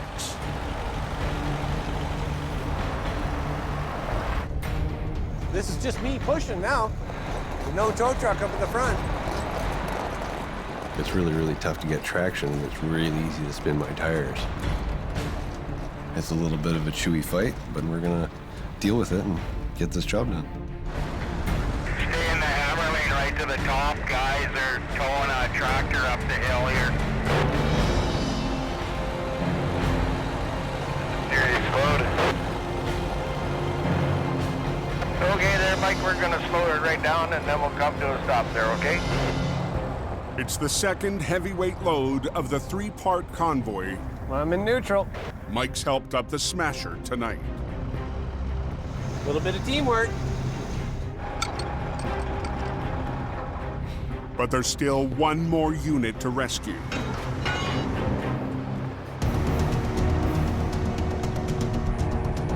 A third rig spun out in the fast lane south of the snow shed. Get back and down the Smasher. We got big truck a minute trying to get up this road. I mean, we got to get in here and get this thing cleared up fast.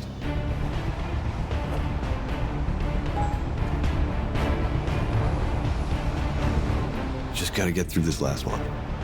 Here goes nothing.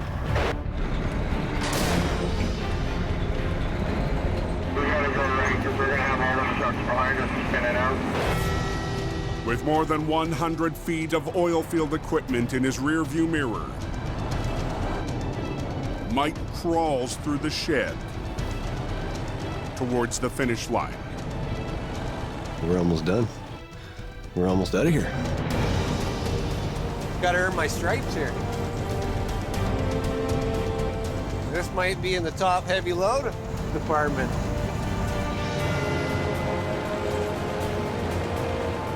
The mechanic turned heavy rescue man as the last piece of the convoy to the top of the coke. No small feat for the junior operator. We hauled up about 720,000 pounds of iron tonight. Maybe I set a record. You get thrown into these jobs to learn it by the seat of your pants. This is what you got to do. You got to try these things and you get better at them. Good luck to you guys.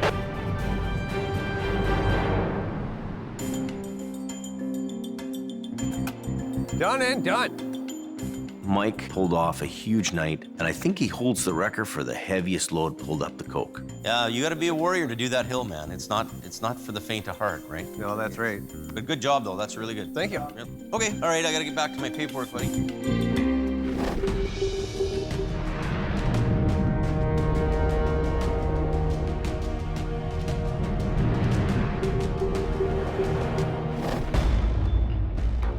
The next morning in the Fraser Valley, Mission Towing has just been dispatched to a different kind of heavy rescue. We're heading out to a mill that's been torn down. Jordy DePerrin and a 30-ton wrecker are heading down to the docks of the Fraser River.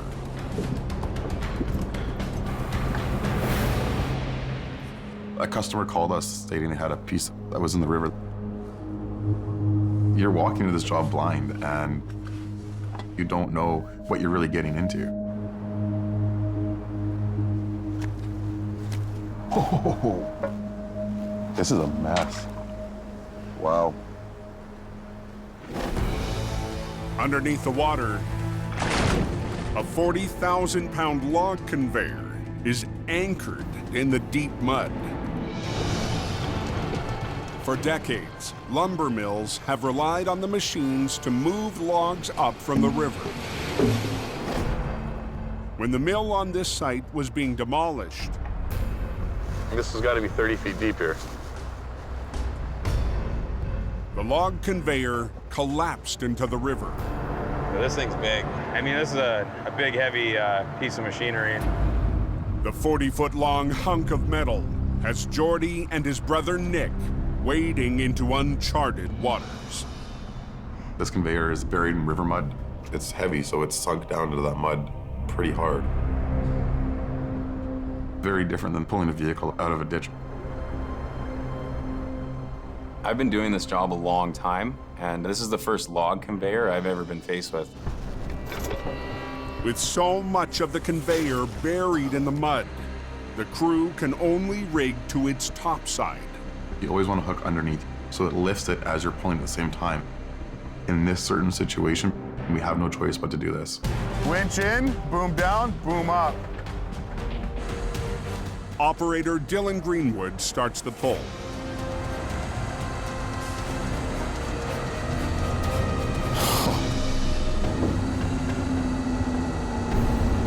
He didn't budge it.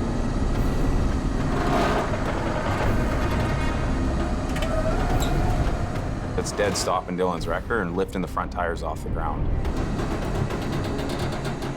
We're watching for any sign of this thing moving at all, and it's not budging one little bit. The conveyor is suctioned so badly to the river bottom. Dylan's 30-ton wrecker is not enough. We're gonna need more muscle. Yeah. We can't get a good lift on it. Jordy and Nick roll in some extra iron for the job. A 30-ton excavator. You get you to bring your boom down? The excavator can lift a lot higher than the tow trucks can. This is definitely one of those jobs where we make it up as we go. Hook onto this thing and give it our best.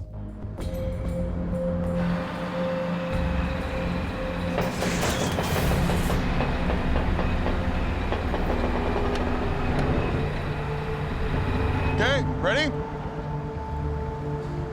Go ahead.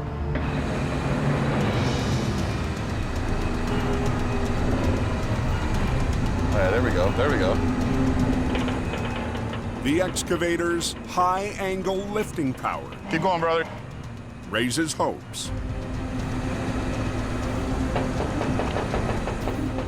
And it's starting to move. We're very happy about it. We're working with him to lift and pull at the same time to get it up here. We're taking half the ground with us.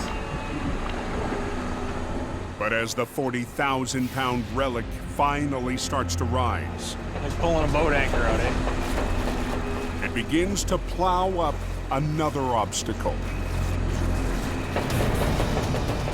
The resistance that we're trying to overcome is overcoming us right now. We're gambling right now with this one. Dylan! Dylan! Stop, stop. No, no, no, no. In the valley, on the banks of the Fraser River, load it up. Mission Towing tries to pry 40,000 pounds of dead weight out of the mud. This thing's just a big hunk of metal. It doesn't have any wheels on it. It's not gonna roll. It's gonna fight us the entire way. As it finally starts to move, the log conveyor builds a wall of mud, pushing the limits of an excavator and a 30-ton wrecker. Dylan! Dylan! Stop, stop. No, no, no, no. Sinking in down here.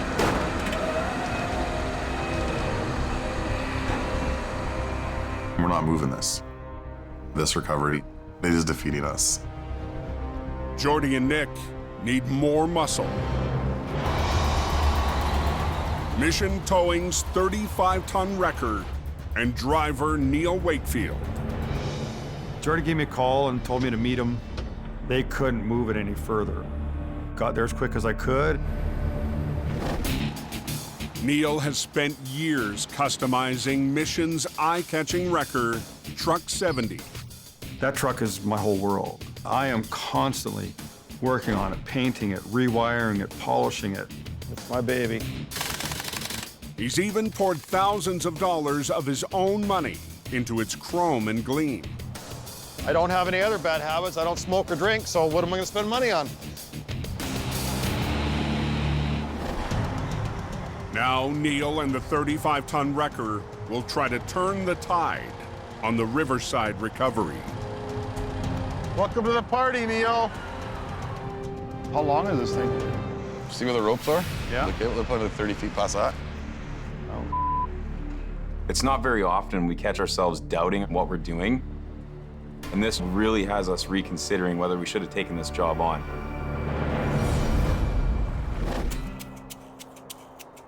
In hope, Here, take this to E and ask her where she puts all those. Jamie's at his yard, Sherry, behind a desk, for his least favorite task. trying to pay the bills, that's where it's at. So we're gonna do that right now. Do you want me to get that? But out front, his stepson, Brandon, has a new role. Jamie Davis towing. Sakes. You're in the wrong gear. Brandon's been working for Jamie since he was 16. Whenever I head up to a wreck, I'm always kind of a bit worried because I've had so many close calls with getting hit. Get over! What? Brandon, he just walked off the road. Brandon decided that he didn't want to flag anymore, and I understand that because it's dangerous work. Fast and efficient. This winter, Brandon's been helping out around the office. Every day I do their banking. I take their merchandising in and I sell their merchandise. I do dispatching. I do billing. There you go. I do invoicing. I do filing. I do faxing. I think I'm gonna make the all-star team this year. Hey, Brandon, let me try that thing. Show me how to use it. Look, see that? First time ever, and I'm doing wheelies. Whoa. Good for him if he wants to try something and get to work and do something.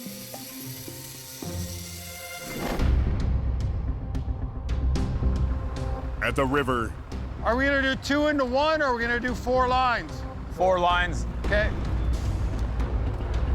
Mission Towing is forced to add a third weapon to break the deadlock with an 18-ton log conveyor. We've maxed out Dylan's wrecker and this excavator, so we're hoping with the 3 of these things working together, we'll be able to get this thing out of the water. To free the conveyor from the riverbed, they'll use 3 machines and 11 lines. The pair of wreckers pulling at an angle and the excavator lifting from above. How much more do you think you need, Dylan? We're gonna go right where this line is going. It's underwater right now. Okay. Let's hook to a chain underneath it. Jordy is throwing in everything he's got to reel in the big catch. We have 11 lines this load because we're dealing with a lot of weight and the resistance. We're at a point right now where we're not sure. Can we get this out? We got lots of pulling power here. Perfect. Oh, let's keep our fingers crossed. Yeah. But 3 machines and 11 lines still may not be enough. We're gonna run out of truck here is what's probably gonna happen. I'm going up.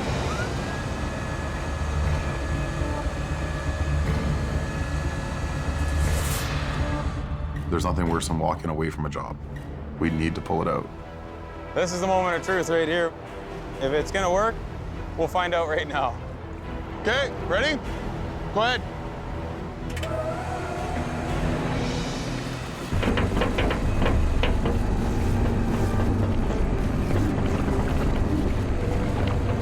Finally, the massive hunk of steel Beautiful. breaks suction, then starts to push through the wall of mud. I don't know, man. But the base supporting the heavy wreckers threatens to give way. Dig them right in. We might need a wrecker to come and get us out. The weakest link is the ground that we're sitting on. We're working on the riverbank. That concrete's very soft.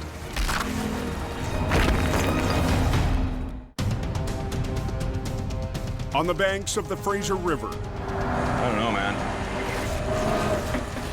I'm not convinced it's gonna work. Mission Towing is losing ground, Stop. fighting to reel in a 40-foot catch. It was moving. So are we. Dig them right in. Okay, ready? Go ahead. As Jordy's wreckers pull on the 18-ton conveyor, they punch through the old pavement. Keep going, brother. There we go. But with 2 trucks, 1 excavator, and 11 lines on the job, Jordy's crew makes a breakthrough. Sweet. And all of a sudden, it just sort of jumped. Okay, we're gonna actually get something done today. Beautiful, Neil. Beautiful. I'm not feeling defeated anymore. But the recovery is far from over. The massive relic must now be maneuvered past old pilings and a 15-foot retaining wall. This is going to be the hardest part. The fingers are crossed.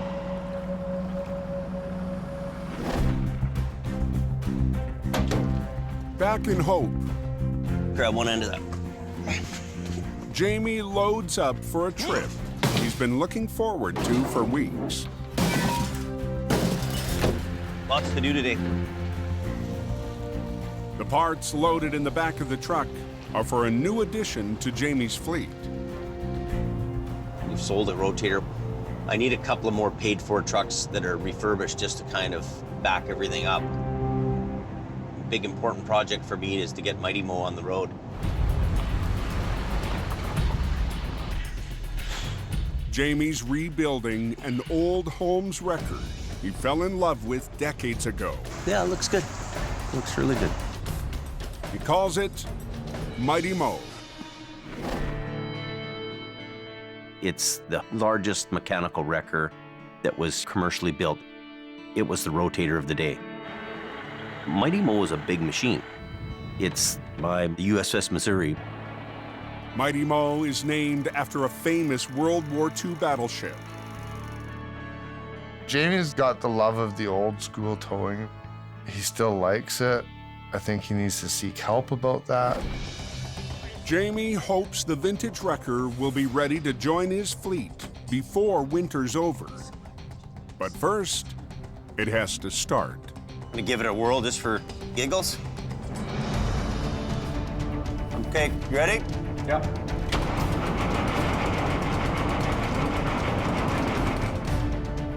It's old school, cool kind of truck.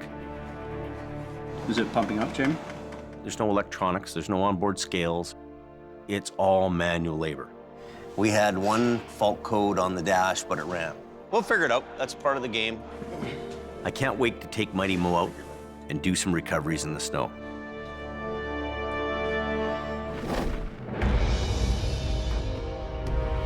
Let Dylan catch up to you, Neil. At the Riverside Recovery, Mission Towing has spent the last 7 hours in a tug of war. Pulling me up.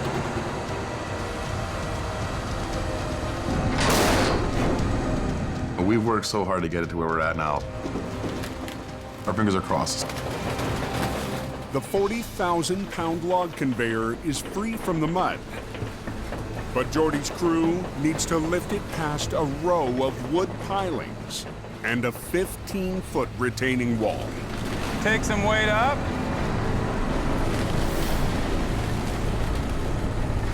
Is it going to get hung up on them? Is it going to get caught on them?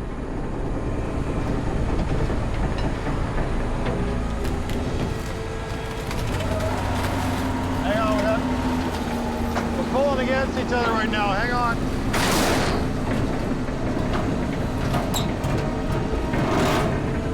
We're at the crucial part of the recovery. This is the do or die stage. There we go.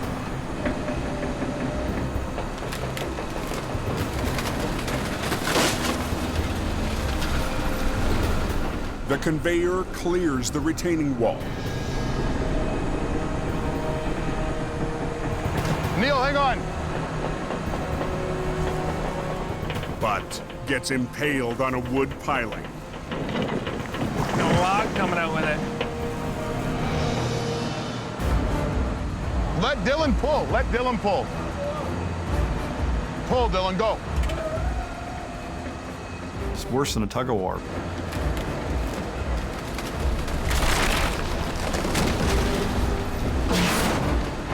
It just doesn't want to move. The only play Jordy has left They ripped these frickin' things right out, who cares? Yeah. is to try and tear the conveyor free.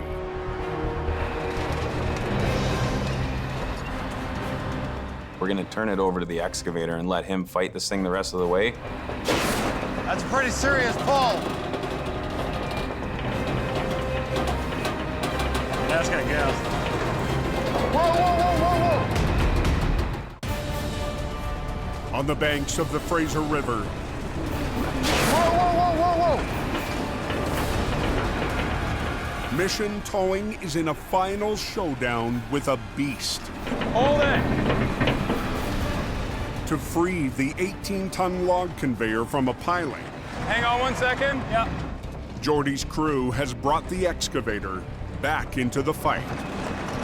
And you see the back end of that excavator coming way up in the air. Next thing, we got that thing on its roof. That's gonna go. Just need you to lift right now. Don't try pulling.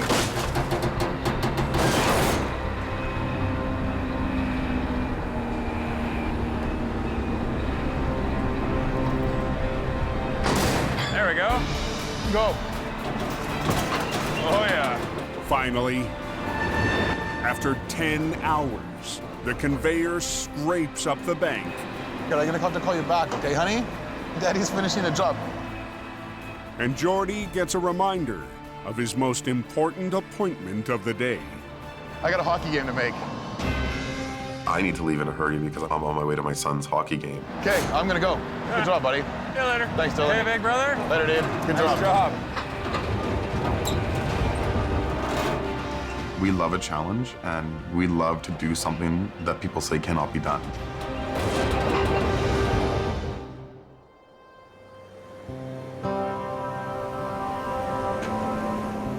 We won the recovery, and I get to go watch my son play hockey. It's a win-win for everybody. That boy, push through, push through. All your stress from work goes away when you come to the hockey rink and watch your son play. That's why we do what we do for our kids, right? It's a big part of our life. Stay on it, Dave. Stay on it, stay on it, stay on it. Come here. I have 3 beautiful children. My son, who's 10. Hey. What's up, buddy? I have a daughter who's 6 and another daughter who is 19 months. My children will be the 5th generation to mission towing. I'm very excited for that. Okay, let's go. Jordy is not alone. I got Junior with me here tonight. That's the life of a towing family. It's a feeling all heavy rescue operators share about what's most important. What you deal with every day makes you realize that life is short, life is precious. The value is really the small things in life.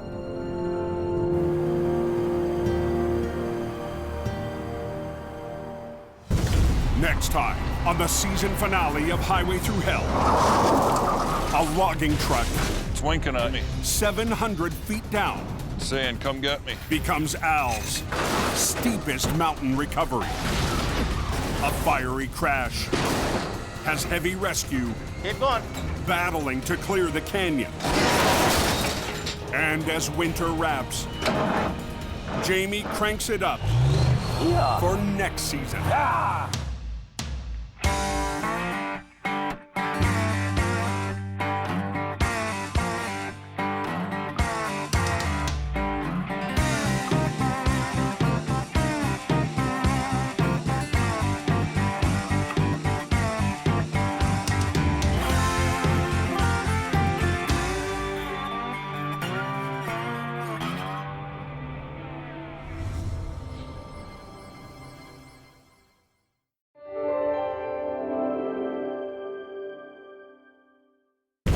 This time on Highway Through Hell, a freak storm Order the hurricane. sends a semi-airborne This is sketchy. Holy crap. a heavy wreck Less than a 10-minute closure. puts Scott and Merv to the test. And We're going fishing. Al and Gord Big giant turtle. battle a monster truck. Gord, On the highway through hell, the last line of defense is a heavy rescue team ready to tackle any disaster. Because closure is not an option.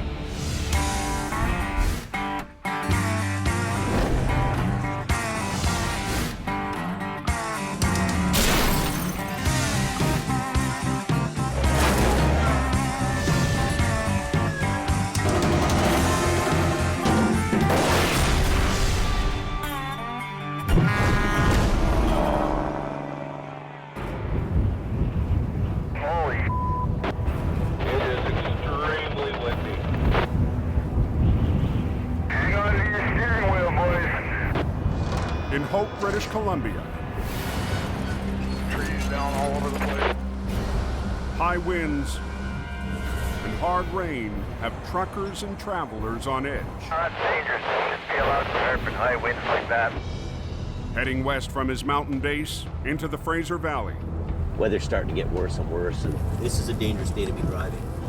Jamie Davis drives into a windstorm with gusts reaching 50 miles per hour. We get some high-speed winds from the west, and it travels through kind of a funneled area in the valley, and it becomes even more intense. Holy crap, there's a lot of water on the road. By early afternoon, conditions are getting worse. Winds up to 75 miles per hour howl through the valley towards Hope. Oh, big trees are down.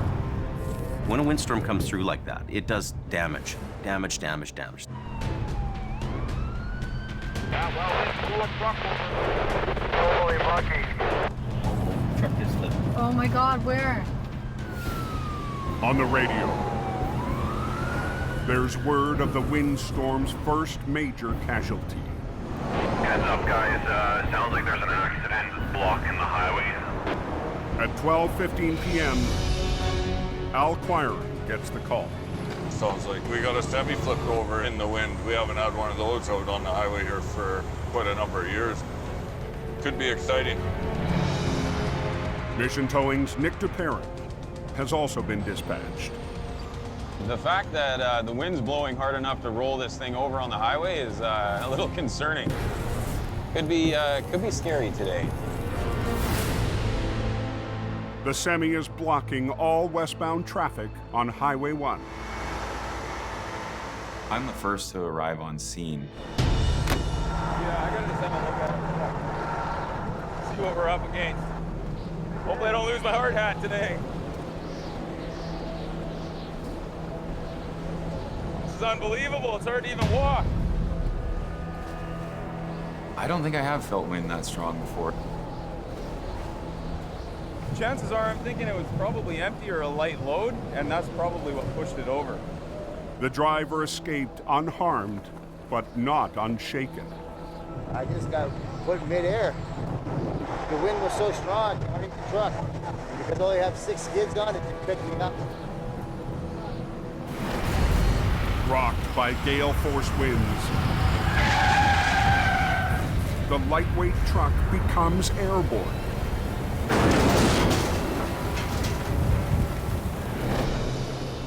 I was about 8 feet in the air. I just hung on for dear life.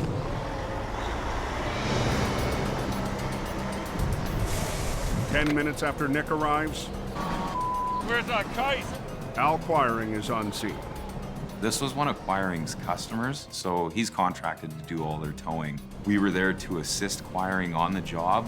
It will take both Nick and Al's heavy wreckers to get the job done quickly.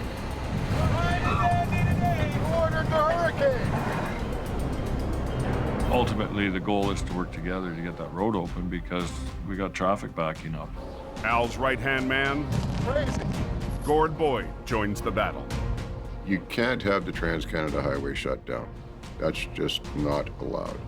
The flying truck has cut off the main commercial route to the west coast. So you just get it done and get it done quick and get the hell out of there. To straighten the wreck, parallel to the road, Al pulls from the front, Okay, be careful. while Nick pulls from the back.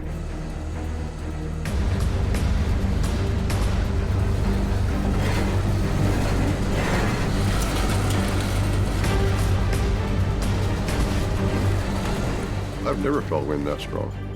Not on land.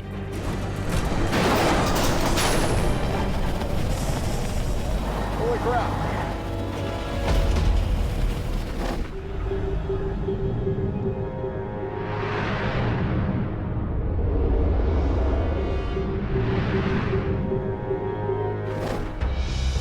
What's it doing up on the coast there? Blizzardy slushy is starting to accumulate. High on the Coquihalla Highway, the same storm system is hammering the summit with heavy snow. Driving up here is a completely different animal. When you get that wet snow, you can slip out at any second. Okay, 103, you can turn off your airboard. Jamie Davis has sent one of his operators into the mess. Lead flagger Robert Muckwa. So 103, I'm going to be heading her down to another tow. I'm still Jamie's #1 flagger. I go and scout in case somebody hits the ditch. Robert works the coke. He's out stopping if people broke down. Now he's into a 1-ton truck, and he's doing a really great job at that. There's a car spun out. We're just coming up to it right now.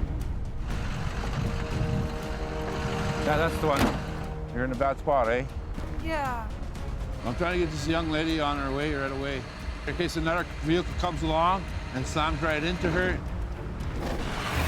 Last winter, Robert's first season on the coke. Stop! Stop! A close call nearly claimed his life.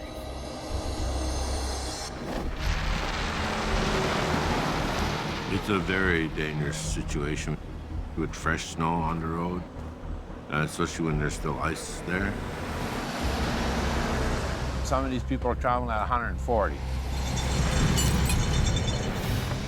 Come good in the truck? Yep. Hold on your window. Crank your wheel this way.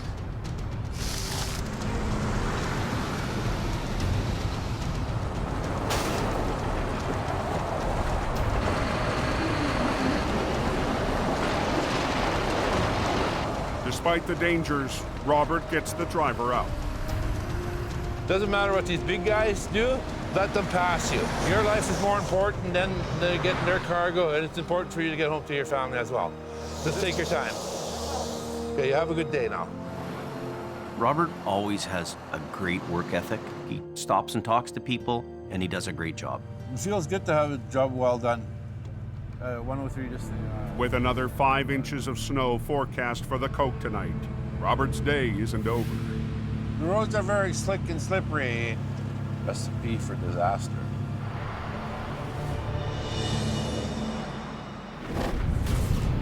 Oh, it's pretty windy down there. Down in the Fraser Valley, The highway's so closed at Ennis Road. Yep. high winds are making it nearly impossible to clear a wind-blown wreck off Highway 1. I've never worked in wind like that, and it really complicates things. As Al tries to straighten out the semi, the wind blows a hook loose. It adds a variable that you can't control. Working together, Quiring and Mission Towing are under pressure to clear the busy highway.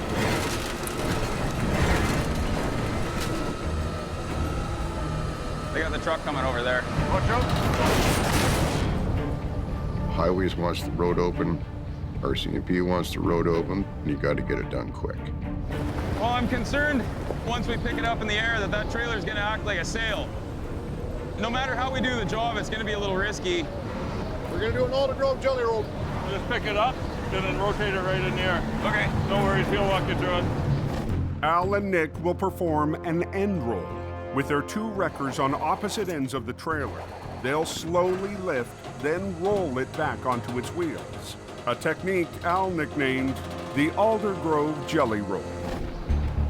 An Aldergrove jelly roll is an end roll done our way, with a little bit of finesse and a little bit of skill. This is a first for me for the jelly roll, so we're gonna learn something from Quiring today. But in a windstorm, Al's trademark move could end badly. Very high risk here, very high risk. I think it's already blown over once. Hook it right on the 5th wheel pin. My biggest fear is the wind catches it, flips both wreckers over. Now we just wrecked everything. This is ugly. Ah! Don't do a thing. Dude, this is sketchy. All of a sudden, there was this huge racket. Crap. The highway westbound is still closed, eh? Keep that front nose to get open so we can get through it. On the Trans-Canada Highway, Maybe a long way. Wind is downright crazy. Murphy, Al and Nick are about to flip an empty trailer in gale force winds. I'm worried, man. The semi was blown off its wheels. The driver was lucky to survive. Ah! Don't do a thing. But just before the roll, all of a sudden, there was this huge racket. Barn just lost the roof. What? Barn just lost the roof over there. Turned our head, and here goes this big barn roof like some scene out of a tornado movie. Al has to rethink his plan. I can put my side outrigger down, but We're fighting that wind big time. You know, if a good gust comes in, our sticks are right up. I was worried about the stability of their truck. Their truck is quite a bit lighter. we're going to just err on a bit of caution. We're going to put the other wrecker in here and hang on to it just in case the wind comes in here and catches this thing and takes this thing for a ride. To help add some weight to the recovery, good. Al's son Kerry arrives with a 20-ton wrecker. Okay, snatch blocking up. With Nick's wrecker tied down. Good, that's good, that's good. Al's hoping the extra weight is enough to keep Mission's wrecker on the road. As soon as that trailer starts to come up, the wind's gonna be pushing against it and fighting us the whole way.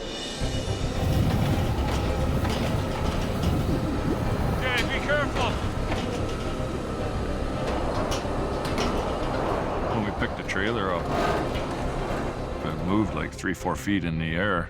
You could actually feel the wind on that trailer. Keep that tire skipping right on the ground. Keep that tire on the ground. The winds aren't backing down, so Al adjusts his roll maneuver. Lower your winch line there, Nick. Hey. Keeping the trailer's wheels anchored to the ground. We get this thing up in the air, and the big wind comes, it's already knocked her down once, so. There's a chance it might go over one more time yet today.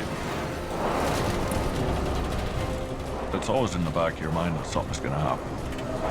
Let her down. Let it down on your red. Let it down on your red.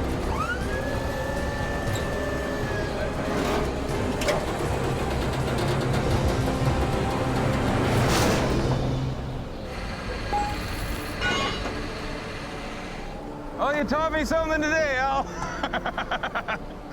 That was a first for the Alder Grove Jelly Roll. Nice job. An adrenaline rush in the wind like that, very high risk here, very high risk. We pulled it off though. Just as things wrap up, Nick's brother Jordy arrives on scene. I missed the Alder Grove Jelly Roll. Yeah, we pulled it off in the wind too. I legitimately had to finish 2 other accidents. Of course, by the time I get there, the rollover is complete. I was concerned with that wind, it was risky, but it came up, wheels just slid, set over, beautiful. Just like you knew what the hell you were doing. You'd almost think I'd done a jelly roll before. Traffic's coming through our way. Yeah, we're moving now.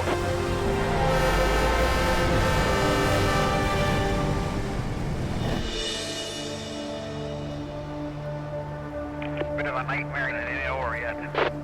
In hope, Boy, it's a good night. Jamie hears the news. Highway 1 is open, but there's another problem. Hope's going to be out of power probably for the next 12 hours at least. So there's going to be no electricity when we get home. The windstorm has knocked out power to Jamie's dispatch center. The power goes out. In our shop, you know, what I worry about the most is phones, because communications is number one. Why is this thing not working? This is the phones right here. This is the battery backup for the phone, but it doesn't seem to be working. And without any power, the phones don't work. We have to just adapt and deal with it. Rigged up an inverter to the batteries, trying to keep the phones going, and I don't want anything else going wrong with the phones, so I'm gonna just jump in the back of the truck right now. I'm gonna have a nice night in the pickup, but we got a heater, so that's good. Sometimes we gotta do what we gotta do. Kind of like having a sleeper on a big rig. Good night. Up on the coke. I heard the coke was going pretty heavy, but they got 4 plows on the smasher. Plows push through the unrelenting storm. Going hard. Plows are working though. And blowers carve into snowbanks to keep the road from vanishing. But if we don't get rid of it, nobody gets through.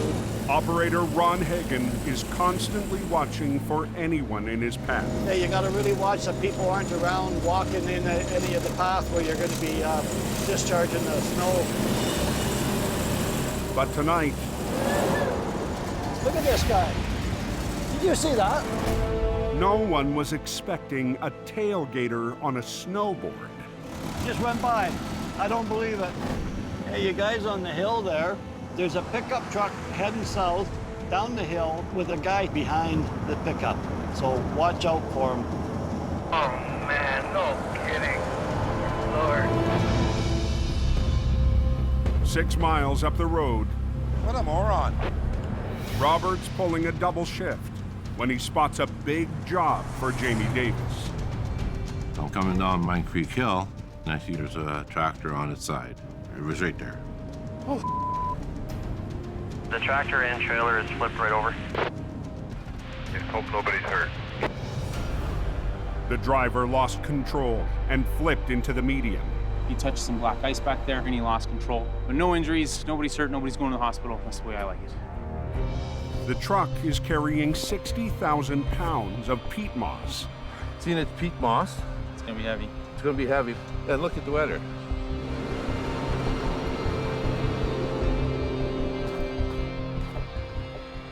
Robert takes photos, then calls Jamie.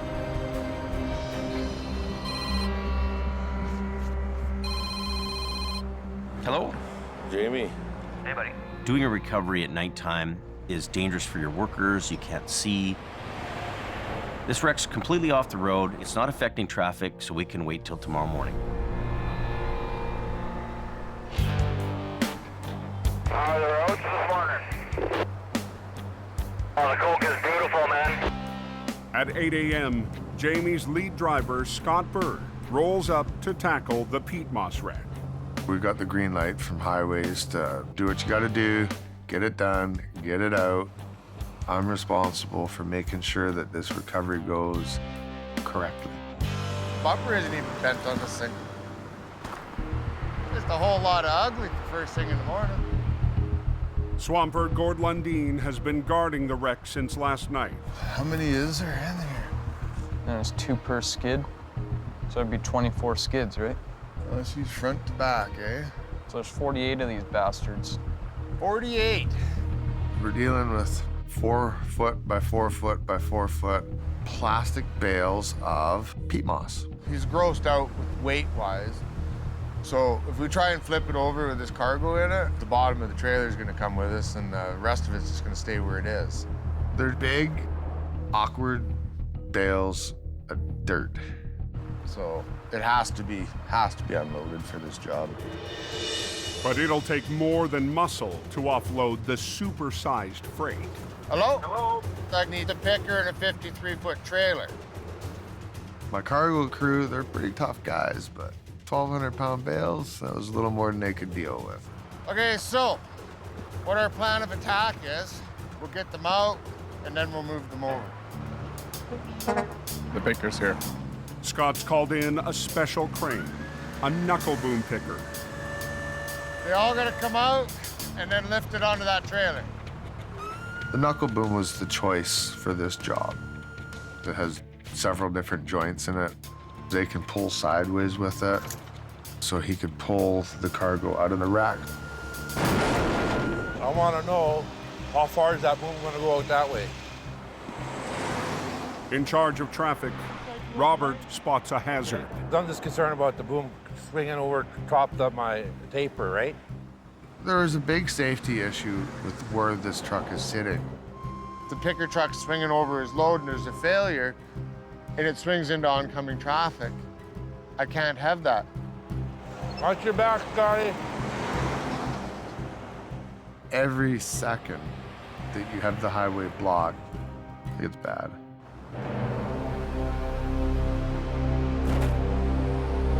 Hey, all good, buddy? Yeah, haul it out. Heads up. You gotta do the job, and you get it done as quick as you can get it done.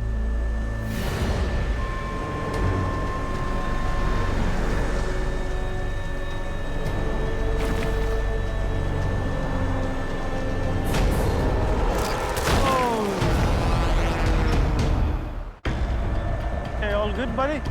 Yeah, haul it out. On the coast, Heads up. Scott and his crew are offloading 1,200-pound bales of peat moss We gotta work it. just feet from a live lane. We're picking the very first bale, and we're using one strap on it.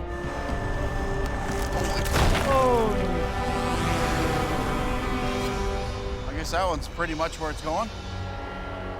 It didn't end as effectively as we wanted. Nobody got hurt, but it was close enough. We're gonna double strap them. I want every one of them doubled, please.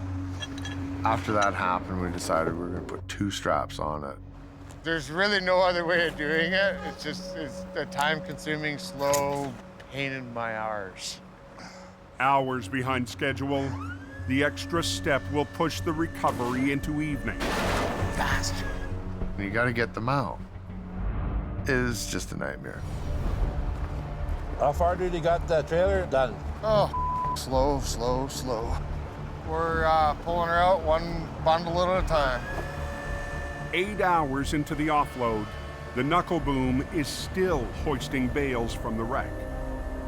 And then the sun goes behind the mountain. When you're working in the dark, little things become big things.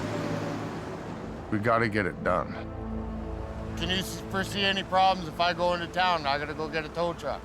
I got it, man. Everything's under control. To get ready for the recovery,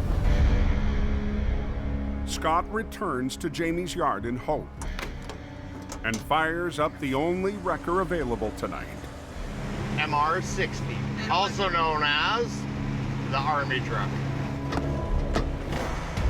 With 16 tons of pulling power, the Army truck has become an important asset in Jamie's downsized fleet. It's an old, steady Clydesdale horse, and it'll tow till the cows come home. But its old school mechanical winch lines make it a challenge to operate. The Army truck, she's a little slow. Should have put it in the museum. It's fun to work it once in a while. Would I want to drive it every day? Not so much. With the rest of Jamie's trucks out of town, Scott needs a second wrecker to back him up. Mr. Mervin. Chris Mervin is the top driver for Aggressive Towing, owned by Jamie's brother Jason. You guys ready? And it's not the first time Merv's lent a hand. Mervin's really become a seasoned veteran now, and we're really lucky to have him. Come on, baby, just a little more. I'm always excited to go help. It's back to physics, buddy. We always win in the end. I'm available for you anytime. Mervin's gonna come up. He's got a 50-ton wrecker. All right, Scotty, I'm just coming over the hill. Oh my God, look at that wreck. It's a beauty parking job that guy pulled off. We've got a lot of pulling power. Straighten it out, flip it over, drive it away. I told her it's slippery. But the big flip can't begin until the last bales of peat moss are out of the trailer. Right on, big shitter. How's it going? Oh, slow. I got 6 bales left in there. 6? Yeah. The colder it's getting, the straps are stiffening up and it's getting slipperier. Ah. Every minute that they're behind schedule, your anxiety level's rising, and it's just... So let's start rigging now. Oh, yeah. So what do you want to do? You want to drag the ass into the trailer up? Flip it and pull it. And I'd like to have less than a 10-minute closure. Highways want us to get this out of here now.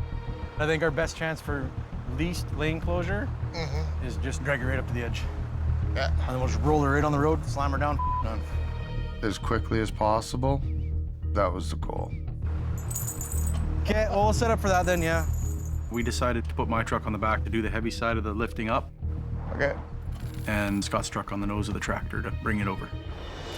After 12 hours of unloading, Oh, looks like that's it. the trailer is finally empty. Scotty's given us a 10-minute time frame once we start. He's a little short-handed, being a little tiny truck, but whatever you're given to work with is what you got to work with. So we got to kind of finesse her to keep both trucks working together in sync versus one truck doing all the work. Do you want Rob to shut down that other lane? Yeah. Stop the traffic. The Coca-Cola is closed till they clean up that accident. You ready, Scotty? Go, go.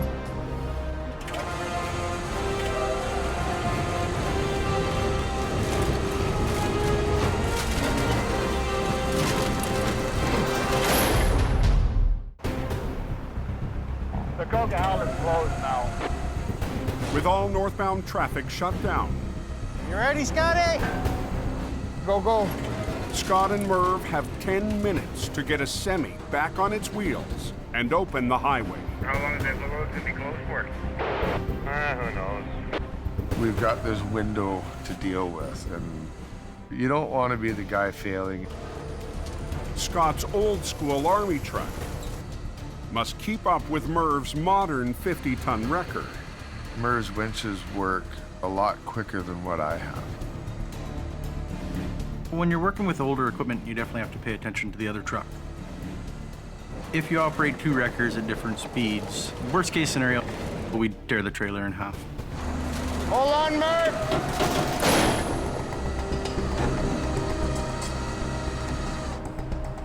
Okay, wind her up.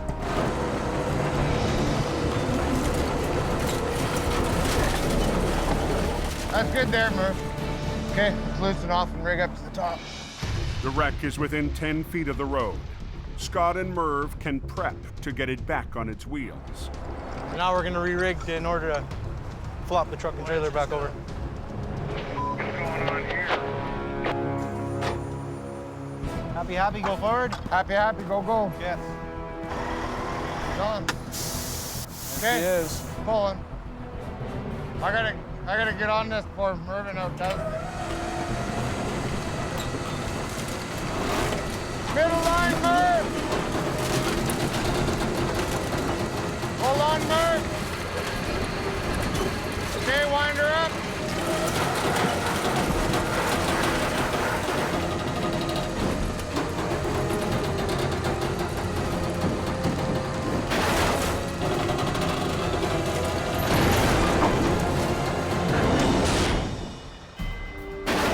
Picture perfect. Are we under 10 minutes still? Yeah, we are. What are we looking at, 5.5 minutes, Scotty? Whatever it is, buddy, it's working. And we'll let the traffic go. Let's get the road going, people. Okay, here's traffic. Everybody out of the way. You can just kind of take that sigh of relief. You couldn't ask for a nicer job to be done.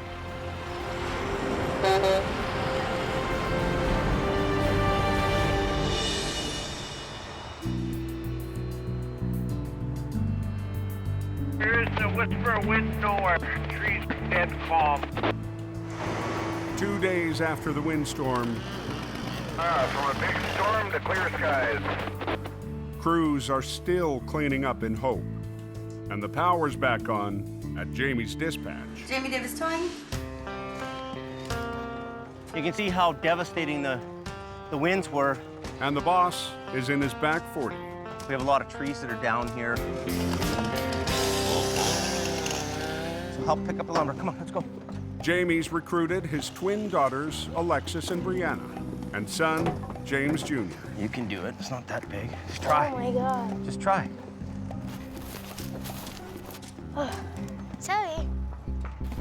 So we're gonna load the wood in the back of the Tundra and get a heaping truckload full.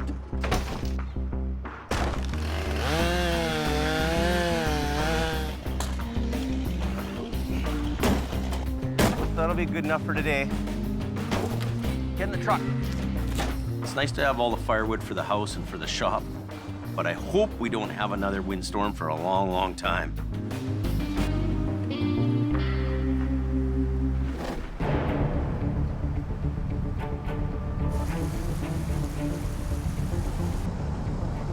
"90 miles northwest. We're going fishing. Catch us a big fish. Two heavy wreckers climb a back road to tackle a beast. It's a truck with an industrial rock hauling box on the back. It's laying on its roof about 40 feet over the bank. Al Quiring. Oh! Watch out for the wheel wash there at the deep hole. And Gord Boyd Pickup up 43.5. are on their way to a mammoth recovery at a mine site. It's probably a 100,000-pound dump truck or close to it. So the forces will be against us to begin with.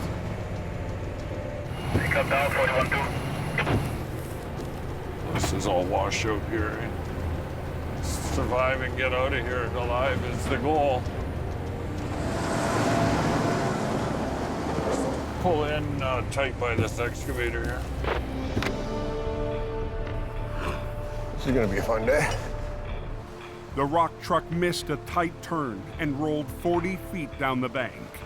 There's a turtle on its back. A big giant turtle. That must have been a holy moment while he was going over anyways. The driver walked away. That's a big-ass truck.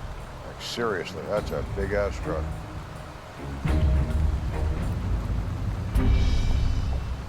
That thing weighs as much as both of our wreckers. The only real damage to that thing is the mirror. This truck is the size of a house, 100,000 pounds, 15 feet tall and 14 feet wide. They call them a West Coast fat truck. Real crazy. This is crazy. Yeah. Gordy and I have a lot of experience, but a job like that maybe only comes across the tow man's desk once or twice in a lifetime. We're gonna be doing some pulling. Hopefully we're not outgunned.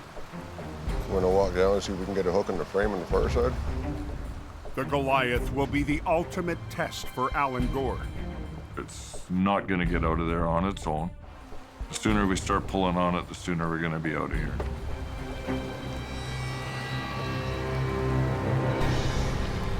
Can you grab the big 3/4 chain with one hook? You mean this one? Yeah. Oh man, that's sloppy. Before they can rig up, it's not good. Gord gets a feel for what heavy rains have done to the muddy slope. Hillside is water soaked. I think the forecast is for rain. Got it. Oh yeah, sure. I can get up the bank. My foot's sunken up to my ankles. That's a problem. Don't want to see a water problem develop here. Once the ground gets saturated with water, it becomes unstable. Grab one of my big 5/8 sling hooks. Yeah. If that slope fails, there's a good chance it'll start tumbling and take the wreckers with it. Hey, we're gonna have a problem there. Look at that. That ain't good. You're gonna go for one hell of a ride. And it's gonna hurt. Holy crap, that's slimy.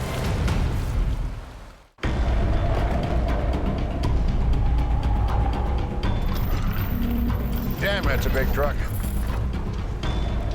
An unstable slope. Okay, we're gonna have a problem there. Look at that. That ain't good. Threatens to wash out Alan Gord's recovery of a 100,000-pound rock truck. If that slope fails when we've got that thing halfway up, there's a good chance it'll start tumbling and take the wreckers with it. Don't like the edge of this road. Oh yeah, we got water issues here. If I can't have my truck sitting on solid ground, I'm not pulling anything. Time to come up with a plan B. If you can't find the path of least resistance, create it. Luckily, the quarry that we were actually working for had a loader and excavator. That's a rock. Always be ready to improvise. We got Michelangelo in an excavator here. He's painting us a nice picture. Yeah. One more load down here, and I think anymore we're gonna be having a dance floor on it. That's nice. That's real nice. And we'll start getting rigged up here. At least the rain has stopped. Gord backs up his wrecker to the bank to rig up for the flip. And my truck is going to be available at the tail end of the recovery to actually winch this unit out. Running from Gord's wrecker to the rock truck, a single line will loop back through the excavator several times for a rare 5-point pull. I've been doing this for almost 35 years, and that's the first time I've had a 5-part line put to anything. Gord uses pulleys called snatch blocks. Every snatch block you put in the line doubles the pulling power of it. To loop the line back and forth between the excavator and the rock truck. In theory, this should give me enough to overcome that. This will work. Okay. The excavator will also act as a dead weight for Gord's 50-ton wrecker. I don't have enough weight to counteract the weight of what I'm trying to pull over. He weighs 100,000 pounds alone. You have to have the anchor. Right now, with this machine hooked, I outweigh the casualty, and I've quadrupled my pulling power. So I have one line through 4 snatch blocks. So I've got a 5-part line, 200,000 pounds of pull. Okay, we're ready to go. We want to pull this thing out, and we want to get out of here. Got it. Got to have evidence suitable for framing. Just go nice and easy. This was a chance for me to put theory into practice. Most jobs, 1 or 2 snatch blocks is more than enough. You don't get a chance to do these things too often.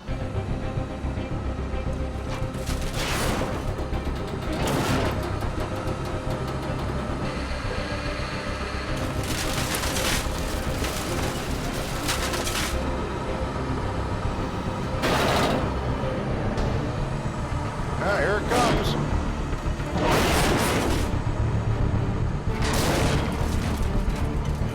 Now is when it's going to start getting heavy. The hard part is getting that big fat turtle onto its feet. Come on. Start to piss me off.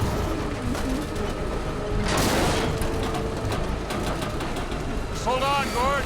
Just hold on. Just back it down. Gord didn't have enough power in all those blocks to get it up on its wheels. No way. That's how tough these trucks are. It's unbelievable. I'll get it back down and I'll hook on that top one and give you a little help. That'd be a good idea. Al has to add his wrecker to the fight. The owner of the truck wanted this thing brought out, and I don't want to let him down. Al's just gonna add his line to make it want to come over. Little extra oomph. Whether or not it'll be enough, we'll find out.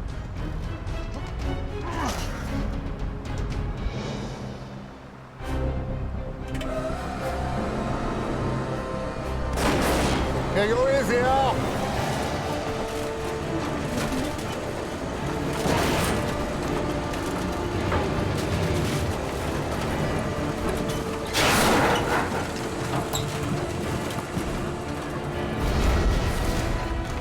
Looking a little better.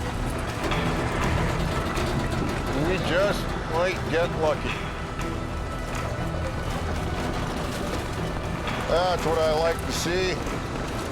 Okay, hold on a sec, Al. We're getting closer to heading home for dinner. The rock truck is on its wheels, but still needs to make it up the steep slope. It'd be nice to get air to it right now and get it to release so that it rolls back. Yes. The truck's air brakes are still locked from the accident. If we were trying to drag that with the brakes locked up, I'm sure we'll be there for a week. We don't want to try and pull 100,000 pounds. It doesn't want to roll. It works better when it rolls. Well, the 32-point inspection looks good from here. Okay, you ready for air? Yeah, we'll try that, Gord. Okay. Once the brakes are released, the rock truck could go for a ride and take the wreckers with it. It's on a slope. It wants to roll back down the hill. Let's push the button in. Push the button. I always get nervous doing this part. If things went sideways, I was gone.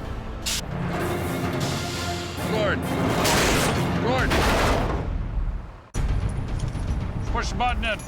I hate this part. Gord and Al are about to attempt a 100,000-pound pull up a steep slope. I always get nervous doing this part. But nothing will happen until Gord climbs the wreck and releases the brakes. It's on a slope. It wants to roll back down the hill.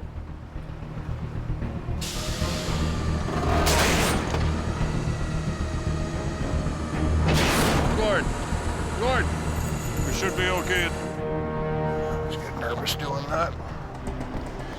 Yeah, as long as the wheels will just keep tugging on her. I'm gonna have Gord keep his lines on it to control the truck and get this thing out of here, hopefully.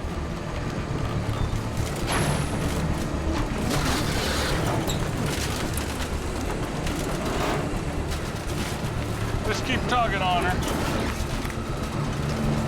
Thing ain't gonna get out of there on its own. And there she's rolling.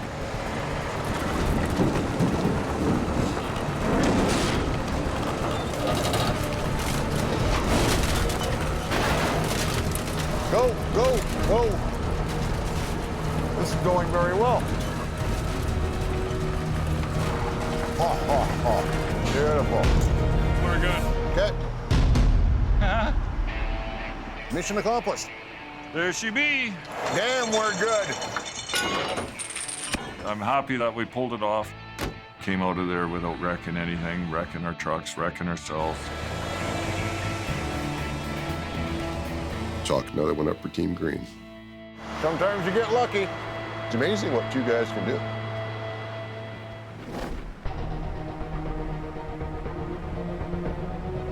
So far, so good. You're all fair and clear up here. Battered by a windstorm 2 days ago, life in Hope, BC, and the highways that run through it Copy that. has returned to normal. Be careful, be safe. That's what we're liking. Nice dry road. But for Jeff McLaughlin and his airborne truck, it's still a struggle to understand how he survived that day. And I thought, there's no way. This isn't happening. Before I knew it, it's like an airplane. I hit the highway, the windows smashed, and the sparks were flying inside the truck. This driver is very, very lucky to be alive. They don't know how I walked away. I don't know how I walked away. I love the road. I love the mountains. It's gonna take a little more than that to get me out of the truck. Those workers are out there on the highway, putting their lives in danger to help people. The risk factor is huge. Next time on Highway Through Hell, burning rubber it's cooking. Brings chaos to the coke and puts the crunch on Al. Pay attention! A bad delivery Merry Christmas, Mom. has Colin in a bind. Watch yourself. You can definitely see the fingerprints in the steering wheel. And a close call How's the ball? is Nick's next mission. Hold on. Nick!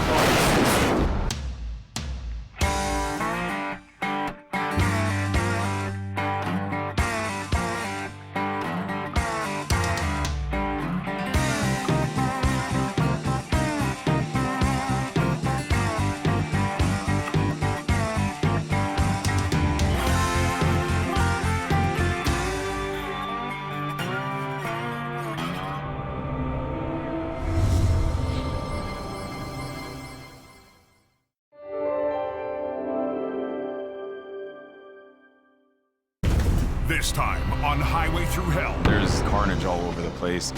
A lost load becomes Nick's tangled wreck. Hold on. Oh, crap. A canyon crash 50,000 pounds of wood. has the boss This is going to be a tough job. bringing in backup Put the rotator in on an angle. Holy. and an urgent call Did she get hit? for one of Jamie's crew. On the Highway Through Hell, the last line of defense is a heavy rescue team ready to tackle any disaster. Because closure is not an option.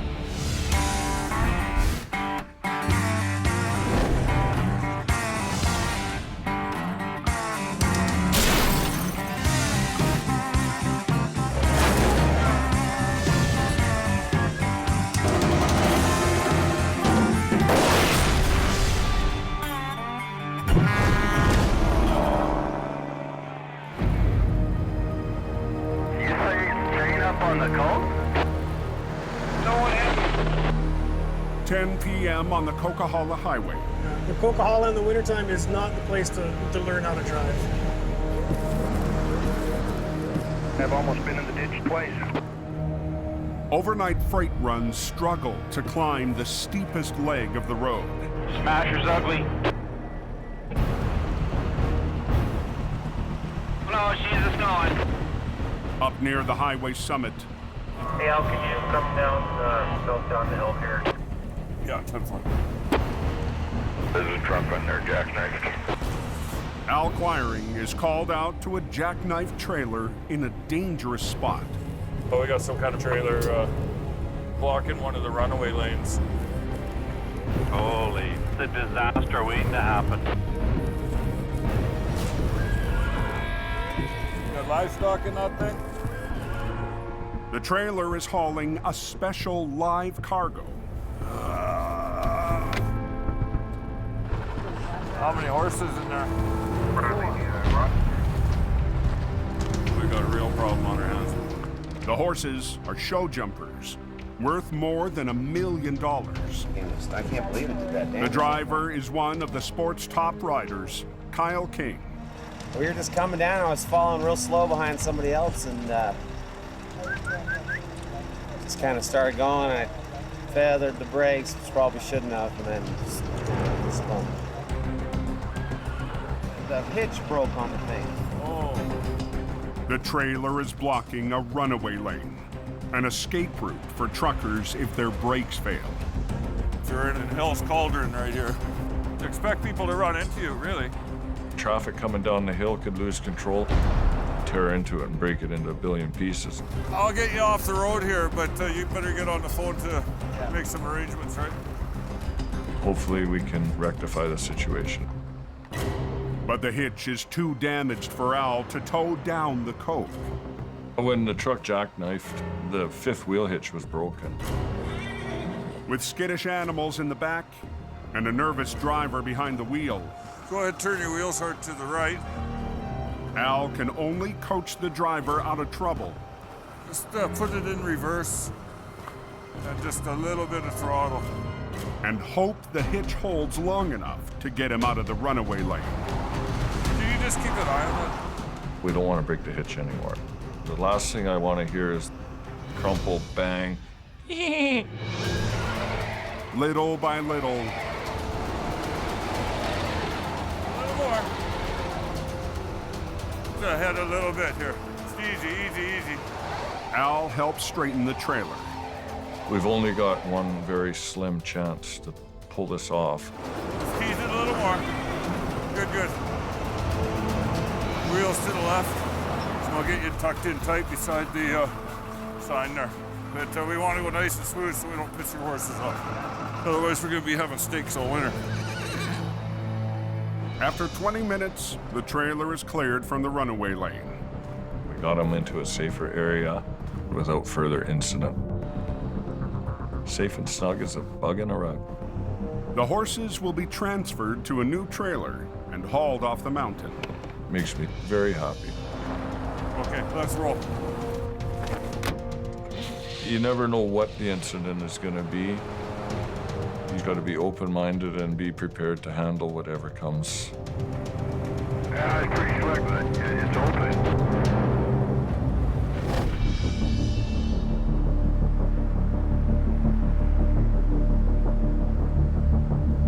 Wow, it's even raining here. Hard away from hope. The next morning in the Fraser Valley. Heads up, guys. It sounds like there's an accident blocking the highway. Mission Towing's Nick DePerrin heads to a call on Highway 7. There's a rolled over tractor trailer with a load of logs on it. There's a power line down somewhere. If the load's gone over the embankment, who knows what we could be up against. Anybody know what happened on that number 7?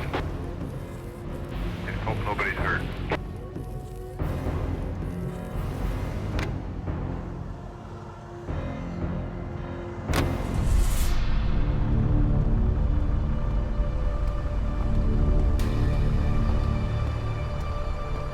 It's an ugly one. The flip truck has blocked the road. Power lines are down, and a load of telephone poles lay scattered across the slope below. There's carnage all over the place. This is a major wreck. The semi lost control on a bend, struck a power pole, then launched its load over the cliff.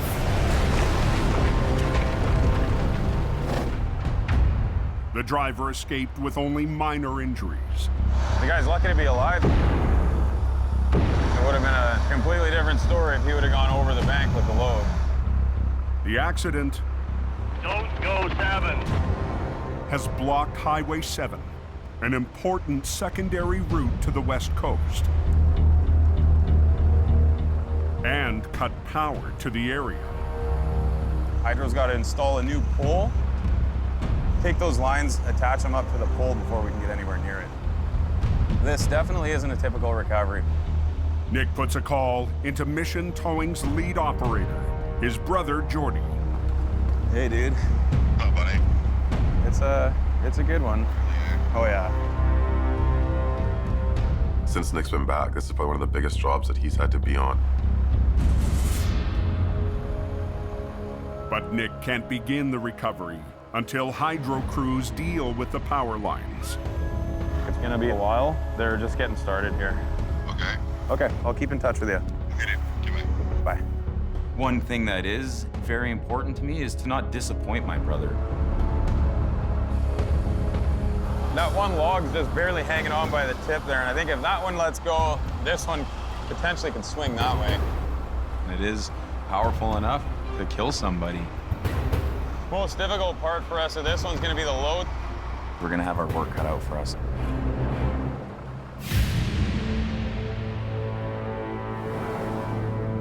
Can anybody tell me if Highway 7's open yet? Still closed.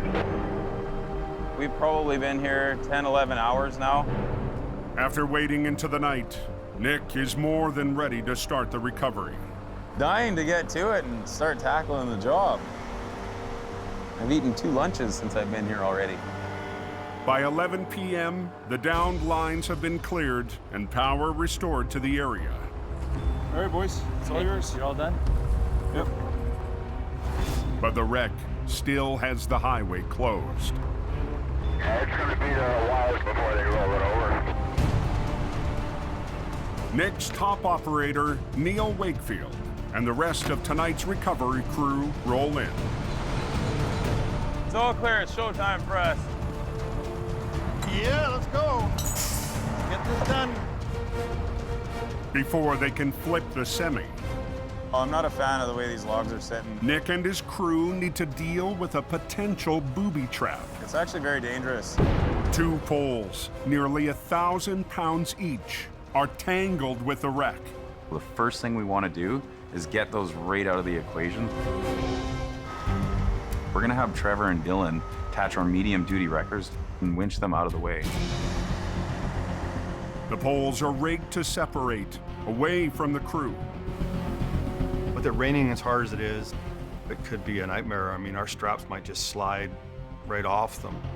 But the heavy poles under high tension are unpredictable. Those things can twist and take somebody's head off. Trevor, do you want to get on your controls? Okay, guys.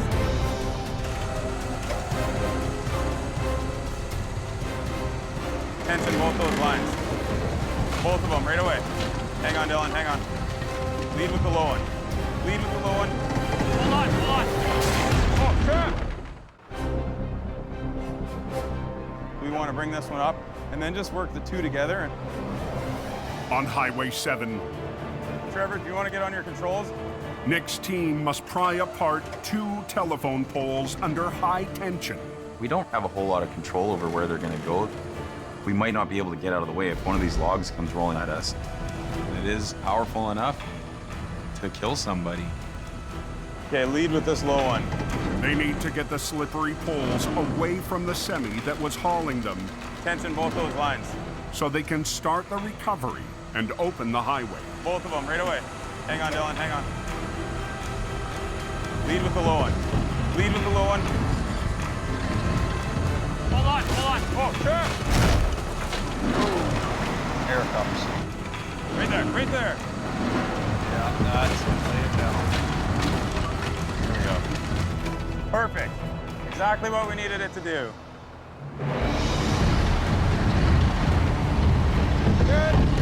With the poles out of the way, I'm gonna move down to where I gotta be. Nick and Neil turn their attention to the sideways semi, blocking the narrow highway. This is gonna be a bit of a bitch. We need to flip this thing back onto its wheels, but we don't have a lot of space to work with. We have to squeeze Neil's big wrecker in between a rock wall and the front of this truck. So I've got to be within 6 feet of the front of this truck. I'm really close beside it. With one wrecker on the back and another on the front, Nick's team will try to flip the semi without damaging their own trucks. I'm chained up and ready to go. You're ready to go? Okay. Tight to the front, Neil's 35-ton wrecker will try to flip the tractor, while from the back, Dylan's wrecker rolls the trailer. The biggest worry is that when it hits, it'll slide right into my truck. Okay, start pulling it, Dylan. Once we started coming over, we can't stop.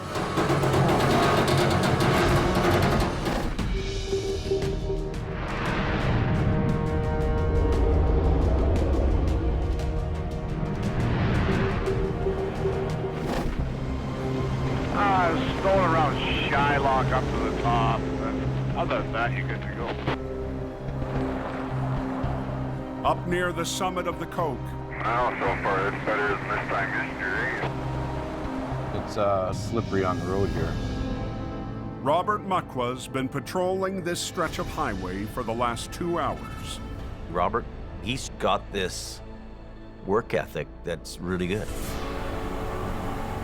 Jamie's head of traffic control is on the lookout for anyone in trouble. He's out there, he's on it, he's doing it, he's everywhere. Tonight, Robert's girlfriend, Loretta Chandler, joins him on the road. She asked me if she could fly, and she asked me to train her out on the Coke. This winter, Robert's also been proving himself to Jamie. I'm trying to get this young lady on her way right away. As a light-duty tow operator. Now he's training Loretta in traffic control and roadside safety. My goals this season is to keep learning, just be with Robert, basically. 2 slow lanes are blocked. Coming in the fast lane up. As they approach the Smasher, the steepest section of the highway, That his truck broke down? Robert and Loretta roll up on their first test of the night. Holy buddy, what are you doing? It's bad. A driver has abandoned his trailer to put on his tire chains. That's the worst time to learn how to throw a chain is when you're stuck on a hill. I never ever seen a guy take a tractor apart, put chains on. To me, that's pretty stupid. So it's gonna be tight getting through? Traffic squeezed down to one lane on the toughest stretch of the coast. Robert jumps into action, but in a matter of minutes, the northbound lanes are completely blocked. Okay, pass me that radio. Pass me that radio. All tractors coming northbound. Can you stop that box canyon, please? We got another truck spun out. Robert tells traffic to hold.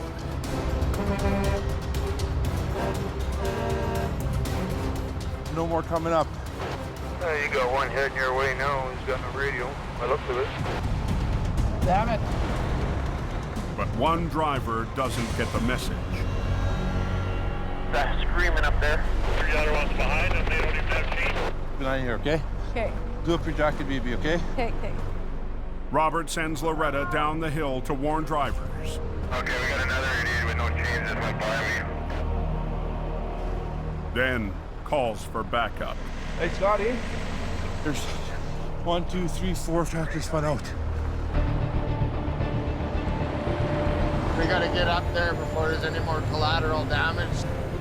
Jamie's lead operator, Scott Bird, heads up the mountain to break the gridlock. You're getting a build-up back here. This is absolutely a joke.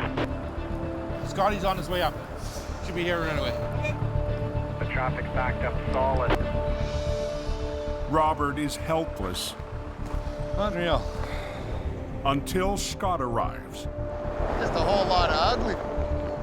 You got all maybe 10 seconds to figure out a battle plan. Scott sets his sight on the first semi. That's where he's going to be hooking you up from. Grab the first one that's the top of the pile and start peeling your way down into it. The roads are solid white, very slippery, so. Truck backing down the granny lane. Next up, the truck that caused all the mess. The driver has reconnected his trailer. And away we go.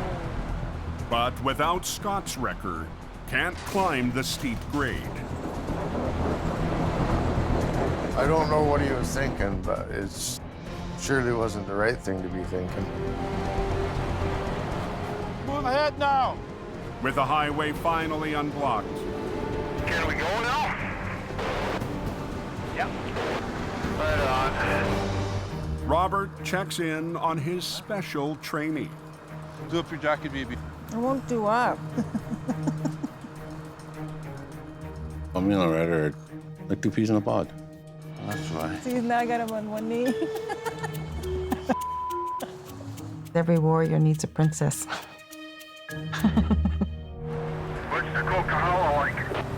Wide open.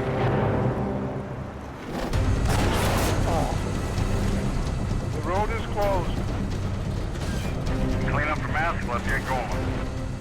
In the valley, Neil and Nick are in a tight situation. Oh, sliding.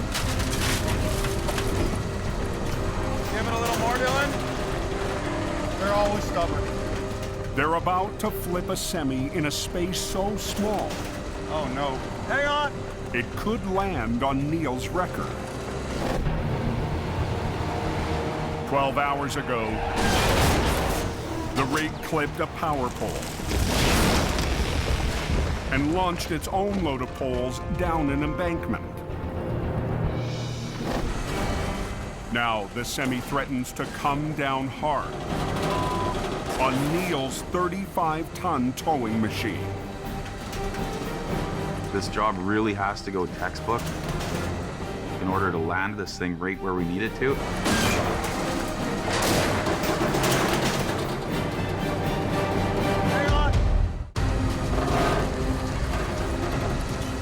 On Highway 7, Give it a little more, Dylan. Mission Towing is trying to flip a wreck with no room for error.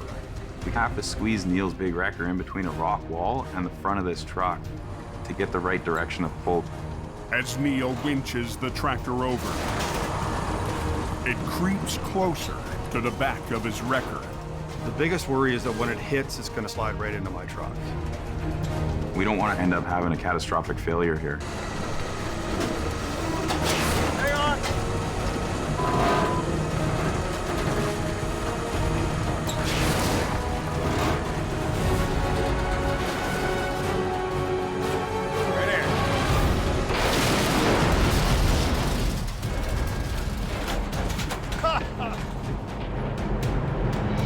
Son of a bitch.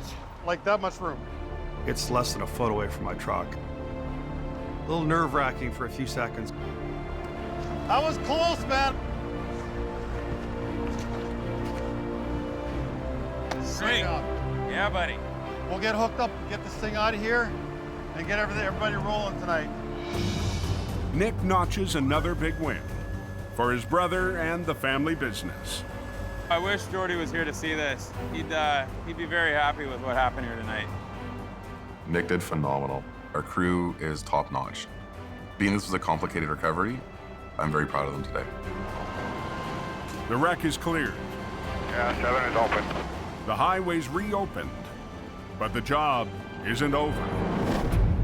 Nick and his crew will return tomorrow to recover the rig's load of telephone poles over the bank. It's been a long day. Everybody's worked really hard. We're gonna come back and deal with the logs in daylight.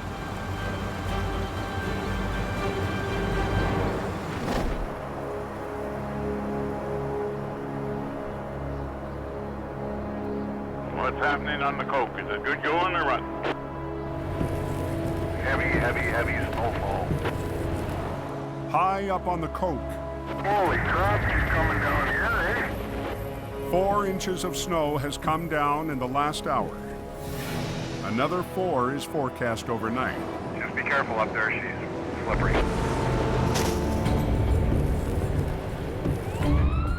At 11 p.m., Something must be going on up the coke. Multiple vehicle MVA, southbound, Highway 5. Yeah, we just got a phone call there, so it's official.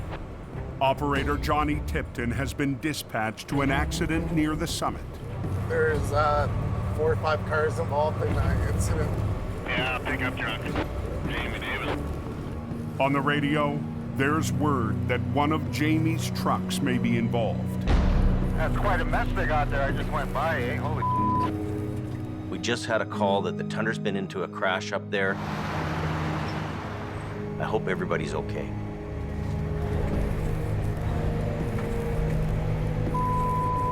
Man. One of Jamie's flagging trucks was rear-ended by an SUV. Robert's girlfriend, Loretta, was inside the vehicle at the time. Did she get hit? Yeah, she got rear-ended. Okay. I don't want nothing to happen to her, if you know.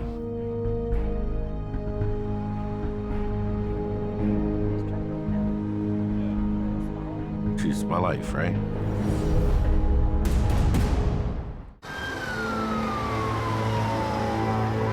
Multiple vehicle MVA, southbound, Highway 5. On the Coquihalla Highway, That's quite a mess they got there. Did she get hit? Yeah, she got rear-ended. Okay. a Jamie Davis traffic control vehicle has just been struck from behind. Robert's girlfriend, Loretta, was inside.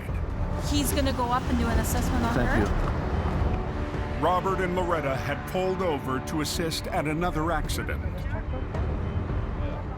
Now all of a sudden, I see this SUV coming.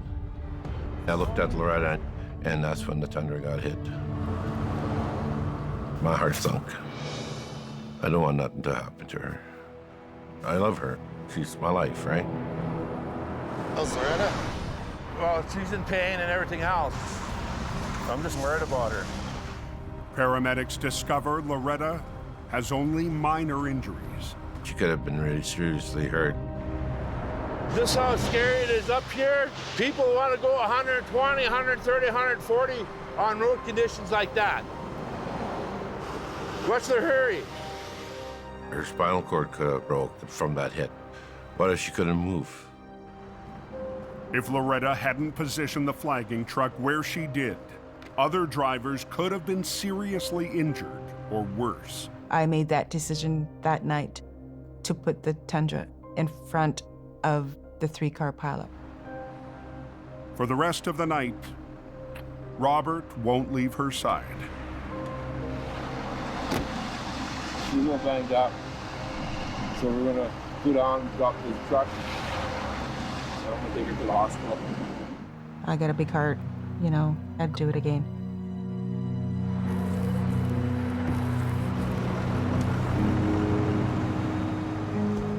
Imagine if we didn't have the flag trucks there. Imagine if they weren't a buffer. Think about it as if it was your loved one at the side of the highway. Would you drive a little differently? When you see flashing lights, slow down and move over. We all have families.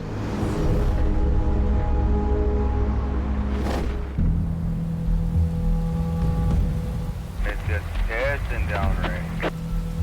You might need a lifeboat, she's wet. The next morning, Anybody know how it's doing on the canyon? heavy rain is falling hard just outside Hope. Holy man, what a day. And look at the water coming off this mountain. This is bad. Jamie's on his way to a wreck on Highway 1 in the Fraser Canyon. We've got this B train in the ditch. It's very heavy, it's loaded with lumber. This is gonna be a tough job. Oh, it's slippery.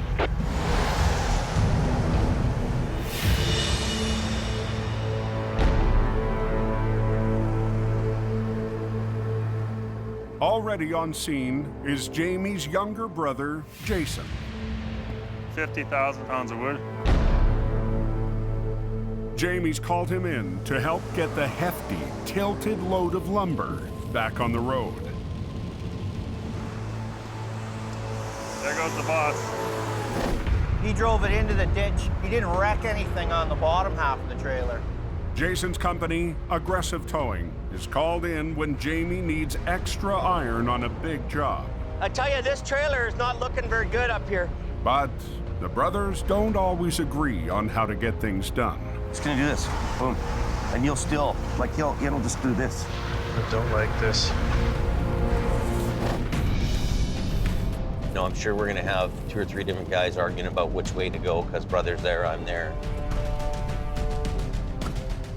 This is a big B train, a lot of weight here. We're gonna need some big muscle to do this. Jamie's dispatched another record and is top operator from Hope. We're doing a pretty heavy tug today. Scott Bird rolls HR 66 to the recovery. So let's see if we can't get her pulled out of the ditch.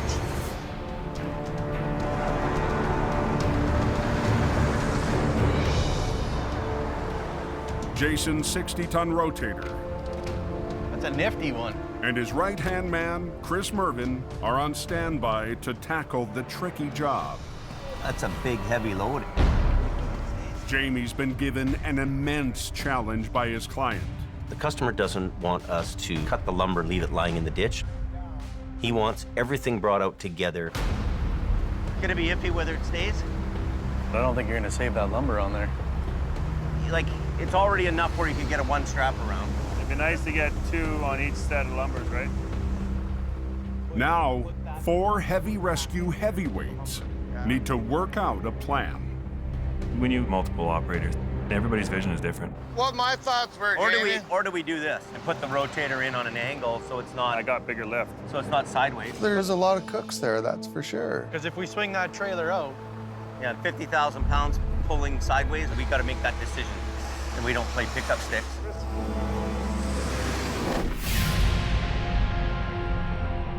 So where's the accident at? It's just a ginormous mass skid. In the Fraser Valley on Highway 7, Holy, I wouldn't have wanted to go for that ride.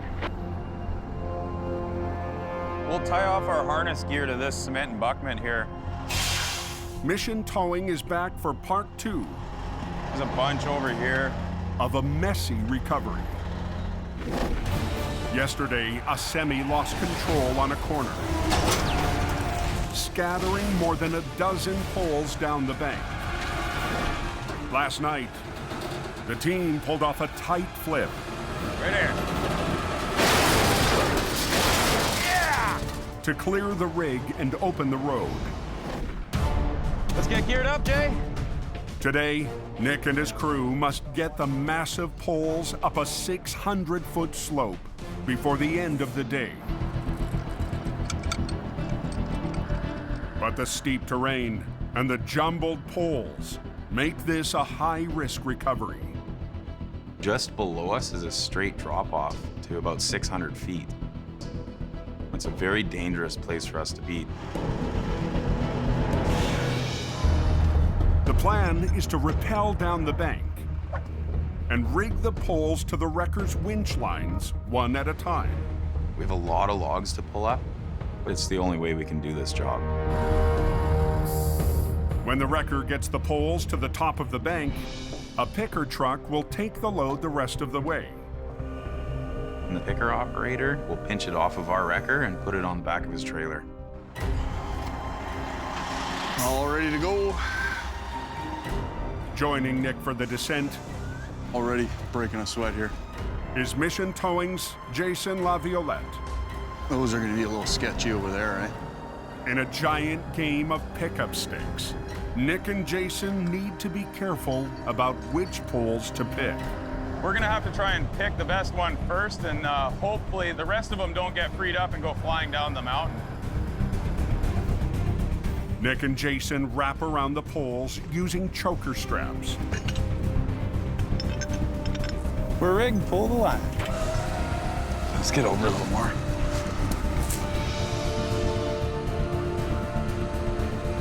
As the winch pulls, the straps tighten. No problem. And the pole is slowly dragged up the slope. The picker grabs the 900-pound pole and hoists it onto its truck bed. Okay, which one's next? Be real careful on that power.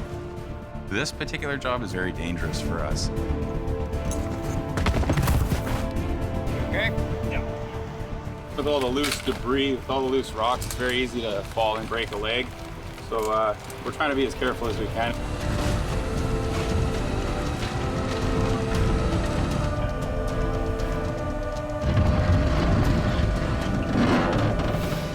This one might make for an issue. Holy man. But some of the poles Whoa, look out, Jay.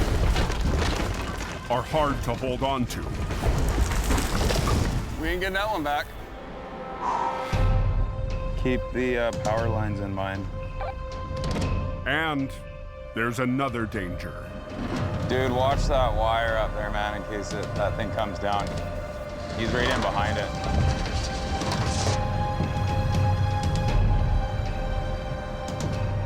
We don't want to have another problem here and put the power out to the community again. Watch your cable. Oh my God.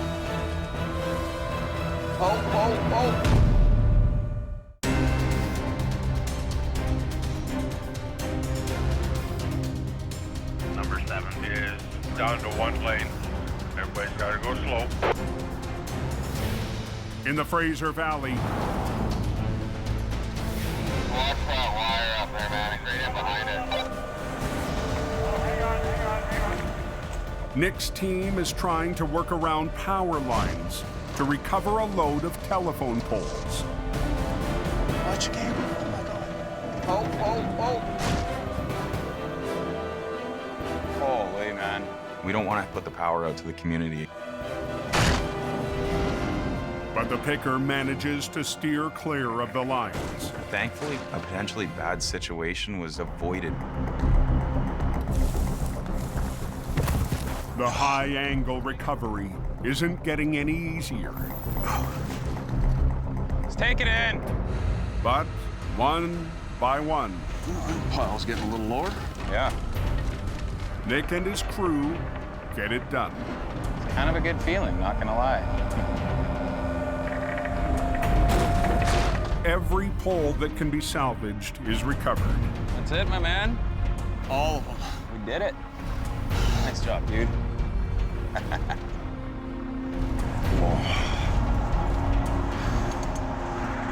Thank you, Trevor. That makes it way easier. Thank you very much. Yeah, that's what I'm talking about. Job completed. These guys will do what it takes to get the job done, and I'm just very happy and very proud that they pulled this off the way that they did. I'm very satisfied with what our guys did here today.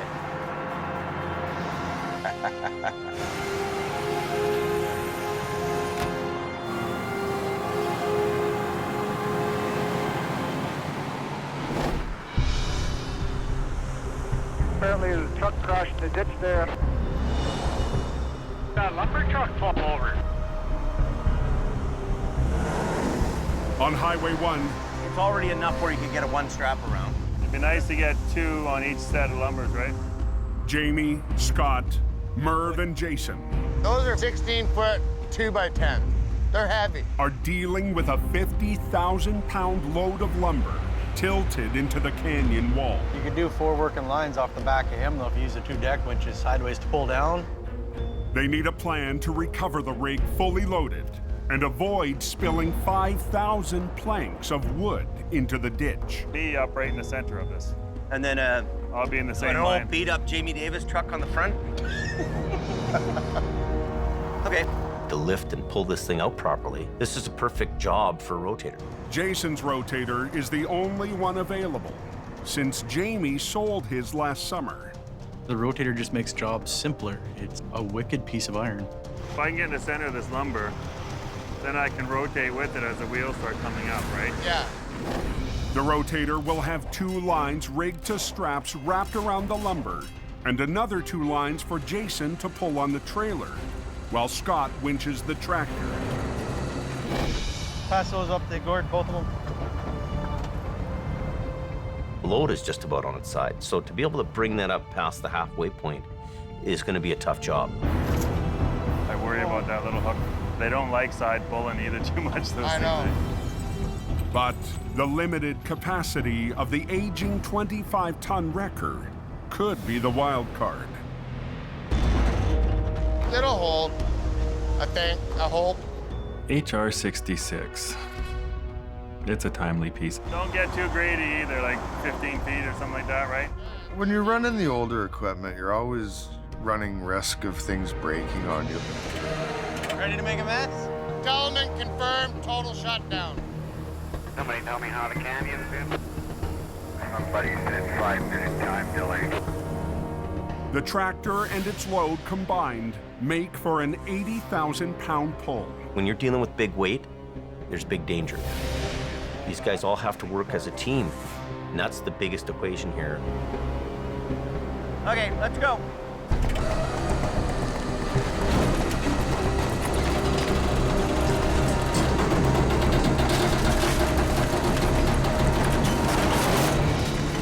A little more in here.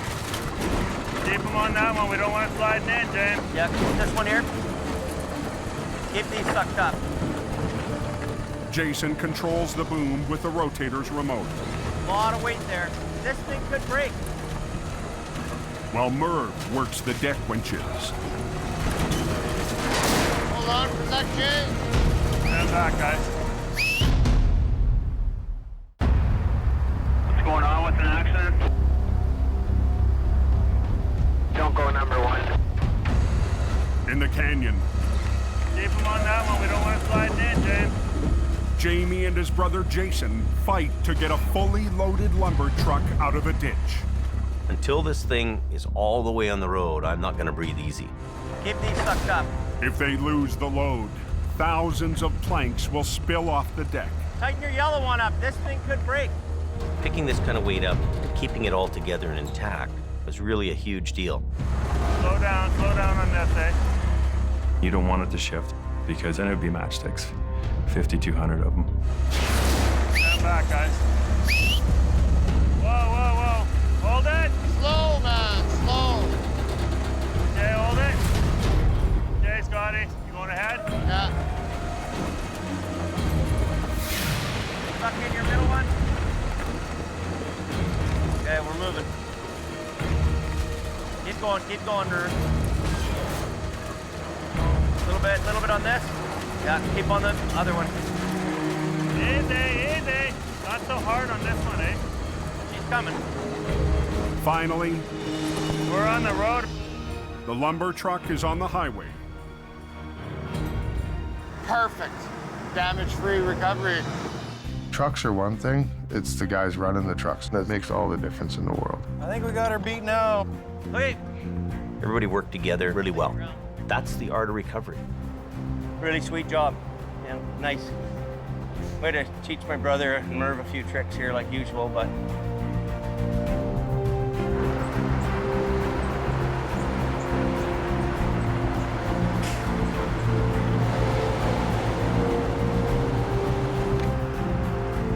Anybody tell me if highway's open?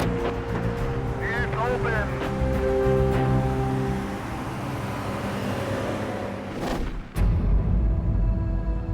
2 days later, at Jamie's yard, This is going to be the first time I've seen it since the accident. Loretta is still recovering after her close call on the coke. That was a hard hit. Very hard. Loretta was in a flagging truck when she was struck from behind by another vehicle. She pushed me about a good 70 feet. That's how fast she was going. I saw the doctor, and physically I'm better, but mentally, it sticks with you. I'm glad that Loretta wasn't serious hurt, right? I'm grateful for that. I'm very grateful. Hello. Hello. How are you feeling? Still a little sore. A little sore? Yeah. I have a recovery to go and do. Yeah. I really hate to ask you, but I really need you. I had to ask her to come. Yeah, I can do it. You sure? Yeah, I can get back out there. She didn't hesitate one bit. She said, I'm there to protect you. I don't want nothing to happen to you. I'm going to go out there and help him. Keep him safe. Bring him back home. Doing this recovery is a very important step to my recovery.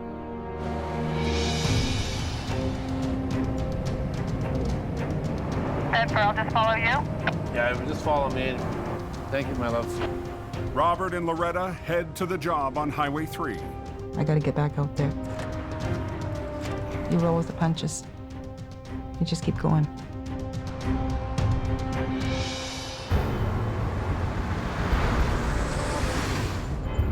Down the road, Where the heck is it? Robert's having a tough time finding the wreck. Oh, you gotta be kidding me. This is covered. The car is encased in ice and snow. Shoveling time.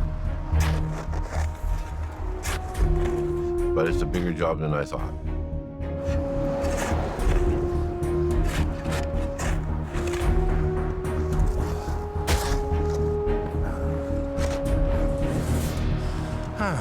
I just say, yeah, okay, I'll come and do it. Robert is not a quitter. He'll do it. Oh.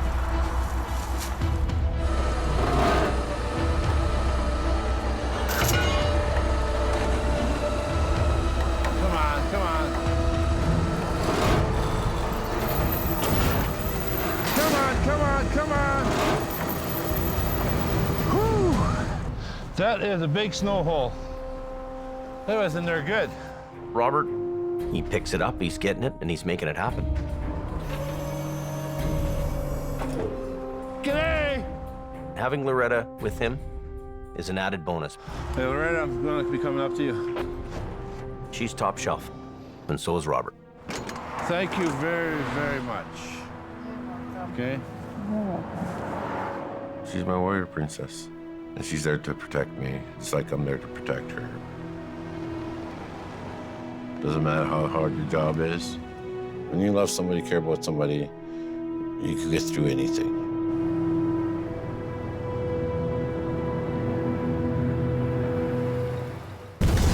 Next time on Highway Through Hell. It's a very sad thing to happen to any family. A tragic wreck. Watch yourself there. That's bad. Puts the twist on Nick.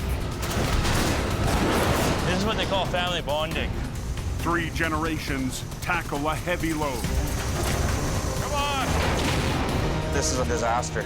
And a tough job takes its toll on a towing veteran. I threw up almost a liter of blood.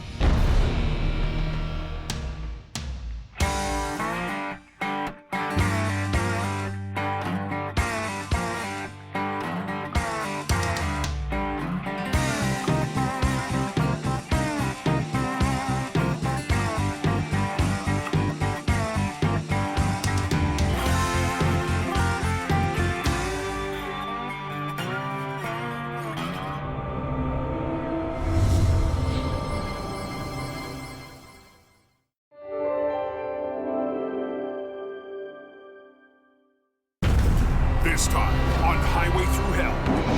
Go, go, go! It's its own little world up there. 4 seasons of heavy rescue. Basically, we're all fighting them out. Looking back at the twists and turns. Look out, Don! Look out! Look out! We all get scared. Wow. And I miss driving trucks. what's next for Jamie this season? On the Highway Through Hell, the last line of defense is a heavy rescue team ready to tackle any disaster. Because closure is not an option.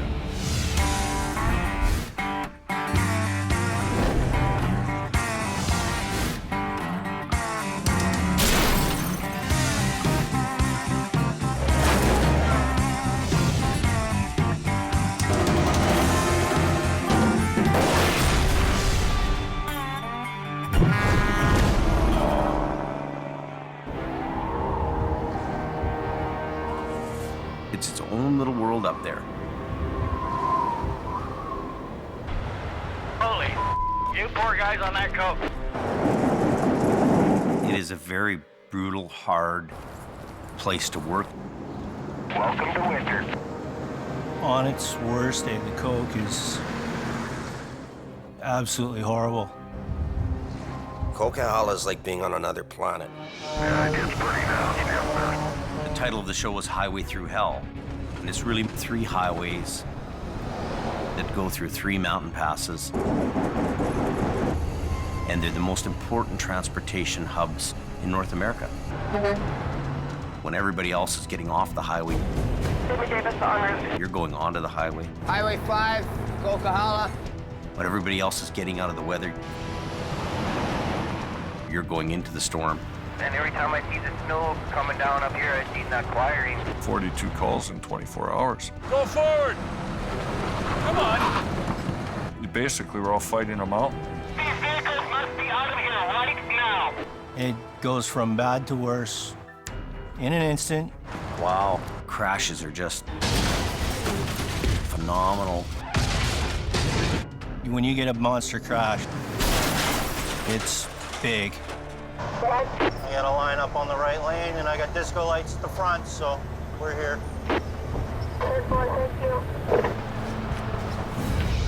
Like the fist of God came down on it. Hold it! Wow. You have to be here to make sure that those roads are going to be open for people. Grab it in the middle, grab it in the back of the tractor, and pull the thing over. It's go, go, go. It's adrenaline through the roof. Hey, what is going on here? You got 15 minutes to get the road open because the highway guy is bitching. Closure is not an option. And it's really more than just one location. Northern Alberta is definitely its own brand of hell. Okay, let's go. You get it. Let's go. Stop all traffic. Flat and windy, cold. It's cold out today. Minus 53. It's pretty white out up there. It's not for the faint of heart.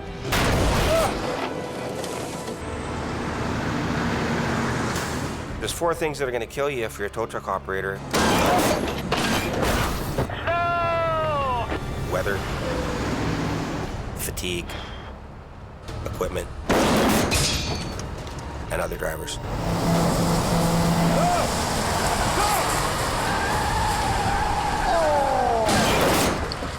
The danger is real. You don't know if anything else is going to come down and get you.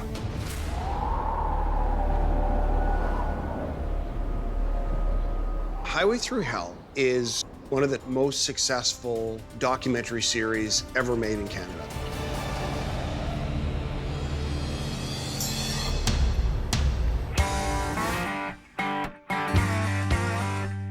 Seen in 170 countries. It's one of the top-ranked TV shows just about everywhere it's played. Oh, that thing's broken right in half. People are rubberneckers. Unbelievable, man.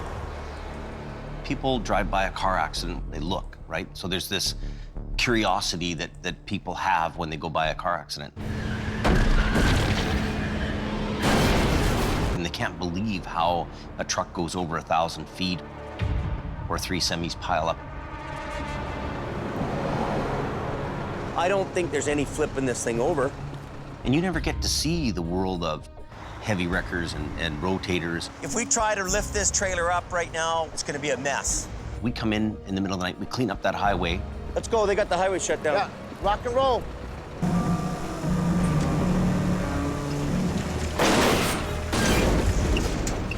Yeah, baby!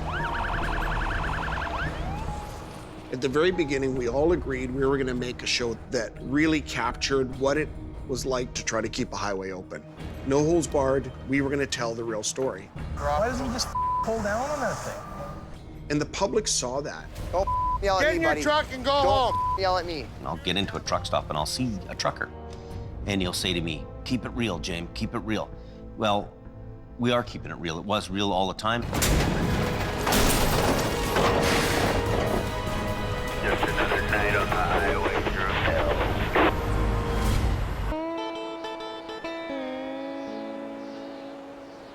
There's been a lot of changes since the beginning. The one thing that's constant is change. So happy when this place is not a mud pit anymore.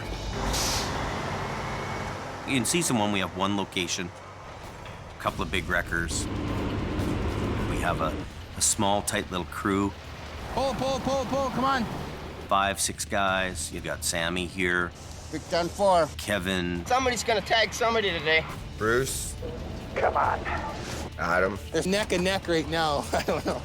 Ken. Nice, yeah, I like, keep doing that, yep. Beautiful. We had a pretty good crew. That went pretty quick, eh? As a team, we were unstoppable. Highway 1 is now open, boys.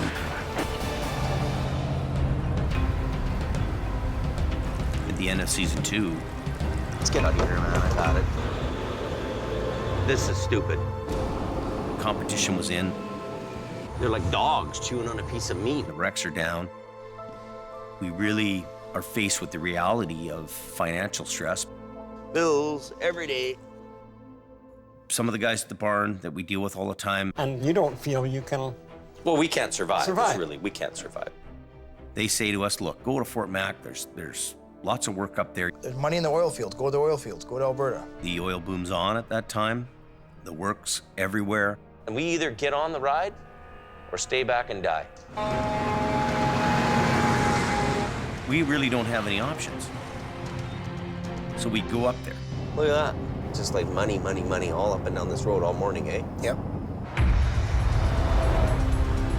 Hey, go ahead, Colin. Get over! Decent, Jimmy. Decent.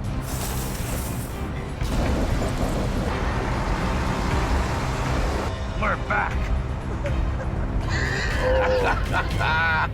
Traffic just called. Now we have 4 locations, 40 trucks, and 40 people. I'm in the office quite a bit. I'm bouncing between BC and Alberta. I didn't really think we would grow that fast. It was almost, the growth was too fast, too much. And I almost yearned for the days where things were simple and I had 3 or 4 guys and a few trucks. Jimmy Davis en route. It's been a ride and a half, I tell you.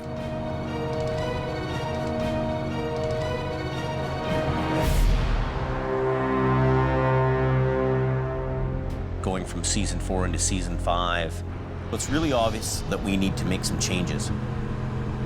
I got to get back to basics, working the mountains, like I was in the original days. Here she is. Figuring out what's going on and how to take care of the problem. A lot of the accidents that happen It looks like it was a hell of a ride. are out of this world. Oh, this don't look good.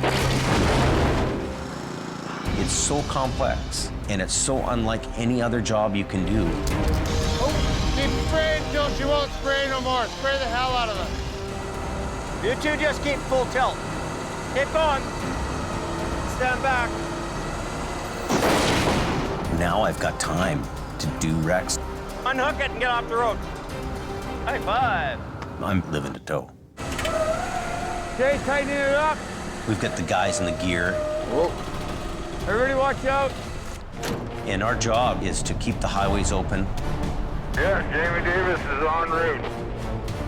You ready to give her a go? Yeah. We'll get him out of here. We never know where we're going next in this thing. Yeah, we win. We're not scripting anything. We're not making up what Jamie does today. Keep going. Well, it's just a day in the life, man. That's what it is. Snowfall, slush, ice. It's a tough battle. Uh-oh. Yeah, it's on fire now. Things beat you up once in a while. But if you love the job and you love doing what you do, you don't ever lose that. We have been given a responsibility to keep this highway open, and I intend on fulfilling that responsibility. Oh, it's getting worse by the second. It's you and your machine battling the elements. You still didn't get no chains on. Put your chains on and it will move. Hocus pocus. If you don't want to move it on your own, we're going to move it for you. He's got the door locked now. It's hard to be civil with these guys. Now, here it comes. If you can't find the path of least resistance, create it. Yeah, go easy, Al. Huge risk. That's what it is. Tighten those chains up.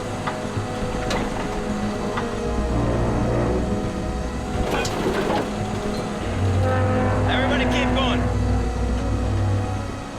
If you know anything about me, you know I'm the risk taker guy. That's what'll come up and kick you. Going into season 5, I'm not gonna lift that. we're trying to get this animal in order. When that thing's that bashed up, Really is what it's about. she's pretty toast. We're good to go. They want the road open.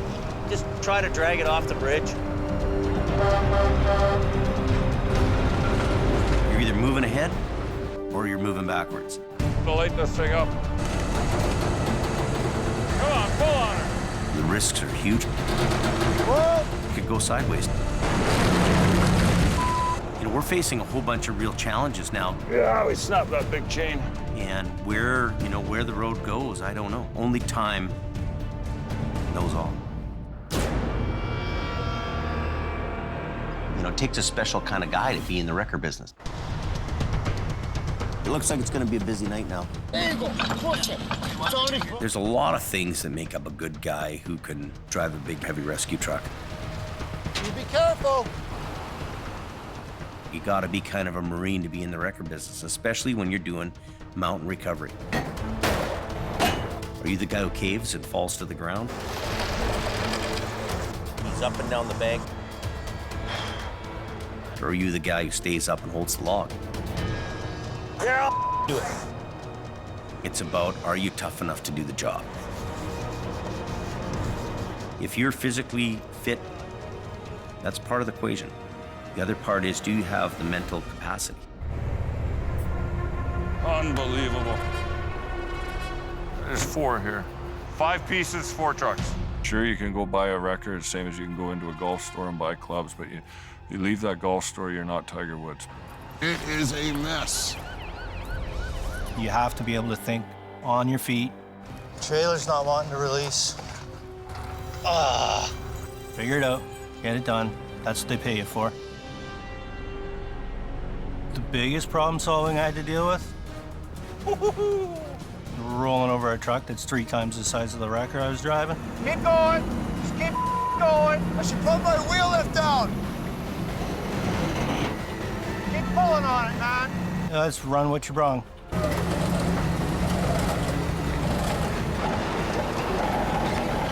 it comes.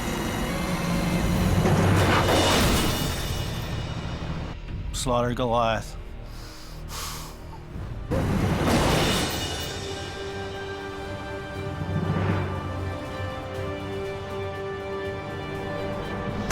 Anything? Nothing. In the world of heavy rescue, you have to expect the unexpected. Ah! The wall just cave in? Anything can happen. What do we got here? When we show up to an accident, we don't know what we're getting into until we actually get there. Wow. We have to come up with a plan on how we're gonna get that thing out of there with only the tools in our head and the tools in our truck. Everything is always different. It has to go in the bay. You've always got to be thinking outside the box.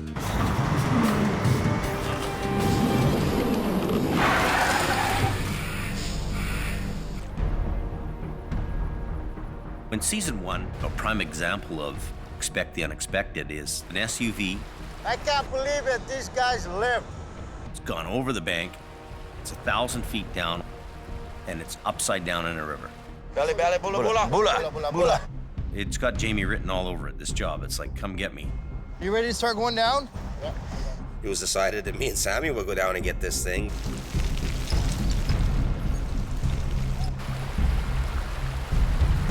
So we got a little bit of a bite on it, where you threw a kind of a hook into it. The biggest challenge in this whole thing is the wire rope. If you put 1,000 feet of really heavy wire rope on a spool, how do you manhandle it? The rope we use originally is light wire rope. Go ahead, slow, bro.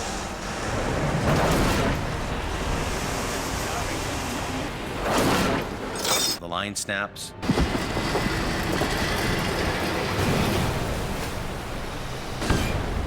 And away it goes down the bank again. Holy. You guys okay there? Eventually, we bring some really heavy 5/8 line down there.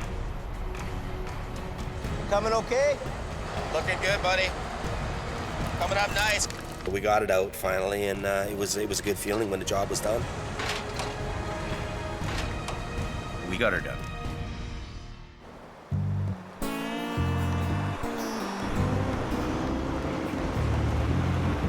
We get 100 job applicants a day. So, we're gonna put this chain on. Some guys come here, they think they know what they're doing. You're already putting it on wrong. Can you get it? Reaching back. The first time they'd have to pull a drive shaft or cage some brakes, Have you ever caged a brake before, Rob? Yeah! that's when most guys are done. Oh, around, man. Some people are cut out to do the job. How are you supposed to lock it? I don't know. You're the tow truck guys, man. And other people aren't. Sometimes they ring the bell and they chime out. It happens. A bit of a mess. Trying to get there, take a look, see what's going on. A year into the towing industry, I was hooked. I'm gonna go ahead if you can grab the cable. Did something I love doing. It's definitely in my blood now. Get over!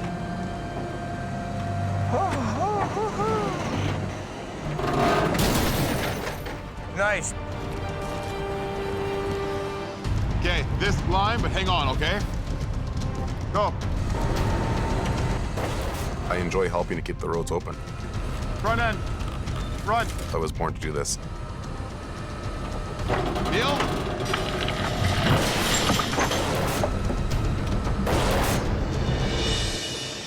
Voila. Beautiful.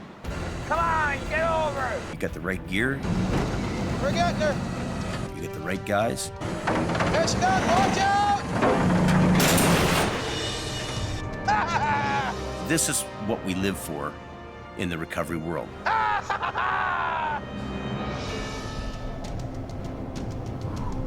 I think that part of the success of the show is that some of the characters are very interesting people. Central casting couldn't come up with this group of guys.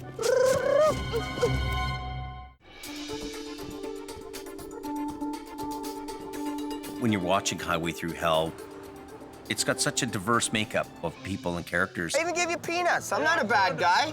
And they each contribute something different. You gotta work hard. It doesn't ever get old, it never gets boring. Central casting couldn't come up with this group of guys. Somebody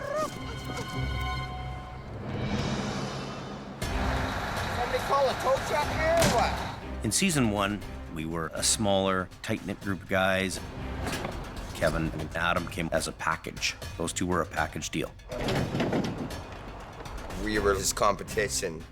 These two guys are the biggest thorn in my side, scooping our jobs, so I had to hire them. I'm already en route, just so you know, Jimmy. Adam was Jamie's lead guy. Every company's got like a lead guy. Tired? Did you have a good sleep last night? Yeah, no, I'm just Waking up? Yeah. Then you had old Kevin Ritchie. I'm going for a ride. Kevin is Best part of the whole truck is that horn. one of a kind, I guess is what I'm trying to say.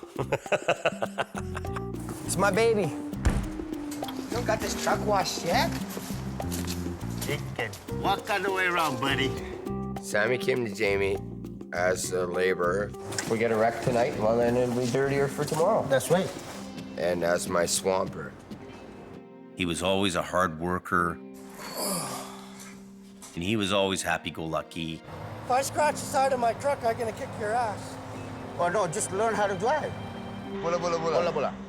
Happy every time. Whereabouts on the Coquihalla are you going? When Ken first came to us, he came from the city. 5-4's on location. I met Jamie in 1985 when we were both driving little trucks. Okay, job well done. He recruited me for 10 years, and I finally said, well, what the heck, I got nothing else to lose, and I came up. You sure you can handle this big city guy? No problem, buddy. You sure you're gonna do her? I was born in the ditch. And it was like, okay, well, let's see if this city guy makes it. Keep me going, keep me rocking. I'll work for 3 days straight if I have to. This is one of my first opportunities to get in there and show them I got what it takes to be a member of the heavy rescue team. The mountains are a tough way to carve a living out of. Better. We have to get this sketchy-ass load down into town. My heart's pounding 1,000,000 miles an hour. I'm just coming in now. I'm bored. I don't want to have any issues. I don't want to have any problems. When I arrived in Hope, Bruce worked for me first. I can go 36, 52 hours without sleep. Doesn't bother me. Bruce was one of the original guys in season 1. He was old school. I don't like cameras in my face, and when I'm trying to do my job, you guys are in my way. He's what I grew up around. Come on. He was definitely a hard ass, and a couple words or less tell you how it is. And if you don't like it, get the hell out of here. When we learned that Bruce had cancer, it was really a tough blow to everybody. When Bruce passed away, I felt sad for him. But on the other hand, I was happy he was not having to deal with it anymore.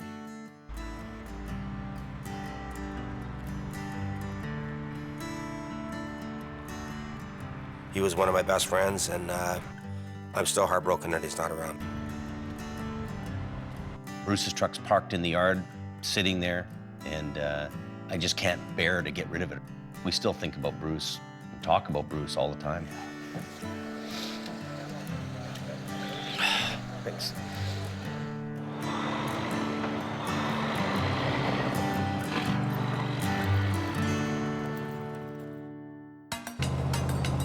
Tractor trailer flipped over on its side, blocking both lanes of traffic.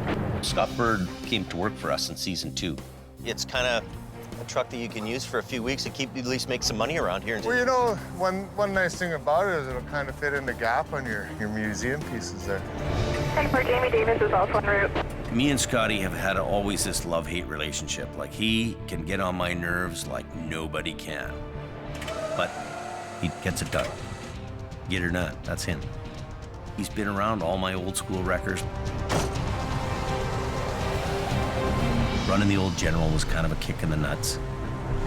Running like an old truck does. Noisy and stinky. He's a nice guy, he knows what he's doing, but he did kind of deserve it because he gave me a bit of attitude. No heater in here. I just got to kind of duck down like this. This just won't do.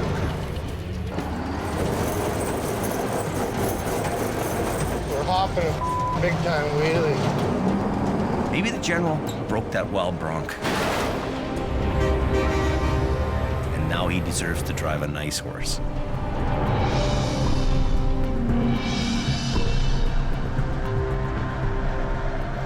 Hope for the best, expect the worst.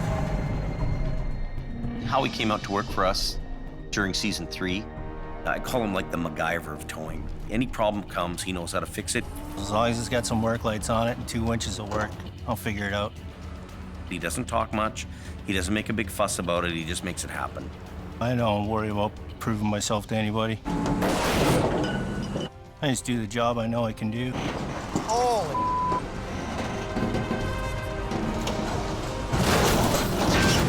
There you go.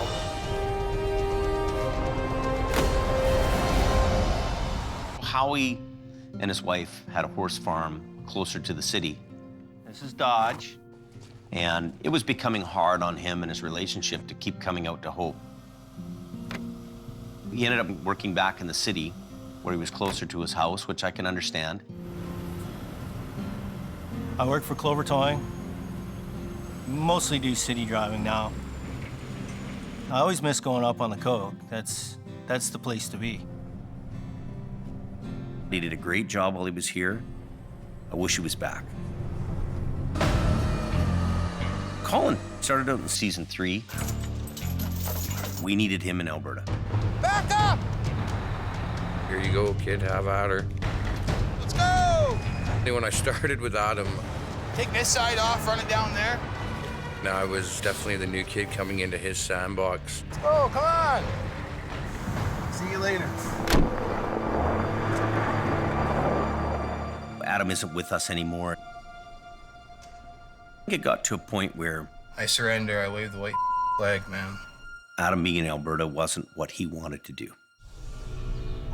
Let's go, Kayla. He loves his daughter to pieces, and you know, when he was away, it was taking its toll on the family. Got her? You betcha.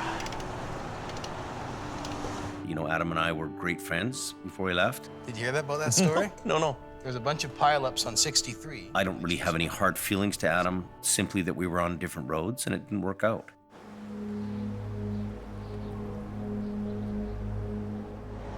It took a long time to get the right people and the right crew in here. It takes a special breed of guy to want to do it. Unfortunately, one of the most popular guys on the show doesn't drive a red truck. How about that? Take that, James. A non-stop towing machine. Me, my big old Vulcan wrecker, and my snap-on tools. What else could a guy want? Al and I go way back. The season's here. It's finally here. Al is a hard-working, get-her-done kind of guy. And They got Query towing there working. He's making some large up there. The average winter for us is 35 to 45,000 kilometers on tire chains. Al Quaring is the king of the snow shed. Now we're cooking with some gasoline. Up and down, in and out of the truck, sub-zero weather. The cops called us to go up there to do that job, and then I hear you're doing it. It's like, oh, I'm turning around. I got this place sewing up, James. We've been competing for years and years and years. $400 in fuel to come here to get scooped by Al. I got a lot of respect for Jamie. You got rust on your chrome, James. With a little hint of competition between us, definitely. Al drives a green truck, and he doesn't like chrome. I don't waste money on chrome. All that money in chrome, who pays for that? I drive a red truck, and I love chrome. I think he always wanted to be a fireman. I'm sure of it. Cable's all rusty. They're still good friends, but it's competitive. It's hyper competitive. Big grain always win. If I go another 10 years of hard towing, I'll be happy. I enjoy it too much to say that I'm gonna quit anytime soon. Gord, are you there? Yeah, go ahead. Where are you at? I'm just backing down the hill now. Gord Boyd, he's my right-hand fella. Oh, we got a couple of trucks spun out on the hill. When Al can't be there, he sends Gord. He doesn't have to tell him what to do, he just goes and does it. What do you mean he doesn't want to be pulled? Gord reminds me of a guy who just came off a Clint Eastwood movie. Stop! Stop! It's not working, buddy! You know, spaghetti western. Look at what you're causing down here. Look at that. That's your fault. Hey, see the plows? See all 3 plows. They cannot get through because you are here. He's a little rough around the edges. I'm gonna teach him a lesson.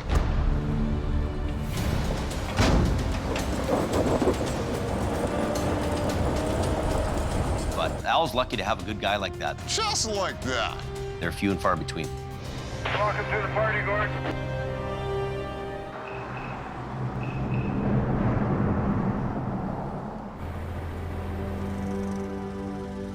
Generation after generation, mom and pop operations are what dominate the towing industry.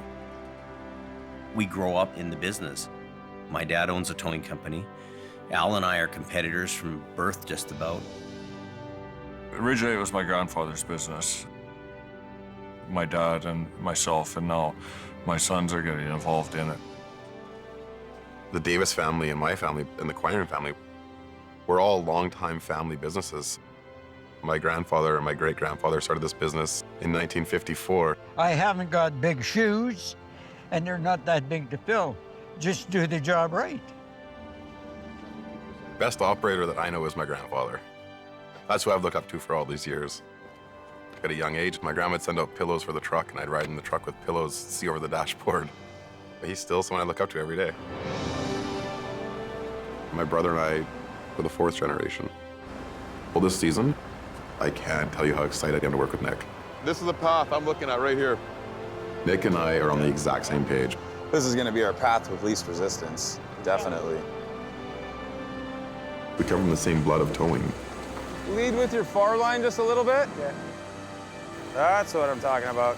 And we enjoy helping people. It's a whole new chapter. Makes me proud to carry on in my grandpa's footsteps and my dad's footsteps, and to see my kids coming up behind me. It's a terrific, fantastic feeling. First real MPA with my dad. My boys are 21 and 18, Carrie and Lucas, and they're the 4th generation in my family's business. He operated this when he was my age. Here we are today with me behind the wheel. I've always kind of shied him away from the trucks, you know, tried to impress upon him, you know, stick in school, stay away from these trucks, none of these headaches that I have and my dad has, but it doesn't seem to be working. He's my guy. Prince of the Coquihalla, right here. Right there. He's the king. We get the other truck in here. You're passing on those lessons. You're passing on your experience. I need 2 snatch blocks, James. Kids get caught up in the business. Come here, I'm gonna show you something right now, okay? So you're watching, right? You watch your lines. I'm 100% certain that James will take it on. Easy as making a pie. Really? He's got the makeup, he's got the genes. He's got it in the blood, I'm sure. Whenever I head up to a wreck, I'm always kind of a bit worried because I've had so many close calls with getting hit. In Brandon's case, you know, he's decided he doesn't want to be part of it, he doesn't want to do it. He just doesn't want to be out there. It's too dangerous. He's got other goals. Brandon's not a bad kid, but tow trucking or truck driving, it's not in him. Watch yourself, Dan. You carry on your family traditions, you carry on your family name. This is who we are, this is what we are. Straighten your wheel out. Kelly's the middle brother. He's working with me in Alberta. Okay, let's get this thing off the road. Jason's my youngest brother. Go time. Jason's daughters, Mattia and Jasmine, are very active in the business. I'm really amazed to see them take on the tow trucks. Very interesting to sit back as a parent and watch these kids evolve around the towing business. Who's got my flashlight? We'd have to point to the DNA that keeps us towing. Brandon! Go, go, go! You never know who's coming along. Bang, you're done. Go, look out! The tow man, Slow down. every day they put their lives on the line. There's another guy that's trying to jackknife coming towards me. Sometimes there's stories that come along in the show This guy's jackknifing right now. There's gonna be a crash here. that show you Wow. how dangerous this business really is. Hey! Slow down. The tow man, every day they put their lives on the line. Brandon! Go, go, go! You never know who's coming along. Bang, you're done. Go, look out!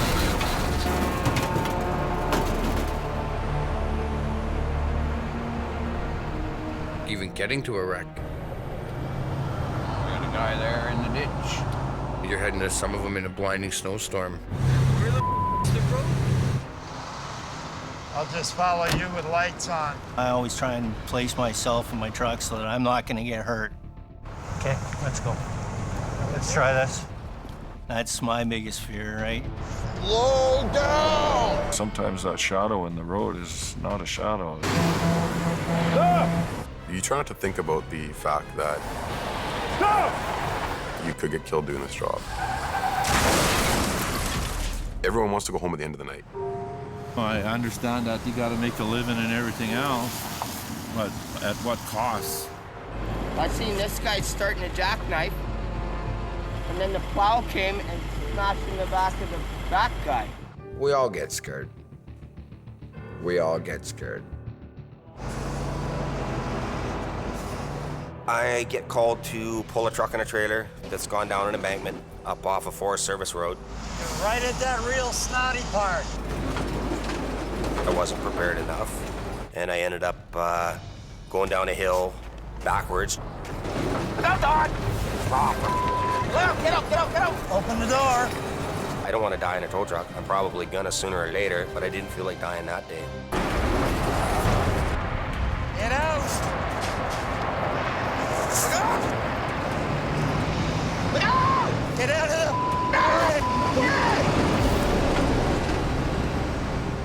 I was just lucky to come out of it alive. That was crazy, man. I'll never put myself or my coworkers into a situation like what I did that night, because it's just not worth it. One thing about our outfit, we've had some material damage. This is like a goat's trail, this place. We're spinning out. But we've not had persons injured or killed on the job. Oh my God. We've been lucky, but there's lots of times when other people haven't been lucky. A friend of mine was loading a car on the side of the highway. Somebody come along too fast, bad tires, and instantly amputated his left leg. Seeing what happened to Martin really hit home for everybody. Here's a guy at the side of the road working, and he loses his leg and his life's changed forever. Hey, buddy. Hey. How are you? Well, you know, things have changed a little. Oh my God. I still get asked, how's my friend doing? How's my friend doing? How's my friend doing? So I know that that particular episode really touched a nerve with people. The flashing yellow lights aren't just so I can look cool. They're there for a reason. Sometimes when you see a serious accident, those events can change your life forever. Yeah, she was first aid nurse, so she came up to help. There was your big mistake right there. Heavy rescue operators are out there on the front line every day. Sometimes you come face to face with the ones that don't make it home. Another vehicle came down the hill, struck that vehicle again, and then struck the woman that got out to help and killed her. That's not a fun part of the job. That's not a rush. This is some of his personal stuff, so we'll keep care of that. I've seen a few bodies. Things run through your mind. You wonder who the person is. You know, does the person have kids? You know, is there somebody at home waiting for him to get home? You don't want to ever see anybody die. I've seen a few too many.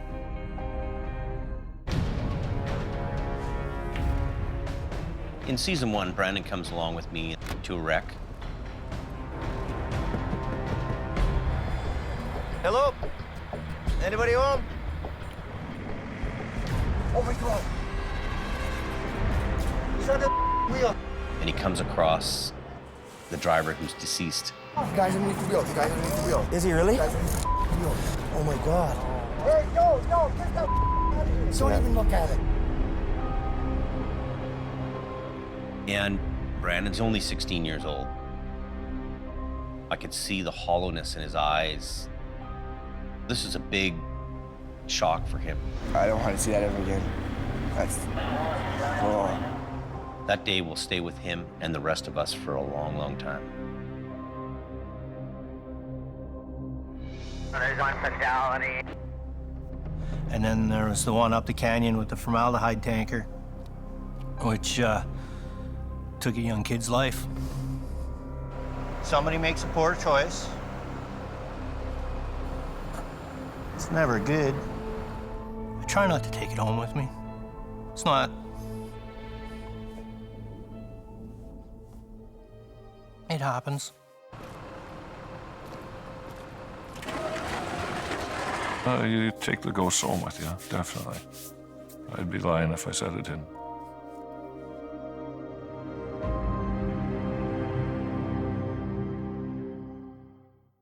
What's this about a wreck? Yeah, I got an accident here just on the other side of this corner, guys. Number one reason why I think the show does so well is its honesty. But you're back. I don't know what we're gonna do with that landing gear. When you see anything that happens on this show, it is 100% real. We're lucky. You can't stage somebody putting their truck in a ditch. Nobody's gonna do that for TV or for anything like that. When we're there cleaning them up and you guys are filming us, that's what's happening. You have a director with a camera with you, interviewing you along the way as you're on the way there. Highway is closed. Usually there's a sound guy and a camera guy meet me there. They film me showing up, getting out of the truck. I'd have lights go out and be like, hey, come here, shine your light there. Get over here. Yep, my light. Yeah. Rig it up. Okay, out of the way. Here we go. Sometimes people are asking me questions when I've been up for 3 days, so you get the short answer. Did you just hear what I said? Okay, take 15 steps back, because there's no such thing as a little bit dead with this, right? And working in front of the cameras, that's always a concern of mine, because you know, you screw up on the camera, it's like peeing your pants on stage. You know, everybody sees, but only one guy feels. So.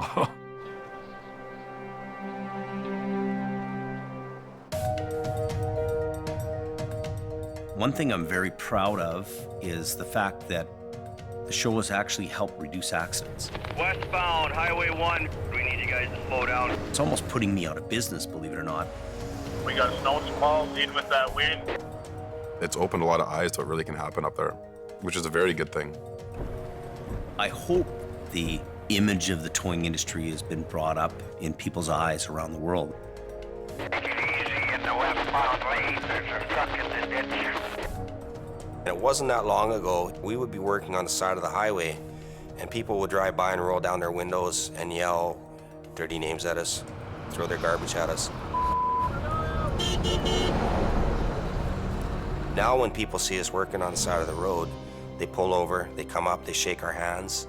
They want to take their pictures with us. They want to buy us a drink if they see us at a bar. They want to buy us dinner if they see us in a restaurant. So that's been the most beautiful part of the show for me.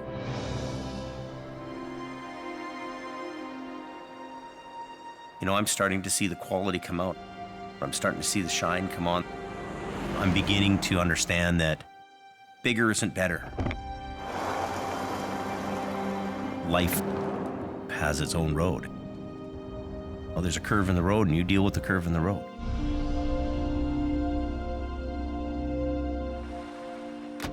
The wind is in his favor, but whether he can capture it within his sails is another story. That's up to him, right? It could be make or break this season. We're gonna just have to go down that road and see what happens. You got the right gear, you got the right guys. We're not finished with this yet.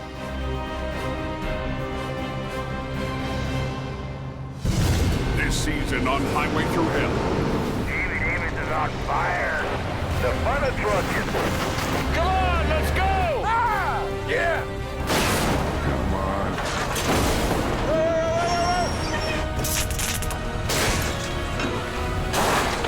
Whoa, whoa, whoa, whoa, whoa! Nobody's going anywhere. Uh-oh. One chain? Are you serious? All ahead! Oh yeah, you pooched her good. That looks like it was a hell of a ride. Watch out, watch out. Definitely a Japan's moment.